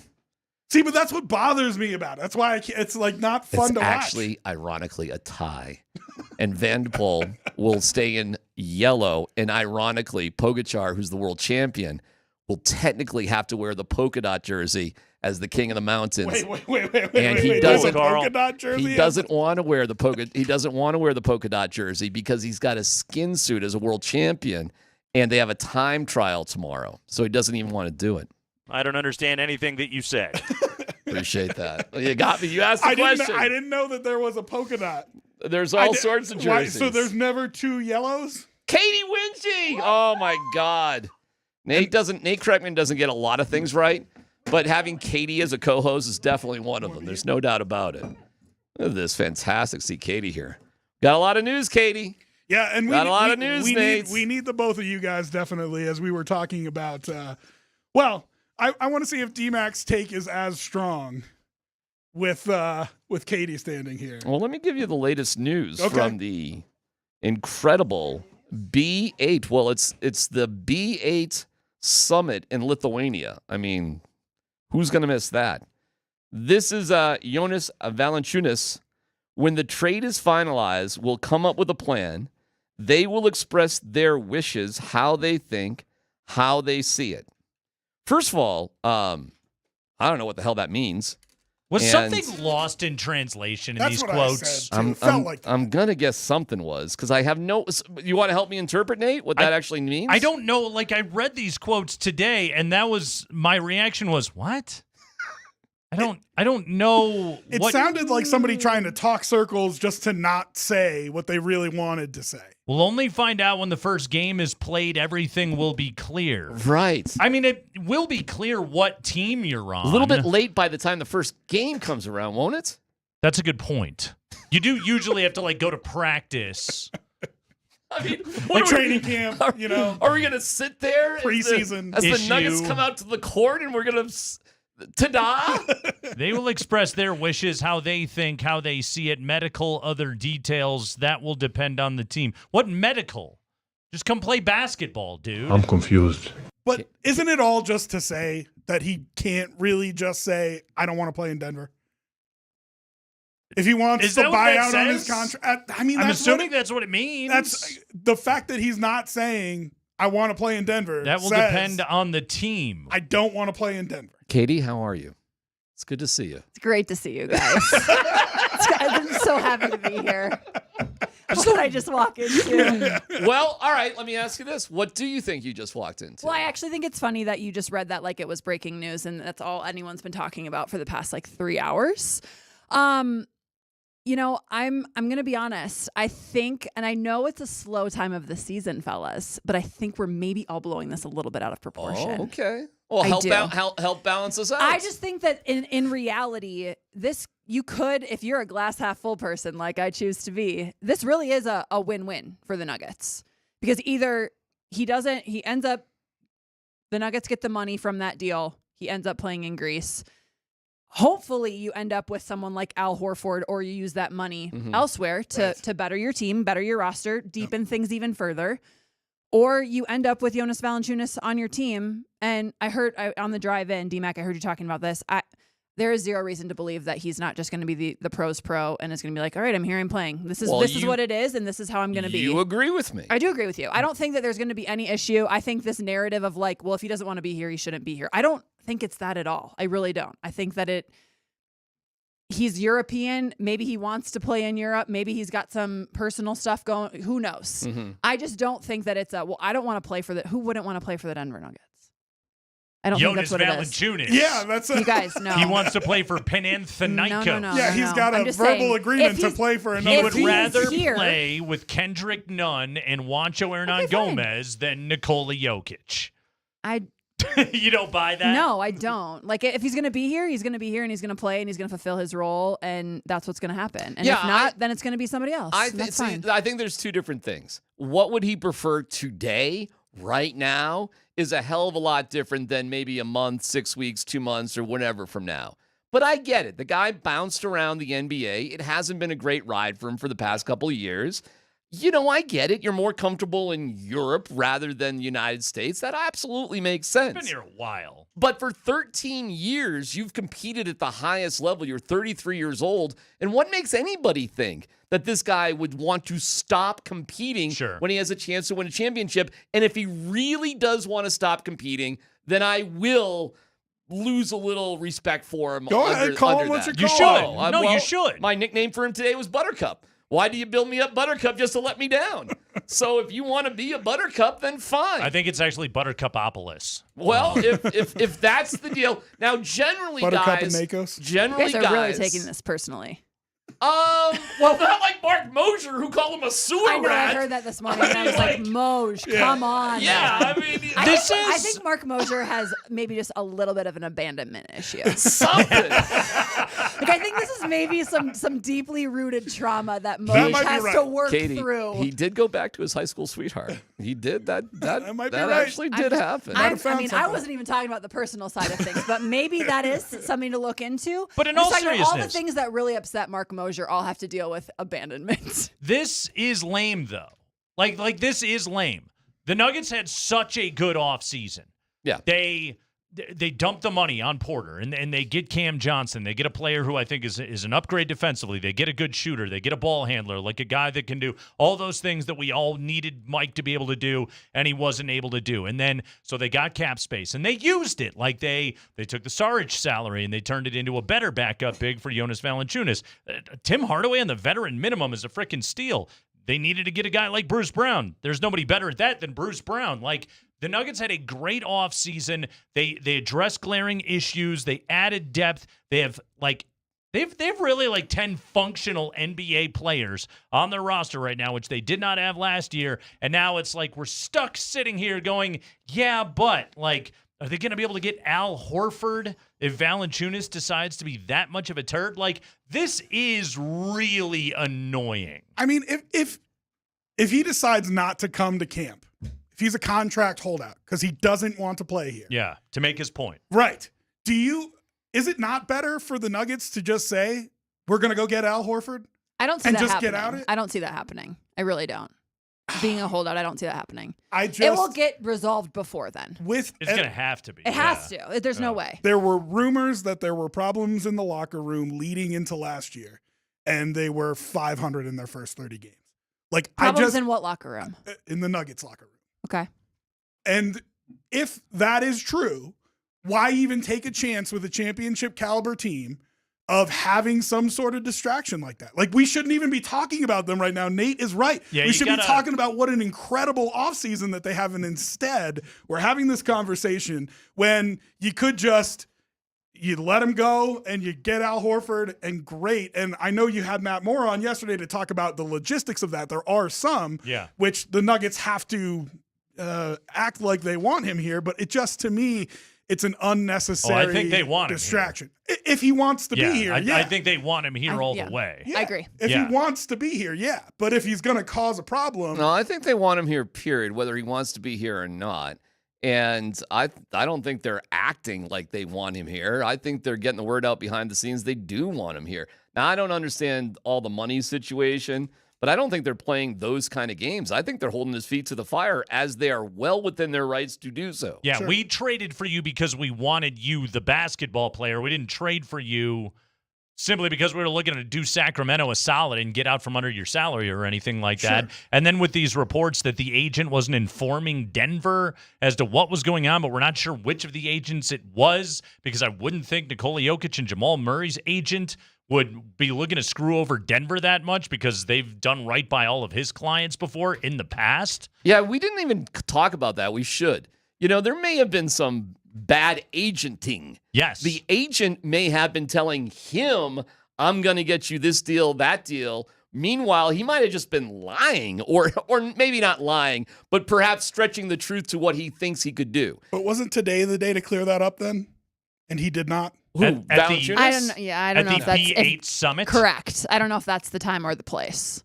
To just say I want to play in Denver. This is a misunderstanding. Well, if that's what ends up happening, then yes. But he's still playing both sides. But doesn't that say something if he's still playing both sides? He doesn't know what's going to happen. Does anyone know? Does he have multiple agents? Sometimes European players have a European agent, and then they have. Is that right? Like an English-speaking American agent, yes. And so that's where, you add another person to that telephone game. That's a good point. And things get lost in translation. You said that when you sat down, He Nate. does. He has two agents, one of whom represents mostly European players. And he has his other agent, Schwartz, who is Jokic and Jamal and everybody's agent around the NBA. Also, I don't know how much you guys have dug in on all of this. Are you guys at all concerned about some of these websites that you're clicking on to try and get information about Valanāiťnas? Because I am. I think what you said when you sat down is a real thing, and I don't know if it's being talked about enough. You are translating these on Google Translate, essentially, these quotes, and people are reading them like with a tone that is their perspective and not reality of the situation. I mean, I'm reading right now, like this article in sdna.gr. I'm sorry, read that. What was it? sdna.gr/news English, because this is now translated. Are you on the company Wi-Fi by any chance when you're clicking on I these understand. links? I understand they have a great bar, by the way, too. Here's the thing. Like, I'm looking at the pop-up. I don't know what the pop-up says, so I don't know what I don't know what updates I'm going to get for the rest of my life and where my information is being And by the sold way, on the dark web. Adam Morris has a killer podcast at that site too. But go ahead. What do you got? Panathinaikos in Denver seem to have been battling recently with Jonas Valanāiťnas as the prize. That's in quotes. But there was never really a battle. The Greens never tried to steal any player. I'm assuming Panathinaikos is the Greens because they have a four-leaf clover in their logo. I now know a lot about Panathinaikos. Do you know Rick Pitino coached there for a while? You know, just the fact that you can pronounce another difficult name just pisses me off, and you can do it exquisitely. It's Kendrick Nunn is playing. They've been a good. Dominique Wilkins played there for a minute. John Sally played there. You don't have to convince me that they're an awesome, minor league team. They kick ass. Antonio Davis was there before he came to the Pacers. So the Greens never tried to steal any player. They had official assurance from the Lithuanians' close circle that the player would be released from the NBA. So that's clearly the agent, the close circle. Yeah. It would be unreasonable and unprofessional to believe that Panathinaikos would attempt to forcibly take a player from the NBA who holds a guaranteed contract with any team, especially when we're not talking about just any team, but the 2023 NBA champions. That's right, SDNA.gr. Put some respect on that name. What emerges is that Panathinaikos was cautious about even agreeing for Jonas Valanāiťnas to come to Greece. However, they had the guarantee from the Lithuanian player's agent, who was not actively involved in the player's NBA team negotiations, that Denver would definitely release him. Thank you, Katie, for that bit of inside info. Following Panathinaikos' urging, and in order to not provoke the NBA, and specifically the Nuggets, again, don't provoke the Nuggets, they avoided creating much publicity and crowds upon Valanāiťnas' arrival at the last moment. Panathinaikos, as Europe's biggest basketball club, has never acted abruptly, not even with financially struggling Greek teams. It would be absurd to do so with a giant like Denver and a billionaire owner like Kroenke. There you go. They're not wrong. That's absurd. You don't mess around. Absurd to do that. Yeah. Well, another thing, too, is the trade hasn't officially gone down. Officially. We have no email yet. But that will happen here shortly, correct? Yes. Within the next couple days? Valanāiťnas' agent did open the door for the player to join Panathinaikos, explaining that for family reasons the player wishes to return to Europe, but he also complicated the situation by guaranteeing the release from the Nuggets without having previously discussed it thoroughly with them. So really what I'm taking out of this story is the Greek club is going to be like, hey, that's nice and all, guy, but we ain't going to get in Stan Kroenke's crosshairs right now. Yeah, we don't need to, and we have maybe an overambitious agent. Yes. Amongst two different agents. Right. And Valanāiťnas is like, cool, I want to go live in Athens, which today, based on pictures, looks lovely. I've never actually been. I think the overlooking, too, is the people are saying he doesn't want to be here, doesn't want to play. It's clearly family things. Right. Well, what does that mean, though? Are we talking wife and kids, or are we talking mom and dad? It can mean many things. We have no idea. Yeah, we don't know. But I'm just saying it's not like an ego of an NBA player being like, well, I wanted more playing time, or I wanted more, whatever it might be. It's not that. Yeah, but they folded that into part of the story, too, that he would go there for the next 3 years. He'd be a star. He'd be the starter, and all that sort of stuff. That's been part of the narrative as well. Listen, if he wants to be closer to his wife and kids, I get it. If that is the case. But for 13 years, that hasn't been that big of a deal, or it's been a deal that he's been able to manage one way or the other. So I don't know. First of all, I don't know why you would have your wife and kids, if you're a multimillionaire, be living over in Lithuania when they could easily live in the United States. I mean, what's going on there? We'll just start there. I mean, I suppose, people will have children and then will move closer to other family, whatever it may be. That's relatable. People do that. They know what? They move from places don't like Colorado ignore the human side. to Ohio. Give me some details. But if we're having a family reunion in Lithuania in June and I got to be a closer flight, that might be. Give me what the details are, and then I can sort of pass my own judgment, I suppose. But for whatever reason, and this is where I'm going to stand on the Nugget side of things. You should. Okay, you signed up for this business. You signed a contract. Yeah. We're not doing anything wrong. We're just playing the game as it is. You've known as a grown adult what the rules are here, and this could happen to you, and we expect you to be a professional, as Nikola Jokic is a professional who's also a European. And I'm glad you bring that part of it up, too, because I think there's another side of this that the Nuggets will be smart to play, and I believe in this front office to be able to do this, and this is, again, appealing to the human side, kind of, but, like, stroke the guy's ego a little bit. Be like, dude, we want you on our team. Like, we went and we acquired you. We sought out this trade because you automatically fill in so many holes on our roster. We think you are one of the final pieces of us winning an NBA championship, something you have not done so far in your NBA career. Mm-hmm. Come to Denver and do this right now. And after this, team option next year. Yep. By all means, go ahead, but this is your chance to go deep into the postseason and have a chance to play for a real contender. But this isn't like last year where you had to, you go to Washington to get paid, then you get traded to dog butt Sacramento. Now it's like you're in Denver, you're playing for a legit contender right now, and we want you. Why would he do everything his whole life if his goal wasn't to win a championship at the highest level? That's what I want to ask too. Yeah. Like, That's a fair why question. wouldn't that still be a major driver in this guy's life? How do you get – a lot of guys are 6'11" and aren't as good as he is. Tons of guys are that size. How did you do it? Wouldn't you want that? I would guess yes is the actual answer to that question. Yeah. And if it's not, I'll be surprised. Win a title, make a fortune, all that good stuff. There's so much money for him in Europe anytime he wants. He can go over there whenever. He's got 1, maybe 2 if he's lucky years to be here. Why wouldn't he want that? Yeah. So I'm going to guess maybe I'll give him the benefit of the doubt on certain things until I know different. Other than that, it's great that we established Mark Moser has abandonment issues in this particular segment.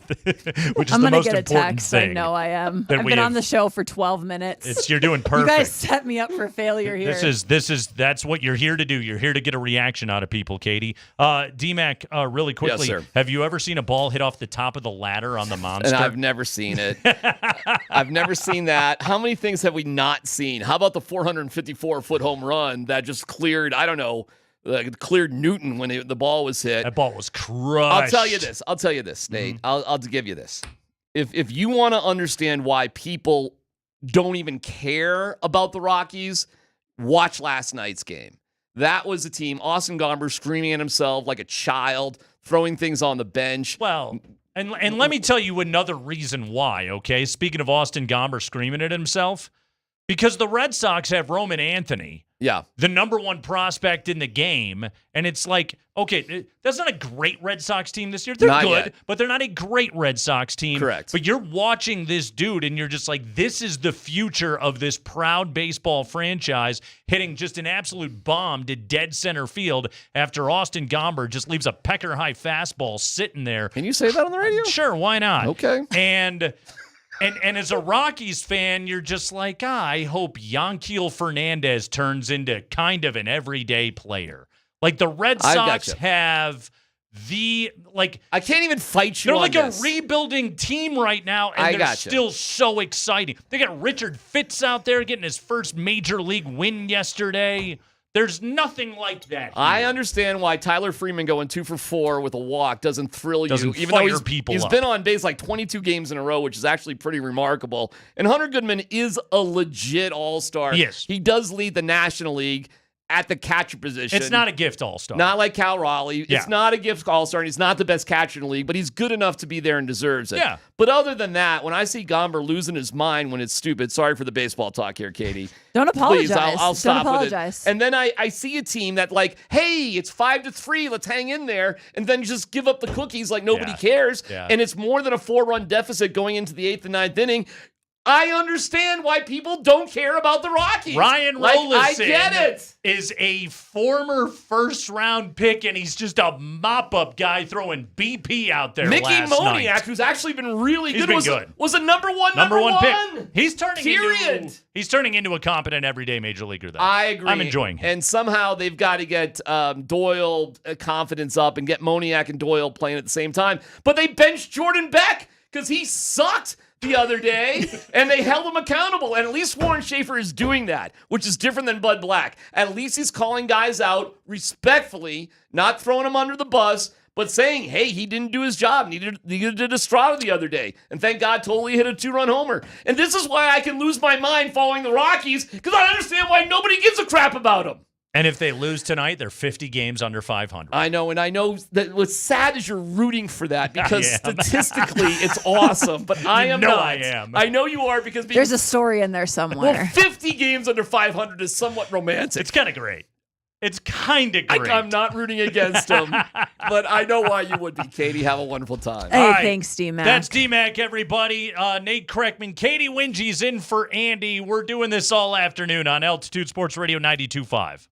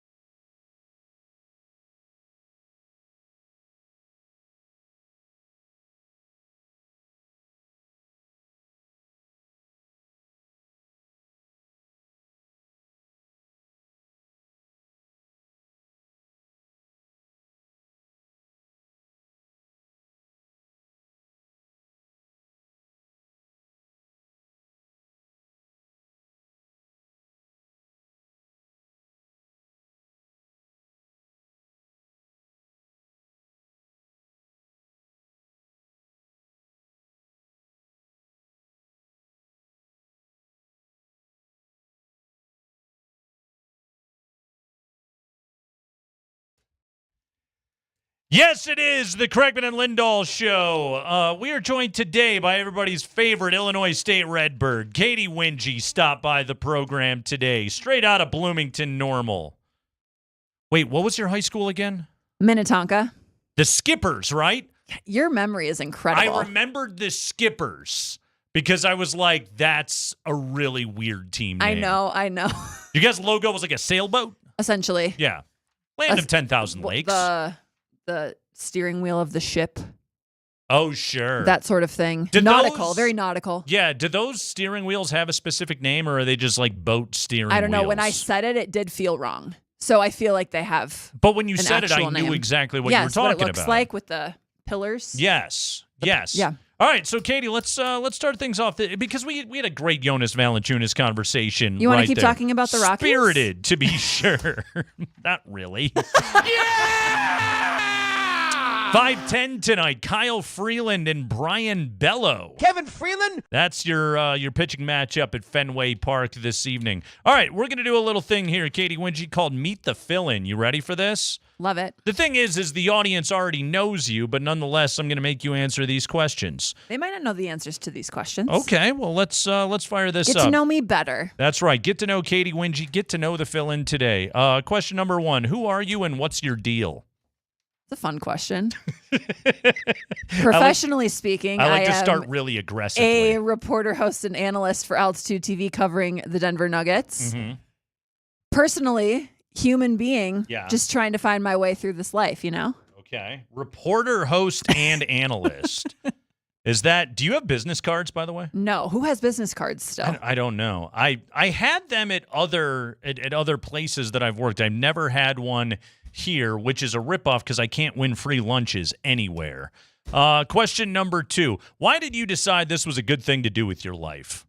Fill in on the radio today? That and be a reporter, host, analyst for Altitude Television covering the Denver Nuggets. Well, you kind of already alluded to this, but I did go to Illinois State. You did? And play basketball Yes. there. I was a Redbird for 4 years there and loved sports my whole life, played basketball my whole life. What other sports did you play? Soccer, mostly. I wish I would have played volleyball.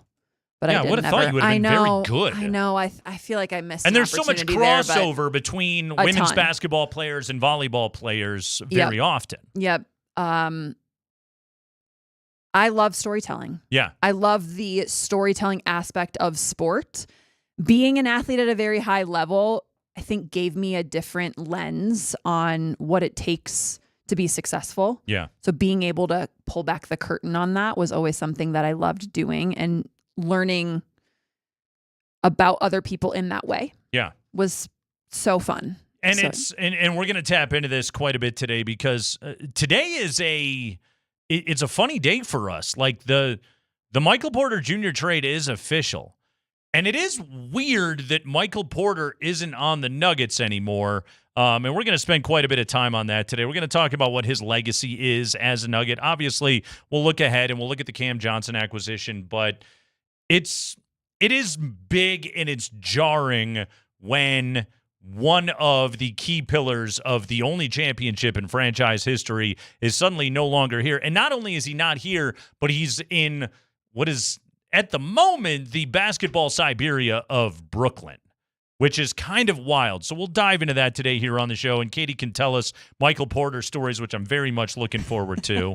What do you do all summer besides fill in on the radio? Well, this summer is a little bit unique because I just became an aunt. Congratulations. Aunt. What's the right way I'm from Minnesota, so we say both. How do you say it? I always said aunt. Aunt. Yeah, Okay. so you'd Apparently be aunt is weird. Aunt. Okay. I don't know. Aunt Katie. Aunt Katie. Yeah. Yes. So I've been back to Minnesota a couple times. That's planned great. on spending some more time in Minnesota there. What is what is the baby's name? Elowyn. I'm sorry, what? Elowyn is her name. How do I spell that? Elowyn Wingy. ELOWYN. Elowyn. Oh, Elowyn. Okay. Did I say it funny? No, you just. Okay. I did. Well, we're I've gonna never call her heard- Winnie. I've So her never name's heard- gonna be Winnie Wingy. Oh, good name. Good really name. strong name. Yeah, one of my best friends has a daughter named Winnie, but she's Winter. Oh, interesting. Winter became Winnie. Now you have Elowyn becoming Winnie. Winifred, also Winnie. Winifred One of is my best friends also. from college just named her daughter Winifred. Plus, it makes everybody think of Winnie Cooper from the Wonder Years, and every dude my age was in love with her. So that's nice. little Winnie Wingy. Yep, Winnie Wingy. Yep. That's a fantastic She's name. destined for greatness. Congratulations on that. What kind of aunt are you so far? It's hard when they're just tiny babies. Little you just potatoes. You just hold her. Yes. I would say a loving, fun aunt. Okay. I don't know. It's a good way to be. I'm gonna be the one that spoils her. I'm gonna be the one that That's your job. does everything Yeah. with her for her. I'm already obsessed. Very so. cool. Very well. Congratulations Thank you. on that. I did so Congratulations much. to the entire Wingy family on that. That's new babies are the most exciting thing in the world. So though. fun. It's so fun. Yeah, to see them experience the world is just it's wild. You get a new person in the family. Yeah. And you show up and you just like them right away. Instantly. Yeah, babies Instantly. are the best. Mm-hmm. Yeah, there's a lot of adults you wish you could subtract, but the babies are always happy to have. Yeah. Yes. Will Nikola Jokic win the MVP next year? I think if he didn't win this year, the answer will be no. How come? Because it's people don't want him to win. His greatness has become something that the average human takes for granted. But you don't think okay, because last time this happened, it was he won 2, and then it was Embiid's turn. And Joel had to get it because he finally played the 65 games. And then Joker goes out, and last year is absolutely marvelous, and he wins it again. And this year, it's just no. Shea was second last year, and he averaged, he won a scoring title this year, and his team won 68 games. So he absolutely had to get it. But now Jokic comes into this season, better roster. If the Nuggets are like an ingrained 2 seed in the West, I don't see them finishing ahead of Oklahoma City. But like if they're an ingrained 2 seed in the West, if this is a 55-win Denver team, you don't think he gets it? That's so hard to say. Because what you're saying is the best basketball player in the world is not going to win the MVP, which has happened, but it's happened less than him actually winning it. And I'm sure there are people out there that feel this way too. It's exhausting. Oh, it is. Having to fight this fight. Yeah. It's okay to acknowledge and say on a regular basis, which I do, that the Denver Nuggets have the best basketball player on the planet on their team. Sure do. And just ignore the MVP conversation entirely. If Joker doesn't get it, who wins it this year? Stumped you on that one. You did. I didn't have anybody ready. I don't think they'd give it to Shea again. I think it's Luka's year to win the thing. Oh, interesting. Yeah, if he shows up in shape and has the motivation to do so, I'm assuming his numbers are massive. If he plays 65 games, playing in that market for that team, it was such a massive story when he got traded this year. Strong call. Exactly. A good way to stick it to Nico Harrison one time. He's always top 3 in the preseason odds. If it's finally the year where Luka shows up ready and motivated, I think he gets it this year. Otherwise, Giannis was in that conversation too. He's always in that conversation. Always. I can't figure out what's going on with that team, though. I can't either. Are they good? I don't know. I do not know. The East is so freaking weird. Will the Nuggets win another NBA title in the Nikola Jokic era, Katie Wingy? Yes. How many more? At least 1. Matt Moore said 2 yesterday, which I was like, damn, that is optimistic. That's very optimistic, especially how many years do you think Jokic has? It's so funny. What's the era? We of were his prime? talking so much about the 2032 first-round pick. And it's like, well, Joker's going to be 37. And presumably, when the Jokic prime is over, they're going to fall off a cliff. They've basically used all their draft picks to do anything they can to maximize the Jokic era as much as humanly possible. We should prepare ourselves for it could be kind of rough there for Let's a little live in while. the present. but this is the flip side of that conversation. This is why I bring that up. He might still be freaking awesome when he's 37. His style of play makes you believe that he could be. Right. And would be. Right. Is he still going to be an MVP candidate? No, I don't think so. Yeah. But LeBron was 39 last year and was second team All-NBA. I could see Nikola Jokic doing that. For sure. I don't think that that's an outlandish thing to think or believe at all. Yeah. At all. So he's 31? No, he's 30 right now. He's He's just 30 turned right 30 now. this year. I don't think that's that crazy for Matt Moore to say 2 more. I don't. Yeah. I think I thought it was crazy coming from Matt Moore of all people. Oh, that is true. That is true. That's very optimistic for Matt Moore. Yeah, he's that's not usually his bag, but he was, and I enjoyed it very much. I would like them to win 2 more titles. For sure 1. What's your favorite sports book that you have ever read? I like a good sports book. I loved the Mamba Mentality book of Kobe's. Mm-hmm. That can be your answer. That's a good answer. I'll just say that one. That's a good answer. Yes. I always go with the Jeff Pearlman 86 Mets Why book. is it when you ask me these questions, I immediately forget everything I've ever learned or done in my entire life? I know. I'm interviewing you right now. I'm usually the interviewer. Who is your all-time favorite sports radio host, and why is it Nate Kreckman? Is that the last one? Can we go to commercial? No, there's more questions on the list. We all know your answer is Mark Moser, by the way. What is your favorite lunch to eat in the city of Denver? Lunch isn't Lunch. Yes, I go to lunch. I mean, you do work this shift. Exactly. So this is for you. This is for your personal benefit. I am taking notes on this. Okay, great. Clearly. Have you been to ODB's? No. Where's ODB's? So it's a kind of a breakfast brunch spot, but they're open until 2. Okay. There's one in the Highlands. All right. Like on 38th. Okay. And then there's one in Rhino. Okay. And their Hustler breakfast burrito Hustler is one of the best food options that I've encountered. This is good inside info right here. Love. The Hustler. It is a little bit more on like the greasy side. It's not the Good. healthiest option, but it's nobody wants that answer. delicious. Nobody wants healthy at brunch. If you're going to brunch, you're going to have a couple of drinks. I think so too. But Yes. even on a weekday. Yes. Don't discriminate against a weekday burrito. Okay. ODB's. ODB's, May yep. he rest in peace.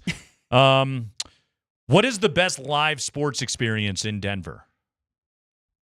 I feel like I'm biased in this situation. That's good. The Nuggets. Be biased. Going to a Nuggets game? Going to a Nuggets game. Uh-huh. Yeah, I do. I think you are, every time you get to watch the Denver Nuggets in person, you're witnessing history in real life. Mm-hmm. And because I obviously get to do it more than most, it's one of those things where I try and remind myself what we have right now is not something that comes around very often. One of my rules on this show is we do not take the greatness of Nikola Jokic for granted. 100%. I want to talk about it all the time. I kind of feel like with what we do in this kind of medium is we're always looking for, like, okay, the team is winning, but what's the controversial angle on this, okay? And then you fall into that debate of like, oh, does Christian Brown need to get more shots? Is Jamal being productive enough? Should they consider giving Zeke Naji more minutes? And it's like, are we just missing the best thing about what's happening directly in front of us because we want to just waste all this oxygen worrying about who's the 11th man in the rotation? But it's like there's debate points right there. There's nothing to debate about Jokic, and that's why I think the MVP stuff is so big, because people can get into it, because it's like, okay, now I've got a point of conflict about Nikola Jokic, and it's like, that's good and all, but are we missing the part where what this guy does on the floor is just freaking incredible? Well, I think all of your follow-up questions are a product of just an understanding and a knowledge of you have the best player in the world on your team right now. Yeah. So how do you capitalize on the time that you have him? Yep. However, it is worth it to take a step back when you are driving yourself crazy, asking all of these other questions, these secondary questions, to just be like, how fortunate am I to get to ask these questions because you want to maximize an open window? One of the more annoying, I don't even know if it's more, the most annoying game of the year was the Timberwolves game. It was 61-10-10, and the story of the game was Russell Westbrook, right? The story was him boning the layup. The story was him committing the foul. Okay, and given the free throws, it was Alexander Walker, right? Not McDaniels. It was Alexander Walker that hit the 3 free throws. And that, like, 61-10-10 happened directly in front of us. And Andy and I the next day, as well as every other show on the station, spent 3 hours yelling about Russell Westbrook. I hate it. It's lame, I hate right? it so much. It's lame. I really do. But that's when you are getting that, maybe not that level of greatness, but a certain level of greatness every single night. Yeah. I can't tell you how many times we've gone into post-game interviews and we've had the head coach up there, players up there, and Nikola Jokic will have yet another triple-double, and we don't even ask a question about him because it's just expected at this point. He just had 25 and 16 tonight, and and oh, by the way, 11 assists, and we don't even talk about it. In order for it to be a story, it needs to be 61-10-10 Right. or a 30-30 game or something 30-20-20. astronomical like that. Which they actually won that game. Yes. But that is it. It's heartbreaking when performances like that happen because you want that to be etched in history as look at what he did to help this team win. And that associated with a dub. And my big thing is I don't want to be having those conversations after he's done.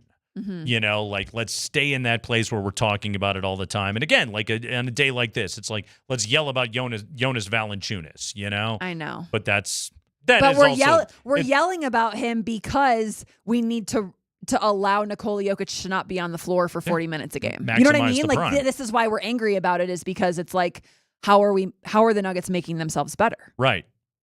And a part of that would be, hey, what if Jokic only played 32 minutes a night? Imagine. That'd be a hell of a thing, which maybe that would be why he wouldn't win an MVP award. Tell me one piece of non-sports content that you are consuming right now. This is your off season, music, movie, TV, podcast, books, anything. Well, all of that, Yeah. honestly. Okay. But I think my algorithm shifts on social media in the Okay. off season. Much more cooking, snacking, eating videos, Burritos. home improvement All right. videos of how to paints and decorating and that sort of thing. Do you have a project going right now? I don't have a project going. Well, my project is picking paint colors. Okay. And for those who follow me, they know that I do have commitment issues when it comes to decision making. So Moshe has abandonment. You have So, commitment. 100%. 100%. And so I just stick samples of paint up in different rooms, different walls of different rooms. It could sit there for a day. It could sit there for a week. It could sit there for a month. Who knows? But one day I'm going to wake up and I'm going to say, that's the color. That's the one. That's the one. And then that becomes the project. We had to. So we're currently painting the outside of our house. And What color? We're going with a navy blue right now. Great choice. Abby, she picked 4 different colors, and then she painted a section of the siding on the back of the house where nobody looks. And she painted them all those colors, and then like that gave her a sense of, okay, which one do I like? And then we went with we're doing it the dark blue. Moody. Very much so. Moody. But we got white brick, so it kind of we're going The for contrast. that. Yes, absolutely. Well, you have to see the color in different lighting, different times of day. Very I much get so. it. I Yes. get it. That's a very smart play. Okay, so basically you're looking at Instagram a lot. I try not to. I try not to doom scroll. I really try to be off of it a little bit more, try Good. to read more books. Good job. I'm not a huge podcaster, but I love going to the mountains, hiking, all of that stuff. So I try and get things out of my Have you done any headspace. new good hikes this year? I love, and some people are going to come at me for this because I don't know if you've experienced this.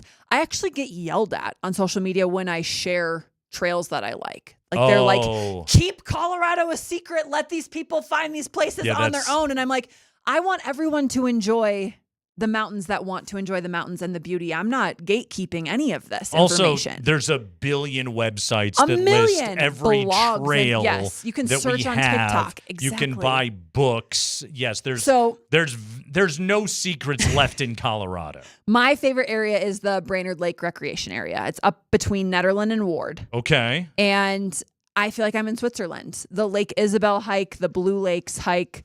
It's about an hour and a half on a good day drive from Denver. So it's a little bit further out there. Uh-huh. But the Lake Isabel hike is around, 4 miles round trip. The Blue Lakes hike is 6 or 7 miles round trip. You got to reserve a spot, which is nice. Honestly, I used to be a little bit against that, but now I prefer it because Sure. you know you're going to get a parking spot. You know you're going to be able to hit the trails. That always helps. By the way, wasn't that the Minnesota town in Fargo? Yes. I believe it was. Yes. Okay. See, Again, your memory is incredible. Minnesota trivia right there for you folks. That would be a fun game. Okay. That's all I had for you. I feel like we know you now. You didn't know me before? She's Katie frickin' Wingy, all right. Didn't mean it like that. She's filling in for Andy Lindahl. This is the Kreckman and Lindahl show. We'll take a quick break. When we come back, I want to talk about what this starting five looks like now that the Cam Johnson trade is official, and really like what is the first substitution grouping look like now for David Adelman. Katie Wingy is with us. It's Altitude Sports Radio 92.5.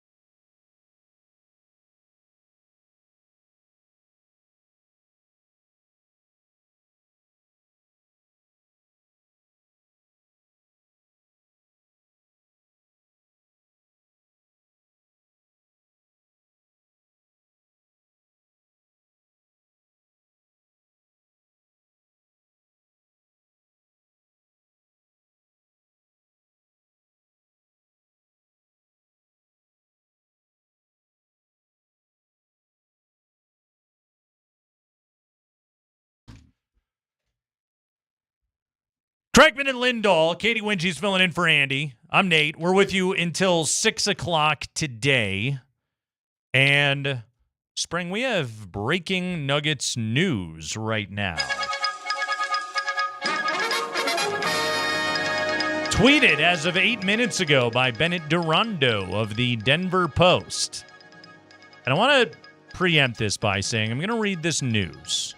Everybody be cool for a minute. Be cool. There's going to be context added to this bit of information, but this is what you need to know. Here is the piece of information. Nikola Jokic has informed the Nuggets he will not sign a contract extension this offseason. Team sources tell the Post. Okay? Again, Nikola Jokic has informed the Nuggets he will not sign a contract extension this offseason. Nobody freak out. Okay, so here's what's going on. And Josh Kroenke discussed this. So glad you brought that up. I was going to if you didn't. At the press conference in which he introduced Ben Tenzer and John Wallace as the new front office. Josh Kroenke was asked if they expected Jokic to sign an extension this offseason. He is extension eligible right now. And Josh Kroenke said, we're going to offer it, and we're also going to explain to him all of the implications of this. But here's why it's not a big deal. Next year, if he waits a season, he can make another $80 million. $80 million. Yes, 80 million. So this piece of news has nothing to do with Nikola Jokic doesn't want to be here. It has everything to do with if Jokic waits another year, he can sign, I believe it would be a 4-year, $292 million extension. Right now, he's eligible to sign a 3-year, $212 million extension. So, by chilling for a year, Jokic is going to make another $80 million. It makes all the sense in the world for him to say no. Granted, as I say all of this, like, Katie, I can see the ESPN producers' heads right now. They're tomorrow are going to be like, ooh, let's have Get Up and First Take scream about how Jokic is going to opt out and he's going to go play with Luka, with the Lakers next year. No, that's not at all what this is. It's just if Jokic hangs out for a year, another $80 million. So two things come to mind. Number one, Nikola Jokic has said a couple times that he would love to be like Tim Duncan and retire a Denver Nugget. The Nuggets have no reasons really not to make that come to fruition. Right. They want him here. They will do whatever it takes to make him happy here. And that means waiting a year for an extra $80 million. The other part of this that I want to reiterate is the Nuggets obviously offered, and Josh Kroenke alluded to this, they left it up to him and his camp by saying, whatever you want to do. Here's the pros, here's the cons, here's how this works. Yeah. How do we make you happy? But they absolutely had the conversation of like, hey, here's the deal. Let's make sure that we're all happy. We're all on the same page here moving forward. There's no way that those conversations did not happen. Yeah, because you want to put it in front of him. 100%. You want to make it his decision to make. Do you want the guarantee of the $212 million? If you have any concern about injury or anything else like that, you can just sign this right now if you wait a year. And look, no player is completely impervious to injury or anything like that, but Jokic is made of Serbian oak. He's going to be just fine. And here's the other part about this. Even if he were to suffer a season-ending injury or something like that, you still give him this contract extension because when he returns, he's still Nikola Jokic. So there's nothing to lose out on here. Again, the news that you will read or hear is that Jokic has informed the Nuggets he will not sign a contract extension this offseason. However, in the fine print, if he waits a year, he gets another year and another $80 million. Again, $80 million. $80 million. Yeah. That's ridiculous. I'd be patient for that. I'd be patient for it too. I don't know, and I should know this, but I'm sure there are some salary implications for the Nuggets in general with this as well. I don't know if it would have worked more in their favor to have him sign versus have him wait. I would imagine since they're going to pay him so much more, there will be some things, some hiccups, some bumps in the road kind of thing. Sure, but also like basically he was going to be penciled in though for the biggest dollar amount on Without your a cap doubt. table Without anyway. A doubt. Yep. So it doesn't, I don't think it really matters. Yeah. But I think why we're sharing this and why we're discussing this is to put some people at ease when they see these headlines of he's not signing an extension. Play it cool. This is all part of the plan. This is all a part of the plan. And the ultimate what it clearly goal, means is he wants to play for the Lakers. Shh, don't even say that. Don't even put that out there. He actually hates Denver. He can't wait to leave this Guys. place. And he's going to go play with Luka and LeBron, and he's going to win 7 championships there. No. Is that not what that means? No, it doesn't. It actually doesn't even mean that that's open to conversation. It's not what's happening here. The goal, other than winning championships for the Denver Nuggets, is to keep Nikola Jokic happy. Yeah, and it's that simple. Largely, they have done that. I think there were points last season where Nikola Jokic wasn't having the most awesome time. He was carrying a team. He was putting up production like he never had. And I think at points last season, Nikola Jokic was not by choice. I think that he was obligated to play kind of basketball that he doesn't always love to play. And I don't think he always enjoyed that last year. What happened this offseason, and again, the weird Valanāiťnas thing hangs over the team at the moment, but it's July 8th. It's okay. But they spent the offseason putting a group of players around him where I think that Jokic can get back to playing a style of basketball that he's going to enjoy more. Did you see, was it Brian Windhorst this morning? Said he was pleased. He's pleased with the Breaking offseason. news, reporting. Through secondhand sources, by the way. In-depth reporting. Yeah, Wendy even admitted it was coming through secondhand sources. Nikola Jokic, very pleased. Yes. Very pleased about what's been taking place. We have no idea if that's true or not. Well, the only thing we know he is pleased about right now is his horse winning a race. Yeah, he because was there's pumped. video evidence. And he was pumped. Yeah. Of the horse winning the race. He's been doing some rafting. We know that. Doing all the things he loves. He's been playing soccer, tennis, or whatever that game is. And he's going to China this summer for 361 the shoe company. Yeah, exactly. So he's gonna go promote his shoes and get paid by his shoe company as well he should. Again, I was kind of surprised by that he's going to China. Uh-huh. I was thinking to myself, what amount of money would it take to get him out of Sombor during the off season? By the way, do we have an official word on Eurobasket? Is he a no? I don't think we've heard officially from his camp yet. Yeah. No. Yeah, no. we have not. We don't know if he's going to go or not. We know Valanāiťnas is getting ready for Eurobasket. That's always, and we've had Jovan Buha on the show a few times, who covers the Lakers, but he's Serbian, and has spent time in Sombor, and we've had him on the show to talk about what the pressure is like for him at home when he skips national team obligations, I guess is the term opportunities. Sure. Yes. Sure. Yeah. I can't even imagine. Right. There's so much Serbian pride from those people for him, from him. It is the pressure to commit in those situations. I mean, an NBA season is no joke, especially when he's putting the toll that he's putting on his body of 82 plus games and being as physical and as beat up as he deals with. Played in the Olympics basis. last summer too. I know. And he carried a team to a silver medal. And he's made of Serbian oak. Or bronze, I suppose. Yeah. He's made of Serbian oak. We know this. Yeah.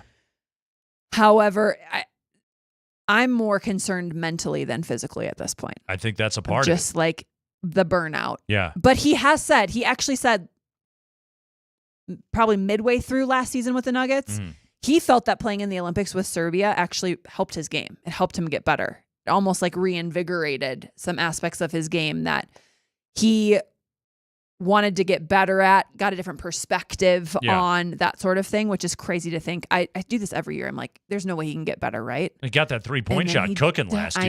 I know. And it was half of it was just like shooting it more and being confident in Yeah. it.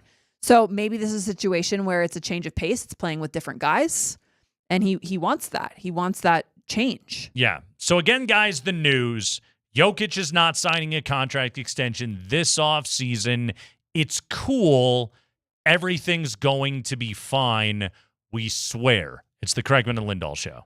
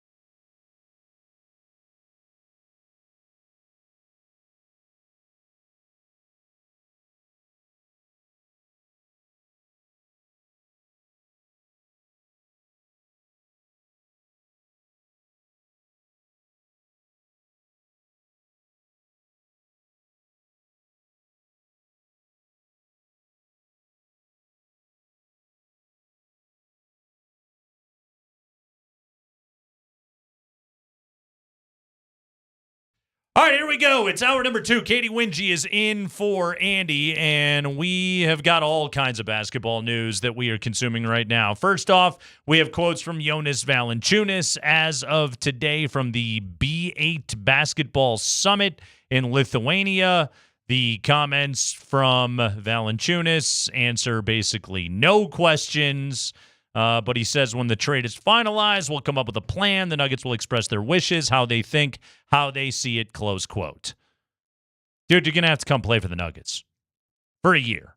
And then you get to go off to Athens and play in Greece, and I bet it will be delightful and lovely and all those kind of things. Greece does seem nice. Have you ever been to Greece? I have. Have you? Okay. It's really nice. Yeah. I get why he wants to go there. It looks lovely. So good on him, but dude, you got to be the Nuggets backup center for a year. We'll see how this all ends up turning out, but I think that's my gut right now is that he is just going to end up playing here. So you've got that going on. Plus the other Nuggets news of the day, Bennett Durando of the Post is reporting that Nikola Jokic has informed the Nuggets he will not sign a contract extension this offseason. We covered this in the last segment, last hour. If you missed it, it's okay. If Jokic waits a year, he gets way more money.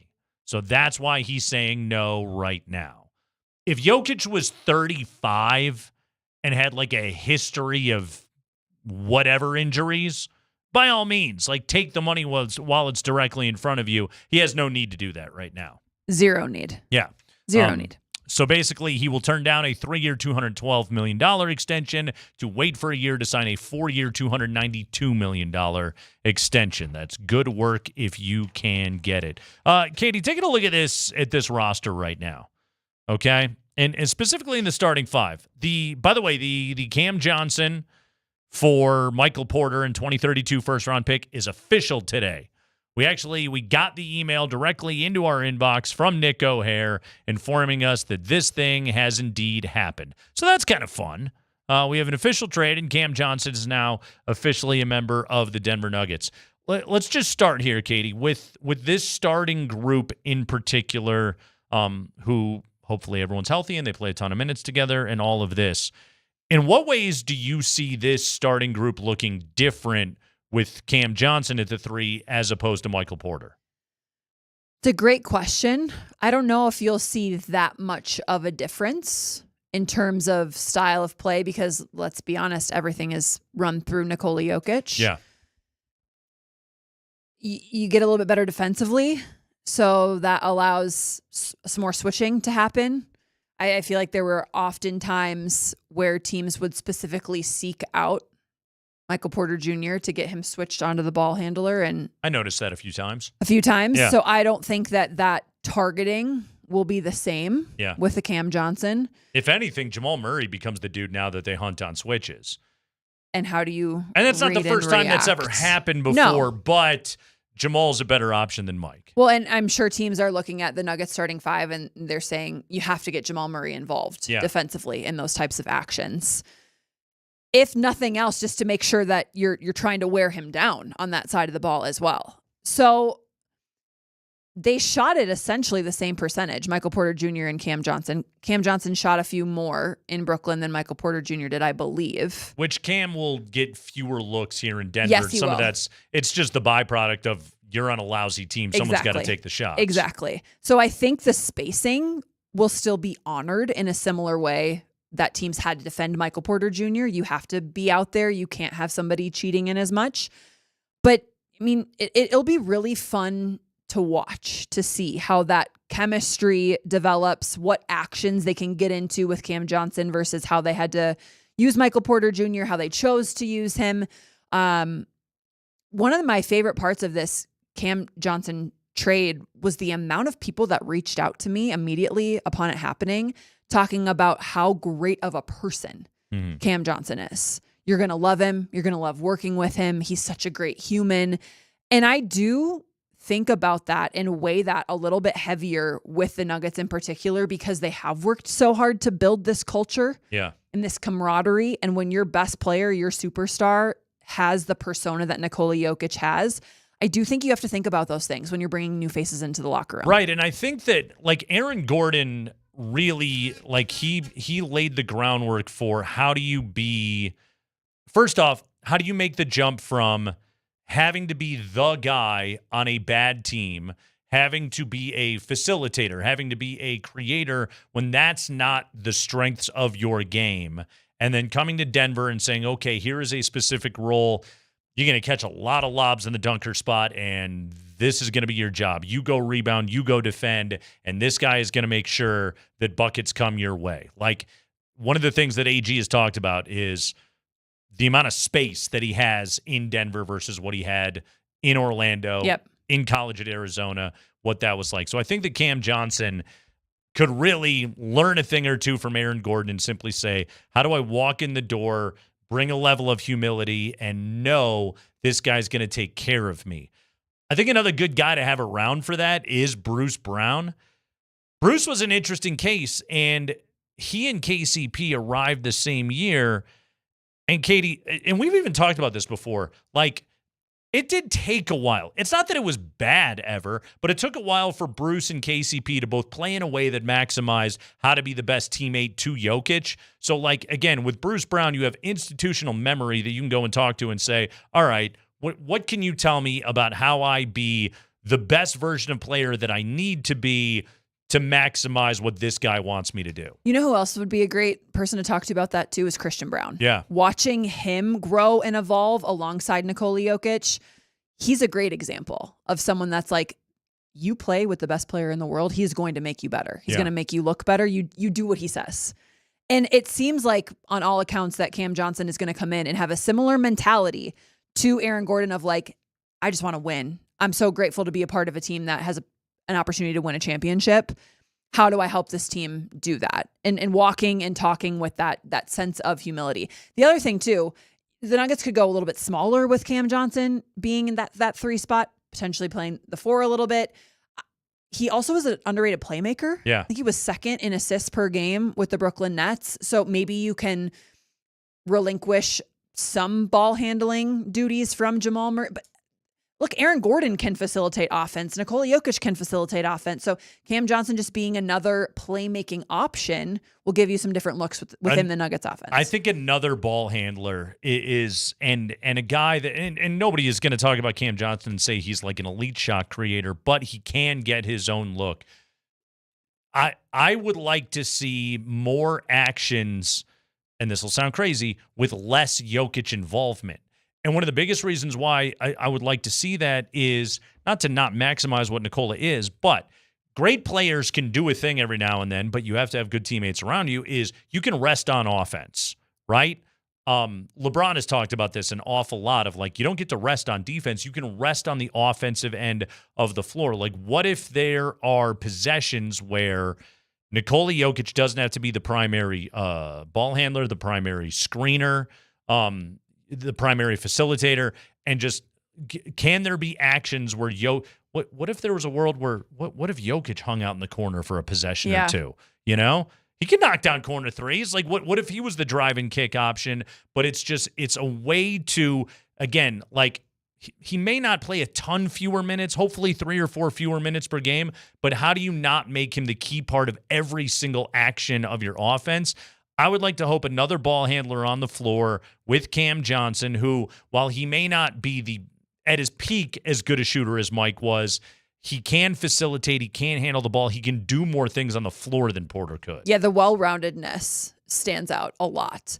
And you think about, you're not going to be asking him to do what he did in Brooklyn here. You're going to get less shots, but those shots are probably going to be better looks because Nikola Jokic draws so much attention, because that 2-man game is so lethal, because you have Aaron Gordon in the dunker spot, because Christian Brown's 3-point shooting has improved, and that's something that he's working on again this offseason. How does that piece that is Cam Johnson fit into that puzzle? Yeah. I love what you're saying about Jokic. I really, even from the way he carries himself standpoint, if you could just allow those shoulders to not feel as heavy on a couple possessions of, I don't have to do it all the time. Having another relief valve that's consistent, that you know what you're getting, that teams have to honor, and that would do so much. So much for Joker. And I mean, Katie, you're there every single night, and you know, in your role, you know, you see a lot of things. when Nikola sat at the podium in a press conference, he looked exhausted. He was at points this year. How much did all of that, if I'm not A++, we're gonna lose? How much did that pressure wear on him this year? You know, he's such a true professional and treats this as truly his job. I don't know. For me, it's more you see the joy come back when that pressure is relieved more than you see the weight of it when it's not there, if that makes sense.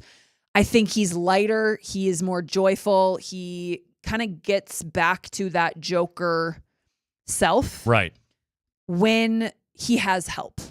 When it's all on him, you can just feel in the way that he speaks, I'm doing everything I can. I don't know what else I can do. Right. But that's not going to stop him from being the greatest player in the world either. Like, I don't know how much that's impacting his performance. Yeah, there is that aspect of, heavy is the head, right? Like he gets all that. He has the contract, he has the MVP awards. There is that, but like to me, there's a part of the aspect of I don't like the basketball we have to play. Yes. And that's true. And when the ball pops, when everybody gets good looks, when the offense is maximized, basically if Jokic likes the shots the offense is creating, I don't think he feels that like he didn't need to touch the ball. He doesn't have to be the guy taking those shots or anything else like that. He simply wants to see the game played well and possessions maximized to their very best. And last year, it was just like, dude, can you just please go score?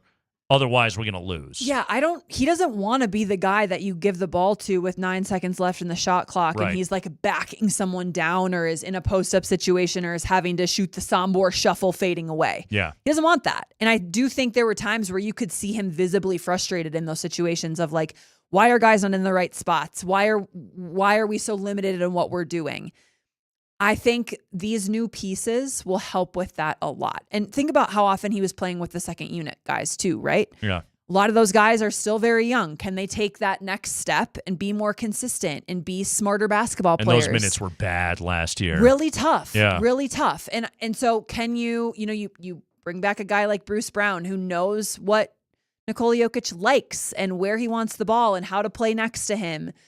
You get a little bit more depth in general. So it's not so much pressure on those young guys to be in the right place and to do the right thing all the time. And I think those little changes help Nikola Jokic immensely when he's on the floor. No pressure, Cam Johnson. You just got to fix it all. Not just him. It's the Kreckman and Lindahl show. That is the voice of Katie Wingy. She is filling in today for Andy Lindahl, who is vacationing. Michael Porter Jr. is no longer a Nugget. It is official as of today. What is Porter's legacy going to be from his stint, his time as a member of the Denver Nuggets? Katie Wingy, the professional storyteller, is going to tell that story when we come back on Altitude Sports Radio 92.5.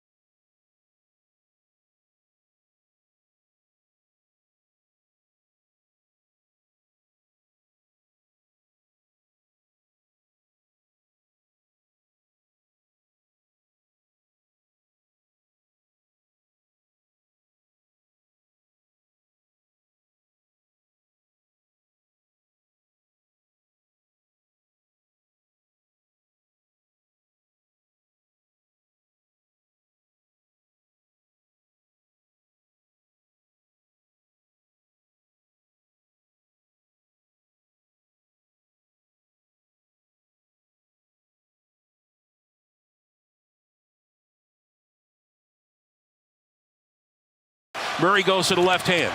He's at the mid post. Cross-court pass, Porter 3. Yeah! 107 to 102 Denver. Less than 4 minutes to go in overtime. Good to hear Kaz in July. I miss him.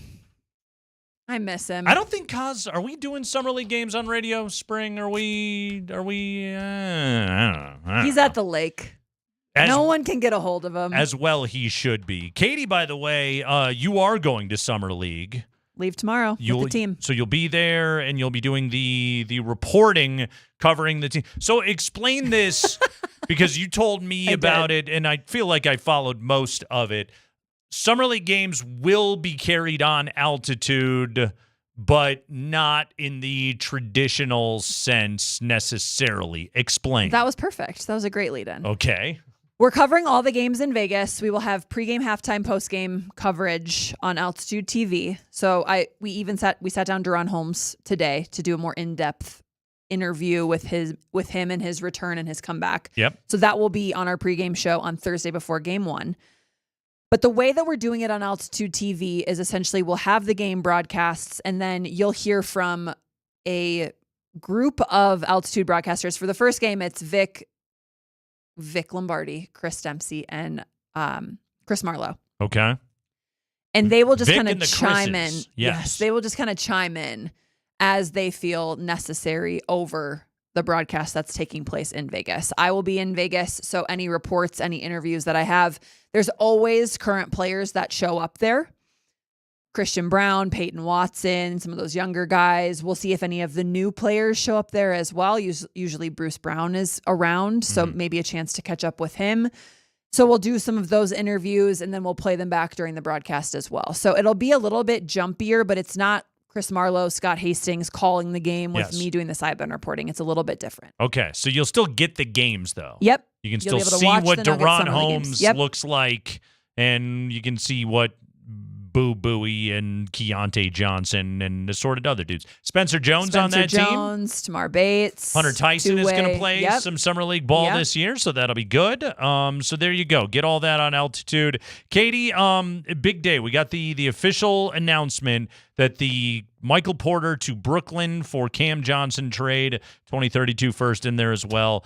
It's gone through. Trade is done. Michael Porter Jr. is officially a Brooklyn Net. His Nuggets career caps off at 345 games played. He averaged 16 points and 6 rebounds a game over it was 7 years, but 6 seasons as a healthy basketball player. By the way, and this is maybe the stuff that just impresses me the most about Michael Porter. Since he came back from his last injury, he played 62, 81, and 77 games respectively, including going through a brutal shoulder injury this past postseason, and yet he played his way through it.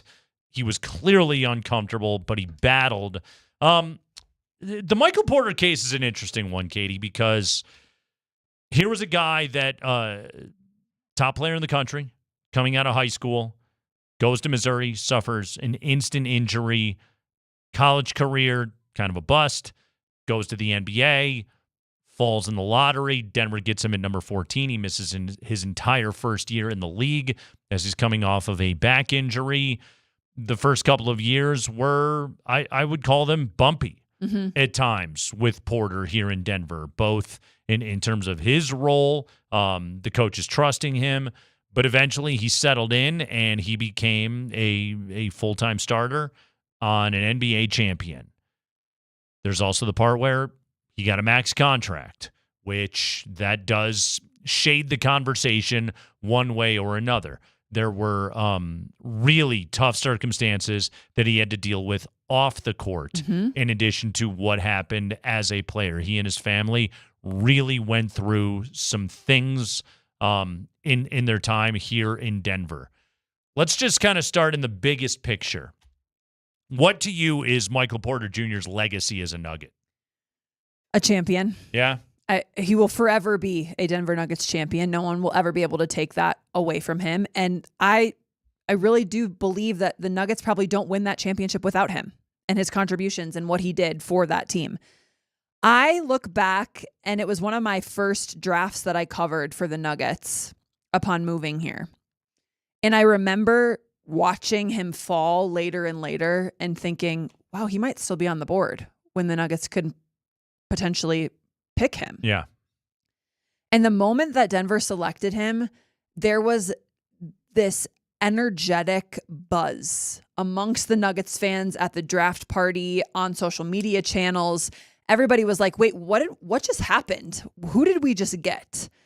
And even though, to your point, there were some bumps in the road, I will never not think of Michael Porter Jr. as a medical marvel. Right. The fact that he was able to not only be as available as he was down the road in his career for Denver, but he shouldn't even be playing basketball at all, let alone at the level that he's able to play.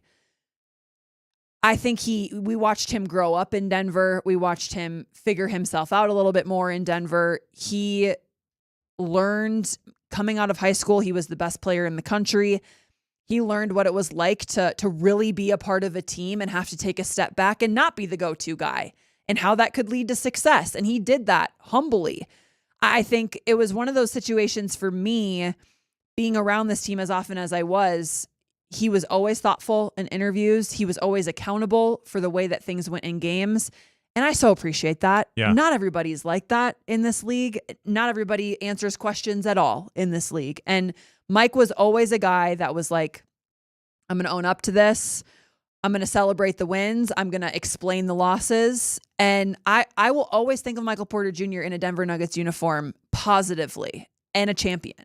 One of my, really maybe my most enduring memory of Porter was after they won Game 5, and he came in and he did the press conference, and he sat down and he was brutally honest of just, I sucked in this series. Mm-hmm. And he didn't hide anything.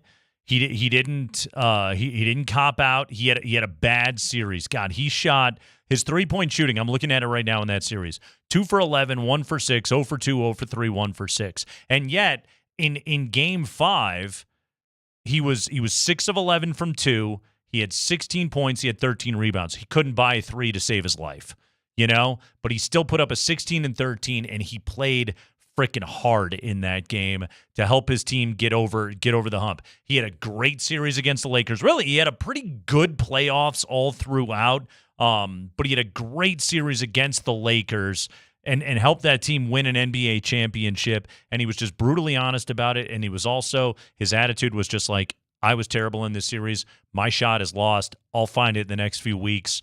I don't care. Today I'm an NBA champion. Like we won an NBA championship. And I remember like in that moment of just, you know what? That is awesome that's how he's choosing to view this moment. Because I think it would have been really easy for him to focus on, we won it, but God, I was bad. That wasn't the way that I think he looked at it. And the way that he played in Game 5 to me was the loudest statement he could make. Regardless of how he shot, the Nuggets were allowed to play a certain way because of him. Yeah. He created more space for Nikola Jokic to operate, for Jamal Murray to operate. He is such an elite shooter, regardless of inconsistencies at times, that if you give him even a little bit of space and he catches fire, watch out. He was one of those guys. And I loved being in the arena and feeling the crowd understand what was happening. Like Chris Marlowe calls it a Porter quarter, right, where he would just catch fire. Nothing could stop him from launching and making all of the shots. In those moments, the way that the Nuggets nation latched onto him, the way that felt, I will never forget that.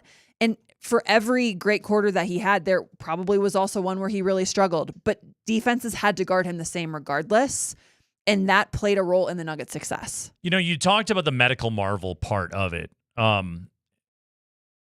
You're right. He probably shouldn't have been playing basketball. And that's what's crazy about this trade is the Nuggets actually gave up the more durable player in the trade. I thought the same thing. It's at wild. least as of late. He plays more than Cam Johnson does. Like, I don't think Cam Johnson's played 70 games in an NBA season. Like the last 2 years, Mike played 81 and 77 games respectively. He was out there every single night. Now, there were nights where physically you know that he wasn't fully up to it. Like, given the amount of back surgeries that he had gone through, having to battle through the drop foot, the broken brace thing. I know that whole thing was really tough. That he had to deal with during the postseason and how bad the timing was that went down. That's such a very specific thing for an athlete to have to deal with. But like he went out and he played every single night, and that dude had to put in so much work to get his body in the place to be able to do that. There's a part of me that is bummed for Mike that he's got to go play for Brooklyn. And chances are he doesn't play the next 2 years for the Nets. Chances are next year with an expiring contract, he probably gets moved again. And the business of the NBA is going to kind of swallow him up, but he will have gotten a good chunk of his NBA career to both play a lot of winning basketball, make a ton of shots, play with Jokic, and by the way, get a max contract, which is that's a nice bonus too. Well, and it'll be interesting and fun to see him in Brooklyn be one of the main, not that he wasn't a main option in Denver, but was 3 or 4 at times with that starting group. Will he basically have the green light at all times and can just do whatever he wants for the Brooklyn Nets? Okay, well, that gives you an opportunity to get back to some of your high school days of being the playmaker, showing off more expansive versions of your game. That's something that I'm sure he's looking forward to, of playing in a different system, having that refresh for him. Maybe it reinstills some joy in the game of basketball. One of the weird things, Andy and I talk about this all the time, is when an athlete gets big dollars, they are then viewed through a different prism, and that's what they sign up for. The pro athletes, okay, you get judged against your contract, you get judged against draft status, what you gave up in a trade, whatever it may be. Like you essentially you become an asset, an entity, and you get evaluated in that way. By going to Brooklyn, that no longer really hangs over him anymore. Wasn't their contract. Right. Here in Denver, and again, at the time it was done, it wasn't bad, but then with the new collective bargaining agreement, it was like you don't want to have 3 max contracts. And the Nuggets, I think, they learned that lesson the hard way, I would say definitely in the last season. But now it's like, okay, now your salary structure is better. You're further away from the apron. The Nuggets are in a better place right now, but Mike kind of got caught in all that. And again, nobody feels bad for him. He made a ton of money as a result of getting to do that. But also, I do think that it changes your relationship with a fan base when you end up in that spot. Fair or not, again, they're pro athletes. This is what they sign up for. I didn't love the conversations, the narrative, the dialogue around that with Michael Porter Jr. Right. I think that he was maybe treated unfairly by a lot of the fans. To your point, this is what they sign up for. They know that this is part of the gig of being a professional athlete and making the money that they make. The fact that John Wallace and Ben Tenzer were able to take that contract and move it and allow the Nuggets the freedom and the spacing to do what they've done is tremendous. Yeah. You didn't know when you gave him that max what you were going to encounter come now. Michael Porter Jr. ended up being the only tradable contract. Big one. Essentially, yeah. Like that was your only option. Right. And the fact that they were able to flip that and get what they got in return, the flexibility that they had,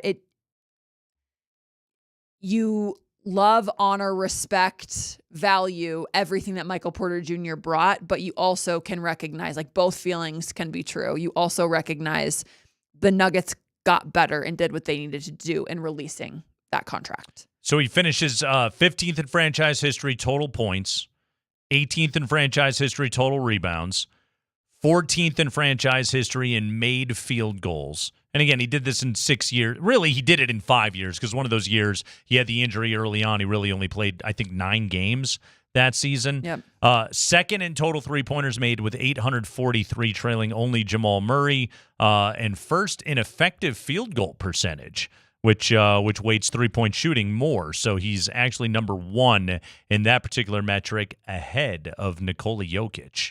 So there you go, everybody. Yeah, 843 three-pointers made. Jamal is the franchise leader. But your top 5, Jamal, MPJ, Jokic, Will the Thrill, and J.R. Smith, most three-pointers made in franchise history.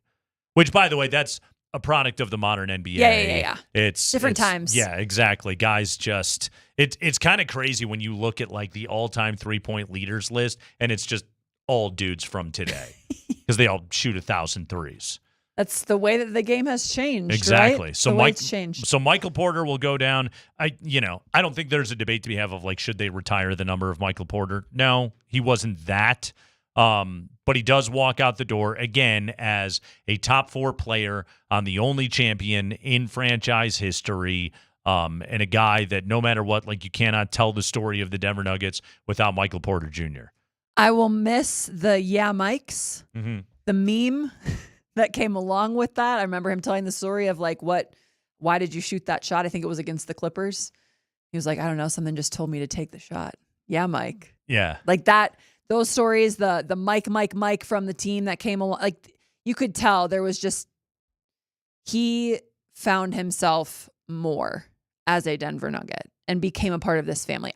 It's so hard for me. I agree with you on the jersey thing, but like, is he a Nuggets legend? Yeah, he's a champion. Yeah. So yes, he is. He will always be remembered in that regard. And anytime he comes back to Denver, he will be welcomed and honored with open arms. I agree with that. I would say right now it's, of current group, obviously Jokic, obviously Jamal. Of jerseys retired? Yeah, I think Aaron Gordon's jersey is going to be retired. I know. He just, he did he's change, Mr. Nugget. Yeah, but he changed the number. But yeah, it's put the number 50 up there for Aaron Gordon without a doubt. But yeah, those are the guys that get their numbers retired to me on this team.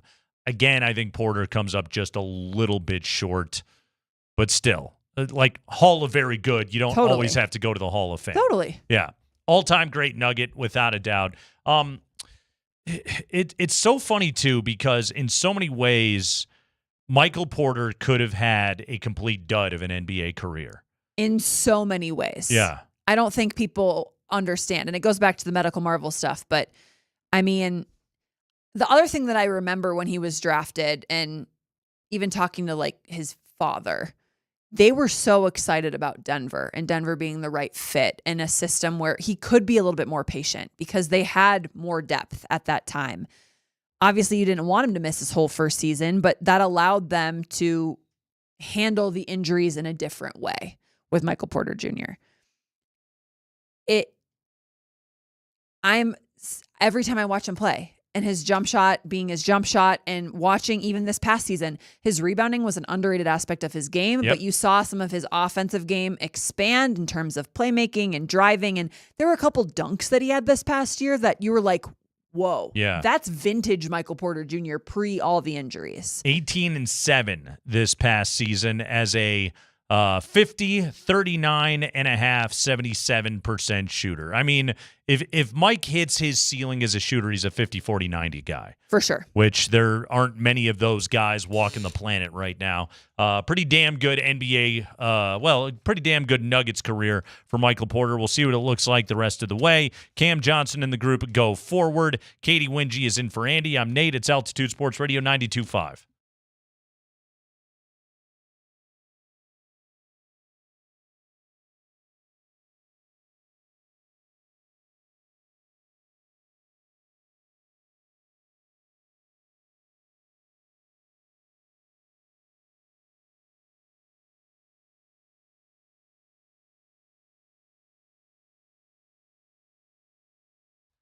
Hey, what up, Denver? It's Nate Kreckman here for Roller Auction. 3 auctions are closing tomorrow. That's right, tomorrow. So you want to get to roller.bid right now and check this out.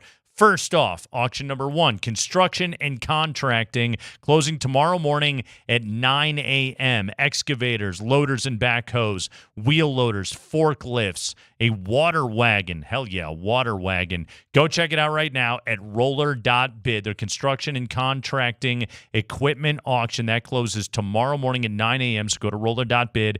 Check out that auction. Auction number 2 closing tomorrow at 2 o'clock in the afternoon. That's that City of Loveland vehicles and equipment auction. Been telling you about those Chevy Caprice police vehicles that they have got up for auction right now. Also got a Chevy Silverado utility truck. Go to roller.bid. City of Loveland vehicles and equipment auction. These are well-maintained city and county vehicles. And finally, auction number 3, vehicles and equipment from a local energy company. That closes tomorrow, 3 o'clock in the afternoon. They got a snowmobile on there available at a great deal, plus pickups, SUVs, and so much more. Get some fantastic deals right now. Go to roller.bid. These 3 auctions closing tomorrow. That's roller.bid.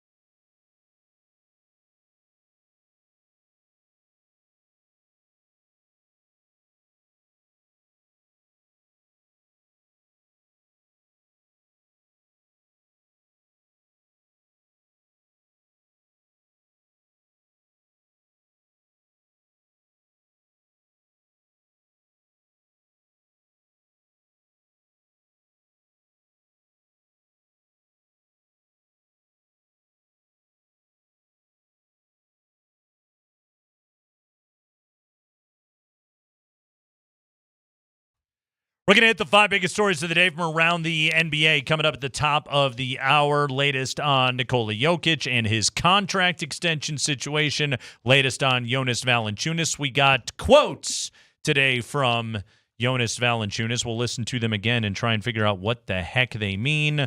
Plus, the NBA is getting another summer of LeBron, whether they want it or not. Today on ESPN, basically a post-free agency primer and putting teams into tiers of where they exist right now in the current pecking order of the Western Conference. At the top, Katie. By the way, I'm blind reacting, so I have not seen this. Good. This, by the way, Katie Wingy is in for Andy today.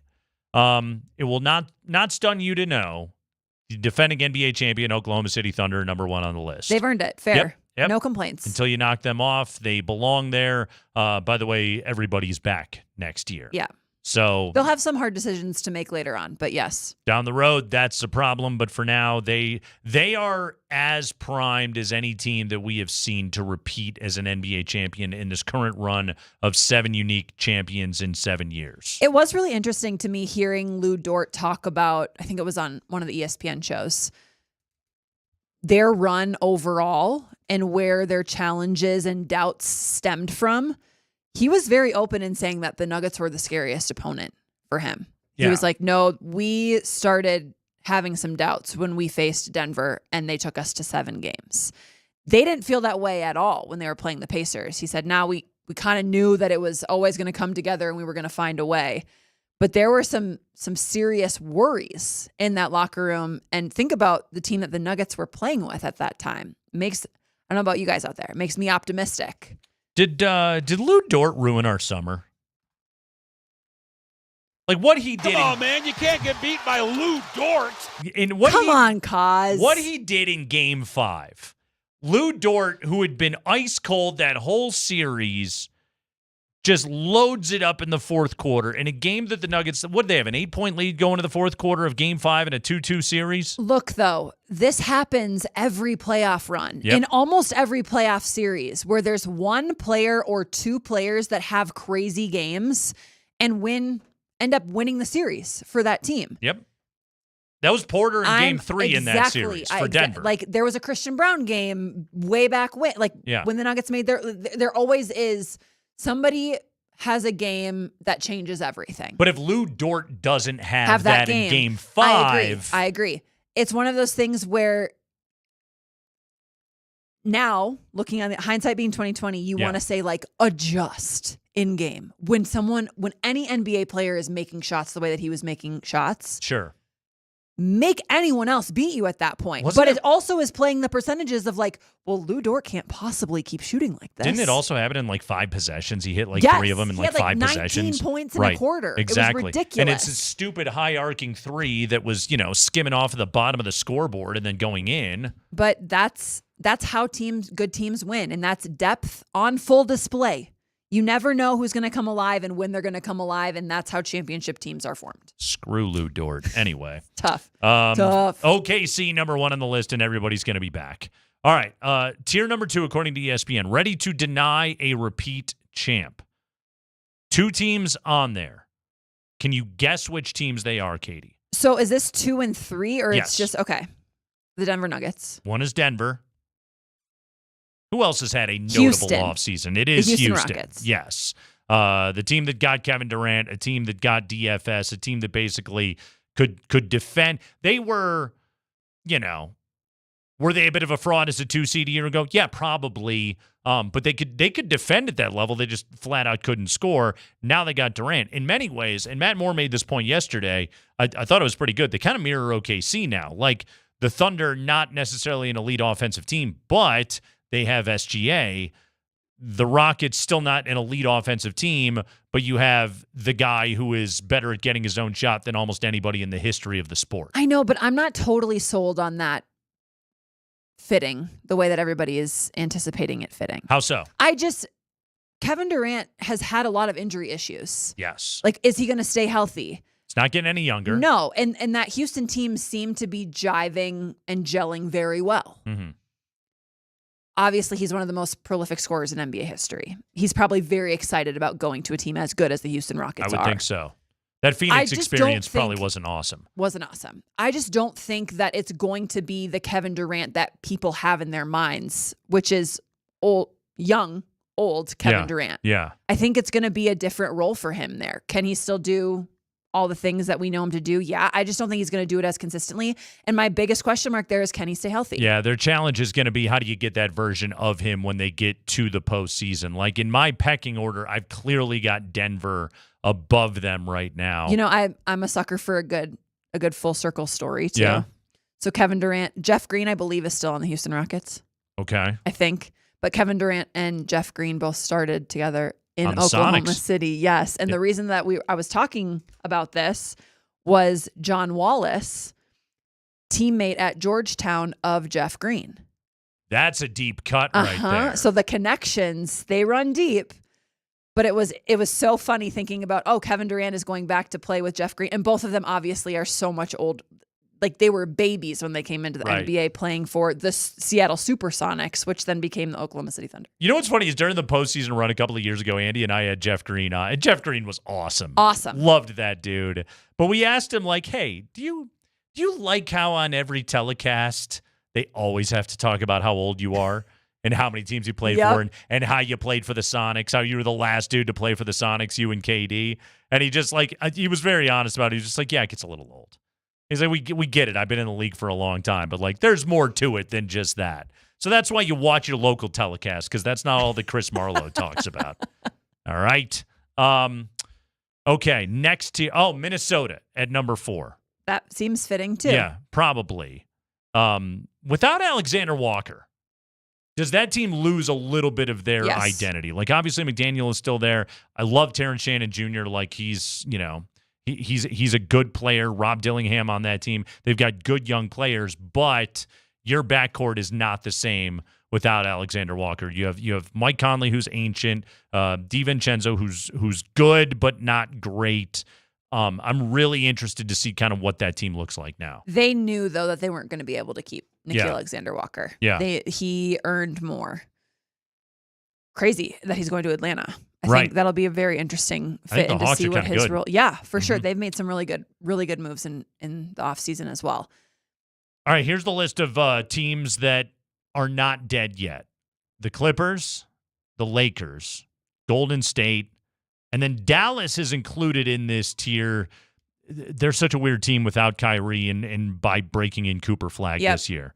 But really, I would stick to keeping Golden State, the Lakers, and the Clippers in this conversation. This Clippers team, so they moved Norm Powell yesterday. They get John Collins. Okay, so that's some good size. They brought in Brook Lopez. With the Clippers, it to me, it just flat out comes back to, like, okay, are you trusting Kawhi Leonard to be healthy? Are you trusting James Harden to not just fade in the playoffs like he does every single year? I would go to your first question first. Yeah. I don't know if they care. Right. They do, but they don't. Like, Kawhi Leonard came back last year at the end of the season and was vintage Kawhi Leonard.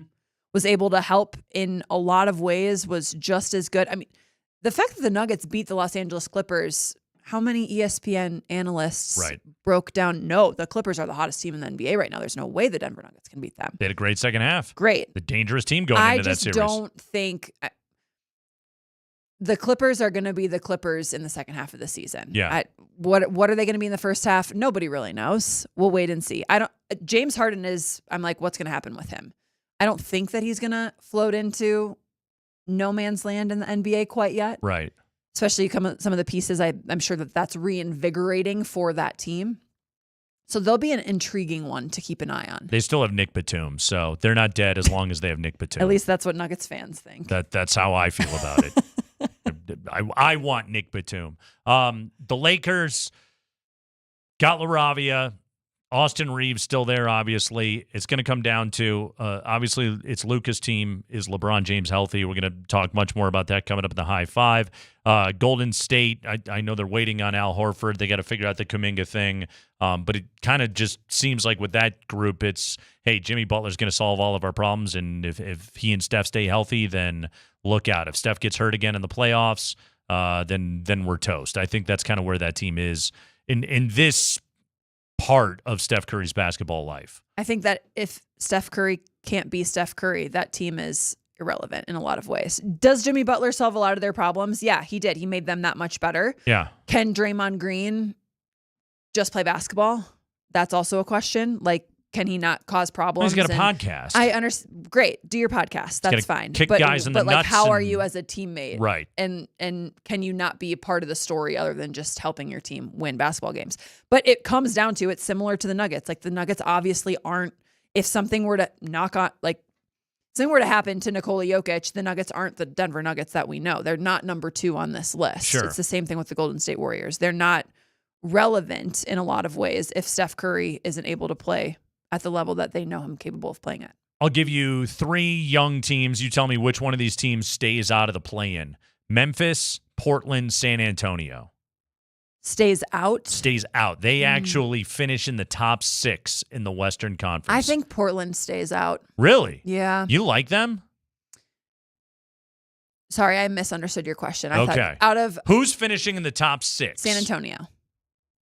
That's who I would have said as well. The Wemby thing is I weird. actually think San Antonio would be like my sleeper pick team Really? right now in the West. Yeah. Okay. Scary team in the playoffs. For sure. They would take you. Wemby takes the next step. Yeah. De'Aaron Fox is there. Like, I think they're going to figure some things out. And then there's, the Pelicans and the Jazz. How many members of the Utah Jazz can you name off the top of your head? I'll give you Lauri Markkanen and who else? Don't know. That's just Don't it. know. Like they lost John Collins, they lost Jordan Clarkson. You're like, who the hell are these guys right now?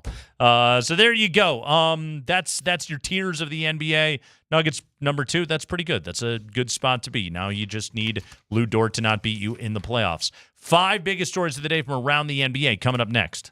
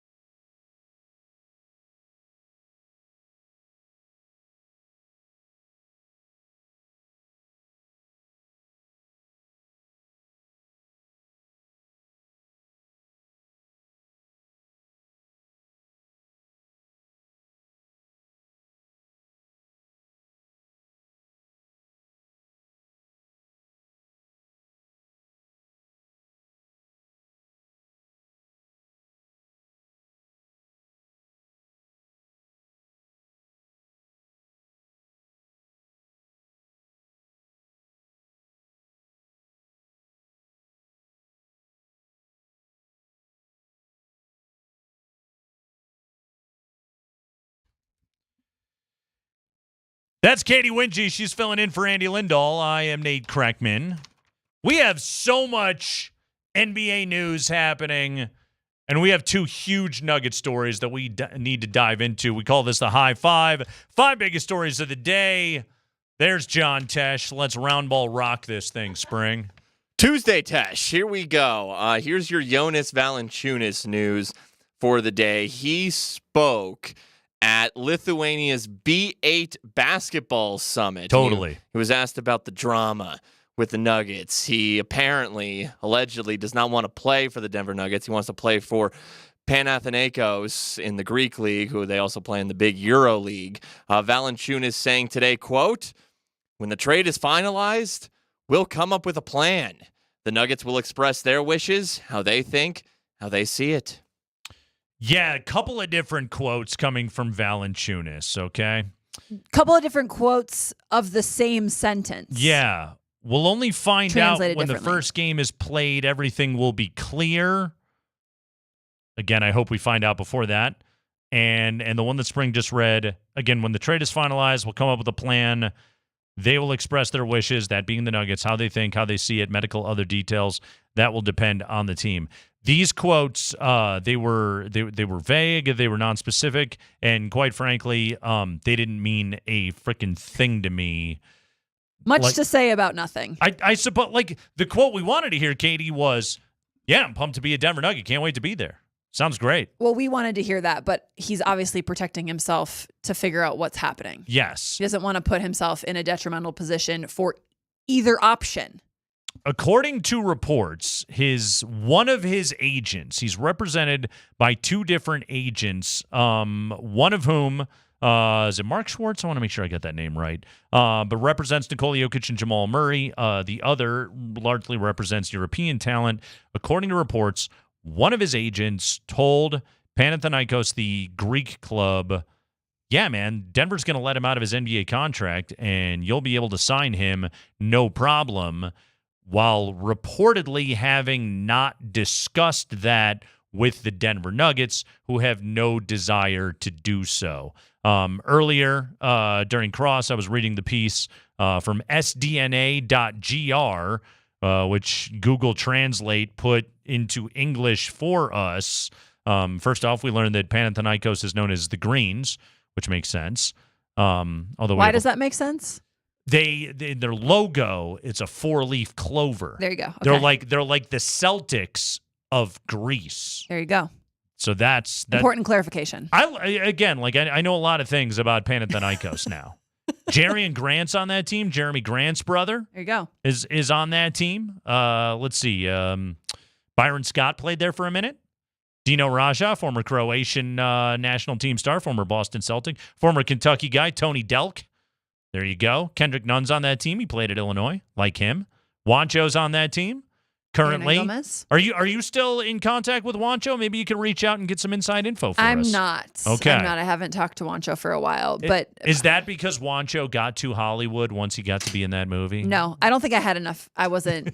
He was like on his way out when I was on my way in, and so we just didn't have that type of relationship. Okay, not a lot of crossover right No. there. Rick Pitino coached there Yep. for a minute after he left Louisville in disgrace and before he went back to Iona. He's now at St. John's. And they won the 2023 EuroLeague title. That's what I know about this team. And that's where Valanāiťnas wants to play.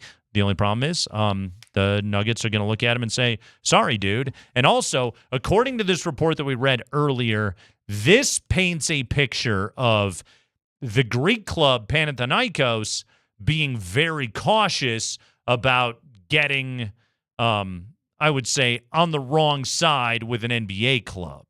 Everybody in the FIBA world is trying to be cool with each other. At least that's what this sounds like so far. This whole thing is so messy. It's so Yeah. messy. And you know that elementary school game telephone where like one person starts and then it gets translated and it's never the same sentence that Yeah. you started with. Do Somebody kids play always Google messes Translate it up. now? I don't know, but on that note, I've seen 4 different variations of that quote that's being passed around.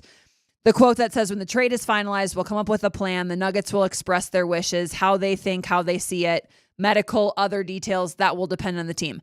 I'm seeing that same quote being said, "Once the trade is finalized, we'll put together the plan for the trip to Denver." The team will outline how they see the situation, medicals, and all the details. That part is up to them. This is all going through Google Translate. Right. The fact that this is not directly in English, I think there's a lot being lost in translation, literally, and in the tone in which we are understanding what's going on here. We aren't sitting at this, apparently this, what is it? The get together, the basketball summit, Lithuania's B8 basketball summit, which clearly is, everybody's dying to know what's going on there. Have you ever heard of it before this? I have not. Okay, great. So, I even am I'm a fan of Lithuanian basketball, and I knew nothing about the B8. Well, now we know everything we need to know. However, we're not there understanding and seeing what is being communicated as it's being communicated. So this is all hearsay. It's all messy, and we're going to find out when we're going to find out. That's what it comes down to. Like, the Nuggets are going to try and get him here. They're going to talk with him. I don't think the Nuggets would, I'm putting this in quotes, like, let him out of his contract if they didn't have a backup plan in place that they felt good about. Al Horford, Correct. etc., Correct. whomever it may be. More money to get Al Horford and someone else, whatever it is. What's so annoying about this is it's hard enough to get a good NBA trade, right? And then you make one. You trade Dario Saric, who you didn't want, and you acquire Jonas Valanāiťnas, who checks like every box of what you're looking for, and a backup center for Nikola Jokic. Like, it's tough enough to get to that place. It's tough enough to get teams to agree. It's tough enough to find teams that have varying different motivations of, are they trying to win right now? Are they trying to create payroll flexibility and all those things? And you get to that place, and now we got to deal with this stupidity. Because apparently somebody didn't communicate something somewhere along the way, and Denver the whole time is over here going, dude, we want you to be on our basketball team. And I do think, too, just bringing this up again, you talked about this earlier, it's said that he wants to play in Greece for family reasons. Yeah. I think there is this narrative that's been forming of he doesn't want to be in Denver because he doesn't want to be with the Denver Nuggets. I don't think that that's the case. Or wouldn't want his role here in exactly. Denver. Like, doesn't want his role to be diminished, doesn't want to back up Nikola Jokic. Yeah. I don't believe that any of that has any truth to it.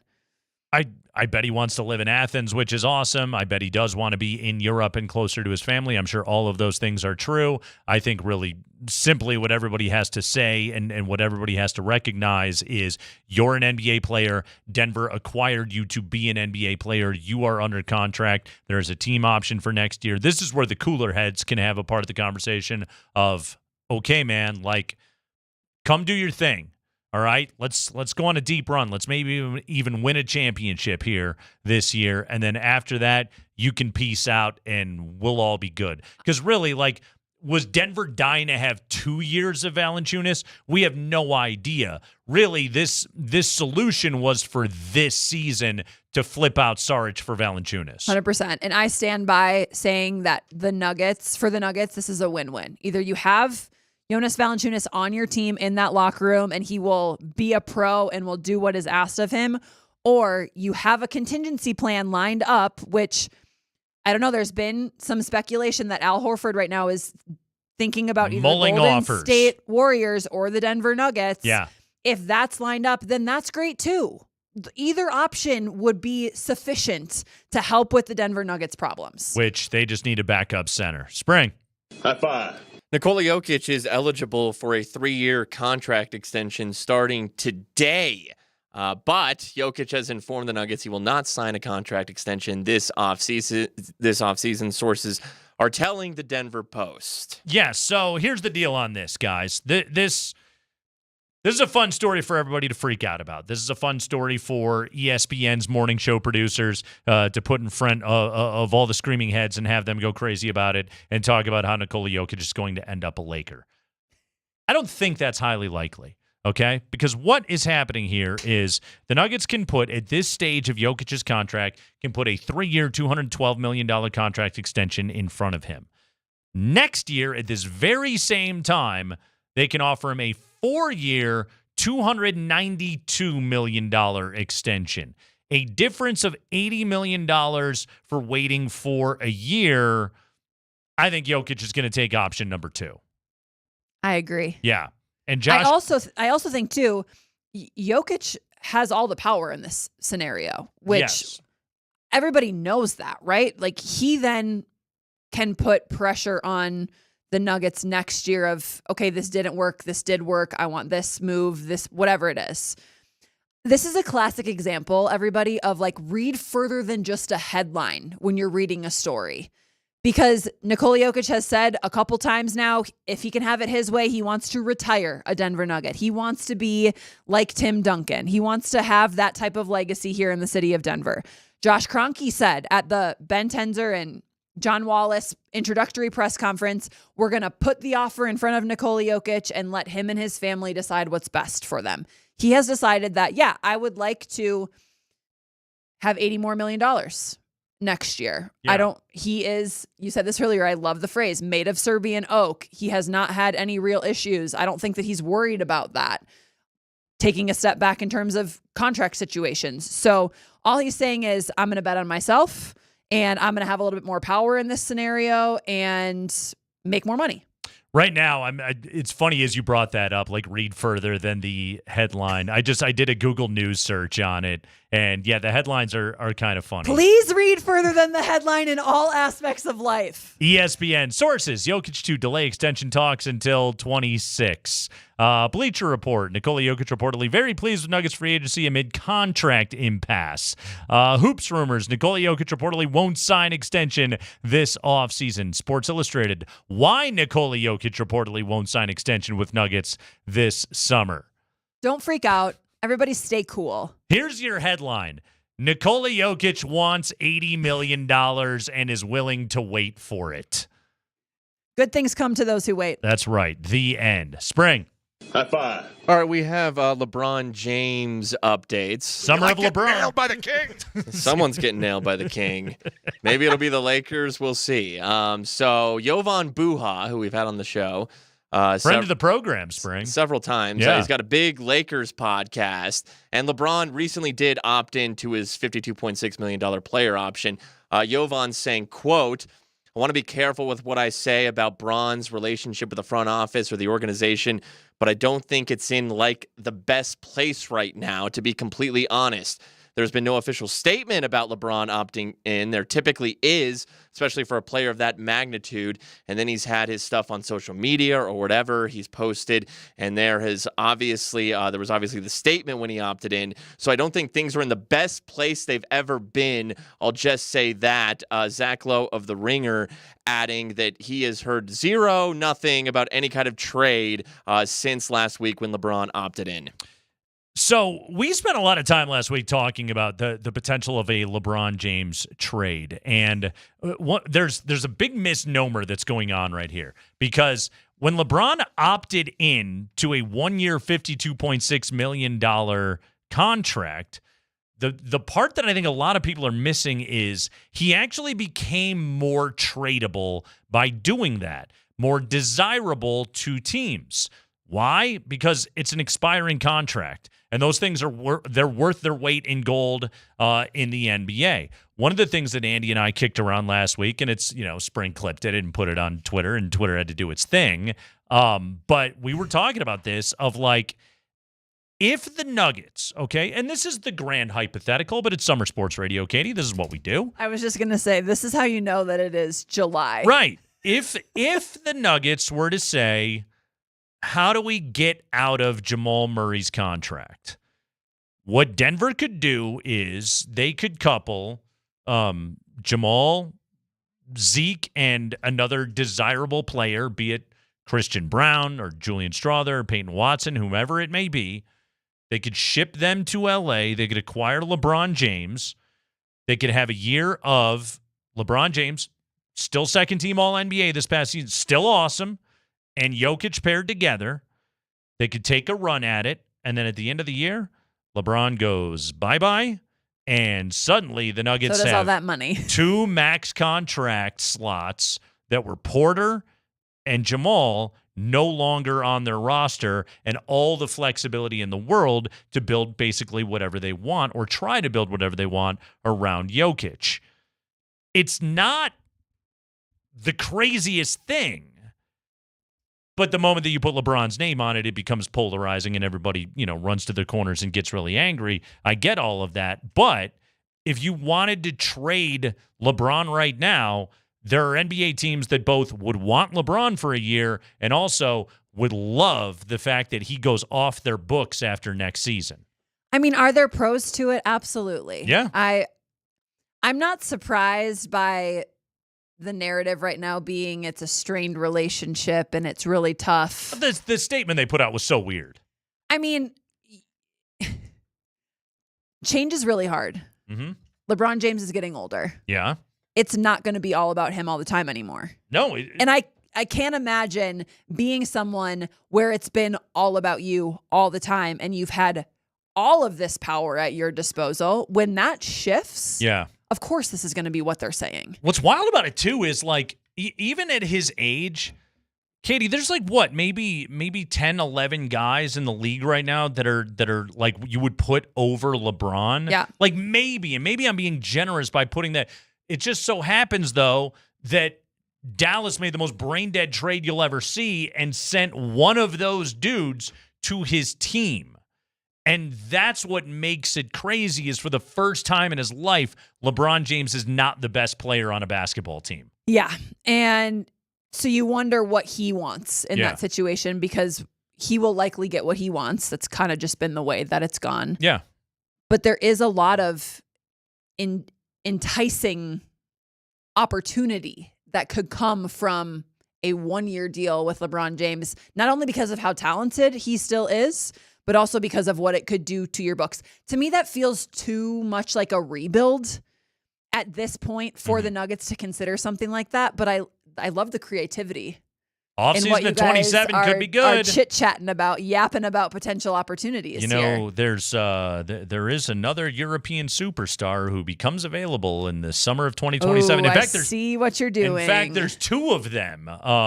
Well, as of right now, maybe even three of them. So yeah, something to think about a little bit right there. That's the 5 biggest stories of the day from around the NBA. Nice Tuesday, Tesh Spring. Good job on that. We got to take a break. When we come back, Has body shaming gone too far? I'm gonna play. We're gonna play a piece of audio for you, and I will posit that yes, we've gone to the other side when it comes to the topic of body shaming. You will hear an athlete get ripped for his physique when we come back, and I'm not gonna tell you who it is. Just know this is insane. That's coming up next.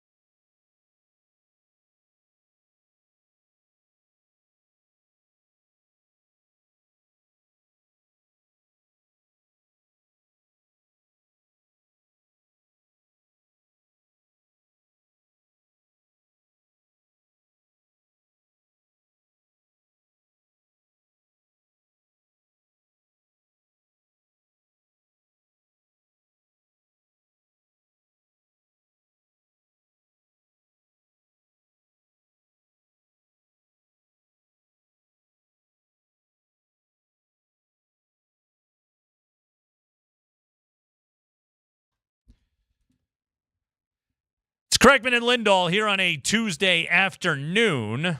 The Rockies are underway tonight, taking on the Boston Red Sox at Fenway Park. No score after one inning. If the Rockies fall today, by the way, they will be 50 games below 500, 21 and 70 going into today's game. So just a mere 49 games under. By the way, Katie, you at least in your time covering the Nuggets, they've always been good. You have not had the experience of covering a crappy Nuggets team. Have not. That's fortunate. Extremely fortunate. Yes. I understand how privileged that is for me to be able to say. Right. No, they were like kind of figuring some things out. This will be my 9th season with the team. So you missed the Brian Shaw era. Sure did. Yeah. Sure did. Yeah, that worked out for you. It did. Nothing but winning. All I do is win. You showed up and they found their way. I guess Jokic had something to do with it too.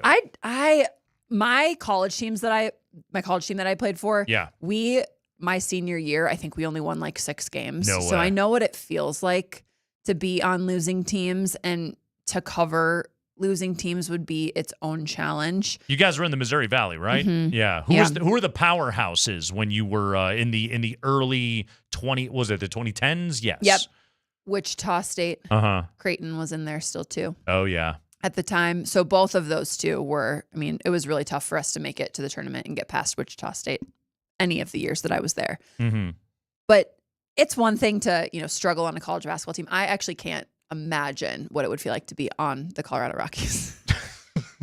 Like, that is a different level of struggling. At least they get paid. Again, you were a pre-NIL college basketball player. That's a great point. That's too bad. But still, that is, I'm at a loss for words. How did you end up at ISU, by the way? I was recruited there. Yeah? Yeah. I actually really wanted to go to UW Wisconsin-Madison. Uh-huh. I said that wrong, but you get what I'm saying. And I tore my ACL going into my senior year. So I missed my whole biggest recruiting summer. Sure. My last home game of my junior year, missed AAU that whole summer, and then came back, and Illinois State offered me. So I was like, Boom. yeah, let's do it. You Missouri believe in Valley. me? Let's do it. And that was a different time for ACLs too. I feel like now you have a much more optimistic outlook. I legitimately had moments where I was like, am I ever going to play basketball again? Because you don't know if you're going to bounce back in the same way. So it was, crazy. But I ended up in the right place. It was awesome. Awesome experience. Didn't everybody at ISU, it was a big teaching school, right? Everybody Big was a teacher teaching there. school. Yeah. Very much so. Big education school. Yeah. That was not for me, but a lot of teacher friends. I had a girlfriend that she was studying to be a special ed teacher, and she went to Illinois State, and it was like 45 minutes from Champaign, and after like a month, I was just like, it's kind of a buyer's market here in Champaign. I think I dabbled in a few Monday night Joes. Good. Yes. Made my way up to Champaign. Hell yeah. Hell of a town right there. All right, so let's talk body shaming a little bit. Perfect here. transition. Exactly. So it's funny. I was giving Andy grief about this the other day a little bit. We were talking about Deebo Samuel, and it's just like it's the summer. All right, if these guys want to have a few extra calories, let them live. If they want to do bong hits and play video games and kill Taco Bell, this is the time of year to do that, right? So I'm fine with it. I think it's okay if a guy needs to get in shape the first couple of weeks of camp or whatever it may be. Clearly not everyone feels that way, okay? So some photos hit the internet of Patrick Mahomes, and there is some body shaming going on for what is being called Patrick Mahomes' dad bod right now, which what are we doing right here? Like, does Mahomes look fully sculpted? Not really, but also I'll be the first one to raise my hand and say, who am I? Who amongst us is always at their very best? Well, a Kansas City radio host, and this to me, Katie, kind of speaks a little bit like what we were talking about before with Jokic of I get it. It's the attention economy. You got to find something.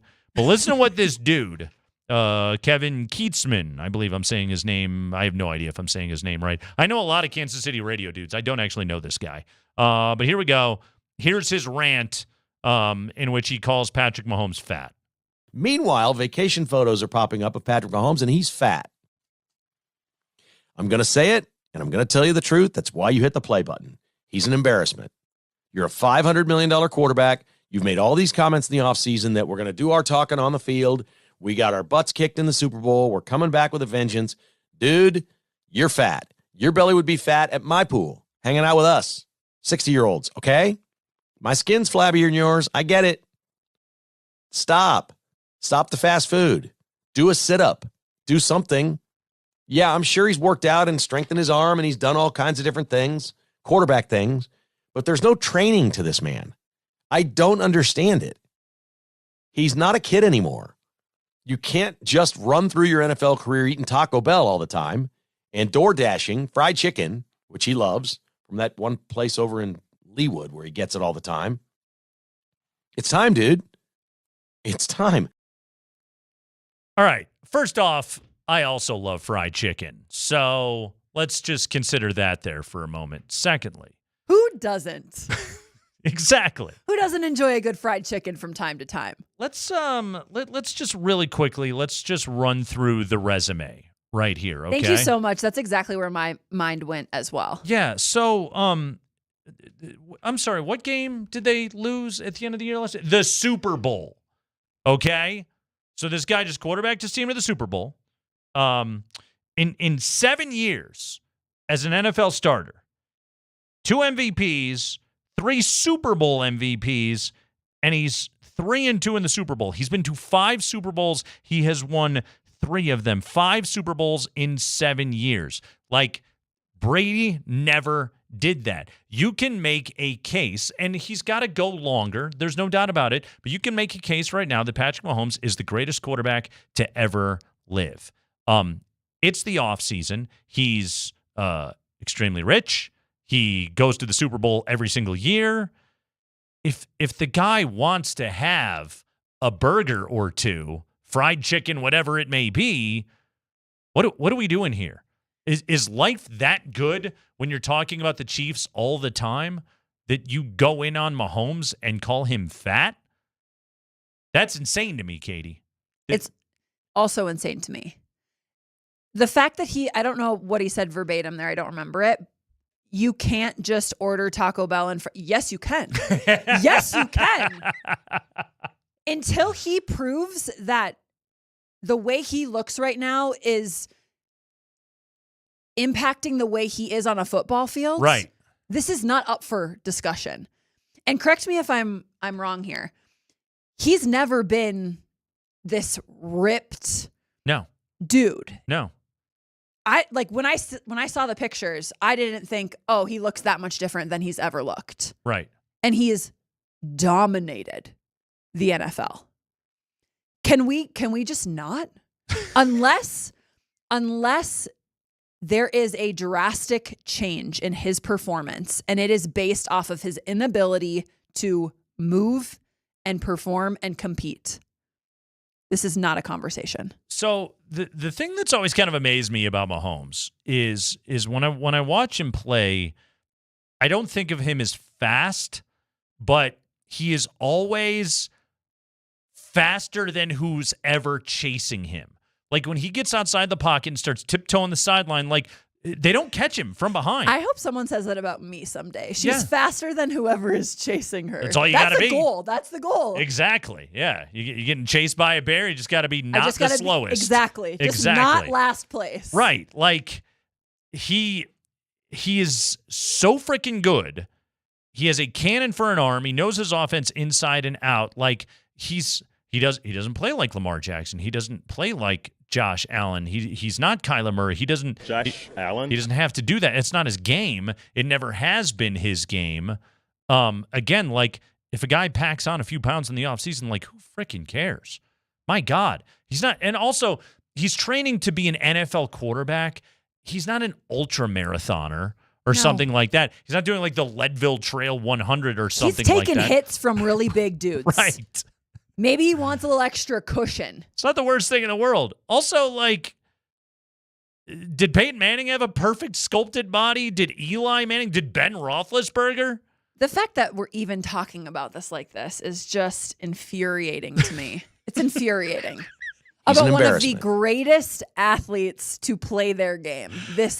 I hope that all of us out there find something that we are as passionate about as this man is, this radio host is, about ripping on Patrick Mahomes. Because the tone of voice he took with this too, he's actually upset. He's angry. If you want to go after him for having an annoying brother or whatever it is, like, by all means, like, have at it. Go get him. Okay. I would rather someone take shots about the living of the offseason than about the way that he's looking in the offseason. Not even the offseason. Why are we talking about the offseason? Let them do whatever they want to do. 5 Super Bowls in 7 years. Tell me someone annoys you. Don't tell me that the way that they look is unacceptable. Apparently, this guy he wouldn't fit in at this dude's suburban pool. That's according to. I think this is my other take. Post guy. So what you started with. Yeah. If you are going to come at someone, especially again, I'm prefacing all this by saying if it's impacting their performance in their sport, that's a different conversation. I get that. You're literally paid to be in shape to be able to be a peak athlete. Agreed. But if you're coming at someone that is more than adequate at their job and you're saying they don't look the right way, according to you, you should have to post a picture of how you look. Well, publicly.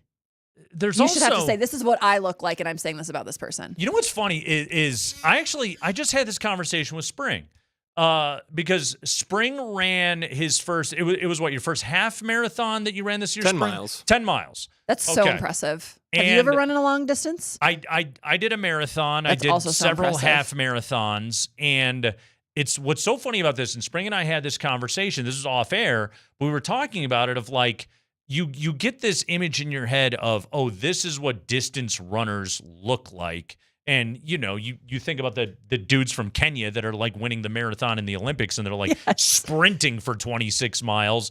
But the reality is like drive down any street right now and then you'll see people jogging on the sidewalk, all shapes and sizes.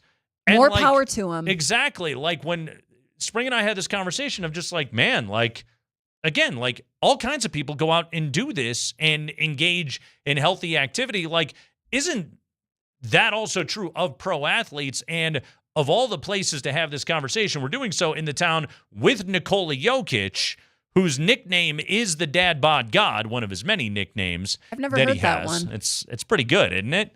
And like Nikola Jokic, again, a dude that doesn't have a massive vertical leap.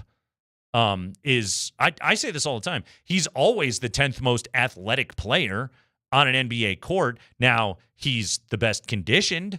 He never stops. Again, he's made of oak. He's unbelievable. But if you were to look at him and you were to say, that's the best basketball player on the planet, that guy has won 3 MVP awards. And you compare that to the likes of Michael Jordan and LeBron James and Kobe Bryant and the unbelievable athletes that have excelled at that sport. And you can look at Nikola Jokic and say, he can't do any of that stuff.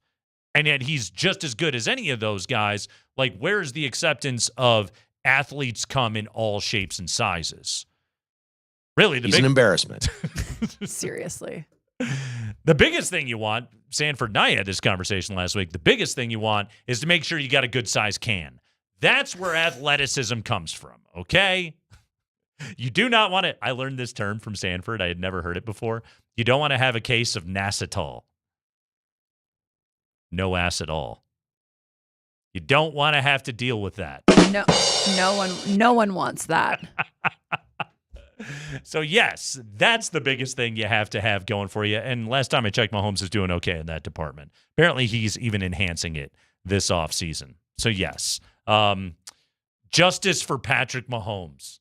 Words we never thought would be said on this radio station. We're sticking up for Patrick Mahomes today in Denver, Colorado, and we're sticking up for dudes everywhere that want to eat Taco Bell, take their shirt off at the pool, and feel okay about themselves. So you do you, Patrick Mahomes. It's the Kreckman and Lindahl Show.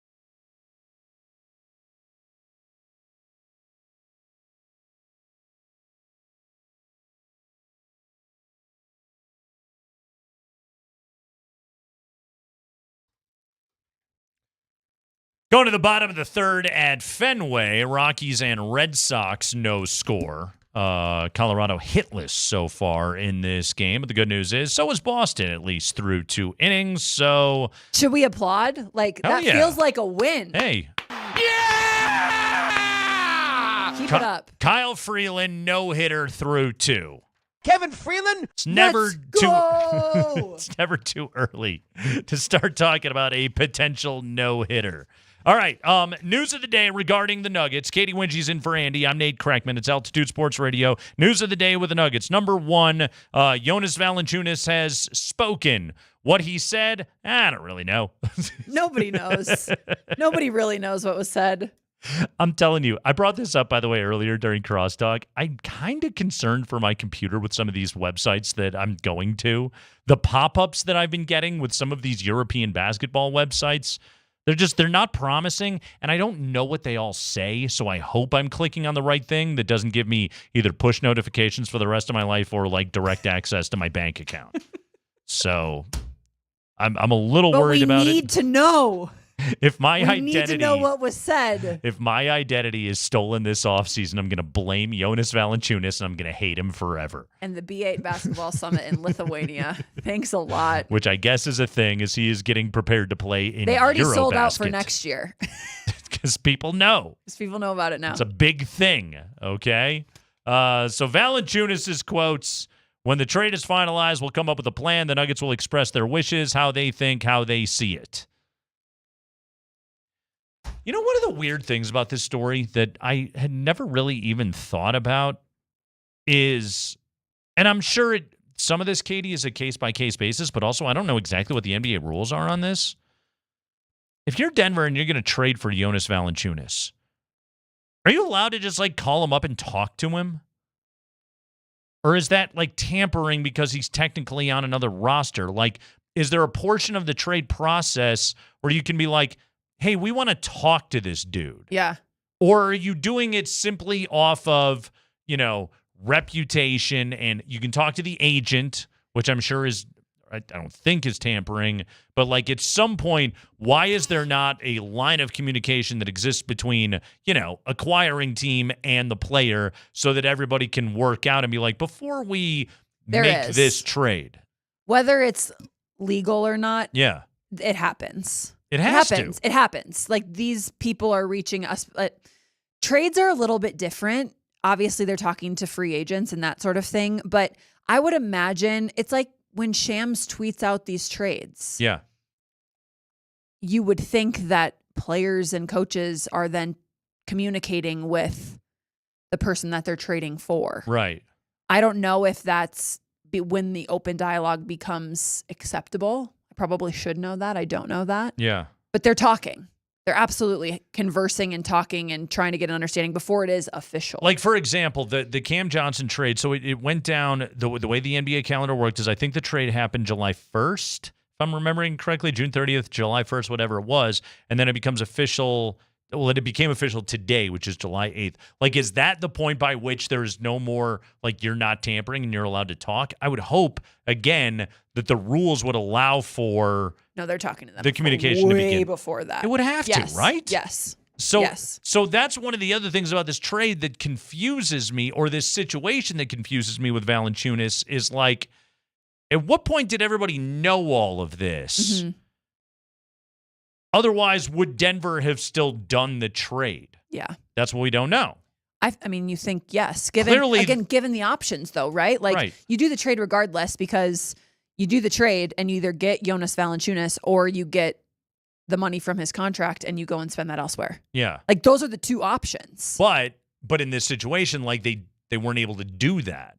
Like, they would have had a greater, you could have had a shot at Brooke Lopez. I hear what you're saying. I don't think that they clearly didn't know that this was happening, which what we've talked about earlier is the agent in Europe of his, they made it seem like, and the Greek team. Yeah. They didn't know that the Nuggets cool. hadn't cleared. There clearly is this miscommunication that's been trickling down through every person that's been involved. Through multiple continents, through multiple different languages. Yes. So when they realized that there was a miscommunication, that's the question of, okay, so this trade is spoken of in about July 1st. Yeah. A couple days passed. That's when we started to see it on social media. Was wait a second. Jonas Valanāiťnas also agreed to play for this team in Greece. How is that possible? Where does this go? How does this work? I actually started getting messages immediately from Greek news outlets saying, what are the Nuggets' plans for Valanāiťnas? I didn't really think anything of it. Yeah. Now that makes a lot more sense of them trying to clarify. I'm like, what do you mean? What are their plans? He's going to be the backup for Nikola Jokic. Those are their plans. Yeah, it's kind of interesting the amount of Greek basketball fans that have now suddenly come into the consciousness of us here in Denver, which we weren't aware of. Okay, so on top of this, here's the other question that kind of throws me in all of this. What did Sacramento know about all this stuff? And Kings GM Scott Perry, when he's on the phone with John Wallace and Ben Tenzer, no one knew. Is he just like, oh, this is sick, we're going to get rid of him? Or at some point does he say like, oh, yeah, by the way, he has designs on going to play in Greece this year? I don't know the Sacramento side. Right. And I also don't know the Nuggets side. But knowing what I would do if I were in the Nuggets position, I don't think that, to your point, they wouldn't have made that trade. They would have explored other options. Well, why would you have made the trade if a guy in the second year of a 3-year deal who's played in the NBA for 12 years now, you're assuming, cool, we got him. Mm-hmm. This is perfect. You don't even consider the part where it's like, oh, no, he wants to take less money and go play in a lesser league. Well, you don't think that you're even going to have to deal with something like that. Yeah. That's not even on your radar at that point. You're thinking, look at this deal I just made and this player I just got that's going to help us immensely. So now we have to hate Panathinaikos for the rest of our lives. Well, they would argue they didn't know either. That's the kicker. Which, according to this report out of Greece, is that, and I want to make sure that I've got this right in the reporting. According to this is from SDNA.gr, translated to English. Okay, and this paragraph right here. What emerges is that Panathinaikos was cautious even about agreeing for Jonas Valanāiťnas to come to Greece. However, they had the guarantee from the Lithuanian player's agent, who was not actively involved in the player's NBA team negotiations, that Denver would definitely release him. Following Panathinaikos' urging and in order to not provoke the NBA, and specifically Denver, they avoided creating much publicity and crowds upon Valanāiťnas' arrival at the last moment. So, yes, and according to this story, they paint the picture of basically a very they're playing dumb. Well, honestly, like, we'll call them a deliberate organization of just like, we're not trying to piss anybody off right now. Totally. We didn't know. Yeah. We didn't know. Right. It's better to ask for forgiveness than to ask for permission. Well put. I also like that there's this sentence in here, and again, this is the Google Translate.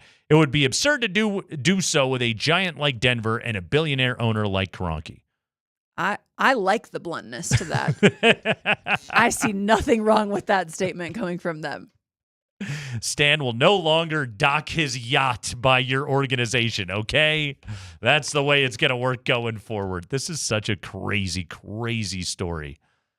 They write in here, Panathinaikos was shocked when they realized that Kroenke was not informed about the matter. Under these circumstances, it's not surprising the Nuggets became angry and took the Lithuanian agent's handling as disrespect.